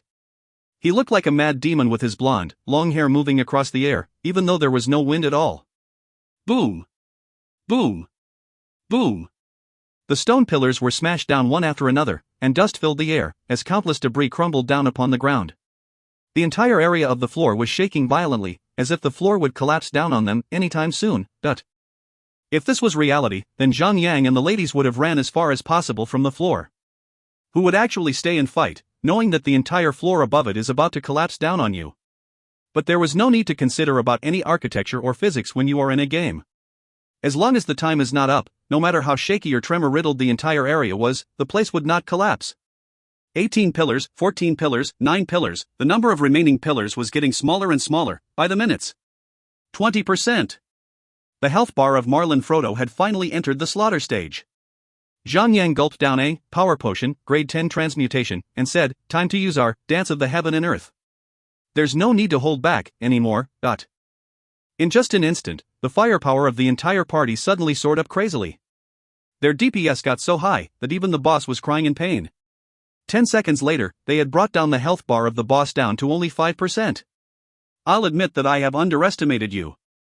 Under the bombardment of their Dance of the Heaven and Earth, the armor on Marlin Frodo had shattered so extensively that Zhang Yang and the ladies could see the skeletal ribcage of the boss beneath the armor. That was the moment when the boss became even more mad and kept bashing on Zhang Yang's face even more violently with his shield. 4%, 3%. Ha ha ha. We don't have to call for delivery tonight. As long as we cut off Noob Tank's head off to make some stew, then we shall have a nice and tasty pot of pork soup. Wei Yan'er was slashing up the boss with her giant axe as she laughed madly. Boom. Boom. Another 2 stone pillars collapsed. And now, there were only 3 pillars left on this floor. Quickly. Faster. Zhang Yang had no time to handle the little girl. Although the boss was only left with 270,000 health points, only 3 pillars remained. Furthermore, the boss had already been left with 20% of its health bar, so the rate of the pillars being broken down would increase.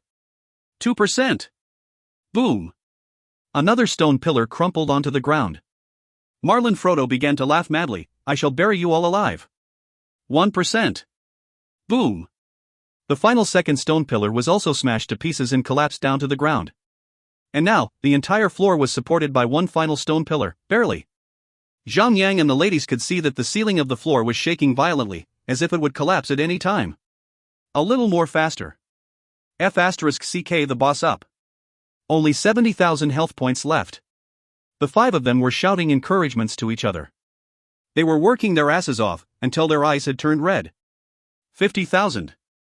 30,000. 10,000.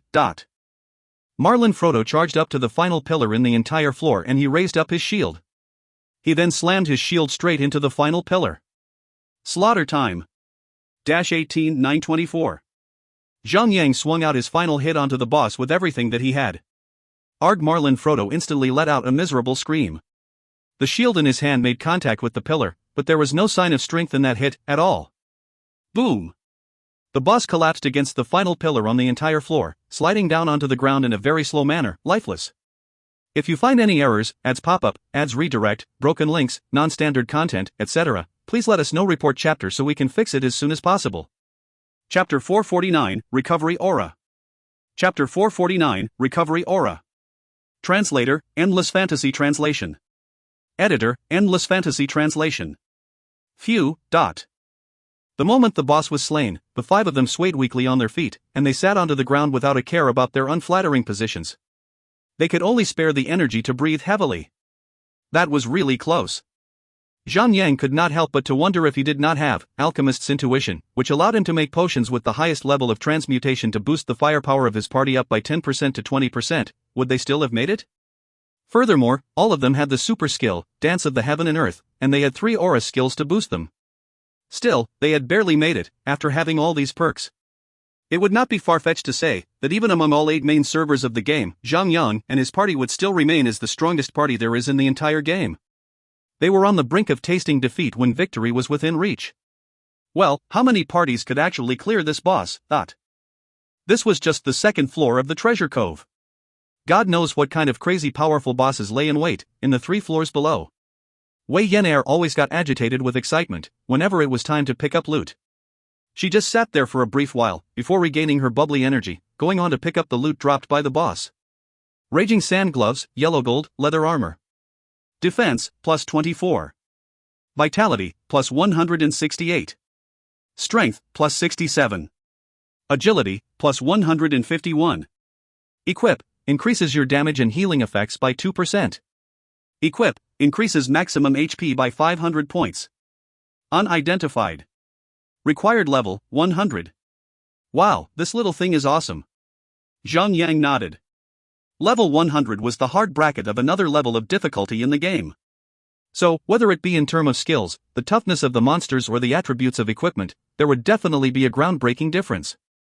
Although yellow gold tier equipment did have additional attributes on them, all these additional attributes were not in terms of percentages, just figurative values. However, no matter how awesome a yellow gold equipment was, it was still a mere yellow gold tier equipment. It was definitely not comparable to violet platinum tier equipment unless the level of the equipment differed too much. Sun Xian had a level 90 pair of leather gloves, so of course she would not be interested over these raging sand gloves. So, she passed this pair of gloves straight to Zhang Yang and Zhang Yang kept it into his inventory. An awesome pair of gloves like this can get us at least tens of thousands of dollars. Daffodil Daydream nodded and said. Wei Yan'er was thrilled, and she clapped her hands with joy. Yeah. I would finally have enough money to buy that set of limited edition perfume.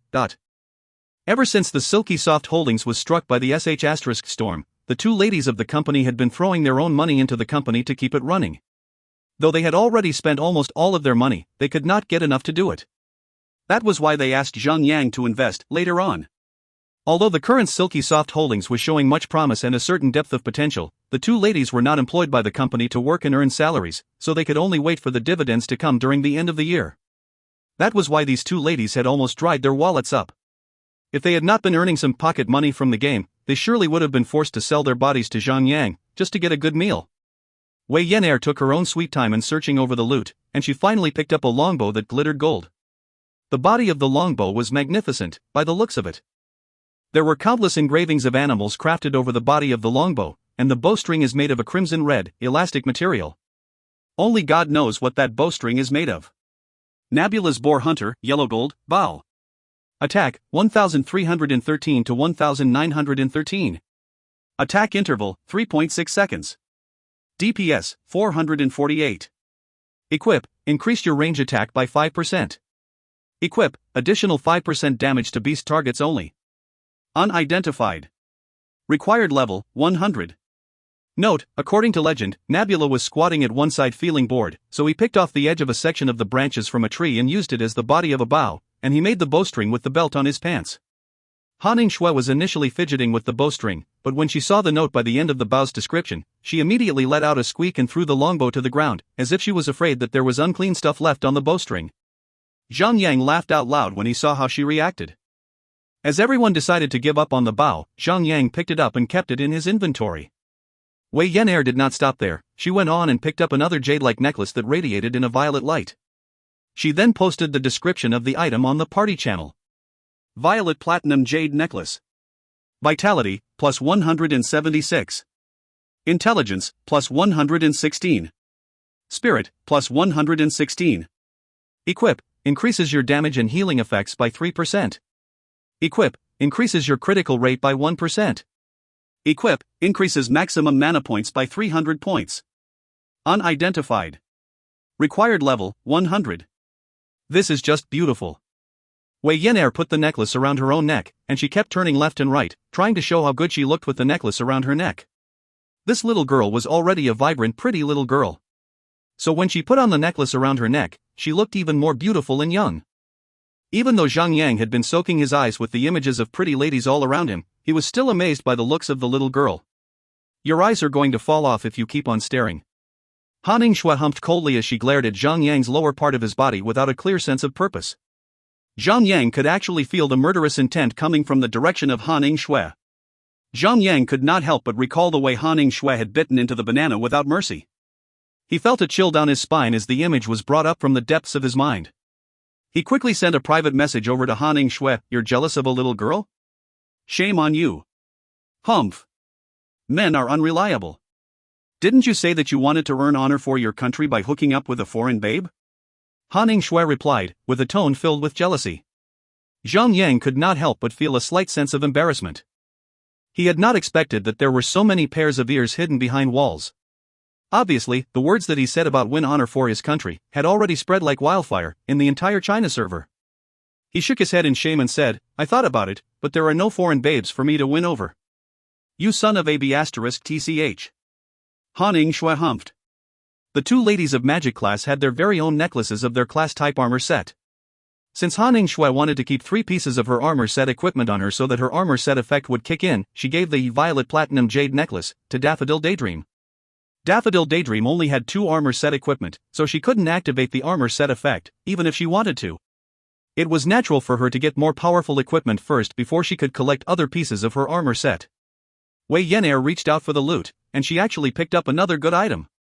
A skill book. Skill book, Recovery Aura. Equip, teaches you the skill, Recovery Aura. Required level, 90. Aura? As in aura skill? The 5 of them lit up in excitement. Zhang Yang gave it some thought, and he said, "Daffodil, Ice Queen, the 2 of you, discuss and decide on who should have this skill. Either one of you should have it." Since everyone in the party would have the chance to enjoy the effects of the aura skill, along with the fact that a player was limited to activating only 1 aura at a time, it was better if more players on the same party had aura skills of their own. That way, all players would be able to activate their own aura skills at the same time and boost the entire party. After the two pretty ladies discussed at length, Daffodil Daydream was the one who got the skill book. After she learned the skill, she posted the description of the aura skill effect onto the party channel.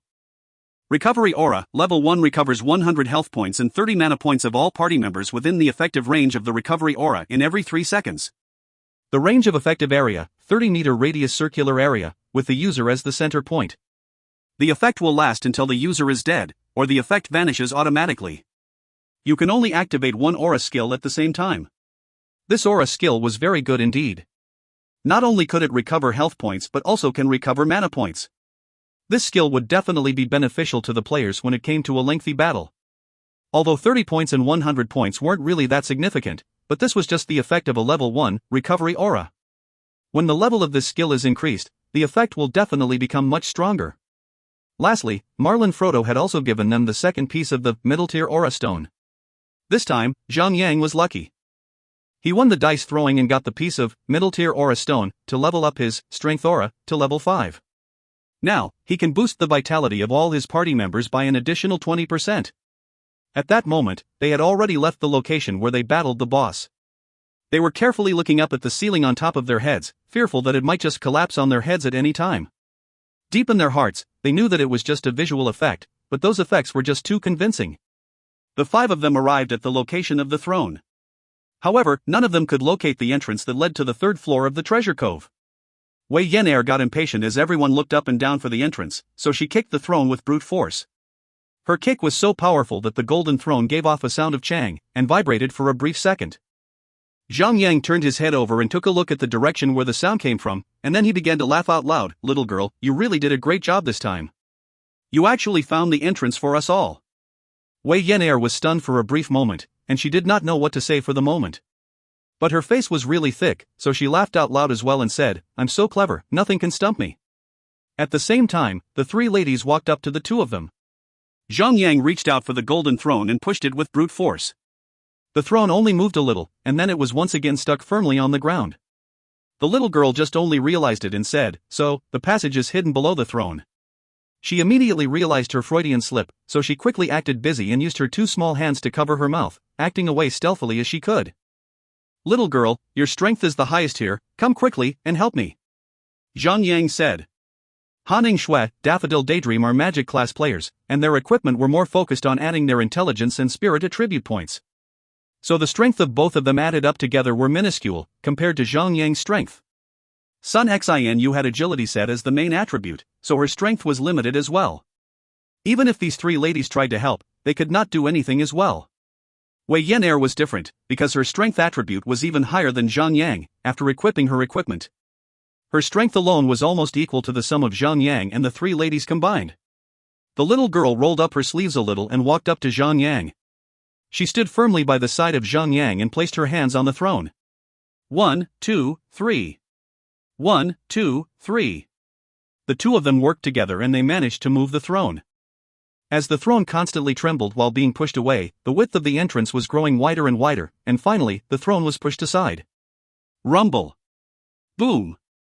The throne rolled across the ground for a while and stopped, and the spot where the throne was placed revealed a passage that led deeper into the treasure cove. "Ha ha. What a loser, noob tank. Your strength is not as good as mine. Sigh, I can't help but suspect if you are actually a man?" Wei Yenair teased while she was shrugging. Zhang Yang frowned as he turned his head around and looked at Haning Shui. Haning Shui felt baffled as she realized Zhang Yang was staring at her, so she said, "Silly you, why are you staring at me like that?" Zhang Yang switched to the private chat with Haning Shui and said, "Little girl is suspecting whether I'm a man or not, so I'm thinking about how I should prove it to her." Haha, dot. Haning Shui knew exactly what Zhang Yang meant, so she instantly blushed and scolded, "You perverted hoodlum." The 5 of them entered the passage and went down the dark passage. After a few turns of walking down the stairs, they arrived at the 3rd floor of the treasure cove. The floor seemed similar to the 2nd floor. But, the number of monsters wandering about in the area was not as many as the number of monsters on the 2nd floor. Furthermore, the monsters weren't skeleton soldiers anymore, they were maids, complete with frills and aprons. Of course, these maids were basically well-dressed, walking skeletons, without any trace of flesh on their bones remaining. The only item that had not completely decomposed was their palace attire, which indicated that they used to be glamorous, pretty women when they still breathed. Gentle Palace Maid. Level, 95. HP, 3 million. Defense, 2,000. Silly you, let's do this. Han Ningxue put a holy shield on Zhang Yang. She had uttered "do" in such a suggestive manner that nobody would have missed it. That witch. She's trying to make things complicated again. Zhang Yang gave himself into the temptation and pulled out his sword, and charged at one of the maids. If you find any errors, ads pop up, ads redirect, broken links, non-standard content, etc., please let us know. Report chapter so we can fix it as soon as possible. Chapter 450, Take both when you can. Chapter 450, Take both when you can. Translator, Endless Fantasy Translation Editor, Endless Fantasy Translation. Although the name Gentle Palace Maid had the word gentle in there, these maids were anything but that. After being struck by the spear of obliteration, the maid immediately let out a deafening screech. Her mouth was large enough to swallow Zhang Yang's head whole, but the monster leaped towards Zhang Yang like a frog, similar to how those swordsmen in Waifu wuxia films glided through the air. However, those swordsmen in the movies had soft, graceful landings. They could even stand on leaves and branches of the trees. But on the contrary, this so-called gentle palace maid landed heavily, and the impact was so strong that the thick solid tiles beneath their feet cracked open. Zhang Yang laughed, and then he said, "This gentle monster should go and cut off some weight. She has no flesh left, what is there to cut off? Throwing away a few bones and joints might do the trick just fine." The ladies began to tease the monsters like how Zhang Yang did it. They were giggling gleefully. Rock, the gentle palace maiden, let out another screech and waved her soft hands over, trying to choke Zhang Yang's neck, but Zhang Yang quickly raised up his shield to engage, and bam! The claws of the monster were repelled. 2 seconds after the attack, this monster raised her leg at high speed and kicked at the forbidden zone between Zhang Yang's thighs. The elite monster's regular attacks were not as fast as the attack of a boss. So, Zhang Yang managed to react immediately before it was too late, and by turning around quickly, he evaded the definitive attack of the boss by less than an inch. Han Ningxue giggled hard and she said, "Only if you dodged it a little slower, you would have become the legendary leader of the swordsman in the movie, The Legend of the Swordsman 1. But, cousin sister, you're the one at a loss if that really happens." Han Ningxue blushed on the spot. After putting a lot of effort into the battle, Zhang Yang and the ladies finally took down the monster. Daffodil Daydream could not help but to say, "Fortunate for us, the elite monsters outside this area aren't this strong. And also, thanks to Silly You for tanking it for us. If other tankers were tanking it for us, I think we would have really suffered." Han Ningxue nodded to express her agreement on this. The party proceeded and cleared all the monsters along their way. But as they progressed halfway across the floor, the banishment effect kicked in, as the final second of the clock struck, kicking the 5 of them, one after another, out of the treasure cove. At first, Wei Yenair wanted to use the dimensional key to return to the treasure cove immediately right after they were kicked out from the realm, and clear out the remaining 3 floors of the treasure cove. But her suggestion was shot down by the other 4 members of the party. Although 12 hours in the in-game time is equivalent to 4 hours in real time, they had already played the game for the whole day, and now, it was almost dinner time already. It would be wiser to make sure that everyone is well fed before they continue the game, without having the need to worry about dinner as they engage the bosses in the later stages. Since that the monsters do not respawn, they could re-enter the realm and continue where they left off at any time they want. Of course, the one absolute condition for them was that none of them could surpass level 100 before they clear the treasure cove. The little girl was trying to beg Zhang Yang to prepare dinner, as she really liked to eat his cooking. After she persuaded him with soft and gentle words for a long time, Zhang Yang had finally relented and agreed to cook for her. He realized that some supplies were running low, so he had to go to the supermarket with Han Ningxue to restock. The 2 of them got at the supermarket as swiftly as they could. As they only wanted to buy some seasoning ingredients, they did not take any shopping carts along, as they planned for a quick grab and go. That was the initial plan, to search for the things they want, and grab them and go. However, Han Ningxue became sidetracked by her cravings for junk food. She scooped up lots of junk food from her left and right, and shoved them over to Zhang Yang's arms. Zhang Yang could barely see anything in front of him, as the packets of junk food had piled up so high that they blocked his entire front view. They were already halfway through their shopping trip, so it was not worth the effort for them to go all the way back just to get a shopping cart. Coincidentally, a 7-year-old boy came by, pushing a shopping cart. Han Ningxue quickly stopped the boy. She took 1 packet of junk food from Zhang Yang's arm and beamed at the little boy with her angelic face. "Hey there, kid. I've got something yummy here, wanna trade your cart for it?" "Okay." The little boy agreed on the terms with excitement. Licking his lips, the little boy snatched the packet of junk food, as he was worried that the 2 strangers might suddenly turn their backs on the deal. After getting what he wanted, he left the trolley with Han Ningxue and Zhang Yang and vanished very quickly. Han Shui turned around and grinned at Zhang Yang, with the beauty and slyness of a fox. Zhang Yang shook his head helplessly as he started transferring the goods into the shopping cart. You really are a witch, you even tricked a child. The two of them continued to walk across the corners of the supermarket, and finally, they got everything that Zhang Yang needed. But after they made the payment, Han Shui insisted on dragging him over to the undergarment department. Zhang Yang frowned, his temple moist with sweat as he tried to dissuade her. You run an undergarment company, and you're worried about having not enough bra and panties to wear? Also, this is a mall. Do you expect to find products of the same quality? They might damage your skin. That's a lot to lose. Sigh. I'm poor now, so I have to save up as much as I can. As Han Shui saw the dismayed face of Zhang Yang, she pursed her lips and whispered gently into Zhang Yang's ears, "Oh, and I shall consult you after I try them on." Zhang Yang suddenly felt a rush that shot straight up into his brain as the boiling blood gushed up in between of his nose. Blood threatened to spurt out of his nostrils. He found himself nodding before he knew anything else. However, the moment he stepped into the department, Zhang Yang immediately started regretting it. Almost all of the people around him were women. Even though some of them brought along their husbands and boyfriends, the men were standing outside the borders, waiting for their women. He was the only one who had actually ventured into the dangerous territory. An auntie was holding up a large-size bra as they walked by. She looked at Han Shui and turned to Zhang Yang, giving him a thumbs up while saying, "Young man, your lady is fine and beautiful." Han Shui was overjoyed, and she quickly took one packet of the junk food from the trolley cart and generously gave it to the auntie. "How nice of you, auntie. This is for you." Zhang Yang and the auntie both stared incredulously. The witch was really acting as if the supermarket belonged to her. She's actually handing out gifts to other people, not having paid for them yet, as if she was doing charity. Han Shui only took a look around, not even buying anything from the place. Zhang Yang frowned in annoyance. "You witch! You tricked me!"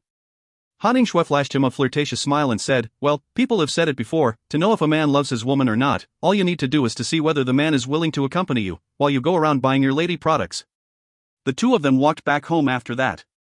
Zhang Yang went straight into the kitchen, as the chef was his role in the house. In just a brief moment of time, he was done cooking. He placed all his delicious dishes on the table, and the four ladies could not stop praising him after they tasted the dishes. After having their dinner, the four ladies started having a game of scissors, paper, stone, to decide who should be the one washing the dishes. By the end of it, Sun Xianu and Wei Yan were that ones in charge in washing up the dishes and utensils. This rule is actually a house rule that Zhang Yang had set up after going through a lot of hardship. He had made it clear that he would be in charge for cooking all sorts of good food for them. However, the responsibility to clean the dishes would belong to the four ladies. How they chose to do it did not matter to him. After returning back to his room, Zhang Yang was just about to put his game helmet up, when he heard a gentle knock on his door. He put down the game helmet and walked up to the door. Han Shui stood by the door, posing in such a seductive manner that could only have been equaled by Jessica Rabbit. As soon as the door was opened, she invited herself in. "Yes. Come in." Zhang Yang resignedly looked at her rear, shrugging, as she walked past him and strutted into his room. As annoying and as befuddling as she was, she had one heck of a figure. Her waist had the perfect curves and slenderness, while her round *SS perkily displayed themselves as she took each step. It was such an irresistible sight. "It's about time to gather around in the game. What are you doing in my room?" Zhang Yang was annoyed and slightly cross, for he was really tired of this witch's ambiguous teasings. Han Shui smiled flirtatiously and said, "I got some new bras on, I was hoping to seek your opinion on them." Instantly, his nose heated up, and something thick and red threatened to leak out. He forced the thoughts away and snapped, "Witchy snow. This is your final warning. Please stop playing with fire. If you really light me up, I might just take you, right here, right now. Who's the pussy now? Come at me." Han Shui stood defiantly, like a fearless pig, unflinching in the face of boiling water. Zhang Yang took a large step towards her and pulled the delicate creature into his arms, and then he said, "You better not regret this, that." Han Shui put her hands around Zhang Yang and hugged him strongly, and started nuzzling against Zhang Yang's chest and said, "You really are stupid. Why do I have to make the first move every time?" Zhang Yang was shocked. This was not a topic he was prepared to discuss. It wasn't because he did not dare take the initiative to act, but because his heart had been in turmoil for the longest period of time. He had no clue about his feelings for the two women who had already confessed to him. Sun Xianu and Han Shui had already occupied a certain level of importance within his heart. Before he actually finds clarity on whom he really loves, Zhang Yang did not intend to do something that he might regret doing in the future. "Are you thinking of that woman?" "That's so?" Han Shui felt it immediately. Zhang Yang did not intend to lie to her, so he nodded. Don't you dare think of other women when you're clinging onto me like that. Han Shui was enraged. Her soft plush and warmth in his arms, Zhang Yang could not help but begin acting. He was a normal man, his arms would not remain static, of course, they would start wandering about. He then shifted his thoughts over to the men of the ancient times, where a man could have up to 3 to 4 wives at the same time. Didn't he have high standards of his own? He would be much pleased if he could have one girl on each arm. Since he was definitely reacting positively to both Sun Xinu and Han Shui, and they liked him as well, what was the point of twisting himself up, wrestling with himself on rejecting one of them? Why choose only one, when he could have both? I only want one on my left and another one on my right, people can't categorize me as a pervert, I guess. Zhang Yang tried to justify himself, as his hands buried themselves within the prideful pair of mounds that define Han Shui. It has been quite a while since his hands had traversed this pair of mountainous boobies. The abundant, fulfilling sensation of having his palms sink into such luscious melons, while having their elasticity wrap themselves around his fingers was heavenly. Zhang Yang could not hold himself back, giving in to his basic instincts, almost howling like a wolf. He could not stop his hands from kneading the dough. All right. The time of counseling is over. Han Shui's eyes were very watery, her face was flushed red, like the deep crimson of a tomato, biting on her succinct lips. She summoned all her remaining strength and pushed Zhang Yang away. Their mutual attraction was unmistakable. If things got any more heated, they might go all the way and end up together on the bed. Zhang Yang grinned and pointed down at a certain something and said, "Bloody witch. Look what you've done. Are you seriously going to leave me like that? You really need to take responsibility for this." Han Shui looked at him and then gazed down at the impressive bulge. She blushed even deeply, and muttered, "So, what do you want me to do about that?" Zhang Yang grinned with evil intent and whispered into her ear. "You pervert." Han Shui looked at Zhang Yang with her dazzling eyes as she muttered.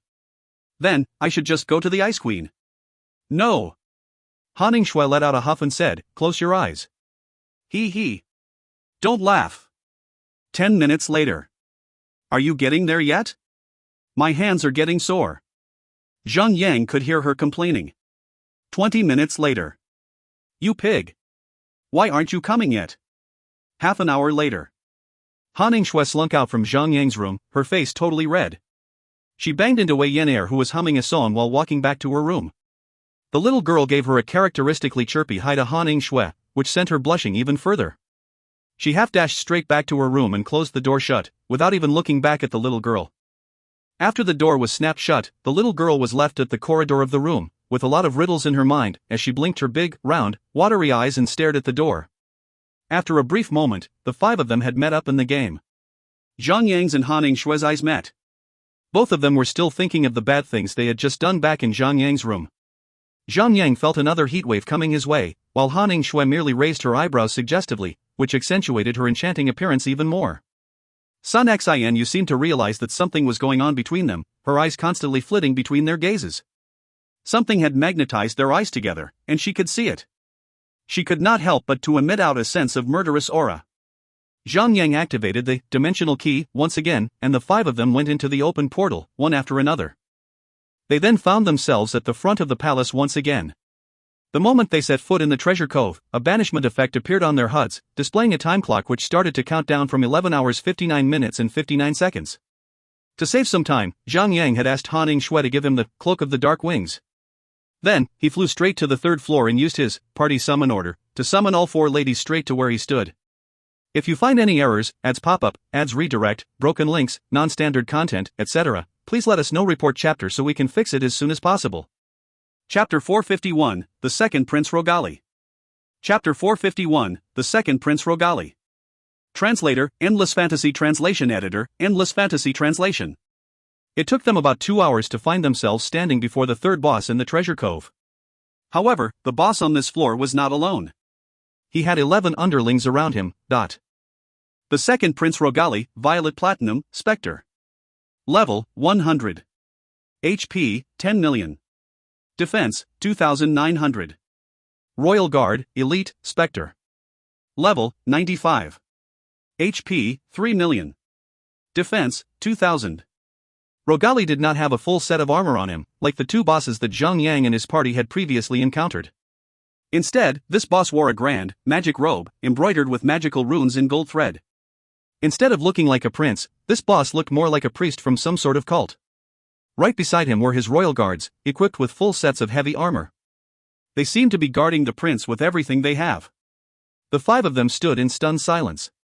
It was common for many players to bully one boss in a boss battle. But this time around, the situation is different. Currently, the boss had many powerful underlings with him, 12 to be exact. Furthermore, these underlings were all very powerful and tough. Although these underlings were labeled as elite-grade monsters, all of them were as strong as yellow gold bosses. They would be battling 1 violet platinum boss and 11 yellow gold bosses at the same time. How was it possible? If Endless Starlight was there with them, then Zhang could let him go ahead and tank the bosses as he handles the remaining monsters. At his current strength, he could actually handle 11 bosses at the same time, manipulating them with status restriction skills, without much trouble. At that, of course, the monsters had to be vulnerable to status restriction skills. Or else, the combined attack of all 11 yellow gold bosses would wipe out anything and anyone in no time. As the system limited entry to only 5 players at a time, Endless Starlight would not be able to join them. Even if Endless Starlight were to come here, Han Shui could not possibly keep both their rapidly leaking HP bars up at the same time. So, if they were to bring Endless Starlight into Zhang party, then they would have to swap out another DPS player for a second healer. After that, there would only be 1 DPS player left in the party. It would take forever to kill these elite monsters, with only 1 DPS player in the party. Furthermore, 2 healers would have not enough mana points to heal up 2 tankers over such a long period of time, even if they had 3 bars of mana with them. So, what do we do now? The 4 ladies turned their sights over to Zhang. Zhang gave it some thoughts, and said, Witchy Snow, Little Girl, and Daffodil Daydream, you guys, take a few steps back. I will stand right here. Ice Queen will go and lure the monsters. Now, the aggro of these monsters should be linked together. So, Ice Queen, when you go engage with the monsters, all the other monsters will come after you as well. But, these monsters will be coming at you in a predictable order. So, let's do it this way. Kite the monsters over to me, and ensure that only one of the monsters sees me. Then, you can activate your Vanish to disengage yourself from the aggro of the monsters. That way, the monster would switch its aggro onto me instead, and the remaining monsters will run back to their initial positions. This is the aggro swapping tactic, very practical and effective against multiple underlings of bosses. It was a commonly seen tactic in the realm of chaos. Sun Xin would never react dramatically or use beautiful words, she merely nodded. Zhang then said, if Ice Queen succeeds in separating one monster from the rest, then you guys should just do your best. But, if there are too many monsters coming your way, along with the boss, then Ice Queen shall remain in her stealth mode. I shall use my Shadow of the Void to stay out of harm's way. The 3 of you, stay as far away as possible for the moment. Just remember, don't engage with the boss and die for nothing. Understood, the 3 ladies started backing off. Time to move. Zhang nodded at Sun Xinu, then he whispered to her, be careful. Sun Xinu's pretty face flashed a rare moment of joy. She turned around, displaying the graceful view of her back, as she charged to the direction of the boss. Protect the prince. The aggro range of these royal guards spread far and wide. Even when Sun Xinu was still 20 meters, one of the royal guards had already detected her presence and had started roaring thunderously. The royal guard immediately raised a metallic boot and started charging towards Sun Xinu, his sword flying out of its scabbard. Upon moving, the 10 remaining monsters, including the boss, started acting up, following the first monster closely. The dignity of the royal family must not be tarnished. All intruders shall be eliminated. We shall have it no other way. Rogali let out a thunderous voice and raised up an aquamarine staff high into the air. Warriors, push forth and crush them. Yes, your highness. Streams of dark light shot out of the staff, and the 11 monsters were engulfed by the dark light. Then, they started bloating up exponentially. Crushing Bow, immune to all status restriction skills, increases damage by 50%, reduces 20% damage received, lasts for 10 minutes. What the F***CK? Zhang could not help but curse out loud. Then he said, Ice Queen, don't lure 2 monsters at a time. These monsters are immune to all sorts of status restriction skills. I only have confidence in tanking 2 of them at most, but an increment of 50% additional damage on a yellow gold boss would make it as powerful as a violet platinum boss of the same level. Zhang confidence in doing so showed his power, to be able to tank against 2 of these monsters at the same time. Zhang had to be the only one in the entire China server who was capable of doing this. I'll try my best. Sun Xinu shouted out in the party channel. Just as she got close to Zhang Yang, she activated her vanish as instructed by Zhang Yang and disappeared. Groom! Groom! Groom! As the monsters trundled across the ground with their heavy feet, none of the 12 turned back. All of them charged at Zhang Yang as they roared. What the hell? Zhang Yang quickly activated his Shadow of the Void and fled the battle. After the battle had ended, Rogali immediately led his 11 underlings back to their initial positions and took their default stances again. Zhang Yang and Sun Xinu then reappeared and regrouped with the 3 ladies. The skills, Shadow of the Void, and Vanish, have very long cooldown period, so they could only wait for the skills to cool down before giving it another try. Sun Xinu could not be faulted, as this was just the first try. Sun Xinu needed time to slowly get familiar with the aggro sensitivity of the monsters. 10 minutes later, Zhang Yang and Sun Xinu went up for a second attempt, producing more promising results. Only 7 monsters continued to go after Sun Xinu, but it was still a failure. 20 minutes later, the 2 of them began their third attempt at luring the monsters. There was a slight improvement as well on their third attempt. This time, only 3 monsters followed Sun Xinu. Zhang Yang nodded and he could not help but feel impressed. She is really good. With just 3 attempts and she had already gotten the hang of it. After half an hour, Sun Xinu went on for the 4th attempt. With her Vanish activated at the last moment, 11 monsters turned back and returned to their initial position, except for 1. That 1 monster was roaring in rage as it charged towards Zhang Yang. It was a successful aggro swap. Zhang Yang quickly flung the Spear of Obliteration straight at the monster and inflicted it with a damage value of -4,928.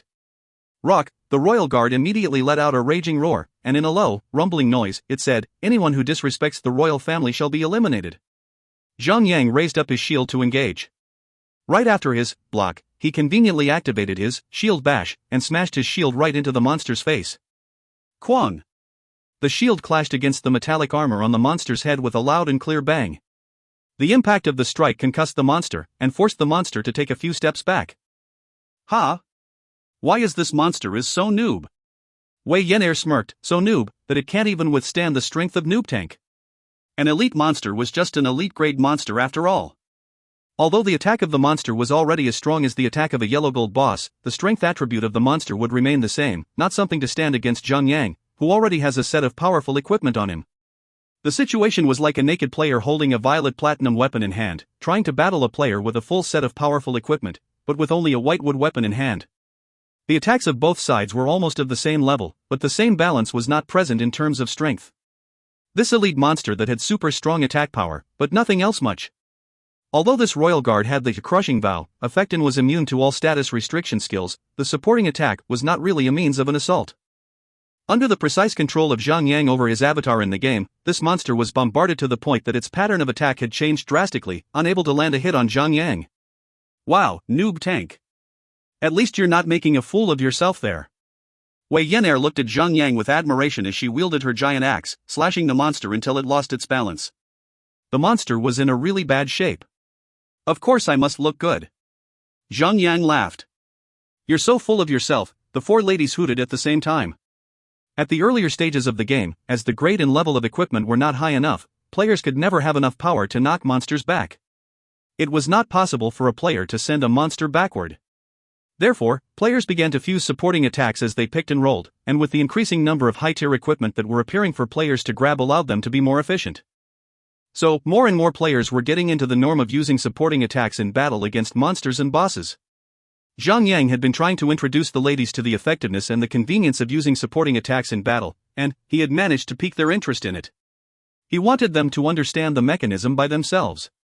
All he needed to do was to supervise them from one side, and they would improve their skills and strength very rapidly. About 3 minutes into the battle, the monster was slain, and it collapsed down to the ground right before the powerful attacks of the gang. More shockingly, this monster actually dropped a piece of yellow gold equipment which got Han Shui and Wei Yenair really excited. As the skill, Vanish, had a 5-minute cooldown period, and the skill, Shadow of the Void, had a cooldown period of 10 minutes long, the gang could only wait it out before they can strike again. However, the moment after the cooldown period of Sun Xinu's Vanish was over, Zhang Yang decided to take a risk.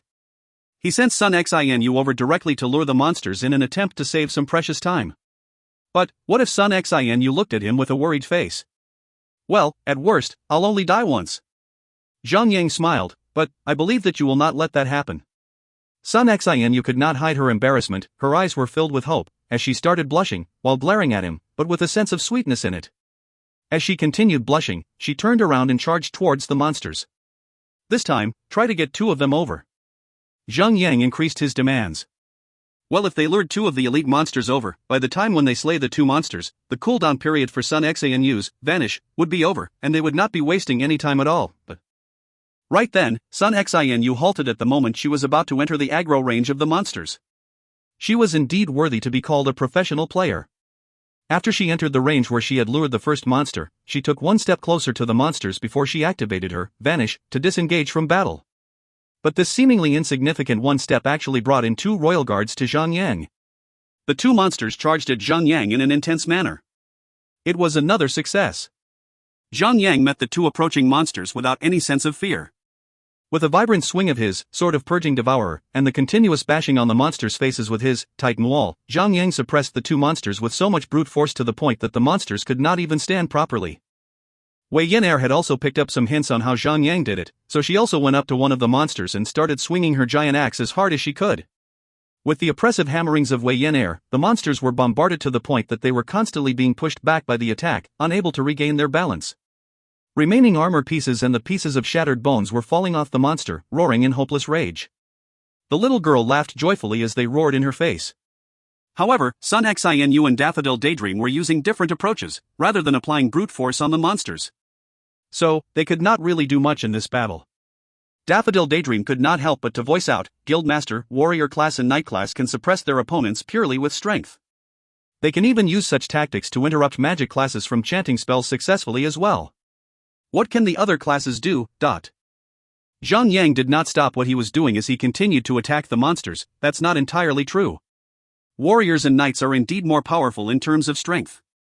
Thieves and hunters are more inclined to the agility attribute, so they can unleash more potential as they gain more speed, for speed is their mantra. The higher agility points that they have, the faster they can attack, and the more damage they can do to their opponents. If your opponents are moving at the speed of light, then you will not be able to lock onto them. So when that happens, no matter how powerful your attacks are, you can't even touch them. Magic classes have the advantage when it comes to status restriction skills and their explosive power. They can actually end the battle, even before their opponents approach them. Sigh. So magic classes are actually weak in the sense of toughness, what a loss. Han Yingshui let out a breath of sigh. Well, that's not entirely true either. Actually, magic classes need to put their focus on combining their skills during PK battles. Zhang Yang tried to rack his brain to find a suitable explanation to back up what he just said, but because he had never actually studied about the specificity of the magic class, so he could only throw a vague explanation to the ladies. You will find out soon enough, in the future. The truth was, he could not think of any suitable examples, to begin with. After slashing for a while, the 2 monsters were taken down and the cooldown period for Sun Xianyu's vanish was over. At the moment, Zhang Yang could also use his Shadow of the Void again. Sun Xianyu was feeling much more confident with her aggro estimation already, so she had become more proficient at luring the monsters. That was why the next round of luring the monsters was another success. Only 2 monsters were hooked over to Zhang Yang as well. The same method was repeatedly, and about half an hour later, all 11 elite monsters were cleared out. Only the boss was left alone in the middle of the area. Alright. Let's move. Zhang Yang waved his sword of purging devourer. But, what if the boss resummoned the 11 elite royal guards the moment we engage in battle with the boss? Wei Yan'er blinked at the gang with her large eyes. You and your big mouth, the 4 of them scolded the little girl in unison. Wei Yan'er was shocked and she placed a hand over her heart, to show that she was really shocked. Zhang Yang charged towards the boss with large steps, as he threw the Spear of Obliteration across the air and onto the boss, triggering the boss battle. You imbecile, pests! Rogali humped out loud and raised his staff at Zhang Yang, and he shouted, I'm very tired, I need rest. Why are you disturbing my rest? Shoof. A stream of dark light shot right out from the tip of the staff, and turned into a large skull all of a sudden. The skull opened up its jaws and flew towards Zhang Yang, attempting to swallow him whole. 17094. Ha ha. Then, let us put you to rest, for eternity. You can have as much rest as you want by then. Zhang Yang swung his sword towards the boss. But, the magic robe that the boss had on was extremely tough. Zhang Yang's sword rang as if it was striking something metallic. But fortunately, the damage value still appeared as Zhang Yang attacked the boss. The boss also felt the pain, and he shouted in rage as Zhang Yang poked him again and again. You imbeciles! You piss me off!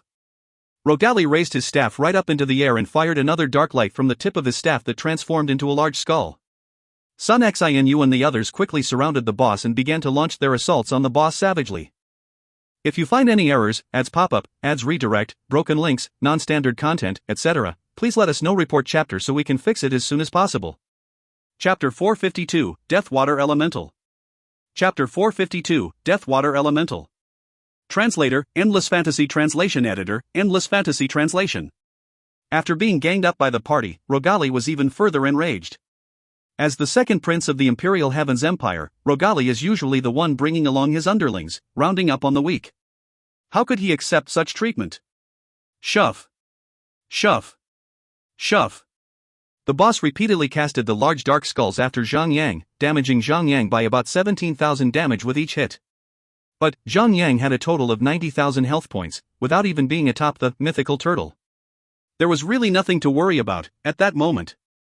Of course, a Violet Platinum boss is not so simple. Rogali had not yet revealed his true power, but spirits of the air, heed my summons, and gather to me. Rogali raised his staff up into the air and started chanting a spell in a loud voice. Instantly, 5 beams of iridescent light swam around, Rogali like guards patrolling around him. Die! Rogali completed his chanting of the spell, and immediately aimed his staff at Zhang Yang. Instantly, the 5 beam of lights combined onto one and shot straight towards Zhang Yang. Ding! Rogali has unleashed Elemental Disruptive Bomb. Without any hesitation, Zhang Yang quickly activated his shield wall. The boss had been accumulating his power into this attack, of course it would be a hard hit. 22,894. Boom! The combined beam of light struck Zhang Yang, and colorful sparks shot off Zhang Yang's body. An extremely high damage value was still inflicted upon Zhang Yang, even after he activated his shield wall. The basic damage of this Elemental Disruptive Bomb reached up to a total of 125,000 points. If Zhang Yang had not activated his shield wall in time, he would have been taken out on the spot, an instant kill. You're still alive? You are persistent. Rogali saw that his super attack had not taken out Zhang Yang, and he could not hide his astonishment. You really do have some skills to be able to come so far. Zhang Yang laughed in pride and said, well, you haven't seen anything yet. The 4 ladies were disgusted by his words, and Wei Yenair immediately said, yo, noob tank. This boss has lived for thousands of years. You trying to show it something that it hasn't seen yet is just stupid. Haha. Rogali was enraged even further, so he let out a raging roar into the sky, element of earth, protect me. In just an instant, a beam of yellow light began to form and gather in front of the boss, swiftly forming into 3 shields. These 3 shields spun around the boss rapidly. Ding! Rogali has unleashed Earth Shield. The shields can absorb a total of 300,000 damage. What the hell? That is some shield. It's even much more powerful than Holy Shield. Han Shui was really shocked. Zhang Yang laughed and teased her, just wait until you have about 150,000 magic damage, then your Holy Shield would be able to absorb the same amount of damage as this boss shield. Be patient. Haha. 150,000 magic damage. Han Shui rolled her eyes. Under the protection of the Earth Shield, all attacks launched at the boss only caused the word immune to pop up on the boss repeatedly. However, once the boss had been inflicted with 100,000 damage, one of the shields that were spinning around him will vanish. With the firepower that Zhang Yang and his party produces, they could get rid of one shield in about every 10 seconds. So, about 30 seconds later, the final shield that was spinning around Rogali had vanished, and the boss started to lose his health points again. The power of the earth is way beyond your imagination. Rogali suddenly let out a roar and repeatedly knocking his staff onto the ground, as violently as he could. Ding! Rogali has unleashed gravel bullets. Kroom! Kroom! Kroom! The surface of the ground began to tremble, and instantly, patches of black whirlpools appeared, one after another, occupying the ground. Stone pikes shot out from the black whirlpools, swiftly retracting not soon after. Then, they repeated their actions again. The speed of the process was extremely swift. The 5 of them had been through more battles than they could remember. Nobody needed any reminding to scramble to safety. About half a minute later, these black whirlpools started to disappear, one after another. But it did not mean that Zhang Yang and the ladies could let their guards down. The black whirlpools reappeared on the surface of the ground at different positions, causing Zhang Yang and the ladies to panic and start running for more safe spots again. Ha ha ha. Seeing that everyone was panicking, Rogali could not help but to laugh out loud. He was a magic class boss, so he did not have to run around to attack Zhang Yang. With just a raise of his staff, he could fire dark skulls that chomped at Zhang Yang's health bar mercilessly. Everyone was suffering to the point that they were crying out loud. They had to make sure they dodged the stone pikes while also making sure that their DPS is maintained so that they could reduce the health bar of the boss down consistently. They were so busy that the party chat was completely motionless. After a brief while, the boss activated his Earth Shield once again, shielding himself up once again, slowing down their pace even further. Fortunately for them, this boss did not have any skills that could recover his health bar. If he started reversing the damage they were dealing on him, it would become impossible to defeat the boss. 95%, 905, 85%, the health bar of Rogali was reducing at a snail's pace. Finally, 2 minutes later, the health bar of the boss had been reduced down to 80%. Spirits that wander in the air, heed my summons, and gather to me. Rogali raised his staff into the air and began to chant the elemental disruptive bomb. Once again, 5 light beams of iridescent brightness swam around Rogali. It's the elemental disruptive bomb, again. After the spell for the elemental disruptive bomb was complete, the boss directed the light beam straight towards Zhang Yang, with his staff pointed at Zhang Yang. This skill is extremely deadly. It's now or never, swim or sink. Activating Last Vigor. Zhang Yang's shield wall was still on cooldown period, so he had no choice left but to activate his second life-saving skill, Last Vigor. Zoom. His maximum health points immediately soared up to 118,100 points in an instant. 97,894. The elemental disruptive bomb exploded right on Zhang Yang, inflicting him with a damage value that was enough to instantly kill 99% of tankers in the entire game, at the current stage of the game. Whether it be the defense or the damage absorption, it means nothing when put before this absolutely high damage value. Instead, the passive skill of the tanker, which reduced 20% of the damage received, could actually offer an unexpectedly great effect. After the attack, Zhang Yang was left with only about 20,000 health points.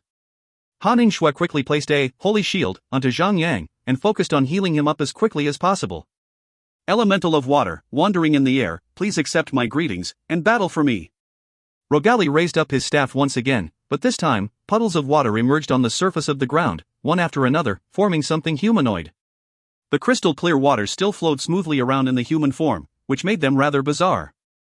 After these humanoid creatures were completely formed, the remaining puddles on the ground were absorbed by the humanoid water creatures, vanishing. They started to walk towards Zhang Yang and the ladies in a random formation.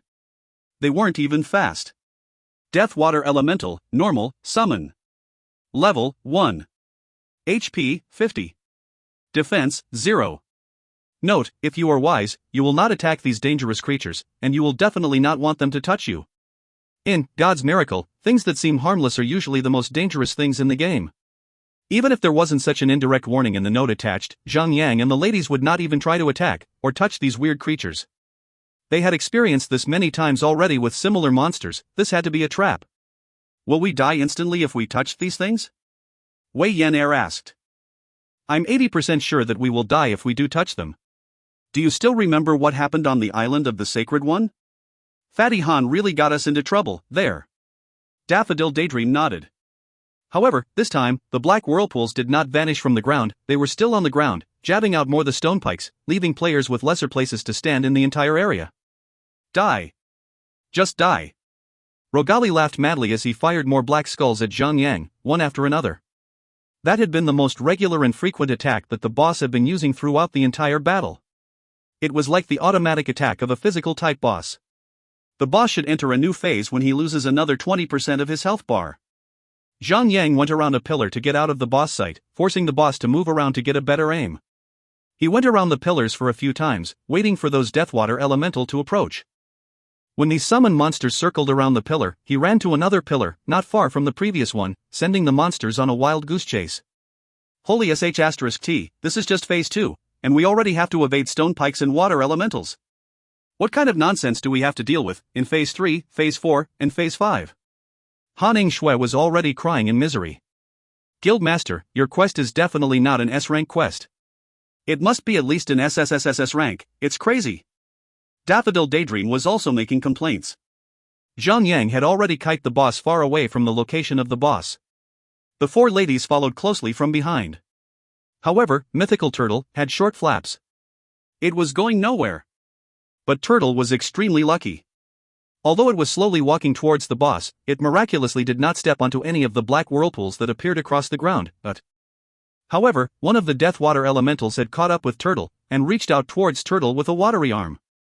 With a gentle touch, the Death Water Elemental suddenly turned into a stream of clear water, and flowed into the body of Turtle. Boom!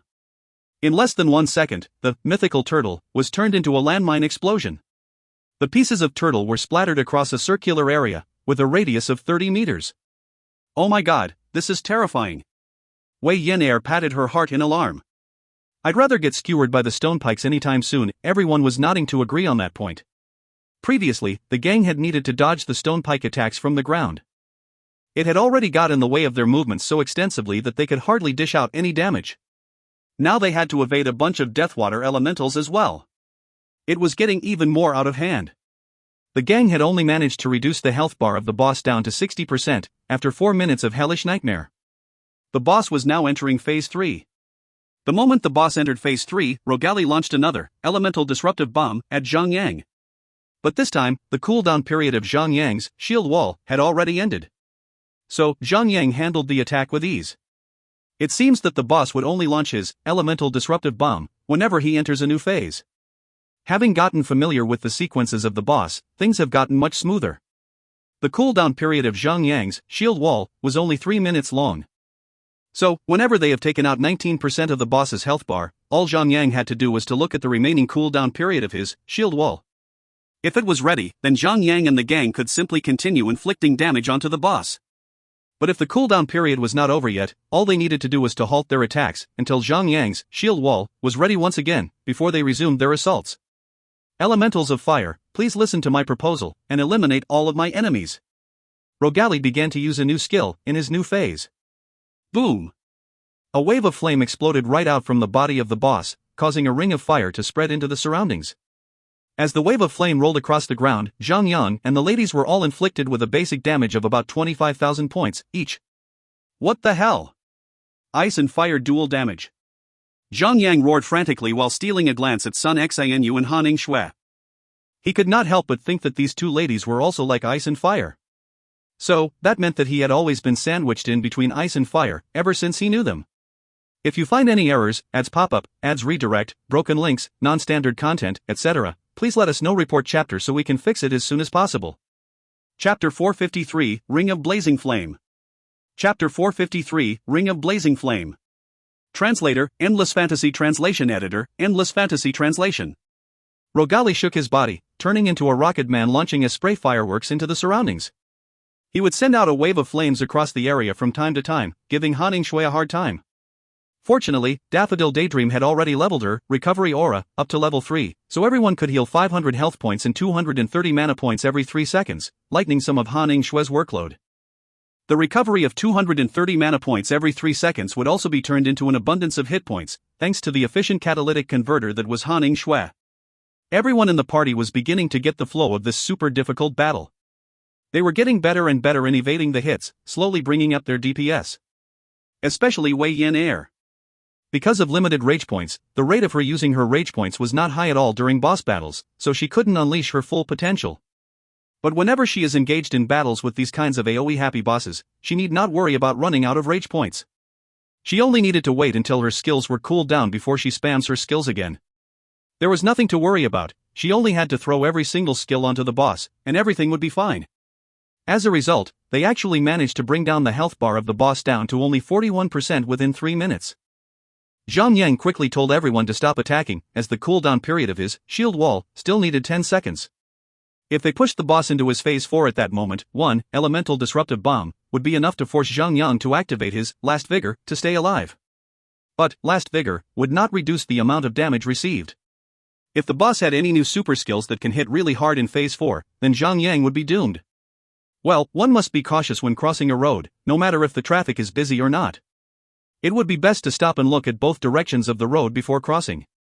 As a wise man once said, better late than dead. So, it was unwise to put himself into a dangerous situation just to save 10 seconds. 40%. Spirits of the air, heed my summons and gather to me. The moment Rogali entered his fourth phase, he immediately began chanting the elemental disruptive bomb. This skill was meant to take out the tanker and throw the party into disarray.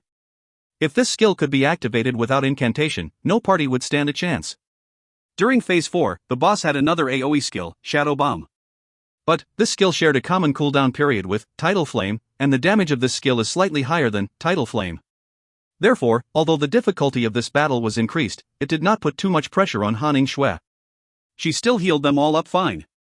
The 5 of them were getting more familiar with the pattern of the battle. After another 3 minutes, and they had reduced the health bar of the boss down to 21%. Zhang tried to suppress the firepower of the entire party for a while, until the cooldown period of his shield wall was over. Then only did they push the boss into his Phase 5, which was also the slaughter stage of a boss fight. Ard Rogali suddenly became enraged to the point that he had cracked his voice. After nuking Zhang with an elemental disruptive bomb, Rogali activated another new super skill for his Phase 5. A green shroud began to emerge from his body and spread across the area, clouding up the entire area. Zhang and the ladies were afflicted with an additional negative effect. Paralytic Poison Shroud inflicts 1000 nature damage to all enemies every 3 seconds. There was a 10% rate of paralyzing the enemy, lasts for 10 seconds. The effect of paralysis can be lifted. After reading the description of the Paralytic Poison Shroud, Han Shui immediately let out a miserable scream. Her workload was about to get real heavy. The damage of the Paralytic Poison Shroud is not that high itself. The recovery aura could already negate half of that damage.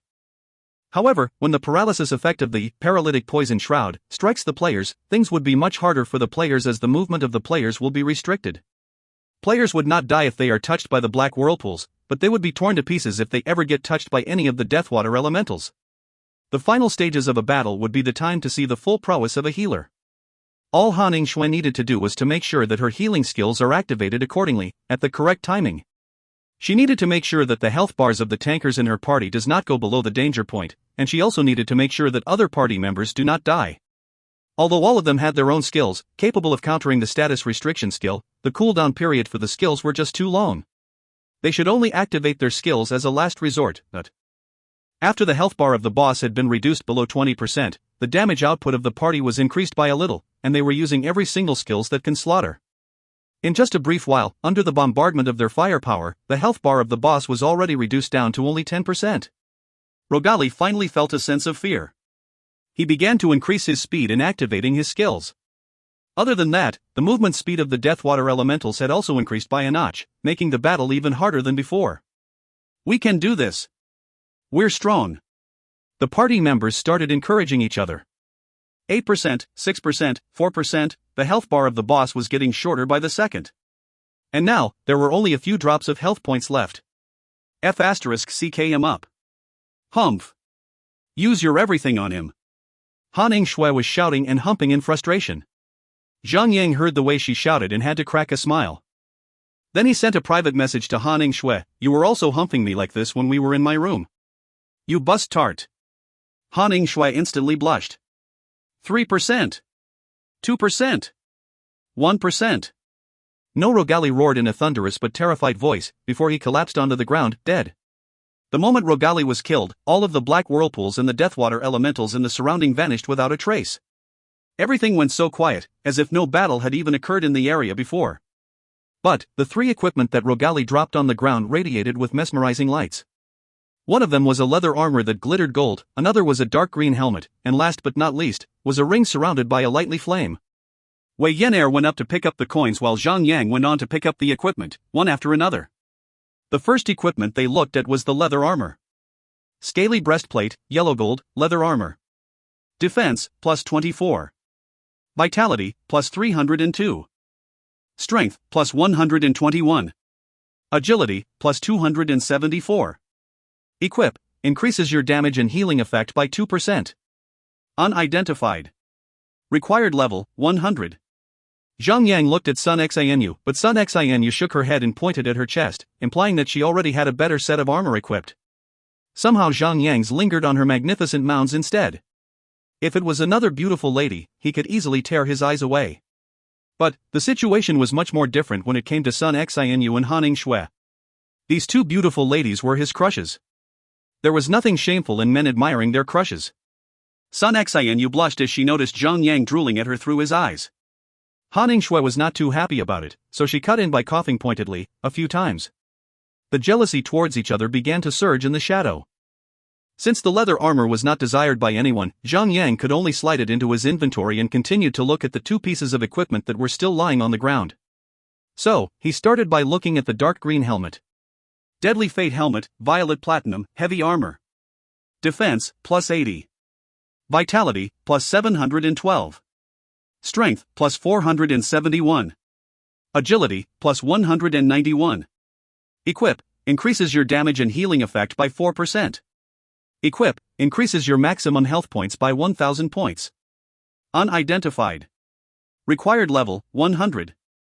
Wei Yan'er did not wait for Zhang Yang to open up his mouth, she was already repeatedly bobbing her head up and down. I want it. I want it, dot. Little girl, this is actually an awesome helmet, man. Just look at the additional strength. This power, this agility. And it also increases your maximum health point by 1000 points. Wow. This is really the best of the best. So how can you just take it like that? You must offer something in return, man. Zhang Yang tried to trick the gullible brat. You're really bad. If you try to bully me again, I shall tell everyone about what you and cousin sister did after dinner. Wei Yan'er whispered into Zhang Yang's ear and threatened Zhang Yang. Zhang Yang was really shocked, but after giving it some thought, how would the little brat even know what happened behind his closed door? She had to be bluffing. But his initial intention was to tease the little girl just a little. If he unintentionally provoked her, and she goes on telling nonsense to everyone, then he shall be exposed to a risk where Sun Xianyu might get very angry, at his peril, but... Zhang Yang just laughed and passed the Deadly Fate helmet over to Wei Yan'er. Meanwhile, the little girl was smiling and wrapped her arms round Zhang Yang's shoulder, forcing him to stoop down. While acting all brotherly with Zhang Yang, she said, Noob Tank, you can just put away all your worries. I will keep you and Sister Snow's secret nicely. As long as you make more of my favorite dishes, and buy me more gifts in the future. Zhang Yang could only shake his head helplessly. Then, he picked the ring up from the ground. Ring of Blazing Flame, Violet Platinum, Ring. Vitality, plus 176. Intelligence, plus 116. Spirit, plus 116. Equip, increases your fire magic damage, maximum of 150 damage points. Equip, increases maximum mana points by 500 points. Unidentified. Required level, 100. Wow, this boss is really generous. He actually dropped another piece of fine equipment for us. Han Ningxue spoke with an exaggerated face. Then, she took the ring over and examined it. It's really beautiful. This ring was indeed a fine craft. Although the basic attributes of the ring could only be considered as middle-tiered, but the two additional effects were really awesome. One increased additional damage, while the other one added maximum mana points, which could lead to an increase of the damage output, or increases the endurance of one's capability. If there was one thing lacking on the ring, it did not add health points, and that was a small matter. Sister Daffodil, congratulations on acquiring a fine ring. Wei Yan'er snatched the ring from him and tossed it at Daffodil Daydream, beaming a wide grin. On behalf of Noob Tank, I hereby present this gift to you. So, pretty face, you are mine now. You little girl. Daffodil Daydream was more of a shy person, so she stamped the ground in embarrassment, blushing. After picking up 3 pieces of equipment, Zhang Yang kicked the dead body of the boss aside and he discovered another item, a skill book, with a crimson-red hardcover. Skill book, Fatal Strike Aura. Use, teaches you the skill, Fatal Strike Aura. Required profession, none. Required level, 90. Among the 5 of them, only Sun Xianyu had not acquired any aura skills. So, this aura skill book would naturally be hers. Only one player could activate one aura skill at a time, and everyone in the same party could enjoy the effect of the aura skill as well. There was no point fighting over it at all. Sun Xianyu learned the skill, Fatal Strike Aura, and posted the description of the skill onto the party channel for everyone to see. Fatal Strike Aura, level 1 adds 1% critical rate of all party members that are within the effective range of the aura effect. Range of effective area, 30-meter radius circular area having the user as the center point. The effect will last until the user is dead or when the effect vanishes automatically. You can only activate one aura skill at the same time. An increment of 1% critical rate for one player was not really much, but when everyone on the party is boosted with a 1% increase in their critical rate, then the situation would be very different. Furthermore, this was just a level 1 aura effect. Until the aura skill is leveled up to 10, there should be at least an increment of 10% critical rate by then. Other than that, Rogali had also dropped a piece of middle-tier aura stone. The stone was taken by Daffodil Daydream, which was later used to level up her recovery aura up to level 4. Now, her aura skill could restore 800 health points and 300 mana points every 3 seconds. It had become even more practical than before. If you find any errors, ads pop up, ads redirect, broken links, non-standard content, etc., please let us know. Report chapter so we can fix it as soon as possible. Chapter 454, Civil War in the Imperial Sky. Chapter 454, Civil War in the Imperial Sky. Translator, Endless Fantasy Translation Editor, Endless Fantasy Translation. After picking up the loots, the dead body of the Rogali vanished without a trace. The 5 of them went back to the place where they had first encountered the boss, and made their way down to the 4th floor of Treasure Cove. Little Yang. Let me tell you a great piece of news. Right after Zhang Yang and the lady stepped foot into the passage, Zhang Yang received a voice message from Fatty Han. What is it? Zhang Yang was not really interested to find out, as he knew Fatty Han a little too well to know that most of his great news were either baseless rumors or idle gossip. His news was of no help. Fatty Han laughed and tried to build up his story dramatically, but he had always been a big-mouthed person. So, he let the words slip out of his mouth after a brief while. One sword stroke and Lu Wei have turned on each other. Zhang Yang widened his eyes. That really caught his interest. So he quickly pressed, how did you know about this? My God. Someone exposed this scandal at the forum, and that someone is one of the high-tiered members of Imperial Sky. Was it because one sword stroke no longer had any value to Lu Wei, and now Lu Wei was trying to end their honeymoon? Zhang Yang gave it some thoughts and then he asked, how did they end up turning against each other in the first place? I heard that it's because of one woman. What? According to the rumors flying around in the forum, one sword stroke had laid his hands on Lu Wei's girlfriend. In the end, they were caught red-handed by Lu Wei, in bed. The 2 of them actually got into a fistfight, right in her face. That's really messed up, man. Ha. This Lu Wei tried to steal Imperial Sky over for himself, but ended up getting his girlfriend stolen by one sword stroke. Ironic, poetic justice. Fatty Han burst out laughing. Zhang Yang was shocked. Were they talking about a girlfriend? So is it possible that they were talking about Luo Xin? He quickly asked Fatty Han, do you know the name of his girlfriend? Her name is Luo something. Xin something. You see. I can't really remember, you know how my brain works. Luo Xin. Right. That's right. Her name is Luo Xin.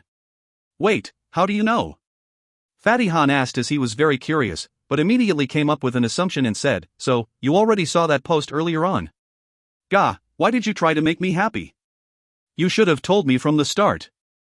Zhang Yang laughed and said, I haven't seen the post yet, but I do know that this Lu Wei does have a girlfriend. Carry on. Tell me more. Fatty Han also knew that Zhang Yang had his reasons for hating Lu Wei.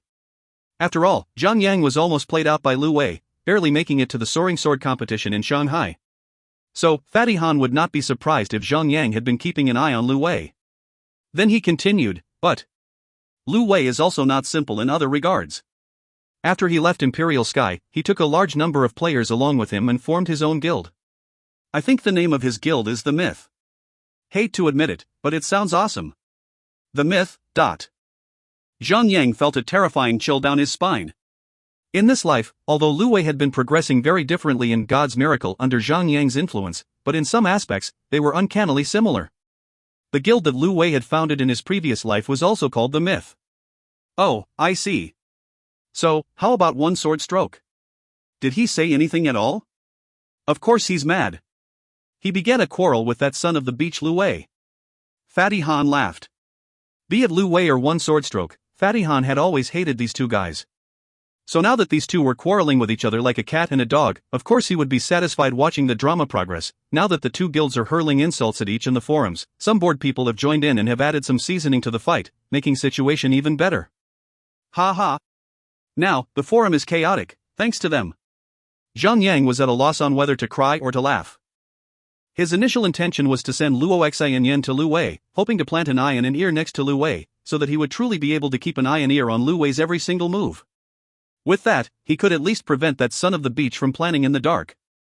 But now that things had escalated to a whole new level, his move of sending the girl to Lu Wei had led to the dissolution of the gay partnership between Lu Wei and One Sword Stroke. But now, One Sword Stroke should be the one Lu Wei hates the most. No man could ever endure the sensation of being cuckolded. Lu Wei, likely to harbor a grudge for a long time, would surely think of a way of handling One Sword Stroke. So he shouldn't be planning any evil schemes on Zhang Yang for at least a brief period of time. In other perspectives, Zhang Yang and One Sword Stroke did not really hate each other as much. Imperial Sky and Lone Desert Smoke had been rivals since the earlier stages of the game. Competition between guilds was inevitable. No one would like to play second fiddle. If Zhang Yang was in the other man's position, he would have also done anything to crush his rivals, making his Lone Desert Smoke the best guild in the entire China server. The survival of the fittest applied to all online games. The strong would step over the weak.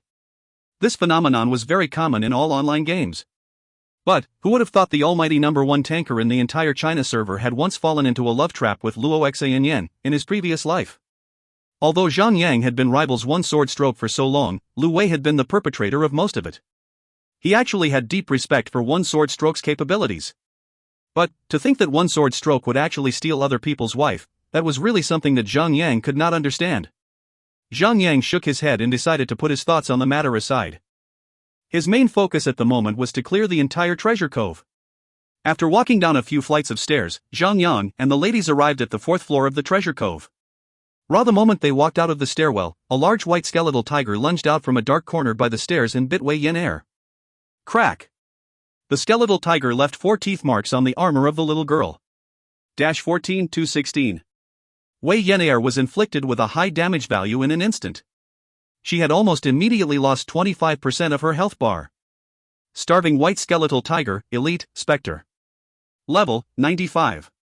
HP, 3 million. Defense, 2000. Note, pet of the first prince, Jesse Rogue. After a long period of time, this creature has turned into a spectre. But they have never forgotten their natural instinct, that is to feed. The surroundings were too dark. Only after the little girl was attacked did Zhang Yang realize that they were being ambushed. He then quickly displayed the special visual effect of his Titan set armor, radiating in a mesmerizing holy light that made him look like a god that had descended down from the heavens. His holy light then shone 2 to 3 meters out, illuminating everything around the area. Zhang Yang let out a thunderous roar and activated Provoke on the White Skeletal Tiger. The White Skeletal Tiger immediately charged towards him right after that. With his sword raised, Zhang Yang inflicted the White Skeletal Tiger with a damage of about 4,000 points, and instantly hooked the aggro of the monster over to him. His basic damage ranged from 4,168 to 4,568, but the strength aura of Wei Yan was already at level 4 right now, along with the title of Divine Radiance of the Warriors, which allowed him to deal an additional 10% damage to all demons and spectre-type monsters. With all the buffs on him, his normal attacks ranged from 4,568 to 5,025 points. The White Skeletal Tiger was afraid of pain, so it immediately let out an intimidating roar of a tiger. With its mouth opened wide, the monster revealed 4 long and sharp fangs, and it leaped towards Zhang Yang. "You stinky tiger! How dare you put holes in my armor? I'm not through with you!" Wei Yan was raging with fury as she screamed at the tiger. "The tiger had only bitten you once, why are you so mad about it? Woo woo woo, this stinky tiger did some damage to my armor and the durability of my armor has dropped by 1%. Wei Yan revealed a miserable and bitter expression on her face as she violently hacked the White Skeletal Tiger up. When the durability of an equipment drops, players would have to spend coins to repair it. That was the main reason why the little girl was so mad about it. Asking her to spend coins or money was like asking a tiger to lose its teeth, but the White Skeletal Tiger was quickly hammered into a pulp under the combined attacks of the party. The skeletal body of the tiger shattered into pieces across the ground, and dropped a yellow gold shield. Tiger Tooth Thorny Shield, Yellow Gold, Shield. Defense, plus 1008. Vitality, plus 504. Equip, absorbs 344 damage. Equip, reflects 100 physical damage when engaged with melee attacks. Unidentified. Required level, 90. Wah-aha! This is a fitting compensation for biting me so hard. Wei Yan smiled while she took the shield and placed it into her inventory. Zhang Yang shook his head and said, "One yellow gold shield could at least earn us 40,000 to 50,000 gold coins, you know. How much gold coins would it take for you to repair that 1% damage of your armor?" Although it doesn't require that much gold coins to repair my armor, I was emotionally affected, I scared sh*+, mind you. So the remaining balance shall be the compensation for my emotional trauma. Wei Yan'er tried to justify her words. The party continued to move forward. The design of the fourth floor was a little different from the third floor. The walls in the surroundings did not have lit-up torches on them, not even one. There were no pillars that looked like fluorescent light tubes to support the ceiling of the floor as well. Every corner of the floor was just dark. Only God knew what kinds of monsters lurked in the darkness. Fortunately, the special effect of Zhang Yang's Titan set armor was a great deal of help. Although it illuminated the surroundings by about 2 to 3 meters, at least they won't be completely blind. Whenever a monster lunged out from the darkness, the party could react in time. Whoa! Another roar of a wolf was heard, followed by the appearance of a large, white skeletal wolf. This time, the monster had pounced at Han Shui. While it was still flying through the air, it opened its foul mouth and was ready to bite Han Shui off. The foul smell from the mouth spread across the air and threw everyone off. Zhang Yang was prepared for the moment. He would not let the monster get what it wanted. He lifted a leg up and sent it flying into the buttocks of the white skeletal wolf, knocking it off its flight pattern. Wow! That was very cool. Wei Yan'er's eyes glittered as she praised Zhang Yang. Such was a perfect example of a perfect supporting attack. It could actually dissolve a monster's attack without the need of activating any skill. Zhang Yang laughed and said, "Little girl, you should train on this as well." With a quick flick of his hand, he launched a spear of obliteration at the wolf. Rock! The lunge attack of the white skeletal wolf was interrupted mid-air, then it got struck by Zhang Yang straight away even before it could regain its stance. The monster let out a raging roar and began to lunge at Zhang Yang. The large body was like a dark cloud, hovering over Zhang Yang as it lunged towards him. However, such elite monsters only had longer health bars and higher attack power compared to other regular monsters. Against the insanely equipped party of Zhang Yang, they were swiftly reduced to dust. Unfortunately, this monster did not drop anything. Naturally, the little girl sulked. The party went on forth, having no knowledge of how many more monsters lurked in the dark corners of the floor. Monsters lunged at them from time to time. Sometimes it was a tiger, sometimes a leopard, and sometimes a wolf, or even a lion. These monsters would lunge at them, and Zhang Yang would just use his supporting attack to counter them. As the supporting attack was really effective and successful against the monsters, the ladies clearly saw its use, and were greatly motivated to start practicing them. After spending about 7 to 8 hours, the party had finally reached the end of the floor, and Zhang Yang had also earned tons of experience points, which was sufficient for them to hit level 98. He was about to reach level 100 real soon. Silly you, you're about to reach level 100. Looking at the flashy stream of golden light streaming through Zhang Yang, Han Shui asked, "So, the first to get into the Chaos Realm will get a definitive advantage in the game, right?" Zhang Yang nodded as he added the 5 free attribute points that he had just earned from leveling up, channeling them to his vitality. But the truth was that, at the current stage of the game, with their immense violet platinum equipment, such basal attribute points hardly made any difference. For example, when a player reaches level 100, they would only have 500 free attribute points. One piece of violet platinum helmet could already add 1000 plus vitality attribute points. So, when players reached the standards of mythical, ethereal or greater tier already, then the free attribute points would barely make any difference. Then Zhang Yang went on to say, "The first thing that we should focus on after getting into the Chaos Realm is to secure one territory. Then, it will become much more convenient for our guild members to step into the Chaos Realm. And of course, more income." The 4 ladies agreed with what he said, and they nodded in unison. A territory is like a money printing machine. They have already experienced the benefits of it. The party pushed forward for some distance before they saw a large humanoid skeleton glowing luminously in the dark. This skeleton was about 10 meters tall. Every single one of the bones looked like fluorescent tubes. It was such a strange, spooky sight. The first prince, Jesse Rogue, Violet Platinum, Spectre. Level, 100. HP, 10 million. Defense, 2,900. Ha. Another Violet Platinum boss. So, after we have slain him, we should get enough gold coins to last us for at least a year or two. Zhang Yang laughed. Guildmaster, are you really that short on money? Daffodil Daydream was asking him, out of her own curiosity. Oh, when I'm living with so many Jiaos one in a plush apartment? I do need money, as much as possible. Zhang Yang teased. You bastard. Hoodlum. The lady scolded Zhang Yang playfully, except for Wei Yan'er, as she could not understand what they were talking about, so she said, "I'm your sister-in-law, so I'm eligible to stay here for free, and eat here for free." Zhang Yang waved his sword and his shield. "Alright, let's move." As he charged towards that skeletal boss, he threw a spear of obliteration over and inflicted 4,867 damage on the boss. Who dares interrupt me while I'm deep in thought? The boss roared in a thunderous voice as he began to walk towards Zhang. As the boss had a luminous body, it made him a walking, visible lamppost of a target. It was a lighthouse, directing all blind ships to itself. Crack! The boss suddenly tore off one of its ribs and used it as a makeshift dagger. The tip of the dagger shot towards Zhang. Block! 5894. 10,000. 10,000. 10,000. 10,000.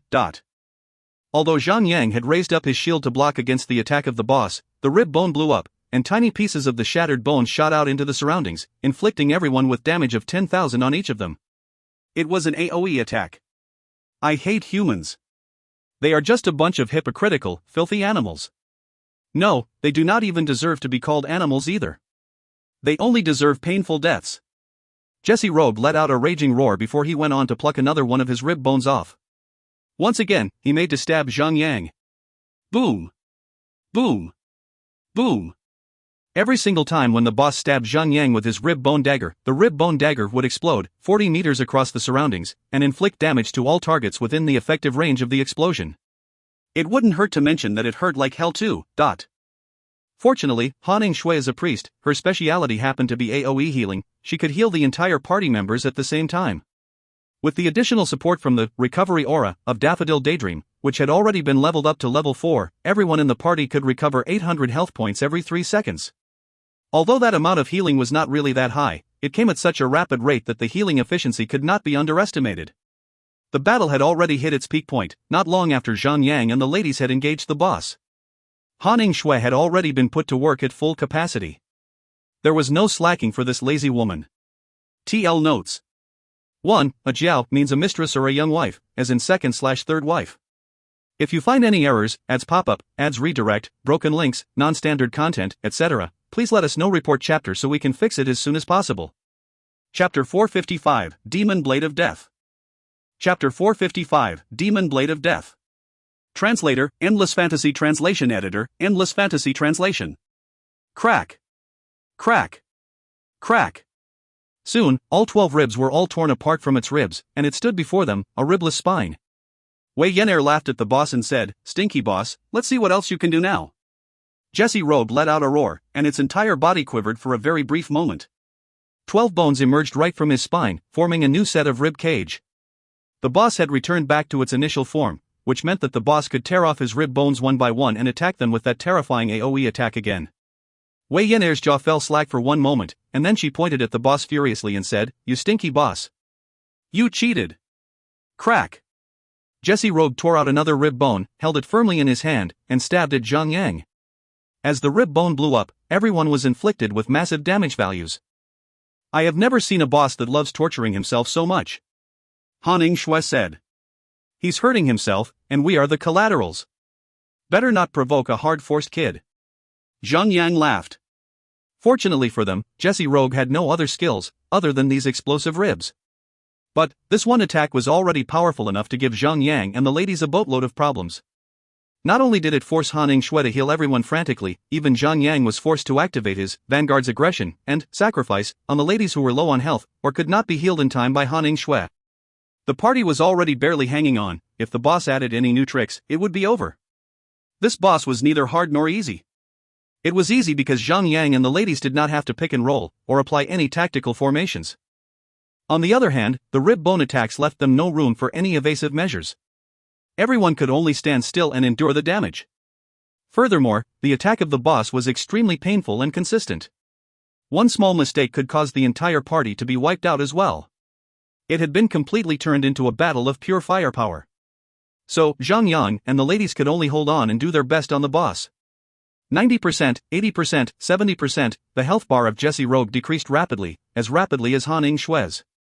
Without the level 4 mana potion, grade 10 transmutation, that recovered 7,500 mana points in one go, and the level 4 recovery aura of Daffodil Daydream, Han Shui would have already fallen back, and the entire party would have been wiped out. Quickly! We must go faster! Han Shui cried out. Her vulgar panting was like the mating calls of a wildcat. Fortunately for Zhang Yang, he had already released once before he logged into the game, or else he might have lost it and shouted out into the sky like a colorful wolf. There was nothing special about this battle at all. It was just simple but rough. There were no tactics or whatsoever, to begin with. All they could do was to focus on channeling their firepower at the boss until the battle ends. However, the tension of the battle was extremely high for Zhang Yang and the ladies. No one would want to be wiped out, while at the brink of slaying the boss. So none of them wanted to make any mistakes and get wiped out, only to repeat the entire battle again. That would be infuriating beyond words. None of them held back on consuming their potions.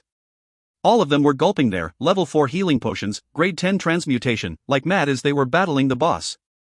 The moment their cooldown periods for potion usage were over, they would quickly consume another, level 4 healing potion, grade 10 transmutation. There was no time at all to hesitate, in order to survive the boss battle. Their health had never been full since the battle began, not even with all the crazy buffs and healing.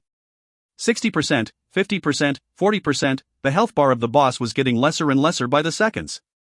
There were no other words to describe this battle, other than continuous slashing and continuous healing. 30%, 20%. Here came the slaughtering stage of the boss battle, and the damage output of the entire party was increased by a notch, which increased their speed in bringing down the health bar of the boss at a whole new level of efficiency. 10%. 6%. 1%. Finally, Jesse Rogue let out a miserable scream, and his glowing skeletal body went dim, and then he collapsed onto the ground heavily. The boss dropped 3 pieces of equipment after he died. One of it was a pair of snowy white gloves, while the other was a darker red long knife with an ancient sense of style on it, and last but not least, a golden crown. The 5 of them let out a breath of relief as they finally completed a restless battle. They finally made it through. As usual, Wei Yenair went up to pick up the coins and the equipment dropped by the boss, with a joyful smile on her face. The little girl picked up the gloves first, and then she posted the attributes of the equipment on the party channel. Silver silk gloves, yellow gold, cloth armor. Defense, +8. Vitality, +168. Intelligence, +151. Spirit, +67. Equip, increases 2% damage and healing effect. Equip, increases maximum mana points by 500 points. Unidentified. Required level, 100. So, from level 100 onwards, the attributes of the equipment are much more incredible, I'm assuming. Han Ningxue stepped forth and took the snowy white pair of gloves. She put them on and looked at her left and right hands, saying, the basic attributes didn't change much, but the additional special effects really do have some kick in it. These gloves are almost as good as a level 90 Violet Platinum equipment. Well, the normal monsters in the Chaos Realm are very strong to begin with. So if the developer did not power up the standards of the equipment, then most of the players will get blockaded at the Chaos Realm. The one factor that supports a game are the players, so it's actually wise for the game developers to be considerate for their players. Zhang Yang surmised, as he slid the gloves into his inventory. Although this pair of gloves was almost as good as a level 90 Violet Platinum equipment, but there is still a difference between the two tiers. Han Ningxue and Daffodil Daydream already had Violet Platinum tiered gloves, so of course they would have no interest in it. Zhang Yang could only see it in the form of coins in his little merchandise shop. Wei Yenair went to pick the dark red long ancient-looking knife. The handle of the knife was molted with stains, and they looked like bloodstains. In God's miracle, there were no differences between a knife and a sword. They were all considered as swords. Sometimes players could simply wonder, which designer in the game company came up with such a half-assed classification. Demon Blade of Death, Violet Platinum, two-handed sword. Attack, 3020 to 3620. Attack interval, 3.8 seconds.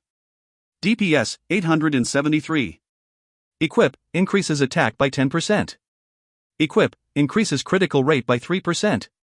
Equip, after hitting your target, there is 1% to trigger the activation of Death Rush, inflicting all enemies within the range of 3 by 3 meters square with the effect of the Pain of Death, causing 1000 shadow damage to the targets in every 3 seconds. Lasts for 15 seconds. The effects of the Pain of Death cannot be stacked.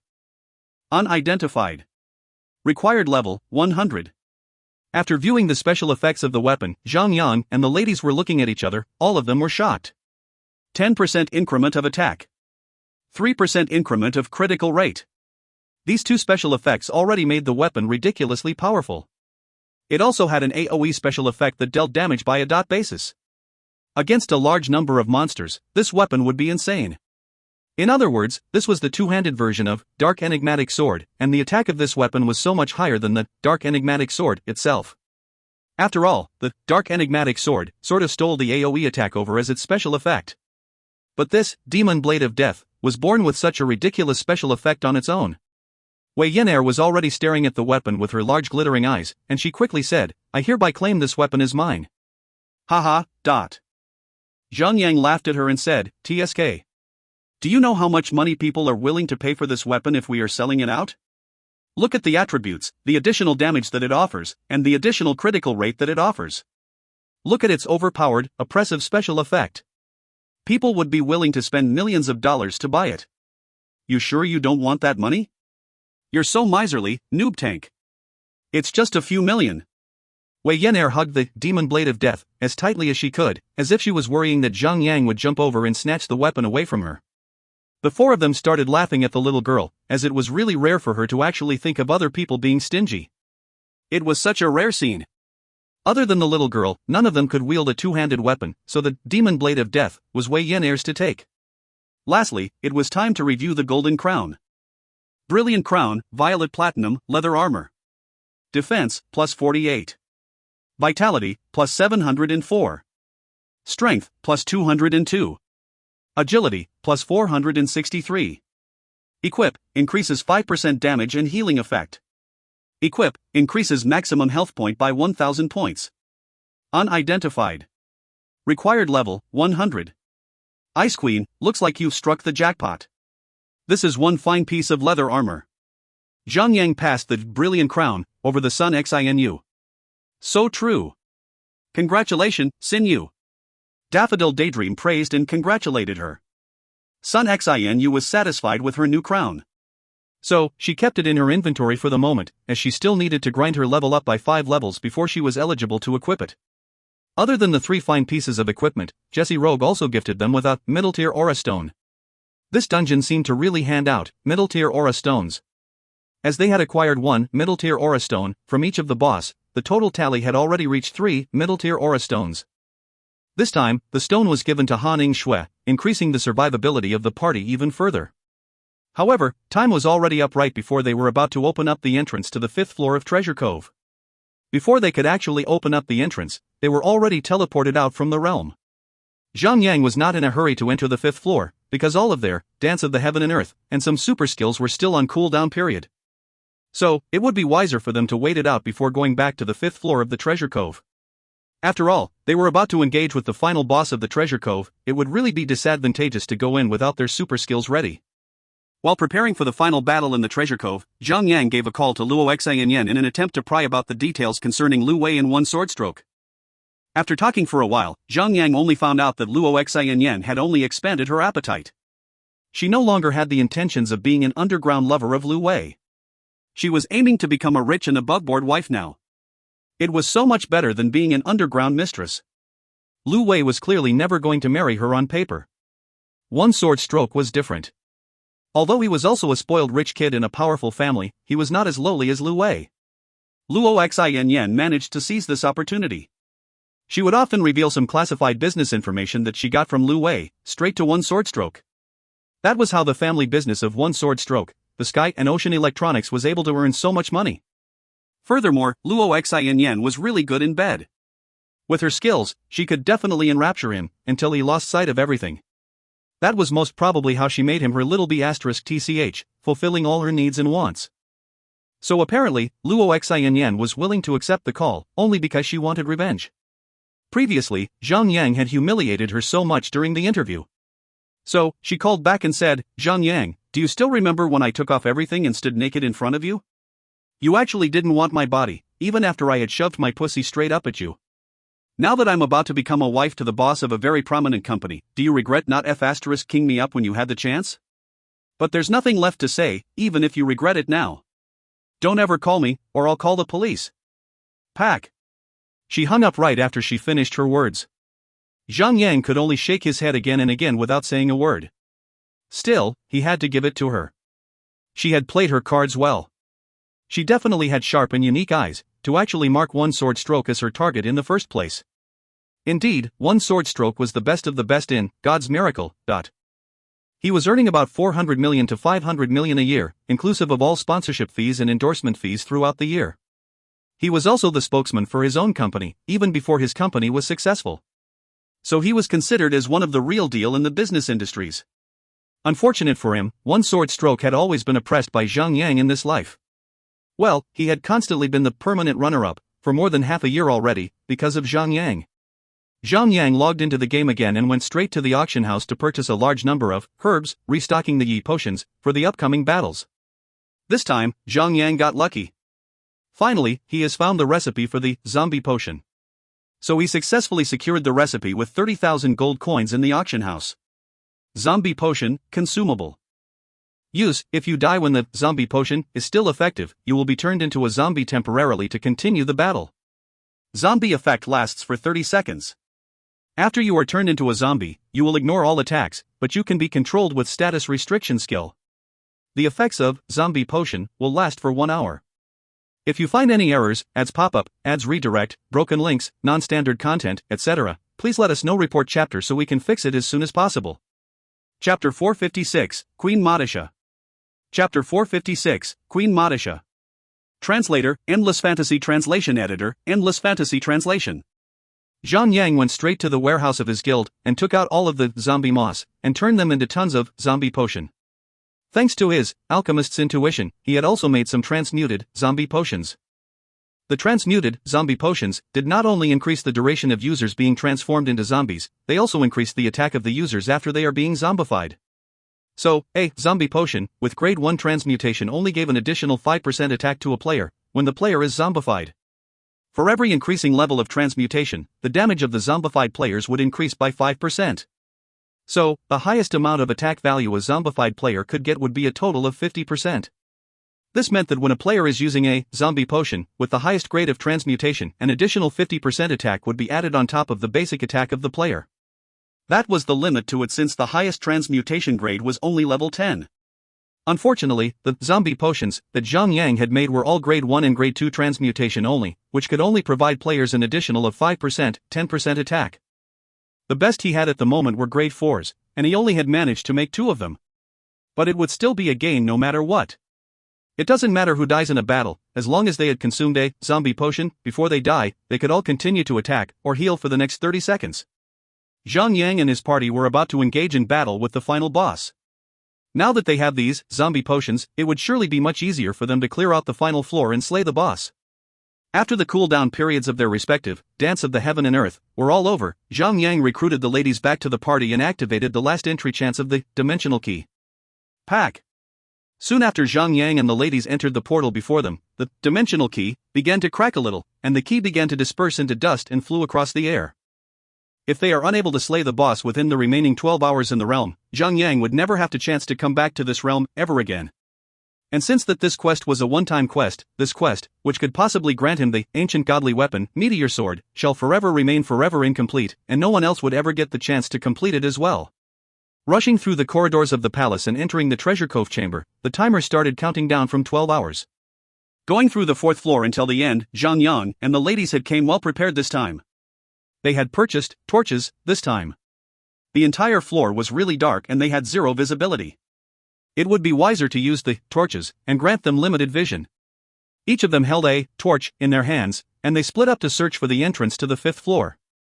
As they had already cleared the entire floor, they did not have to worry about monsters ambushing anymore. In just a brief moment, they had found their way to the 5th floor. As they walked down the staircases before them that led them deeper down to the treasure cove, they saw the entrance to the 5th floor, and they were eager to see what lay beyond that. Everyone was struck with awe, and their breaths were taken away for a second at what lay before their eyes. Yes, this is what a real treasure chamber is supposed to look like. Every corner of the floor was filled with mountains of a cryptocrystalline variety of silicas, diamonds the size of fists, chests filled with jewelry and accessories. If this was the reality, even the richest folks of the world would feel shameful. On top of that, there was a long rack of weapons along one of the walls of the chamber, and a variety of weapons, with weird-looking designs. Every single one of the weapons radiated holy auras that were awe-inspiring. Just from the looks of it, these weapons seemed to at least be of legendary grades. Right beside the long weapon rack, there was another equipment rack. It was stacked with heavy armors, leather armors, cloth armors, all types of armors and equipment. It was a marvelous scene to look at. Zhang Yang tried to pick up one weapon from the weapon rack, and he had the shock of his life. The weapon could be equipped. Dragon Slayer, Mythical, One-Handed Axe. Attack, 4135 to 4735. Attack interval, 2.8 seconds.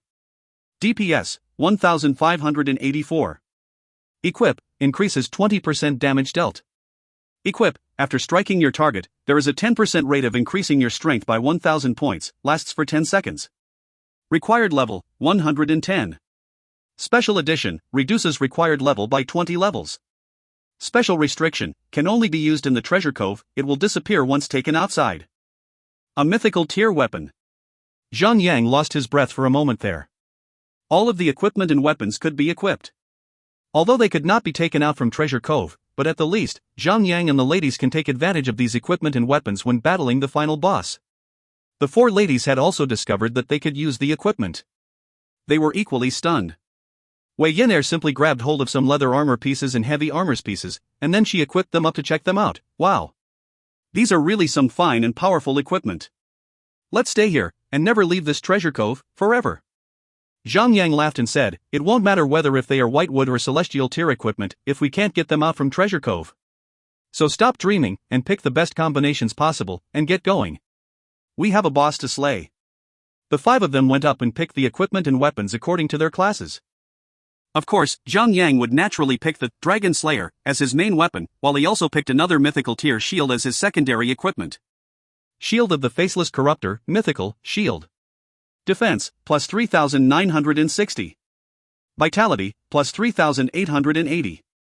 Equip, absorbs 1428 damage when hit.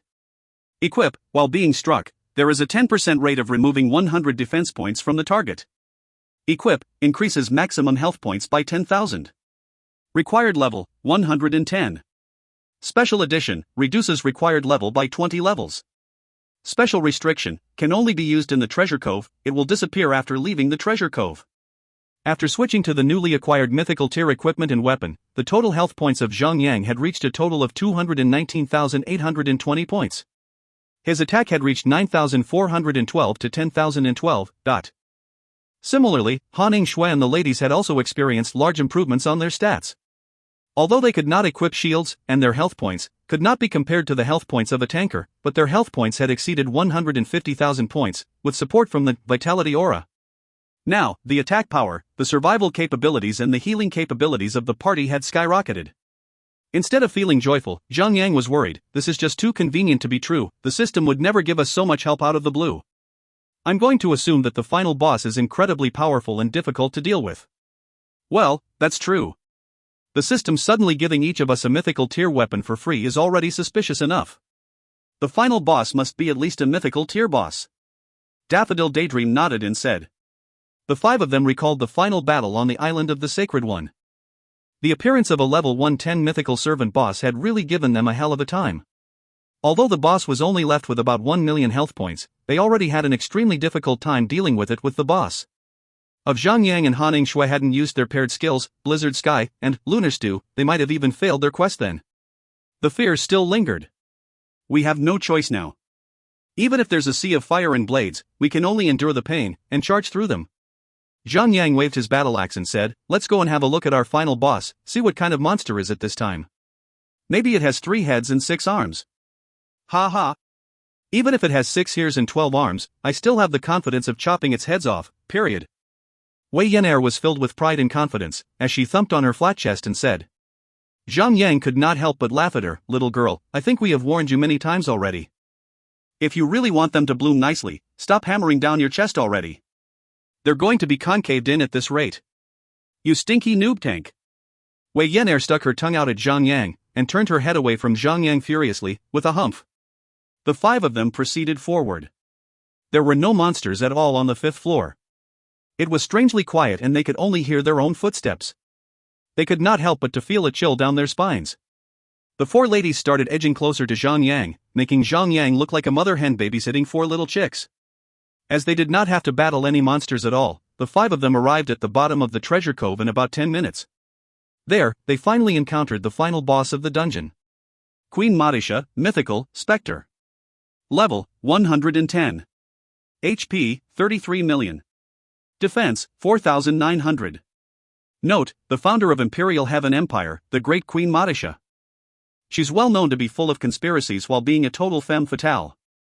She can conquer any man with a charming blink. She is the one and only individual to have actually built an empire that united the world. Madisha was clad in a magnificently glorious, royal robe. She had a crown on her head, and her body was truly hot and curvy. Her waist was so slender that people might be worried of strong winds actually blowing her torso off, snapping her by the waist. Her boobies were truly glorious. Her hips and *SS were finely shaped as well. Although she has already been transformed into a specter, but her appearance had not turned skeletal. She still remained as a beautiful and sexy female human, with a face that lived up to her description. There was an unexplained sense of seduction that mesmerized people, especially men, the moment they laid eyes on her, but she sat on a chair in front of a dressing table, with her back facing Zhang Yang and the ladies, as she combed her long straight hair in black with a very well-refined comb. Everyone could see her pretty and mesmerizing face in the mirror. Well, beauty is also a deadly weapon, and seduction is an even better poison. If Zhang Yang had not been staying with beauties like Han Shui and Sun Xianyu, he might have fallen under the spell of this seductive queen, falling to his knees to submit himself to her. Han Shui felt a sting in her ego. Her ass is too huge. And her thighs are really thick. Her boobs must be fake. The other three ladies nodded to express their agreements as well. Because as pretty women themselves, it was just affronted to them. Silly you, go now. Burst the fake boobs of that 1,000-year-old *TCH. Han Shui shoved Zhang Yang's back. What the hell? You're such a hoodlum, a female hoodlum. Zhang Yang took up his axe and charged at the boss. The aggro range of Madisha was really vast. When Zhang Yang was about 30 meters from where she stood, she had already detected Zhang Yang and stood up from her chair. As she turned around, a lock of black hair shot out at the direction of Zhang Yang like a spear. Zhang Yang quickly raised up his shield and Chang. The long hair clashed into the shield and let out a loud and sharp sound. What a handsome and strong man! Madisha charged towards Zhang Yang, and as she grabbed hold onto another lock of hair in her hand, she gave a small flick and the lock of hair became as hard as a spear made of something metallic. She shot the hair spear straight at Zhang Yang's eye. Zhang Yang was only able to prevent the spear from striking that vital part. The hair spear still nicked his face, and blood started flowing. Sun Xianyu and the ladies surrounded the boss and began to launch their assault on Madisha. However, although they had already switched their equipment to mythical tier and gained a tremendous amount of strength, the damage that the boss received was still substantially reduced, as the level of the boss was at least tens of times higher than their levels. I'm so lonely. You look strong, come, ravage me. Madisha stuck out her moist, pink tongue as she gazed at Zhang Yang with glistening eyes, trying to tease Zhang Yang. Her attacks were totally contradicting her words, as she lashed out at him at full force. She coiled and lashed her hair spear at Zhang Yang, and every stab was not far from Zhang Yang's throat, ears, nose, and other vital parts. What the F***ck? What a sick woman. Zhang Yang tried his best to continue evading the blows. Although players would not die immediately even if they were struck in their vital spots, however, if their throats are pierced, players would not be able to drink potions. If the eyes of the players are stabbed, then they would not be able to see. There will be about 10 seconds of recovery period. These new effects were supposed to be gradually made available for the players to experience, but who knew that they would already have a taste of it in the treasure cove? Little man, are you worried that your stick is not large enough to satisfy me? Madisha teased Zhang Yang with a ridiculously lustful tone, as she gazed at him hungrily with glazed eyes and a tongue that lolled over her lower lip. If you find any errors, ads pop-up, ads redirect, broken links, non-standard content, etc., please let us know. Report chapter so we can fix it as soon as possible. Chapter 457, Bloody Shadow Strike. Chapter 457, Bloody Shadow Strike. Translator, Endless Fantasy Translation Editor, Endless Fantasy Translation. What kind of queen is this? What a shameless *TCH. Daffodil Daydream had finally lost it. Han Shui sent a private message over to Zhang Yang saying, "Silly you, the boss is questioning your capability." Zhang Yang laughed and replied, "Should I be offended? Well, you've seen how capable I am. You hoodlum." Han Shui blushed, with a slight frown on her face as she rolled her eyes at Zhang Yang.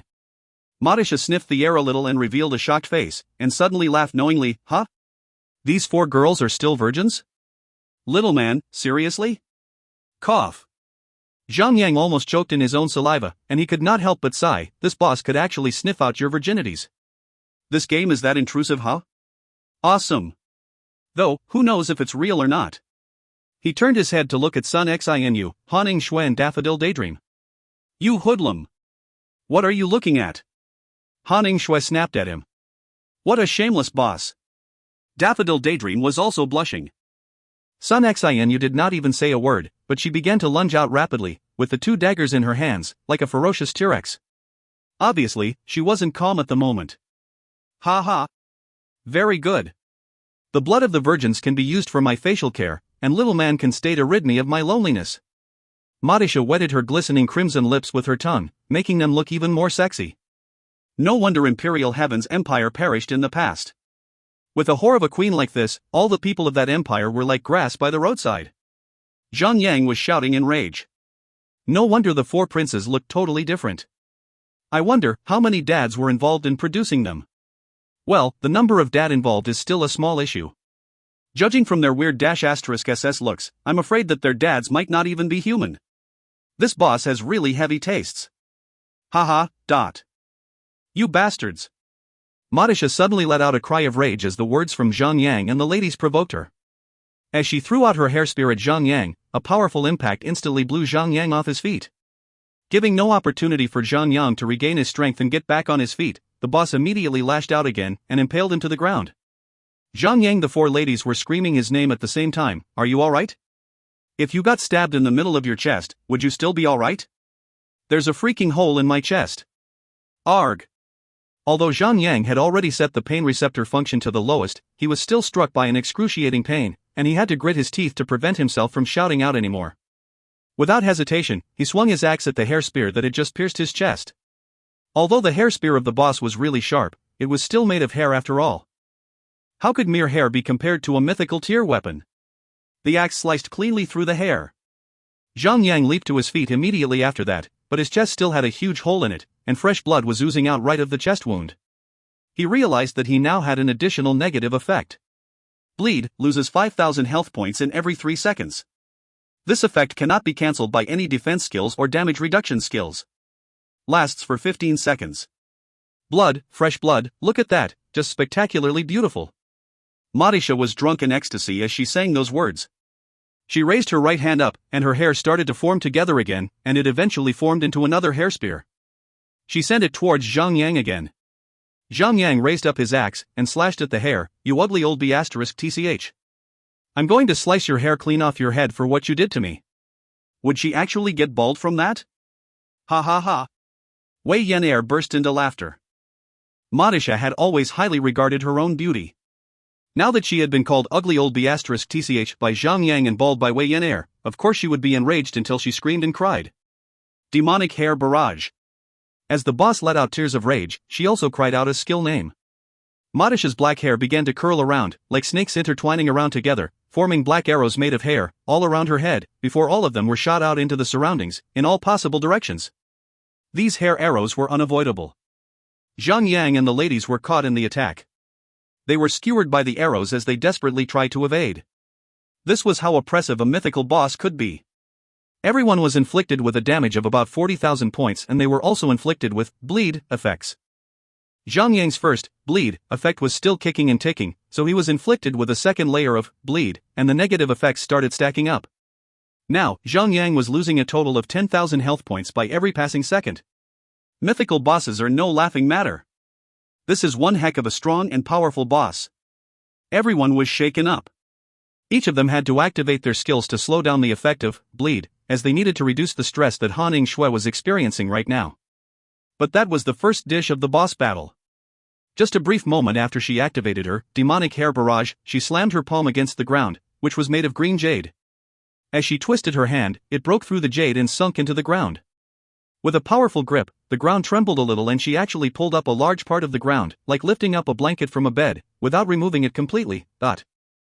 Madisha let out a deafening scream as she began to shake the ground with her left hand that currently buried beneath the surface of the ground. The entire ground shook, sending waves of the shattered rocks that shot up into the sky. The scene was extremely magnificent. It was like a 7.0 magnitude earthquake. Zhang Yang and the ladies were shaken up to the point that they could not remain standing. At the same time, the shattered rocks from the ground were launched at them, and each small pebble of these shattered rocks inflicted a damage of about 10,000 or 20,000 points. The apocalyptic scene lasted for about 10 seconds before Madisha retracted her left hand. Then, she went back to using her right hand, forming up more hair spears which she directed at Zhang Yang. Zhang Yang was so terrified that he quickly activated his shield wall. Although he had removed his Titan set armor to wear some mythical tiered equipment, he had still kept his Titan chestplate equipped. This particular piece of equipment was really awesome in its own way. With the two special effects, this piece of equipment was almost as good as a mythical tier equipment. With his shield wall activated, Zhang Yang's health bar was regenerating by 10% for every second that passed. Currently, he had about 220,000 maximum health points. That meant he would heal about 22,000 health points per second. This amount of healing was already higher than the healing capabilities of Han Shui. Although the attack of the boss was really powerful in a sense, once Zhang Yang activates his shield wall, every single attack from the boss becomes a gentle touch. As the boss delivered what that was possibly her most fearsome combo yet, Zhang Yang's HP was actually increasing, instead of decreasing. Little man, you're really tenacious. You're lasting longer than I expected. I like it.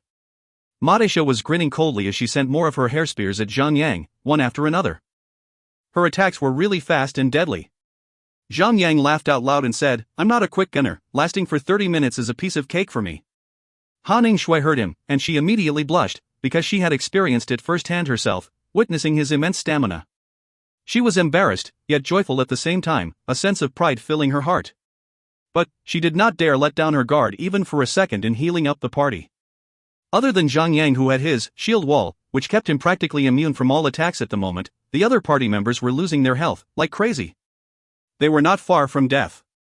If the boss were to activate another wave of demonic hair barrage, they would definitely be instantly killed.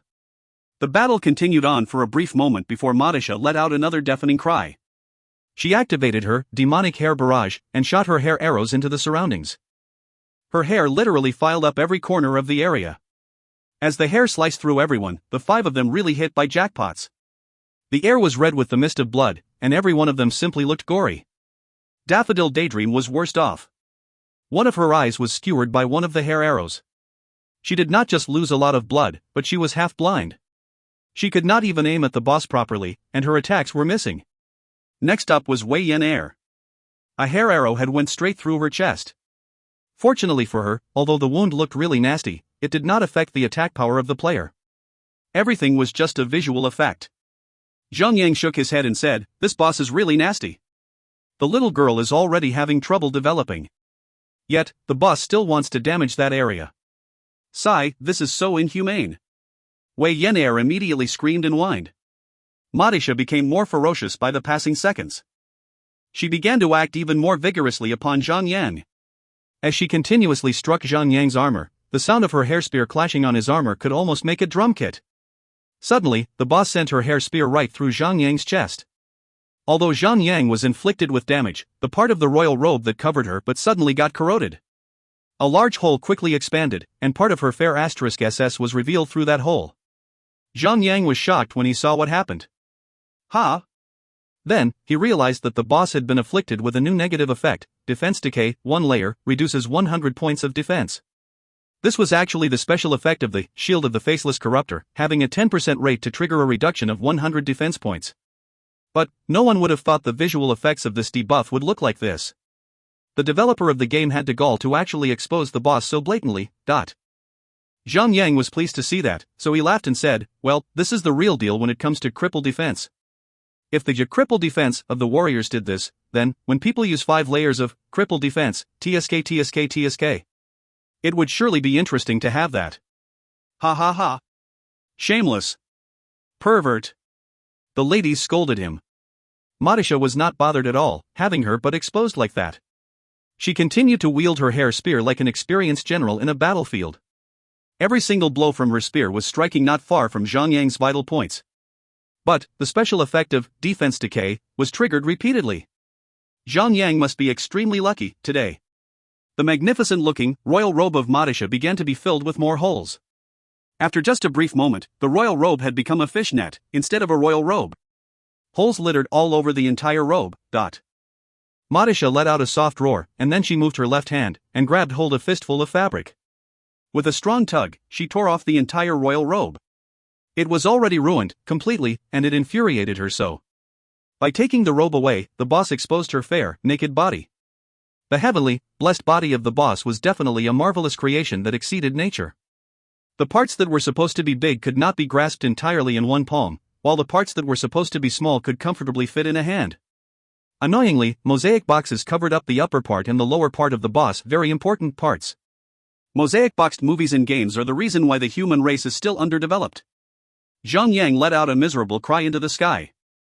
Although Madisha was battling the 5 of them with her naked body exposed, there was no sense of shame on her face at all. Instead, she was gazing at Zhang sleazily. She would even slap her own curvy ass, winking at Zhang while saying, "Young man, don't you want to release it in me? Once, maybe?" Although this is a virtual game, the players were well immersed into the game, thanks to the current wonder of virtual reality. These overly realistic effects of the game might just make people forget that this is just game sometimes. Instead, it would fool people into thinking that it was the second reality. Zhang felt a rush, and his heart rate shot up. Fortunately, he had more control over his brains than his gun. If he really was a man with an insatiable lust, then he would already have slept with all his sexy secretaries and his beautiful models over and over again. As for Zhang, he was happy to let his eyes roam more than his gun. He would only sleep with the women he liked, like Han Shui and Sun Xinu. Ha ha ha. My will is strong. Are you trying to seduce me? You're way out of your league. Zhang laughed, as he continued to swing his axe at the boss. You must be an incompetent man. No real men in the world can possibly resist my charm. And there never will be. Madisha let out an angry roar as her eyes began to glow red. Likewise, the hair spear in her hands instantly turned bloody red. Bloody shadow strike. The spear struck. Zhang raised his shield high up as his instincts kicked in. He activated his block reflexively. But the spear of the boss was unstoppable. It actually went straight through the mythical tier shield and right into Zhang chest, and once again nailing Zhang to the ground. 235-160. Ding. You died. Ding. You are resurrected because of rise anew. In just an instant, Zhang experienced the sensation of being alive to being dead, then from being dead to being alive again. Holy shit. Even with his block activated, he could not block against the bloody shadow strike from the boss. If it weren't for Han Shui's rise anew, Zhang would have been dead, and the rest of the party members would have followed him to the graveyard. That must be the ultimate skill of the boss. That was why the skill, block, which can be used every 6 seconds, could not block against this attack. Silly you still had about 160,000 health points before the boss struck you with her ultimate skill, right? So, what really happened? How did you die right after one hit? When facing an insta-kill, it did not matter how capable a healer is, there would be no room to even start healing in the first place. Han Shui could only stare in shock at Zhang when he was being instant-killed. She hated this kind of situation the most as she could not do anything. The basic attack of that ultimate attack was about 300,000 points. That attack still struck me with about 240,000 damage, even with my defense. Zhang grit his teeth, thinking about it. His current maximum health point was about 220,000 points. He would not survive the attack of the boss, even if he had full health. It seems that the hardest challenge of this boss battle was finding a way to survive the bloody shadow strike. Up till now, Zhang and his party had taken out a total of 5 million health points of the boss. It did seem to be a lot, by the looks of it, but Madisha was a mythical boss with a maximum health of 30 million points. So 5 million is just one portion out of 6, which was actually lesser than 20%.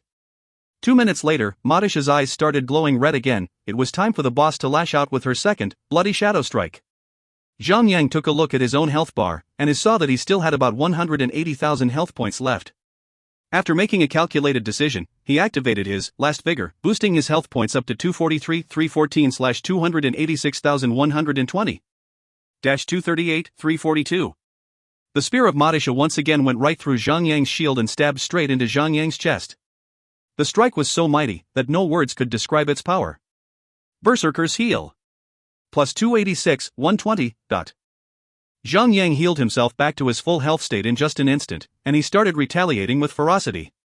This was the reason why the system gave us so many mythical equipment before the boss battle.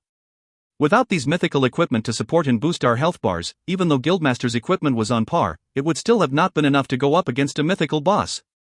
Daffodil Daydream let out a sigh. The maximum health of Zhang, before he switched his equipment with the mythical tier equipment, was about 90,000 points. Even if he activated his last vigor, he would still be instantly killed by the boss, Bloody Shadow Strike. Furthermore, a mere 90,000 health points could only last against 3 hits of the boss, as each of the boss's attack inflicted about 40,000 damage. If Han Shui healed him just a little slower during the battle, Zhang Yang would have died as well. So, be it the ultimate skill of the boss, or the regular attacks of the boss, Zhang Yang would hardly survive, with 90,000 health points only. Zhang Yang had already activated his shield wall, and, last vigor, he had activated the special effect of his equipment, Heart of the Death Knight, in order to stay alive against the assaults of the boss. Fortunately for him, Zhang Yang had a long HP bar and rage point bar. His shield wall cooled down in 3 minutes, which allowed him to repeatedly use it in relatively short bursts. Therefore, he could spam his shield wall twice within one cycle, before he repeats the entire process again, but normally, the tanker would put their skill points into their block, because of the skill block was the most practical skill that a tanker could wish for. This dungeon had a restriction whereby only players below level 100 were eligible to enter. So, regular players would only have 9 skill points in hand, which allowed players to elevate one of the skills to the max level. After adding all their skill points onto their block, naturally they would not be able to add one single skill point on their shield wall. So, if players ever step foot into this dungeon without increasing the level of their shield wall, they would cry miserably when they find out about this. However, Zhang Yang had earned at least 26 skill points throughout the game up till now. Not only could he upgrade his block and Warrior's Will to their max level, he could also upgrade his shield wall to level 9, which was only one level short of full mastery, but therefore, only the best among the best party, in all 8 servers would be able to clear this special dungeon. If you find any errors, ads pop up, ads redirect, broken links, non-standard content, etc., please let us know. Report chapter so we can fix it as soon as possible. Chapter 458, 5 floors, all clear. Chapter 458, 5 floors, all clear. Translator, Endless Fantasy Translation Editor, Endless Fantasy Translation. Although Madisha was very aggressive, Sun Xinu and the other 3 ladies were not made of mushy papers. Even though their levels were tens of levels lower than the boss, and their attacks had been weakened due to the level gap penalty, they managed to perform outstandingly with the mythical equipment, and were dishing out a decent amount of firepower. The health bar of the boss plummeted rapidly by every passing second. This was indeed an extremely difficult battle for all of them. The health bar of the boss was just too long, and everyone in the party felt the massive stress knowing that none of them could afford a tiny mistake. The tanker could not fall, the healer could not fail, and the DPS players were a must in order to bring down the boss and claim victory over this boss battle.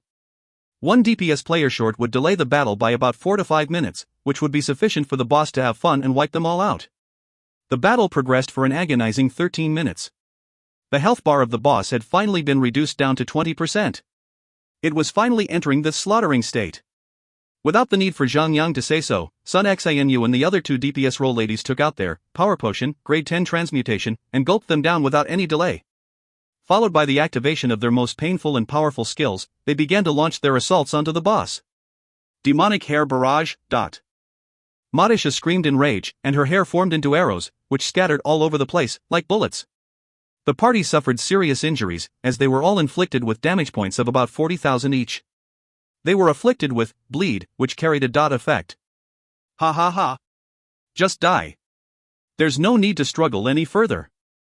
Madisha let out a manic cry, as she dug her hand into the ground once more, like she did before, shaking the earth as if she was shaking her own blanket in her own bed, causing countless of shattered rocks to shoot up from the ground, giving the 5 of them some very hard hits. Gather to me now, everyone. Zhang Yang quickly let out a shout, as he had been waiting to activate his Vanguard's aggression. As everyone reached his side, he activated his Vanguard's aggression and reduced the 90% damage that they were bound to receive in the following attack. However, the Vanguard's aggression would only last for 10 seconds. The moment the effect of this skill was over, the boss swung her head around and arrows made of her hair flew off her head once more, piercing everyone around her until they looked like running, bipedal hedgehogs. Under the pressure of the boss's assaults, Han Shui had pushed herself beyond her capabilities as she could no longer maintain the high pace of healing and maintaining the health bars of the entire party. Furthermore, Zhang Yang had also used Rearm to refresh his skill for immediate use again, so he no longer could activate another Vanguard's aggression right after that. Arg Daffodil Daydream was the first to let out a miserable cry as her health bar was emptied out by the DOT effect of bleed. Then, she collapsed and crumpled to the ground. However, everyone had already taken a zombie potion. Daffodil Daydream immediately transformed into a zombie and crawled right back on her feet. Then, she continued to attack the boss. Although the zombie potions that they took were only grade 2 transmuted, as the effect of the zombie potion kicked in, the players that are transformed into zombies would be given an additional 10% attack. So the attack power of Daffodil Daydream became much more powerful than her attack power compared to when she was still alive. She used her fireball attacks to bombard the boss as hard as she could. Just a few seconds later, Wei Yan'er had also joined in the zombie party. As she let out a miserable scream, she collapsed onto the ground and then scrambled right back up to her feet. Then, she took up her giant axe and began to slash at the boss as hard as she could.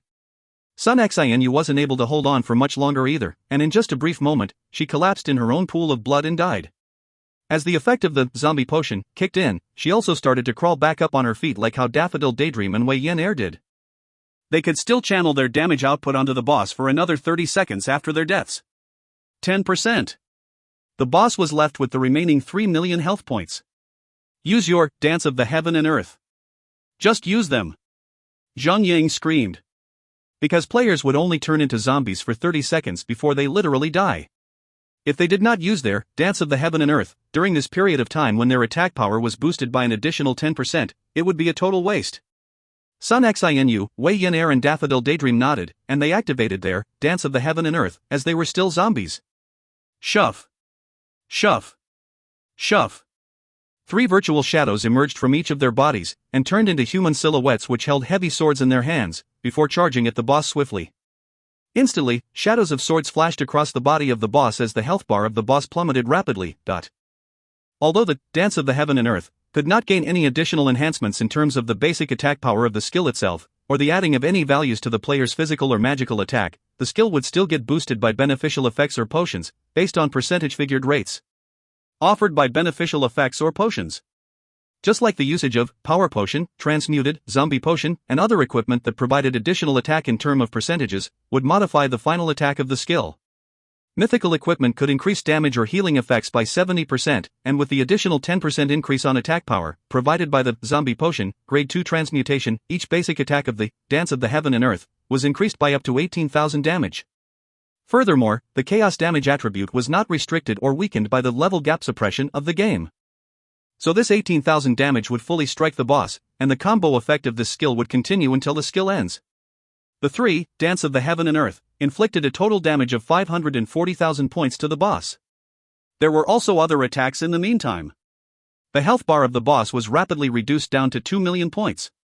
We should be able to do this. Let's pick up the pace and do it even better. Because the players are invulnerable when they are in zombie mode, they needed no healing at all. So Han Shui only had to make sure Zhang Yang and herself do not die before the boss does. This was the ideal moment in time for Han Shui to showcase her power. Activating Healing Bond. This skill healed both Zhang Yang and Han Shui herself at the same time. 1,800,000. 1,500,000. 1,100,000. The boss was already left with less than 4% of health at the moment, but the effect of Zombie Potion on Sun Xianyu and the other 2 ladies had ended. Each of them collapsed to the ground, for good this time. They would stay dead until they resurrect themselves later. The assaults of the boss were becoming more aggressive than before.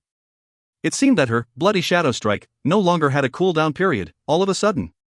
Right after the boss struck out with her Bloody Shadow Strike, she already activated another Bloody Shadow Strike a few seconds later. Titan's Shield. Zhang Yang was forced to activate his final life-saving ultimate skill. He shielded himself with a shield effect that could absorb a total of 300,000 damage, and survived the boss, Bloody Shadow Strike. Witch Snow, quickly. Time to use our paired skill. I don't think we can hold on for much longer. Zhang Yang quickly reached his out for Han Shui's hand. They grabbed hold of each other. Then, they activated their paired skills, Blizzard Sky, and Luna's Dew. At the same instant, the hair spears in Modish's hand began to turn bloody red again. It was obvious that she was preparing to launch another Bloody Shadow Strike. The sky was filled with the beam of the moonlight, and the ground was filled with frost and snow. Snowflakes were drifting slowly down from the heavens. 5000. 5000. The health bar of the boss began to reduce by 5,000 points in each second. Truth to be told, this set of paired skills wasn't that powerful. The damage per second was only 5,000 points. But the advantage of using the paired skills was that the users would become invincible throughout the activation of the skills. Not even a boss could interrupt them. It was like giving out a total of 150,000 damage for free.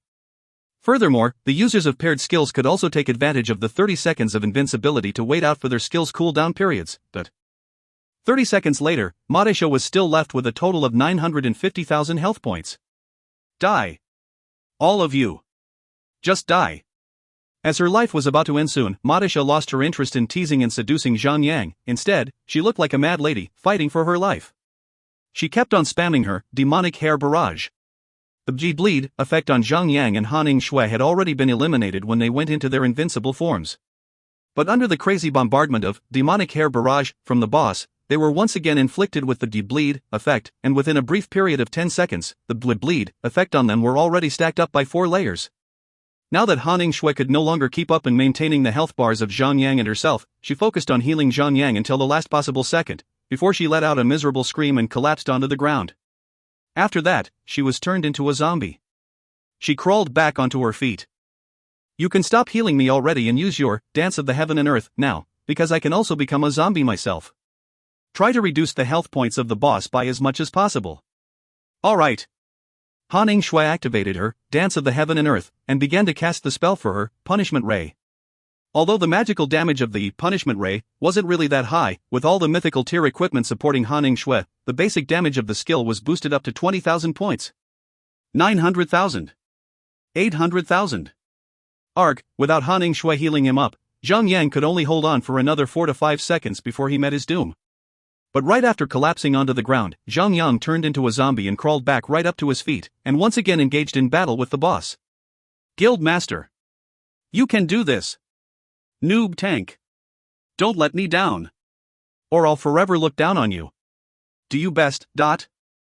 Sun Xi and you and the 2 ladies lay dead on the ground, while they tried to cheer for Zhang Yang through the party channel. Han Shui rolled her eyes and said, "Why aren't you guys cheering for me? Cousin sis, are you a DPSer in the first place?" Han Shui kept silent. It was Zhang Yang's turn to activate his Dance of the Heaven and Earth. At the same time, he also activated his Chaotic Dance of Electric Current. The scene was so much merrier when 2 skills were activated at the same time on the boss. 700,000. 500,000. 300,000. 100,000. On the crucial moment, the effect of Zombie Potion on Han Shui ended. She collapsed to the ground and died. At this crucial moment, Zhang Yang was all alone on the battlefield. Killing Cleave. 59-821. Zhang Yang began to feel anxious, as he knew that the effect of the Zombie Potion on him would only last for another 5 seconds. If he lost this battle now, even though they still had about 11 hours left, all of their super skills that had long cooldown periods had already been used up. Without the Dance of the Heaven and Earth and paired skills, Blizzard Sky, and Luna's Dew, it would be impossible for them to slay the boss. So Zhang Yang had to do it, this time. However, there was a side effect to being invincible as well. Zhang Yang could no longer acquire rage points from receiving damage. Block. -5 930. Damage reflected. Plus 30 rage points. -11 860. Shield Bash. The boss still had about 24,000 health points, and the effective time of the Zombie Potion was only 2 seconds away from expiring. At that moment, Han Shui and the ladies had almost forgotten to breathe as they were so anxious to see Zhang Yang making it through. They held their breaths, hoping that Zhang Yang would not fail at the very last moment. Noob tank. If you dare to let the boss live this time, I'm going to feed you rat poison. The encouragement from Wei Yan Air was always so special and heartwarming. What the hell? This little girl. Zhang Yang wielded his axe even harder, swiping its edge across the vital spots of the boss and inflicting a damage of more than 15,000 points, boosting Zhang Yang's rage bar up to 50 points. Destructive Smash. -3212. Right after the strike, the effect of the Zombie Potion was over. Zhang Yang collapsed onto the ground on his face, and he just stayed quietly on the ground, dead. Madesha had also let out a miserable scream, as she fell to her knees, slumping over. The surroundings were peaceful once again. Ding! Congratulations for being the first party in the server to slay a mythical tier boss. Your glorious deeds shall be remembered forever in the historical list of the world. As the leader of the party, please key in the name of your party. Your party name will be published on the historical list, allowing the world to praise you. A request to key in the party name popped up in front of Zhang Yang's screen. Did we clear it? The 4 ladies were not sure about it. After all, They had not received any system notification like Zhang Yang did. Yes. We have cleared it. Zhang Yang announced it in the party channel, and we have gotten another first clear for an open world boss. Oh yeah. Other than Sun Xin, the ladies cheered in joy. So, release your souls and get back to your dead bodies, and start picking them up. This is a real mythical tier boss. We're rich. The 5 of them quickly released their souls and began to run all the way back to their dead bodies. But, the graveyard was located in a garden within the city. It took them roughly 20 minutes to get all the way back to the 5th floor of the treasure cove. The moment they were resurrected, there was no time for them to recover back their statuses. All of them were busy picking up all of the items and equipment on the ground as quickly as possible. There is a time limit for the corpse of the boss to remain before it disappears. If the loot disappears from the ground, then they would all be in ruins. All of their efforts throughout the 5 floors would mean nothing. If you find any errors, ads pop-up, ads redirect, broken links, non-standard content, etc., please let us know. Report chapter so we can fix it as soon as possible. Chapter 459, Reward? Rewards. Chapter 459, Reward? Rewards. Translator, Endless Fantasy Translation Editor, Endless Fantasy Translation. Zhang Yang stepped up and inserted the now customary promotional phase into the input box. Silky soft bras. Providing you the best protection for your assets. Lone Desert Smoke. As such, the server proceeded to announce the victory notification throughout China. As the rewards, all of them obtained 10 gold coins and 500 union reputation points. However, there was no SP rewards but a luck attribute point. There was also a level 4 gemstone reward which were given, based on the player's main attributes. Naturally, Zhang Yang obtained a vitality gemstone. It did not take long for players throughout China to start an uproar. Under any condition, it would be extremely tough for one to search for a violet platinum boss.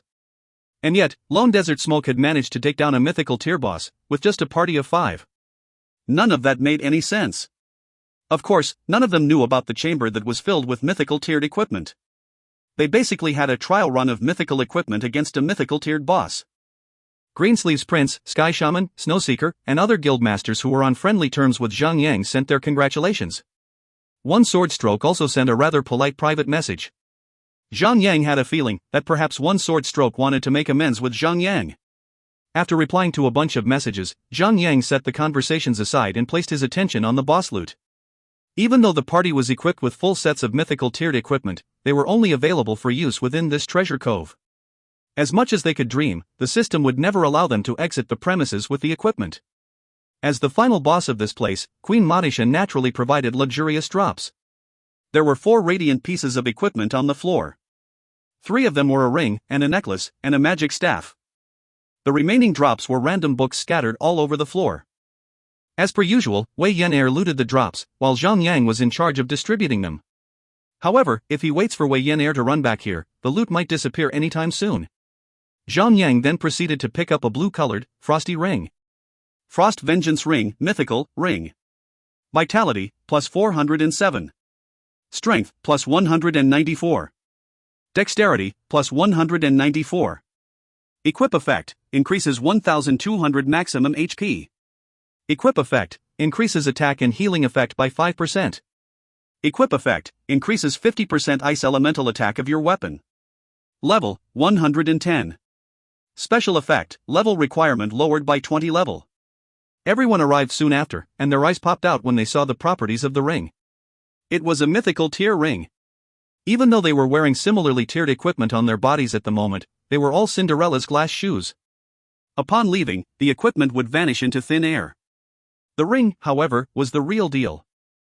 They could be worn, traded, sold and most importantly, brought out of this place. Han Ing frowned, perturbed by a dissonance in the attributes of the equipment. Dummy?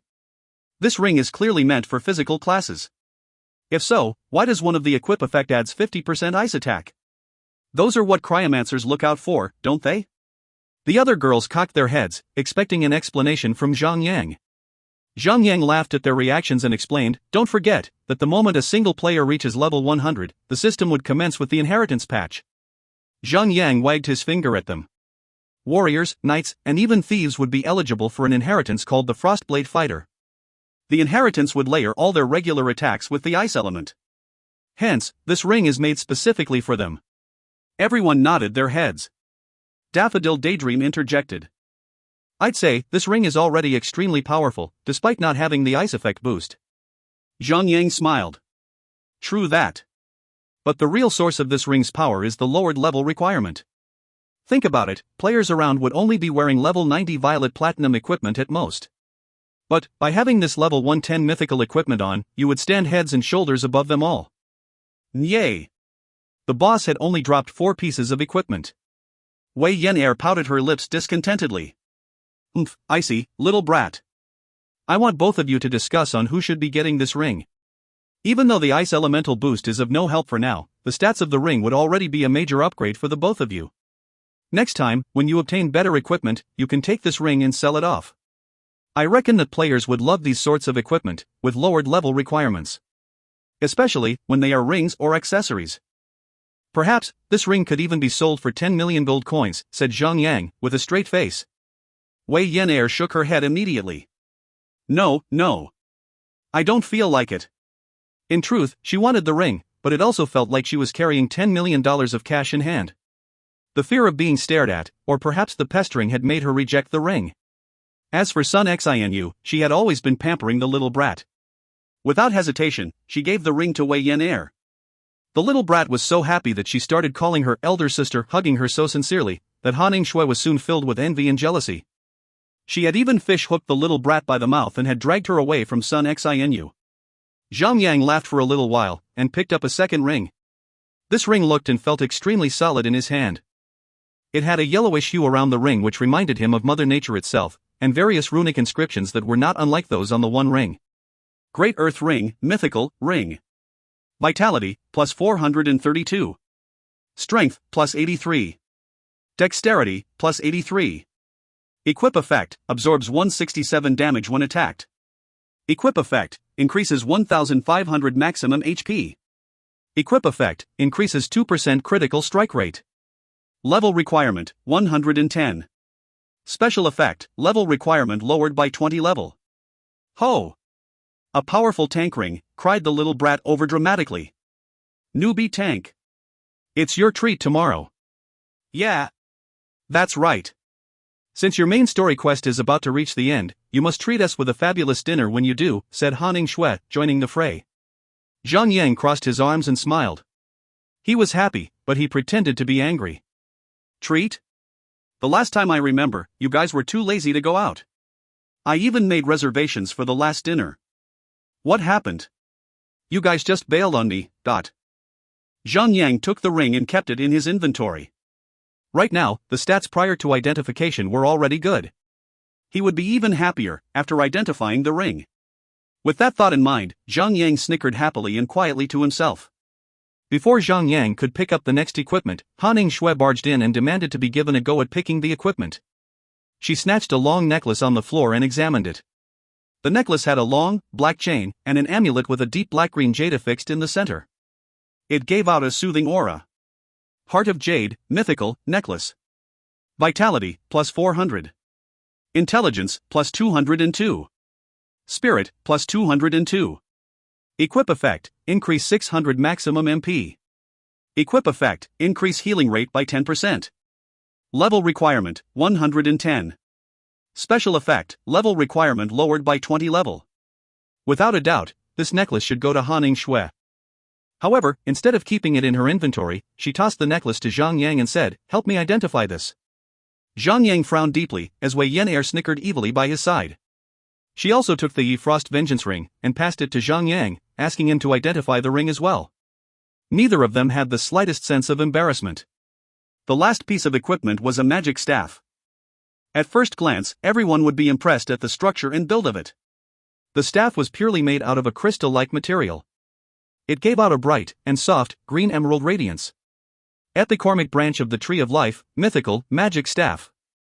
Magic attack, 4024 to 4624. Equip effect, increases magic damage and healing rate by 14%. Equip effect, 1% chance to heal yourself during every attack on a target. Healing rate is equal to the damage you have dealt. Use, summons the life tree to protect you. Grants invulnerability for 1 second. Level requirement, 110. Special effect, level requirement lowered by 20 levels. Note, this powerful magic staff contains the essence of the life tree. It contains a portion of the power from the tree of life. Everyone gasped in awe as they read the equipment description. The effects were too outrageous. Han Yingshui took the magic staff into her hands and asked, "Say, if we take this staff and sell it, how much do you think that it would be worth?" Zhang Yang scratched his chin. Hard to say. Even if no one fights for it, it could be sold for 5 million in the little merchandise shop. But if we placed it in the auction house, it could go as high as 10 million, or even 20 million. This magic staff has 4,000 magic attack, and that is before identification. After identification, I'm sure that the magic attack would be around 6,000. You could strip all your equipment down and equip only this staff, and you'd still have a stronger attack than a full level 90 Violet Platinum equipment player. Think about what I just said, one staff alone is worth an entire set of Violet Platinum equipment. I think 20 million would be worth it, Zhang Yang stated.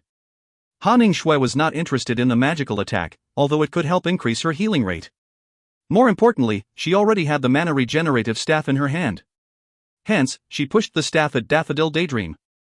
The poor girl was flabbergasted and could not respond, having heard its true value from Zhang Yang. It's too much. Please sell it. I can't use this. Zhang Yang laughed at her cute, little girl-like reaction. All the more reason to use it, Daffy. If you use this staff, you'll be the strongest attacker in my party. Altogether, wouldn't it be for the better if anyone in our team gets an upgrade? The stronger we are, the better bosses we could kill. So what about 20 million? It's nothing. That being said, when you reach level 120 or level 130, you can still sell it off, but its value would not be the same. Daffodil Daydream was on the verge of tears. Ayaya. Sister Daffy. Why are you nitpicking at the details? I'd say, might as well give up resisting his wishes. It's too late for you to escape his grasp. All that belongs to him, belongs to you. All that is you, belongs to him. Naya ha ha ha. Wei Yan Air chuckled evilly. Daffodil Daydream lowered her head and nodded quietly. She was hiding her vermilion-colored cheeks, that spoke of immeasurable shame. Perhaps, she agreed on the part everything that is her, belongs to Zhang Yang. Luckily, Han Yingshui did not notice her blush, as she was too busy flipping over the skill books. Zhang Yang, on the other hand, had walked over to Queen Modish's dressing table and found a long-bladed sword lying down at the lower left of the table. The blade of the sword was dark, with living, silvery lines, swirling around. There was a green little dragon that swam along the surface of the blade as well. It was moving and weaving up and down the length of the blade. Ding! You have obtained Meteor Sword. Ding! You have completed the quest, search the Meteor Sword. Please return to White Jade Castle and present the sword to Princess Serena, in exchange for a luxurious reward. Zhang Yang let out a long, tiring sigh. It had not been easy to complete the entire quest. Zhang Yang took the sword and kept it in his inventory. He then walked down towards Han Yingshui, who was busy examining the books. They were all recipe scrolls for different professions. None of them were skill books, unfortunately. Everyone was disappointed, as they wanted a pair skill. Still, Queen Modisha was kind enough to drop a piece of middle-tier aura stone. Sun Xian Yu took it and upgraded her Fatal Strike Aura to level 4, which granted an additional 4% increase in critical rate. There was one more item. A chest that left them staring, dumbfounded. Mystery treasure chest, you have found a chest that was hidden away secretly by Queen Modisha. Your instincts tell you that this chest is extremely important. However, no matter what you tried, it was impossible to open the chest via the regular method. Perhaps, you should inquire Princess Serena about the chest. Player ownership, Zhan Yu. Item bound on acquire.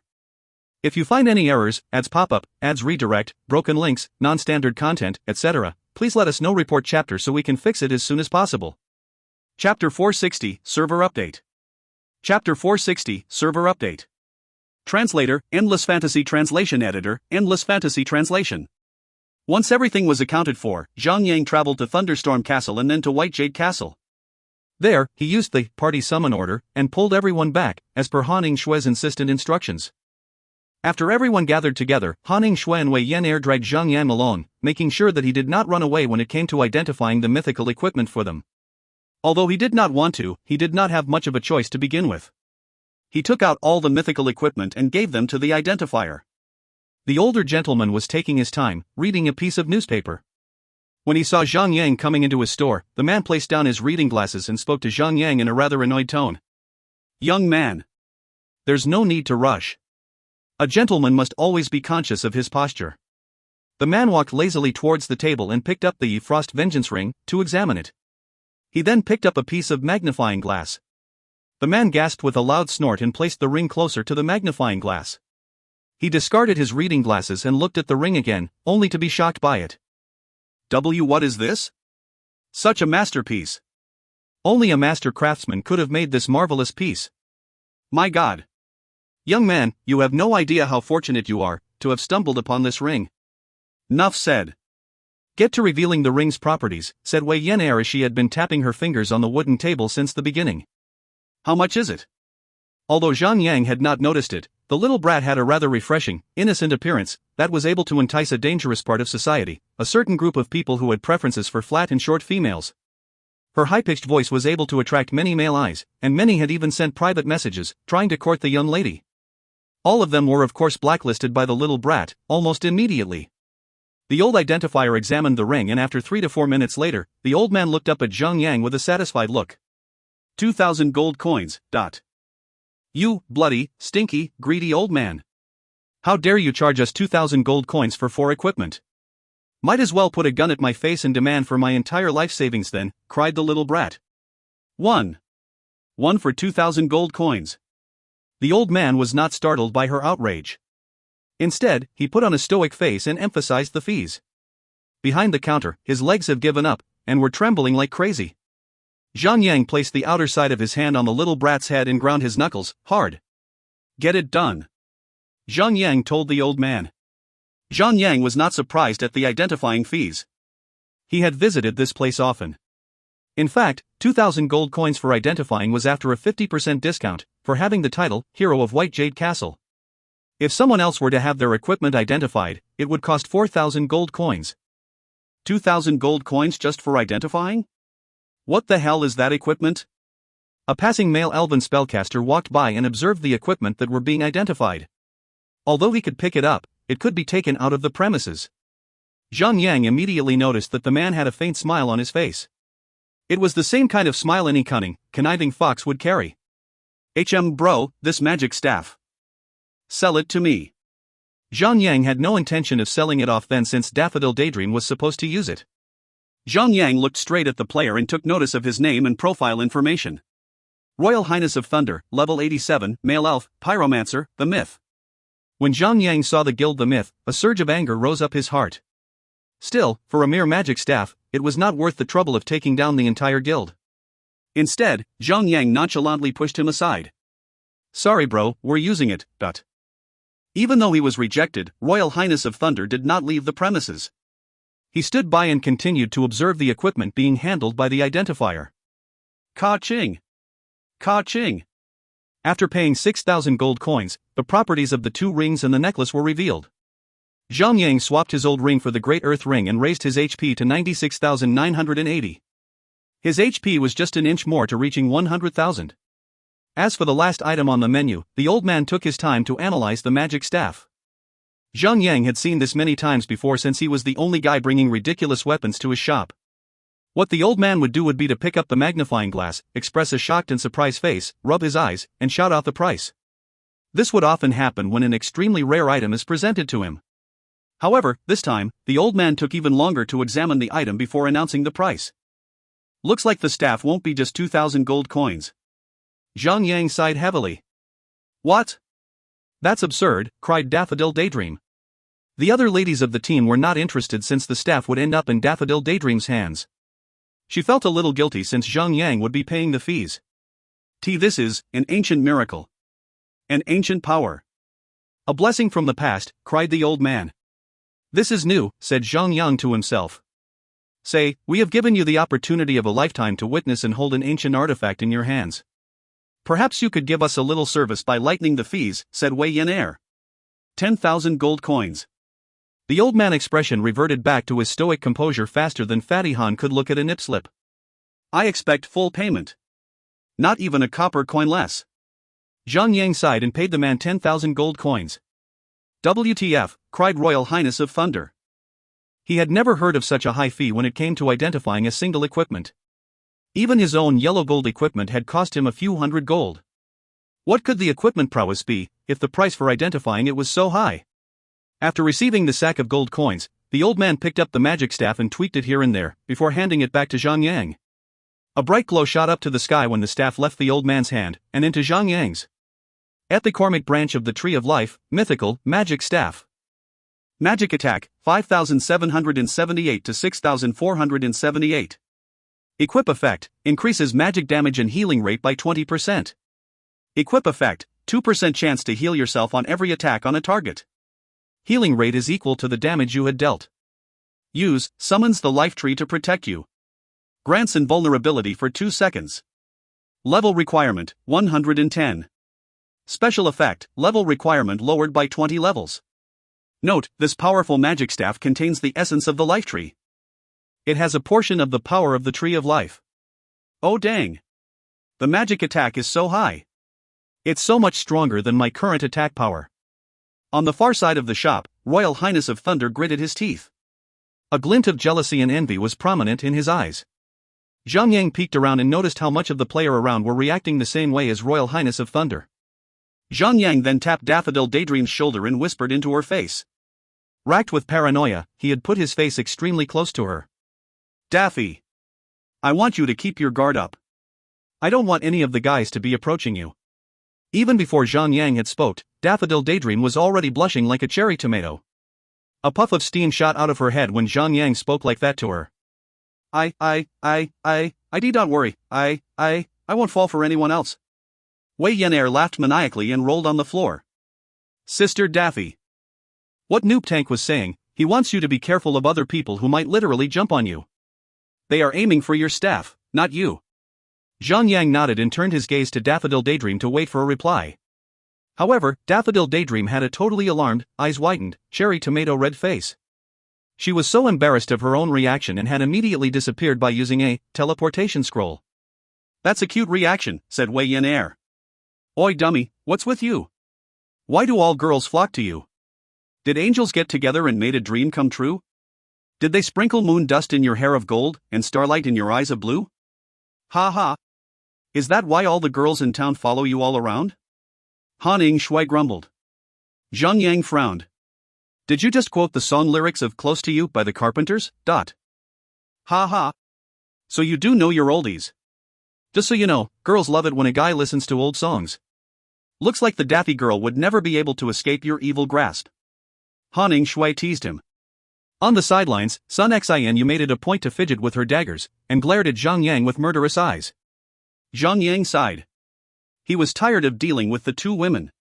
After exiting the shop, Zhang Yang headed straight to the royal castle, and when he approached the gate, he reported his name to the guard and was led to the royal chamber of Star and Luna, where Princess Serena was.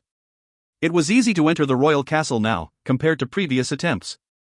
Perhaps it was because he had already completed the quest. As he entered the chamber, Zhang Yang saw Princess Serena slouching on her throne in a completely unprincess-like manner. There was a frown on her face, and she was sulking as if she had been waiting for quite some time for Zhang Yang to arrive. Zhang Yang quickly approached her, and kneeled down, 10 meters away from the throne. He saluted the princess and greeted her. Princess Serena. It is I, Zhen Yu. Zhan Yu. You have returned. Princess Serena got to her feet immediately and walked closer to Zhang Yang. Have you found the meteor sword? Your Highness. You'll be glad to know that I had found it. Zhang Yang took out the sword from his inventory and presented it to her, holding it up high above his head, and kneeling down at the same time. Princess Serena bent down and took the sword out of Zhang Yang's hands. This is the meteor sword.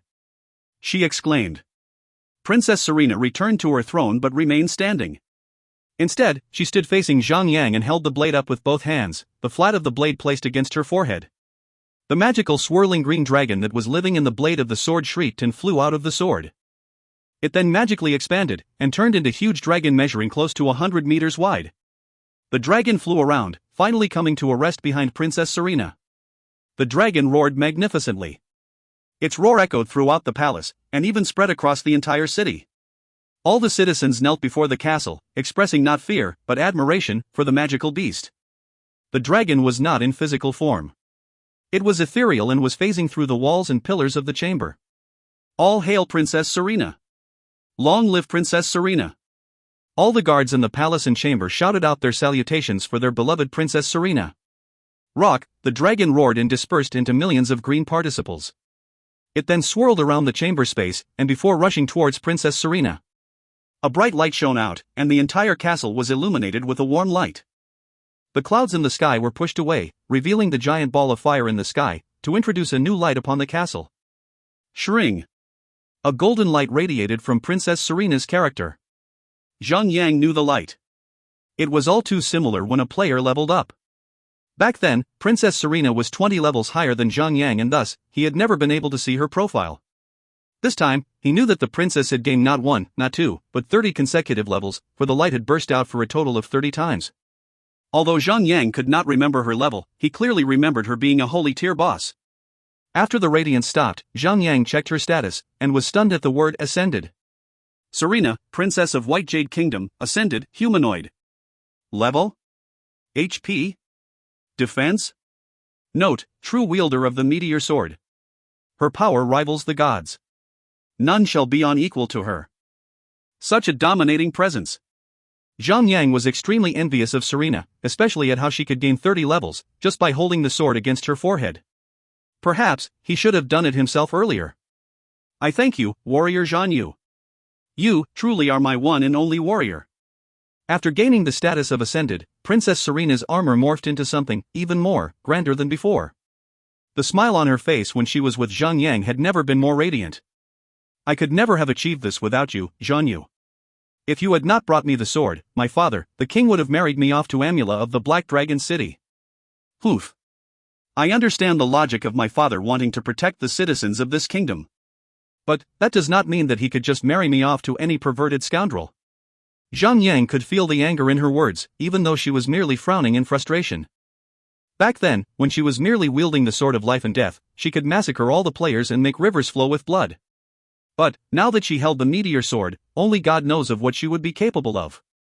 Ding! Your relationship with Princess Serena has increased. Oh. Come on. Relationship? Zhang Yang wanted something more materialistic, for once. Zhang Yang maintained a stoic facial expression and said, "It is an honor to serve the princes. I ask for nothing but your good graces, my princess." Princess Serena nodded her head happily. With this sword, we can unite all the kingdoms in this union to form an empire. You, Zhan Yu, our warrior, you are my greatest benefactor. Ding! You have completed the quest, Search of the Meteor Sword. Obtain 20 million experience points. Ding! You have obtained a reward, level +3, SP +2, luck +3. Shring. Shring. Shring. Dot. Zhang Yang's character glowed in a brilliant golden light 3 times and rose from level 98 to level 101. Server announcement: player Zhan Yu has become the first player to achieve level 100. Obtained reward, SP +1, luck +3. Server announcement: the first level 100 player has emerged. Chaos Realm will be available for entry after the server patch. Inheritance patch will be implemented. Please refer to the official website for more information about the inheritance patch. Server announcement: server update and service patch will commence in 30 minutes. Please log out to prevent any item loss. Please refer to the official website for more information about the patch content. Please make necessary preparations before the patch. Zhang Yang was thrown away. He had just received 4 SP in one go. Zhang Yang was happy, although only for a millisecond before frustration kicked in. The main story quest, Search of the Meteor Sword, had only rewarded him with a level +3, SP +2, and luck +3. Though it may seem a lot for anyone else, Zhang Yang felt that all the effort that he put out for the past few months was a complete waste. Oh. Just then, Zhang Yang remembered something important. Zhang Yang immediately took out the mysterious box that he had found from Queen Madisha and handed it to Princess Serena. My princess, I have found a box but I am unable to open it. I hope that Princess Serena could assist me in opening this mysterious box. Somehow, he knew that the real reward lay within that box. Princess Serena smiled warmly and knelt down to his level. Zhan Yu, you have shed much blood for me. If there is anything that we can do for you, we will do everything in our power to help you out. To hear such words coming from a princess' mouth was everything that Zhang Yang could hope for. Princess Serena took the box and examined it. She then places the box on the floor and pointed the sword at the box. With a quick hum, the box opened ever so easily, when Zhang Yang and everyone else could not. With an eager heart, Zhang Yang peeked into the box, only to see an egg. What's this? A herbal egg? Would it grant Zhang Yang unbelievable powers after he boiled it? Zhang Yang was on the verge of crying. When all hope had been poured into the box, all it could do was to give him an egg. An egg that looked like a regular chicken egg. Mysterious egg. Description: who knows what will hatch from this egg? Perhaps you should wait and see. Incubation time: 71 hours, 59 minutes, 59 seconds. Bound. An egg. Zhang Yang had suffered for so long, only to be rewarded with an egg. No matter, Zhang Yang had one last hope remaining. This egg had to be a mythical beast's egg. That was the lie Zhang Yang told himself, although he knew that it would be 1 in a million chance for it to be a real mythical beast's egg. Still, there was still hope. No one knew what it was, or what would hatch out of it.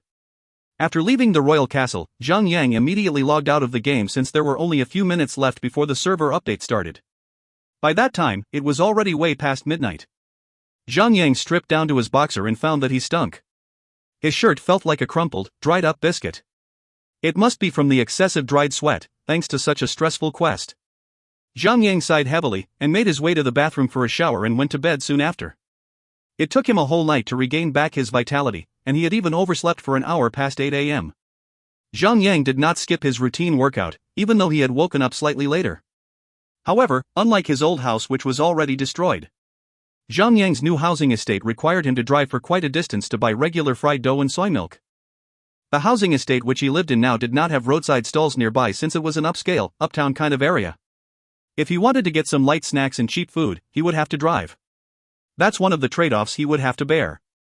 Zhang Yang bought breakfast for 5, and by the time he made it back home, the 4 ladies had just woken up from their beauty sleep. Everyone got up, got dressed, put on their thick layers of makeup and ate breakfast. Sun Xianyu had gone off for work, while Zhang Yang had taken the job as Wei Yan'er's private driver to her school.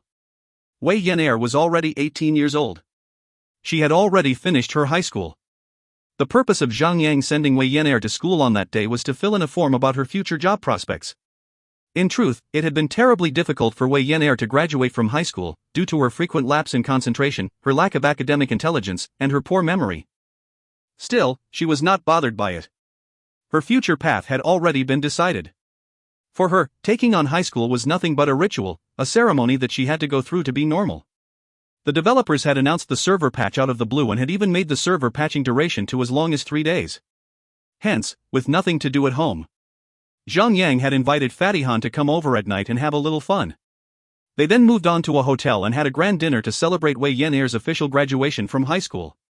Naturally, the bill had to be settled by none other than Zhang Yang. If you find any errors, ads pop up, ads redirect, broken links, non-standard content, etc., please let us know. Report chapter so we can fix it as soon as possible. Chapter 461, Battle Companion. Chapter 461, Battle Companion. Translator, Endless Fantasy Translation Editor, Endless Fantasy Translation. Fatty Han had even brought along his girlfriend, Xiao Wei. The girl was extremely sweet and polite. Nothing like what Fatty Han had described. If Fatty Han had never mentioned about her being as ruthless as a hungry lion with him, Zhang Yang would have never imagined it. The night continued on, and everyone was enjoying the dinner and conversation. However, when someone mentioned the name Lu Wei in one sword stroke, everyone's mood turned foul. As the saying went, nations that crumble from foreign attacks will rebuild, and come back stronger than ever. But what of an attack that comes from the inside? Even though Imperial Sky could never reach the strength level of Lone Desert Smoke, the guild was still one of the strongest guilds in China's region. Despite so, the guild had crumbled down due to internal strife, because of a single woman. Everyone understood the damage, but Zhang Yang and Fatty Han had a deeper insight of it. The conversation returned to its liveliness in a matter of glasses. Among the company, only Zhang Yang and Fatty Han were the only men on the table while the rest were troublesome women. These ladies simply loved messing with them. Later through the night, all 5 women had managed to force Zhang Yang and Fatty Han to shotgun one large carton load of beer down their stomachs. Eventually, both of them had to run back and forth to the washroom to unload everything they had drank down. The scene was exceptionally funny to them since they had never seen Zhang Yang being much of a clown. After that merry little dinner with the ladies, everyone drove themselves back home. Zhang Yang, on the other hand, was too intoxicated to drive and had to depend on Han Shui to take the wheel. After returning home, Zhang Yang did nothing else but collapsed on the couch and slept. The next thing he knew, it was already morning. The moment when he opened his eyes, he was assaulted with a racking of a headache. The light from the sun did nothing to ease his pain.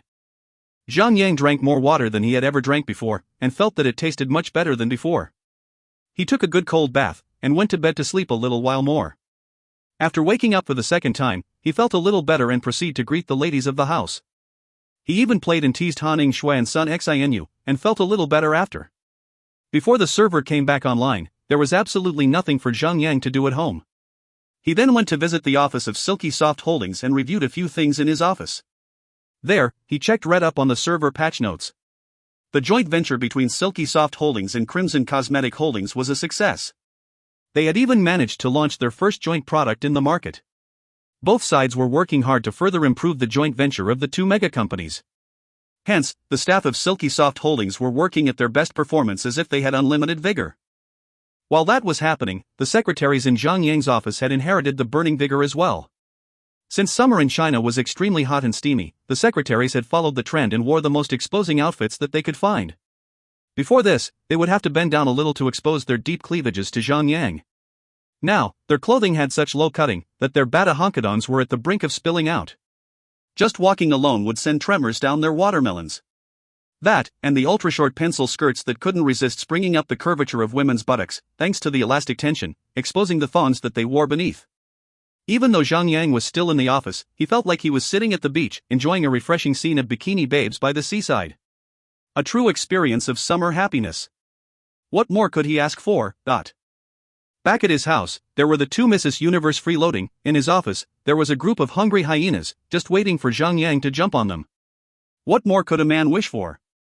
Feeling blessed, Zhang Yang opened his personal computer and visited the God's Miracle official website. After scrolling down for a bit, Zhang Yang checked out server patch notes and read.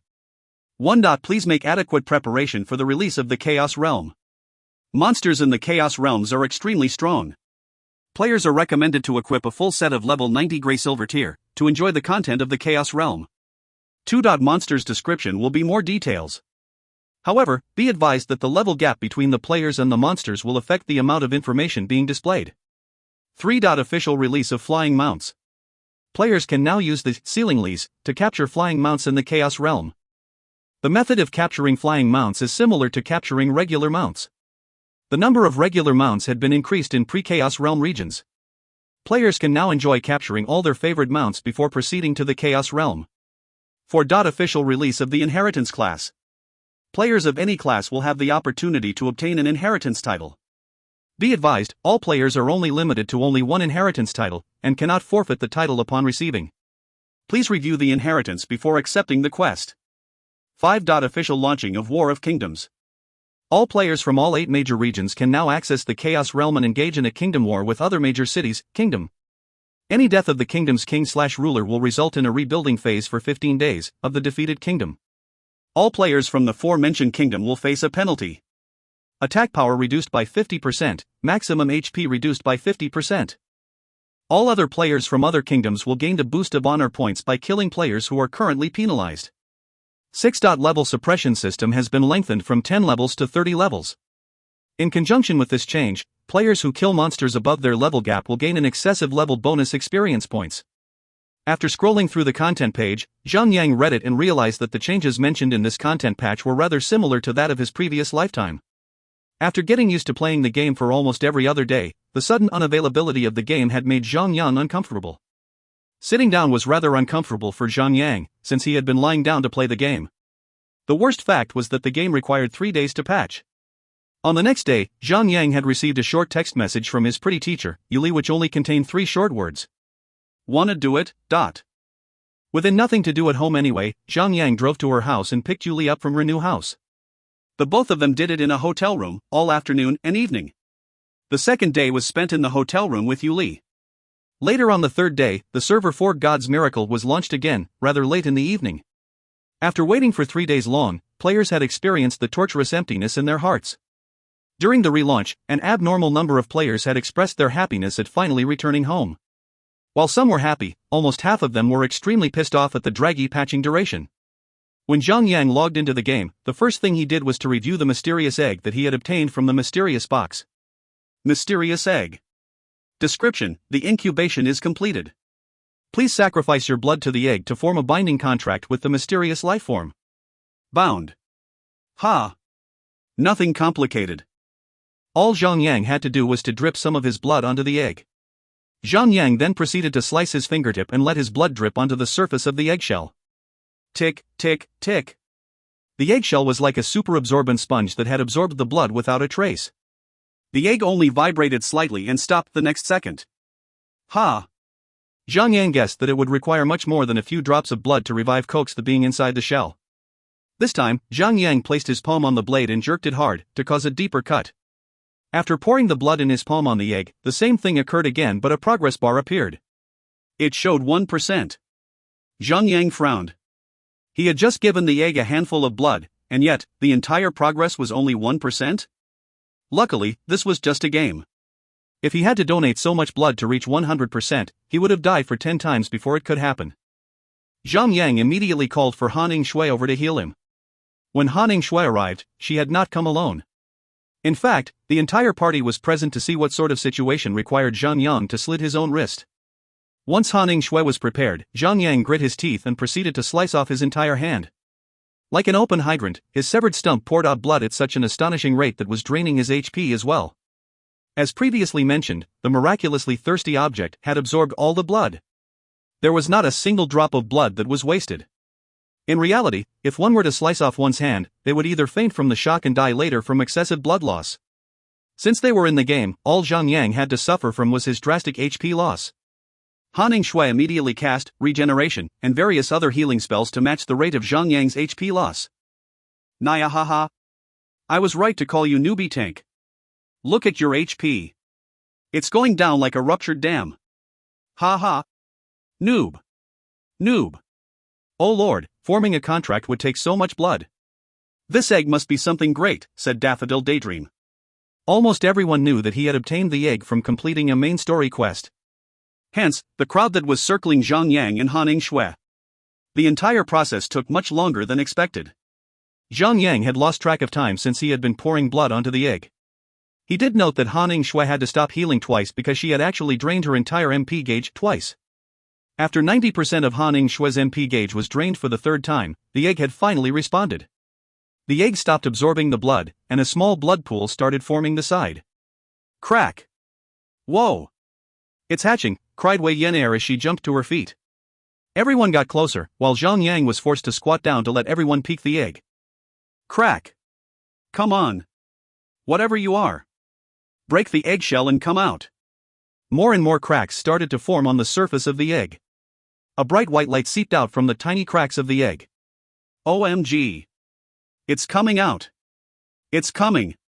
Coming, cried the little brat, as she grabbed the herb-foraging familiar's neck even tighter. The poor little beast was suffering, and was about to faint. The little brat was so bored when Zhang Yang was pouring his blood onto the egg, and had forced Zhang Yang to summon out the familiar for her. She only wanted a dose of its cuteness. I wonder what it could be. A dragon. It has to be a dragon. When Zhang Yang gave the sword to the princess, a dragon appeared. This egg must be the dragon's offspring. Don't be silly. Do you think that dragons lay eggs? Yeah. What else could lay an egg? Your mom. F***ck off. Crack, crack. As everyone was having fun guessing around, more cracks formed, and finally, a piece of the shell was kicked out. An extremely tiny spear that had broken the shell. The spear retracted back into the egg and started slashing about, collapsing the entire eggshell from within, revealing a tiny, thumb-sized humanoid girl that carried a spear and a shield on her back. The little thumb-sized girl had long black hair. Even though she was so small, she had a magnificent body. If she was enlarged to normal size, she would have the most busty pair of breasts and a curvy butt that could rival even Sun Xinu. Her facial expression was so cute, which only emphasized her perfect complexion. Her face was so perfect as if someone had carved her out from a piece of jade. Felice, humanoid. Level, 0. HP, 50. Defense, 0. Melee attack, 3 to 5, attack interval, 3.8 seconds. Vitality, 1. Strength, 1. Dexterity, 1. Spirit, 1. Skill, nil. Special, Seal 1, Seal 2, Seal 3, Seal 4. Note, Zhang used Battle Companion. Everyone gasped in awe when such a little cute Barbie doll suddenly appeared in front of them. While the ladies were squealing, 100 Shots asked, Zhang Yang, what is a Battle Companion? I have no idea. Zhang Yang too was surprised, himself. He had never heard of the term Battle Companion, even in his previous life. Felice was small, but despite her tiny size, she was deceptively agile. When Wei Yan wanted to grab her, she jumped away as quick as lightning and landed on Zhang Yang's shoulder. Felice expressed her anger by slashing her spear around frantically. What a jump! That jump from the ground up to Zhang Yang's shoulder was no easy feat. It may be easy for a cricket to do so, but for a humanoid being like Felice to do so would be the same as Zhang Yang leaping up to a 10-story building. Zhang Yang turned his head and looked at the thumb-sized Felice, as she looked at him as well. There was a glint in her eyes that expressed a sense of longingness. It felt like he was looking into a mirror, with the same look in his eyes when he had just lost both of his parents. The same pain when he was just a young boy. Unconsciously, Zhang Yang reached out with his index finger to her. Towards Zhang Yang, Felice was not afraid, nor expressed any hostile reactions towards him compared to the others. Instead, she reciprocated his actions by reaching out with her own hand to grab Zhang Yang's finger. At that moment, when the two beings touched, Zhang Yang felt a sudden rush from his spine and up to his head. Something had changed in him, but he did not know what. Server announcement, official release of Battle Companion. All players can now form a contract with an NPC to form a Battle Companion. Please refer to the official site for more information for Battle Companion. Server announcement, official release of Battle Companion patch will commence in 1 minute. Please make adequate preparation. The server will resume function after 5 minutes. Server announcement, 59 seconds till server update. Server announcement, 58 seconds till server update. If you find any errors, ads pop up, ads redirect, broken links, non-standard content, etc., please let us know. Report chapter so we can fix it as soon as possible. Chapter 462, Entering the Chaos Realms. Chapter 462, Entering the Chaos Realms. Translator, Endless Fantasy Translation Editor, Endless Fantasy Translation. New. A simultaneous roar from all players in the entire world could be heard. Just as they had taken 3F** King days to introduce a simple inheritance patch, they would need to endure another server shutdown now, just to patch some Battle Companion crap? What the hell? No matter how much the players complained, there was no stopping from what that was to come. The patch would still commence. Players from all over the world lost connection to the game in less than a minute. But, luckily, the patch was only 5 minutes. The server came back online slightly earlier. Some of the players that were not as active like Zhang Yang had not realized that and logged in after the server was patched the second time. With such a little time, Zhang Yang and his gang took the chance to review the Battle Companion crap from the official site. Just when the system had finished announcing the patch, the official website had published the relevant information on Battle Companion. To think that they had taken no time at all to prepare for all the documents, prior to releasing such spontaneous patches. Zhang Yang read the content released on the official website. Battle Companions were like Hunter's pet. They can be summoned out and removed from the battlefield. However, the major difference between a pet and a Battle Companion was that a Battle Companion had their own judgments and sentience. They could make their own decisions and could execute complicated actions, based on general instructions. As long as they laid down the command, they would complete it as to how the situation dictated. A Battle Companion could disobey a player if the request is unreasonable or suspicious. It meant that they could break the contract at any time they want, and had the same power authority as a player. To put it in simple terms, a Battle Companion was more like a mercenary than an underling. Like Hunter's pet, Battle Companions could gain levels as the players killed monsters. There was one factor that made a Battle Companion much stronger than a pet. Battle Companions could equip weapons and armor which would give them the opportunity to grow much stronger than a pet could. Players could only form a contract with one Battle Companion at a time. To swap a new Battle Companion, the player must first break the contract with the original Battle Companion. Battle Companion was easy to obtain. As long as a being has a mind of its own, be it a friendly target or a hostile target, players could even sign a contract with a dragon if they had the capabilities of convincing them to form a contract.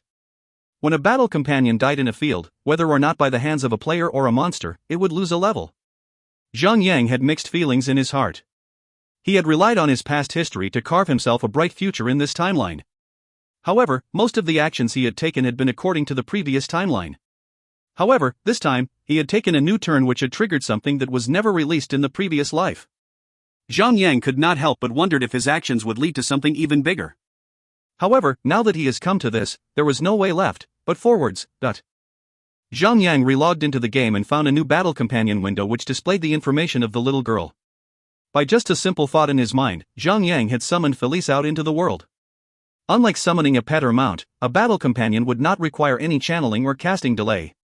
Summoning a battle companion was an instantaneous action. When Felice was summoned out, she jumped out from Zhang Yang's palm, lightly stabbing Zhang Yang's shoulders to stick her landing better. With a proud expression, Felice stood tall, puffing out her chest with pride. Zhang Yang laughed at her comical attempt to guard him and said, "You precious little thing. Do you understand what I am saying?" Felice nodded her head, but when she opened her mouth, nothing but came out. Perhaps she was a mute, or perhaps she was made that way, due to her low level. Maybe when she gains a few level, she would gain the ability to talk to Zhang Yang. While Zhang Yang was enjoying his time with Felice, Han Shui and the rest of the troublesome ladies had joined his side and wanted to play with Felice. Unfortunately, due to Han Shui's and Wei Yan'er's rough treatment, Felice was angry and had repeatedly tried to stab them with her toothpick-sized spear. Since her level was too low, her attacks had not made any damage. Not even a single damage. Poor little Thumbelina was so frustrated that she had morphed herself into a beam of light and had returned back to Zhang Yang's inventory. Furious and disgruntled, Han Shui pestered Zhang Yang to summon her out again. However, Zhang Yang had gained a liking for the little critter and decided to take her side, and refused to summon Felice out just so that they could play with her. Furthermore, as the official site had mentioned, a battle companion could terminate the contract with the player anytime they wanted to. If Zhang Yang ever angered or annoyed Felice to an extent, she might just kick his butt and leave Zhang Yang. Right then, Zhang Yang did not even have a hint of Felice's ability. To think that the trigger point to initiate the battle companion system would require the clearance of the quest Search of Meteor Sword, Zhang Yang felt that Felice was something extremely special and unique since he had obtained her from the Queen of the Imperial Heavens Empire after all. It would not make sense if Felice did not have any special abilities. Zhang Yang removed himself from the crowd and teleported to the Thunderstorm Castle. There, he summoned the bear and rode all the way to the 10 barren seas. Right then, when the Chaos Realm was open to the world, Zhang Yang had the greatest advantage, that was, his level. The second highest level player in the game was only level 96. Do not judge the difference of 4 levels from 96 to 100, so the amount of time that the second player would need to grind to reach level 100 would reach 1 month's time. During that 1 month, Zhang Yang could have already roamed around the entire Chaos Realm. The first item on his to-do list was to capture a flying mount. Not only could a flying mount grant a player a wider, clear view of the landscape from above, the speed of which it could travel would be 3 times faster than regular mounts. While a level 90 map was already a headache for Zhang Yang, not having a flying mount in the Chaos Realm would make him suffer from all the time wasted solely on riding his regular mount. After Zhang Yang arrived at the 10 barren seas, Zhang Yang swapped the bear for the mythical turtle and spent close to 5 hours traveling on waters to reach the island at the center of the sea. Located at the very center of the island was the portal that led to the Chaos Realm. Even though the portal had long existed even before the system had made the announcement, no player could go through it. On the island where the portal was located, there were no beasts and no monsters roaming around. Zhang Yang arrived on the island and swapped back to his bear to reach the center of the island without much delay. When Zhang Yang arrived in the center of the island, he was greeted by a black-colored portal, with dark matter swirling in a circle, like a two-dimensional black hole. Zhang Yang had used this portal once, back in his previous life.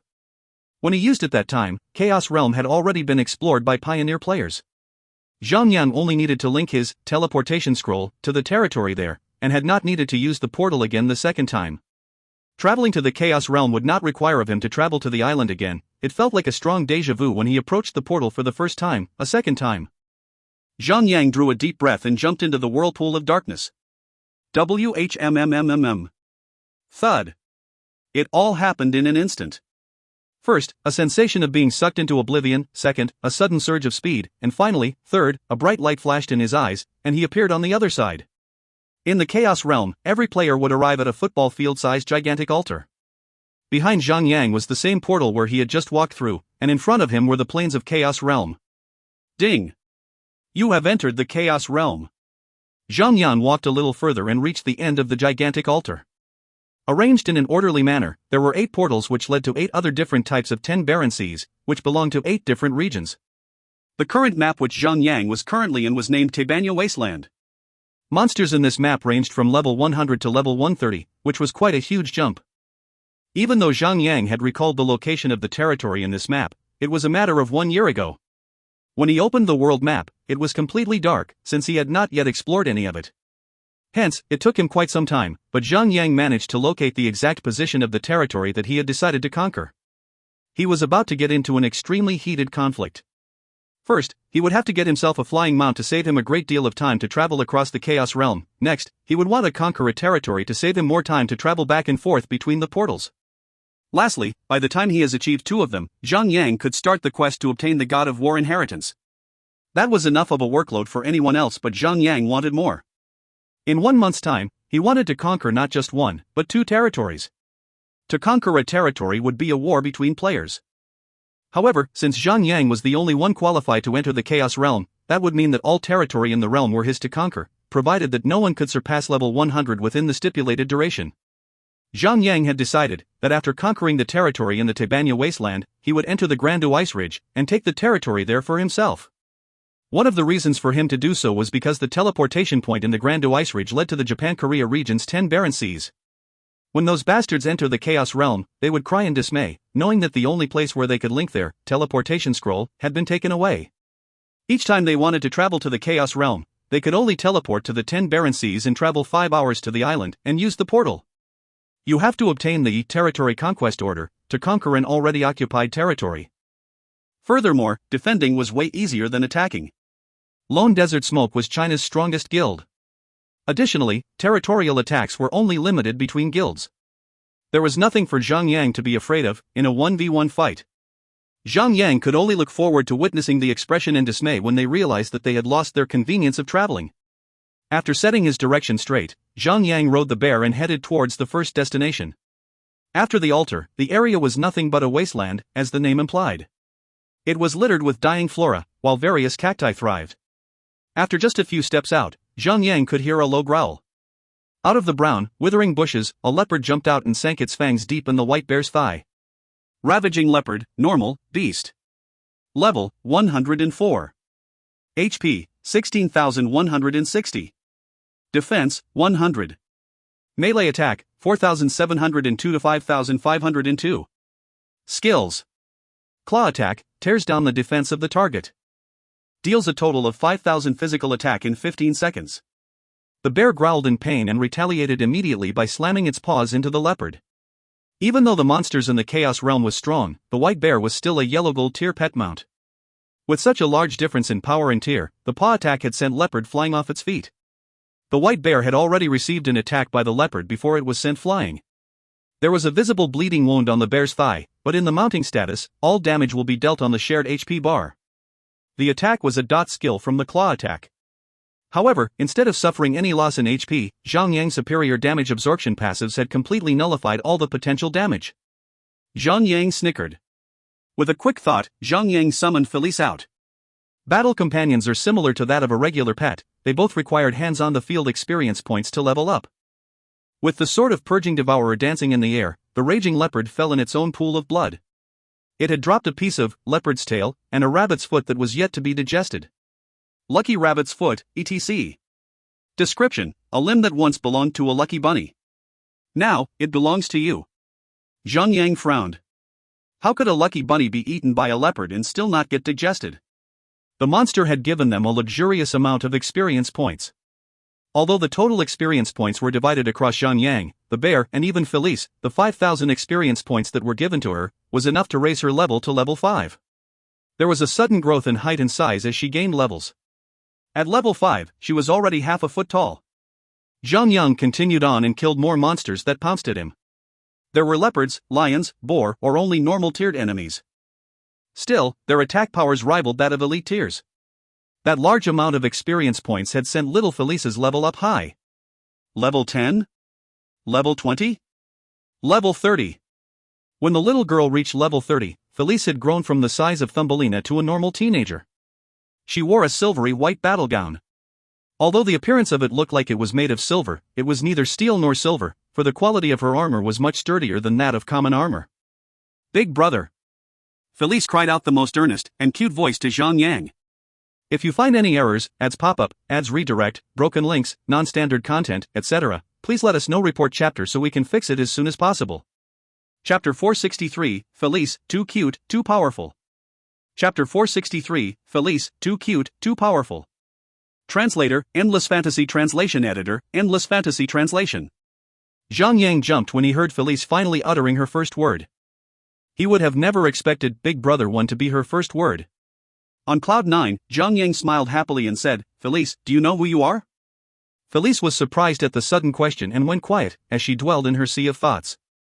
After a slight wincing, Felice shook her head and replied, I think I do, but whenever I try to remember it, I would have a headache. Zhang Yan walked closer to her and patted her head gently. She was at his shoulder height, and it was easy for Zhang Yang to rub the top of her head. There's no need to hurt yourself thinking about it. You'll have my word that I will protect you. Yes, Big Brother. Felice nodded her head enthusiastically. Zhang Yang opened Felice's profile window and analyzed her properties. Felice, humanoid. Level, 30. HP, 43,530. Defense, 1,960. Melee attack, 5,888 to 6,488, attack interval, 3.8 seconds. Skills. Blazing Dragon Spear, deals 100% physical attack, imbued with fire elemental damage. Requires, melee weapon. Cooldown, 1 seconds. Cost, 50 power. Dragon Barrage, deals 150% physical attack on a target. 10% chance to stun the target. Effective against boss monsters with lower stun rates. Requires, melee weapon. Cooldown, 1 minute.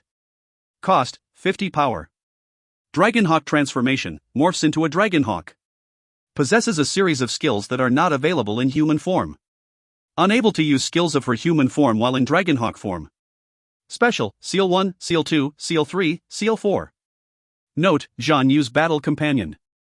Zhang Yang was greatly blown away when he saw Felice's long HP, thick defense, and her absurd attack power. She was only level 30 and yet, she already had 40,000 HP. Hanning Shui herself had only close to 50,000 HP despite being higher than level 90, and that was already under the effects of Zhang Yang's Vitality Aura buff. Felice currently possesses much more HP than what Zhang Yang had at her level. And she was far from her full potential. As for her attacking power, even though Blazing Dragon Spear was not too impressive since it would merely be an extra attack above the regular attack. However, the skill was inherently strong, since it had fire elemental damage, which could ignore physical defense. Dragon Spear Barrage was strong. It had a fixed chance to stun, and could even be used on a boss. Lastly, transformation? Zhang Yang asked curiously. Felice, you can transform? Yes, Big Brother. With a quick concentration, Felice glowed brightly and morphed into a beautiful Dragonhawk. She grew a long tail and a pair of beautiful wings that had an 8-meter wide wingspan. From the size of a regular human, she had morphed into a 5-meter long flying majestic beast. Her feathers were gleaming with various vibrant colors. Felice, Dragonhawk. Level, 30. HP, 32,950. Defense, 880. Magic attack, 3,192 to 3,792. Skills, Pulverizing Flame, breathes fires from above, deals 3,000 fire damage every second to an area, 10 by 10 meters wide. Lasts for 10 seconds. Requires channeling. Cooldown, 30 seconds. Cost, 100 focus. Fire Missile, fire a fire missile at a target. Deals 200% magic, fire elemental damage. Casting time, 2 seconds. Cost, 20 focus. Additional effect, can fly. Oomph, strong. Right then, Felice was already really strong. Something about the 4 seals on her properties had to mean something. Unsealing them would probably unseal even more power. Right then, Zhang Yang had come to an understanding that perhaps the main story quest reward was indeed worth it, after all. Sadly, even though Felice's Dragonhawk mode was strong, she could not carry Zhang Yang, even though she could fly. At most, she could lift Zhang Yang via her claws for a short distance, before having to put Zhang Yang down. Zhang Yang proceeded to kill his way deeper into the new world. As he arrived at his intended destination, Felice had reached level 64 and had gained a massive boost to all of her stats. The destination where Zhang Yang had arrived at was a small town. Right then, Zhang Yang was standing on top of a large hill facing directly towards the town. From the top of the hill, Zhang Yang could clearly see the overall landscape of the entire town. The town was occupied by humans. Their buildings and structures were mostly westernized, with a large empty plaza in the center of the town. The stereotypical giant clock was situated at the entrance instead. Zhang was sure that this town was the first territory that China players had first conquered in his previous life. Even though there were better territories in later maps, this map was important, since it determined the ease of teleportation between the outside world and the Chaos Realm. This little town was the first station that any player would come through from China region, and also the only obstacle that any player that wanted to invade China's region. They could either fight their way through, sneak through, or better, fly above the town if they had flying mounts. However, if any Tom, Dick or Harry could get their hands on a flying mount, and fly over territories, this little town would not have such significant value in the first place. This town would play an important role in the defense of China's region territory. If someone from other regions had taken over this place, they would have gained unrestricted access to China's Chaos Realm portal, and would be able to march in to take over any China's territory at will. Zhang had the highest bit of determination to conquer this territory. However, there was one major problem. He did not know how to obtain the town's territory command order. Might as well take a stroll around town before jumping to any random conclusions. There were many tall cliffs after the hill. The land was extremely hard to venture if one were to travel on foot. Unless he had a flying mount now, Zhang would have to walk down the hill from the south and travel around the entire mountainous region, only to circle back again to reach the town. Very soon, after descending the hill, Zhang arrived at a small graveyard. This place had already become a playground for the specters. There were many rotting corpses walking around the place that made eerie, skin-crawl-inducing shrieks. Wandering skeletal soldier, normal, specter. Level, 105. HP, 16,200. Defense, 100. Ranged attack, 4,808 to 5,408. Melee attack, 3,128 to 3,728. Skills. Armor Break, deals 150 ranged attack to a target, and reduces 50% of the target's defense value. Lasts for 10 seconds. Note, fallen soldier of the war that had taken place 7 years ago. Countless brave warriors had sacrificed their lives to protect the land from invading demons. Hold. Don't go any further. Just as Zhang was about to enter the battlefield, and an older gentleman walked towards him. The man had a walking staff, and had trouble walking towards Zhang. Gravekeeper Douglas, normal, humanoid. Level, 1. Note, not combatant NPC. Zhang turned to the old man and said, "Do not worry for me, old man. I am very strong. The monsters here can't touch me." When Zhang stopped his tracks, Felice flew down from the sky and reverted to her human form to stand beside him. "What I'm worried of, isn't you, son?" said Douglas nonchalantly, which made Zhang slightly ticked off. "I don't want you to harm them." Zhang raised an eyebrow. "What are you talking about? Have you gone senile?" "Aren't they specters?" said Zhang. "You are right. They are specters. Listen to me, dear boy. Many years ago, there was a war that befell this land. These specters that roamed around here were the human heroes who had sacrificed themselves to fight and preserve peace for the town of Mourning." Douglas explained the situation, while walking around the graveyard, dusting off the dried leaves on one of the tombstones. Zhang had a sudden thought. The name of the town, Mourning, was the name of the territory that he wanted to conquer. Since he had no clue on how to obtain the town's territory command order, it was best to follow the quest here rather than just roam around aimlessly without a clear lead. Zhang stopped to think for quite some time before saying, "I cannot allow these specters here to roam around freely. What if someone were to get hurt or killed by them? Heroes or not, they are now specters. If someone were to be gravely injured, who is to be held responsible?" said Zhang. Douglas cringed. "They are brave warriors. They fought in the war and died. If someone were to approach them, the dead warrior would attack out of their unrelenting fighting spirits. Perhaps there is a way to save them. Only with the calming ethereal holy water, these specters would rest in peace." Zhang interjected immediately and said, "Old man, where can I find this holy water? As an adventurer, I pledged my sword to fight for peace. Please allow me to search this holy water to bring peace to these fallen heroes. If you are as strong as you said, you can make your way to the Poison Blood Valley. In the deepest part of the valley, there is a small spring. That spring contains the calming ethereal holy water." The old man shook his head in disappointment before walking away. "I must say, you are not the first warrior to venture to the Poison Blood Valley. There were many warriors like you, who claimed to be strong, but never returned. I am certain that you would be the last to go, and I hope that you would be the first to make it back alive." The old man had not sincerity in his words. Ding! Douglas had a quest for you, calming ethereal holy water. Will you accept it? Accept. Ding. You have obtained an item, empty flask. Calming ethereal holy water, difficulty level, B. Quest description: head to the depths of the Poison Blood Valley and return the water from the spring. Be advised, the Poison Blood Valley is a place of great danger. Be alert at all times. Bring a comrade if necessary. Poison Blood Valley is located in the west. Progress: calming ethereal holy water 0 to 1. Zhang smiled and nodded politely before leaving. Felice, let's go. Yes, big brother, said Felice obediently, like a little sister. She morphed into the Dragonhawk form without Zhang asking. Zhang stared at the mythical beast, hoping that he too would quickly stumble upon a flying mount as soon as possible. Unlike regular pet mounts, a flying mount was extremely rare, and would take a lot of luck to stumble upon. Zhang, Felice, and the white bear slaughtered random beasts along the way and quickly arrived at the Poison Blood Valley. The valley got its name from a long flowing river that flowed down the center of the valley. Instead of normal blue waters, the river had greenish, thick, lumpy liquid that flows from the edge of the valley. From afar, Zhang could already smell the putrid smell of the water.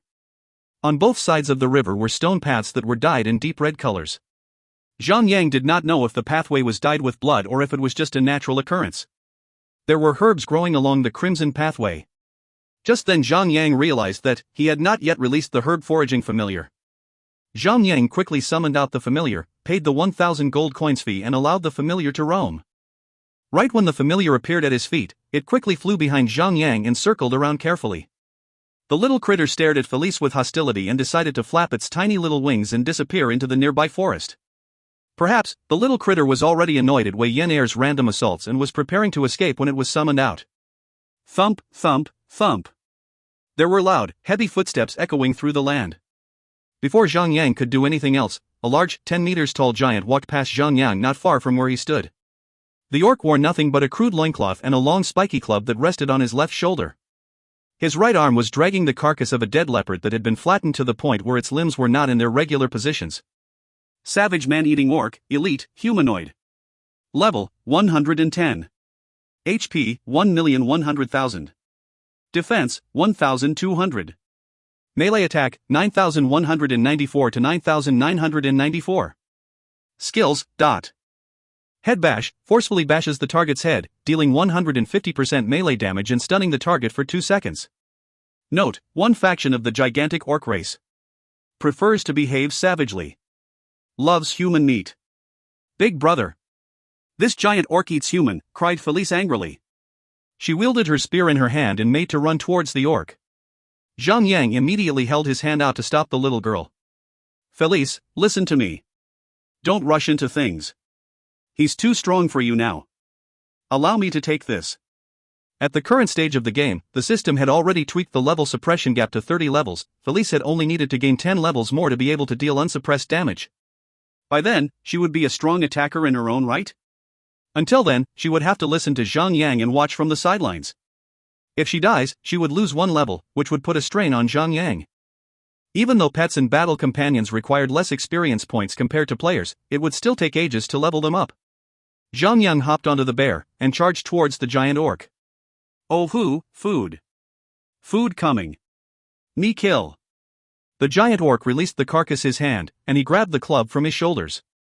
The orc wielded the spiked club with both of his gigantic hands, and slammed it down at Zhang with the force of 1,000 men. Wham!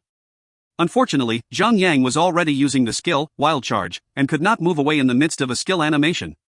However, Zhang was already prepared for an attack. He held his shield up high, and activated, block, at the last minute. -730. Block, reflect damage. The white bear threw its massive body with the power, Wild Charge, and swiped its massive claw at the orc's foot. -4 291. As expected from the yellow gold battle mount, its attack was as strong as Zhang. It was a pity that the bear was only level 98. If Zhang could grind a little more to push it to the threshold of level 100, the bear attack power would have been a lot higher. It could not be helped. Zhang had gained so many bonus level rewards from events and quests, causing him to reach higher levels much faster than this battle mount. Bonus levels are rewards granted to the player. As a battle mount would only gain experience points from hands-on battles, the bear would be unable to gain any experience points, despite the system granting the owner bonus levels. Felice did not just sit quietly. After seeing her big brother attacked by the giant orc bully, she jumped into the battle and morphed into the Dragonhawk and attacked from afar. From midair, she spewed out fire missiles and bombarded the orc with damage values surpassing 6,000. Zhang Yang was stunned. He had wanted to call out for Felice to withdraw, but when he saw the damage that she had dealt to the orc, despite still having the suppressed damage via the level gap, he gave up on the idea and continued to attack the orc. Her attack power was already beyond the level 98 bear. If she were to gain more levels and participate in battle with Zhang Yang, she would be the main attacker. By then, Sun Xinu and the other superpowered attackers in Zhang Yang's team would not be able to exceed the damage that Felice could deal. Even though the orc had a little over 1 million HP, Zhang Yang had the bear and Felice, and was able to defeat the boss without a hitch. Just as Zhang Yang was about to deliver the last killing blow, the orc growled loudly and his spiked club started glowing red. Zhang Yang could not react in time to dodge the slam. Club feels good. I smash. Wham! -7, 336. Zhang Yang could not counter the attack since block was still in a cooldown state. Blood started to flow down and submerged Zhang Yang's helm. The orc's head bash was strong enough to even stun Zhang Yang for 2 seconds. Big brother! Felice cried out in rage. She flew down from the sky and returned to her human form. With a powerful kick on the ground, Felice launched herself at the orc and cast Dragon's Spear Barrage. -7, 867. Felice was fortunate to have procced a stun effect on the orc. TL note. 1. Big brother, if you watch Japanese anime, you would know how a person feels when a little girl calls the main character Oniai-chan. That sort of feeling was what Zhang Yang felt. Oniai-chan, Oniai-chan, lol. If you find any errors, ads pop up, ads redirect, broken links, non-standard content, etc., please let us know. Report chapter so we can fix it as soon as possible.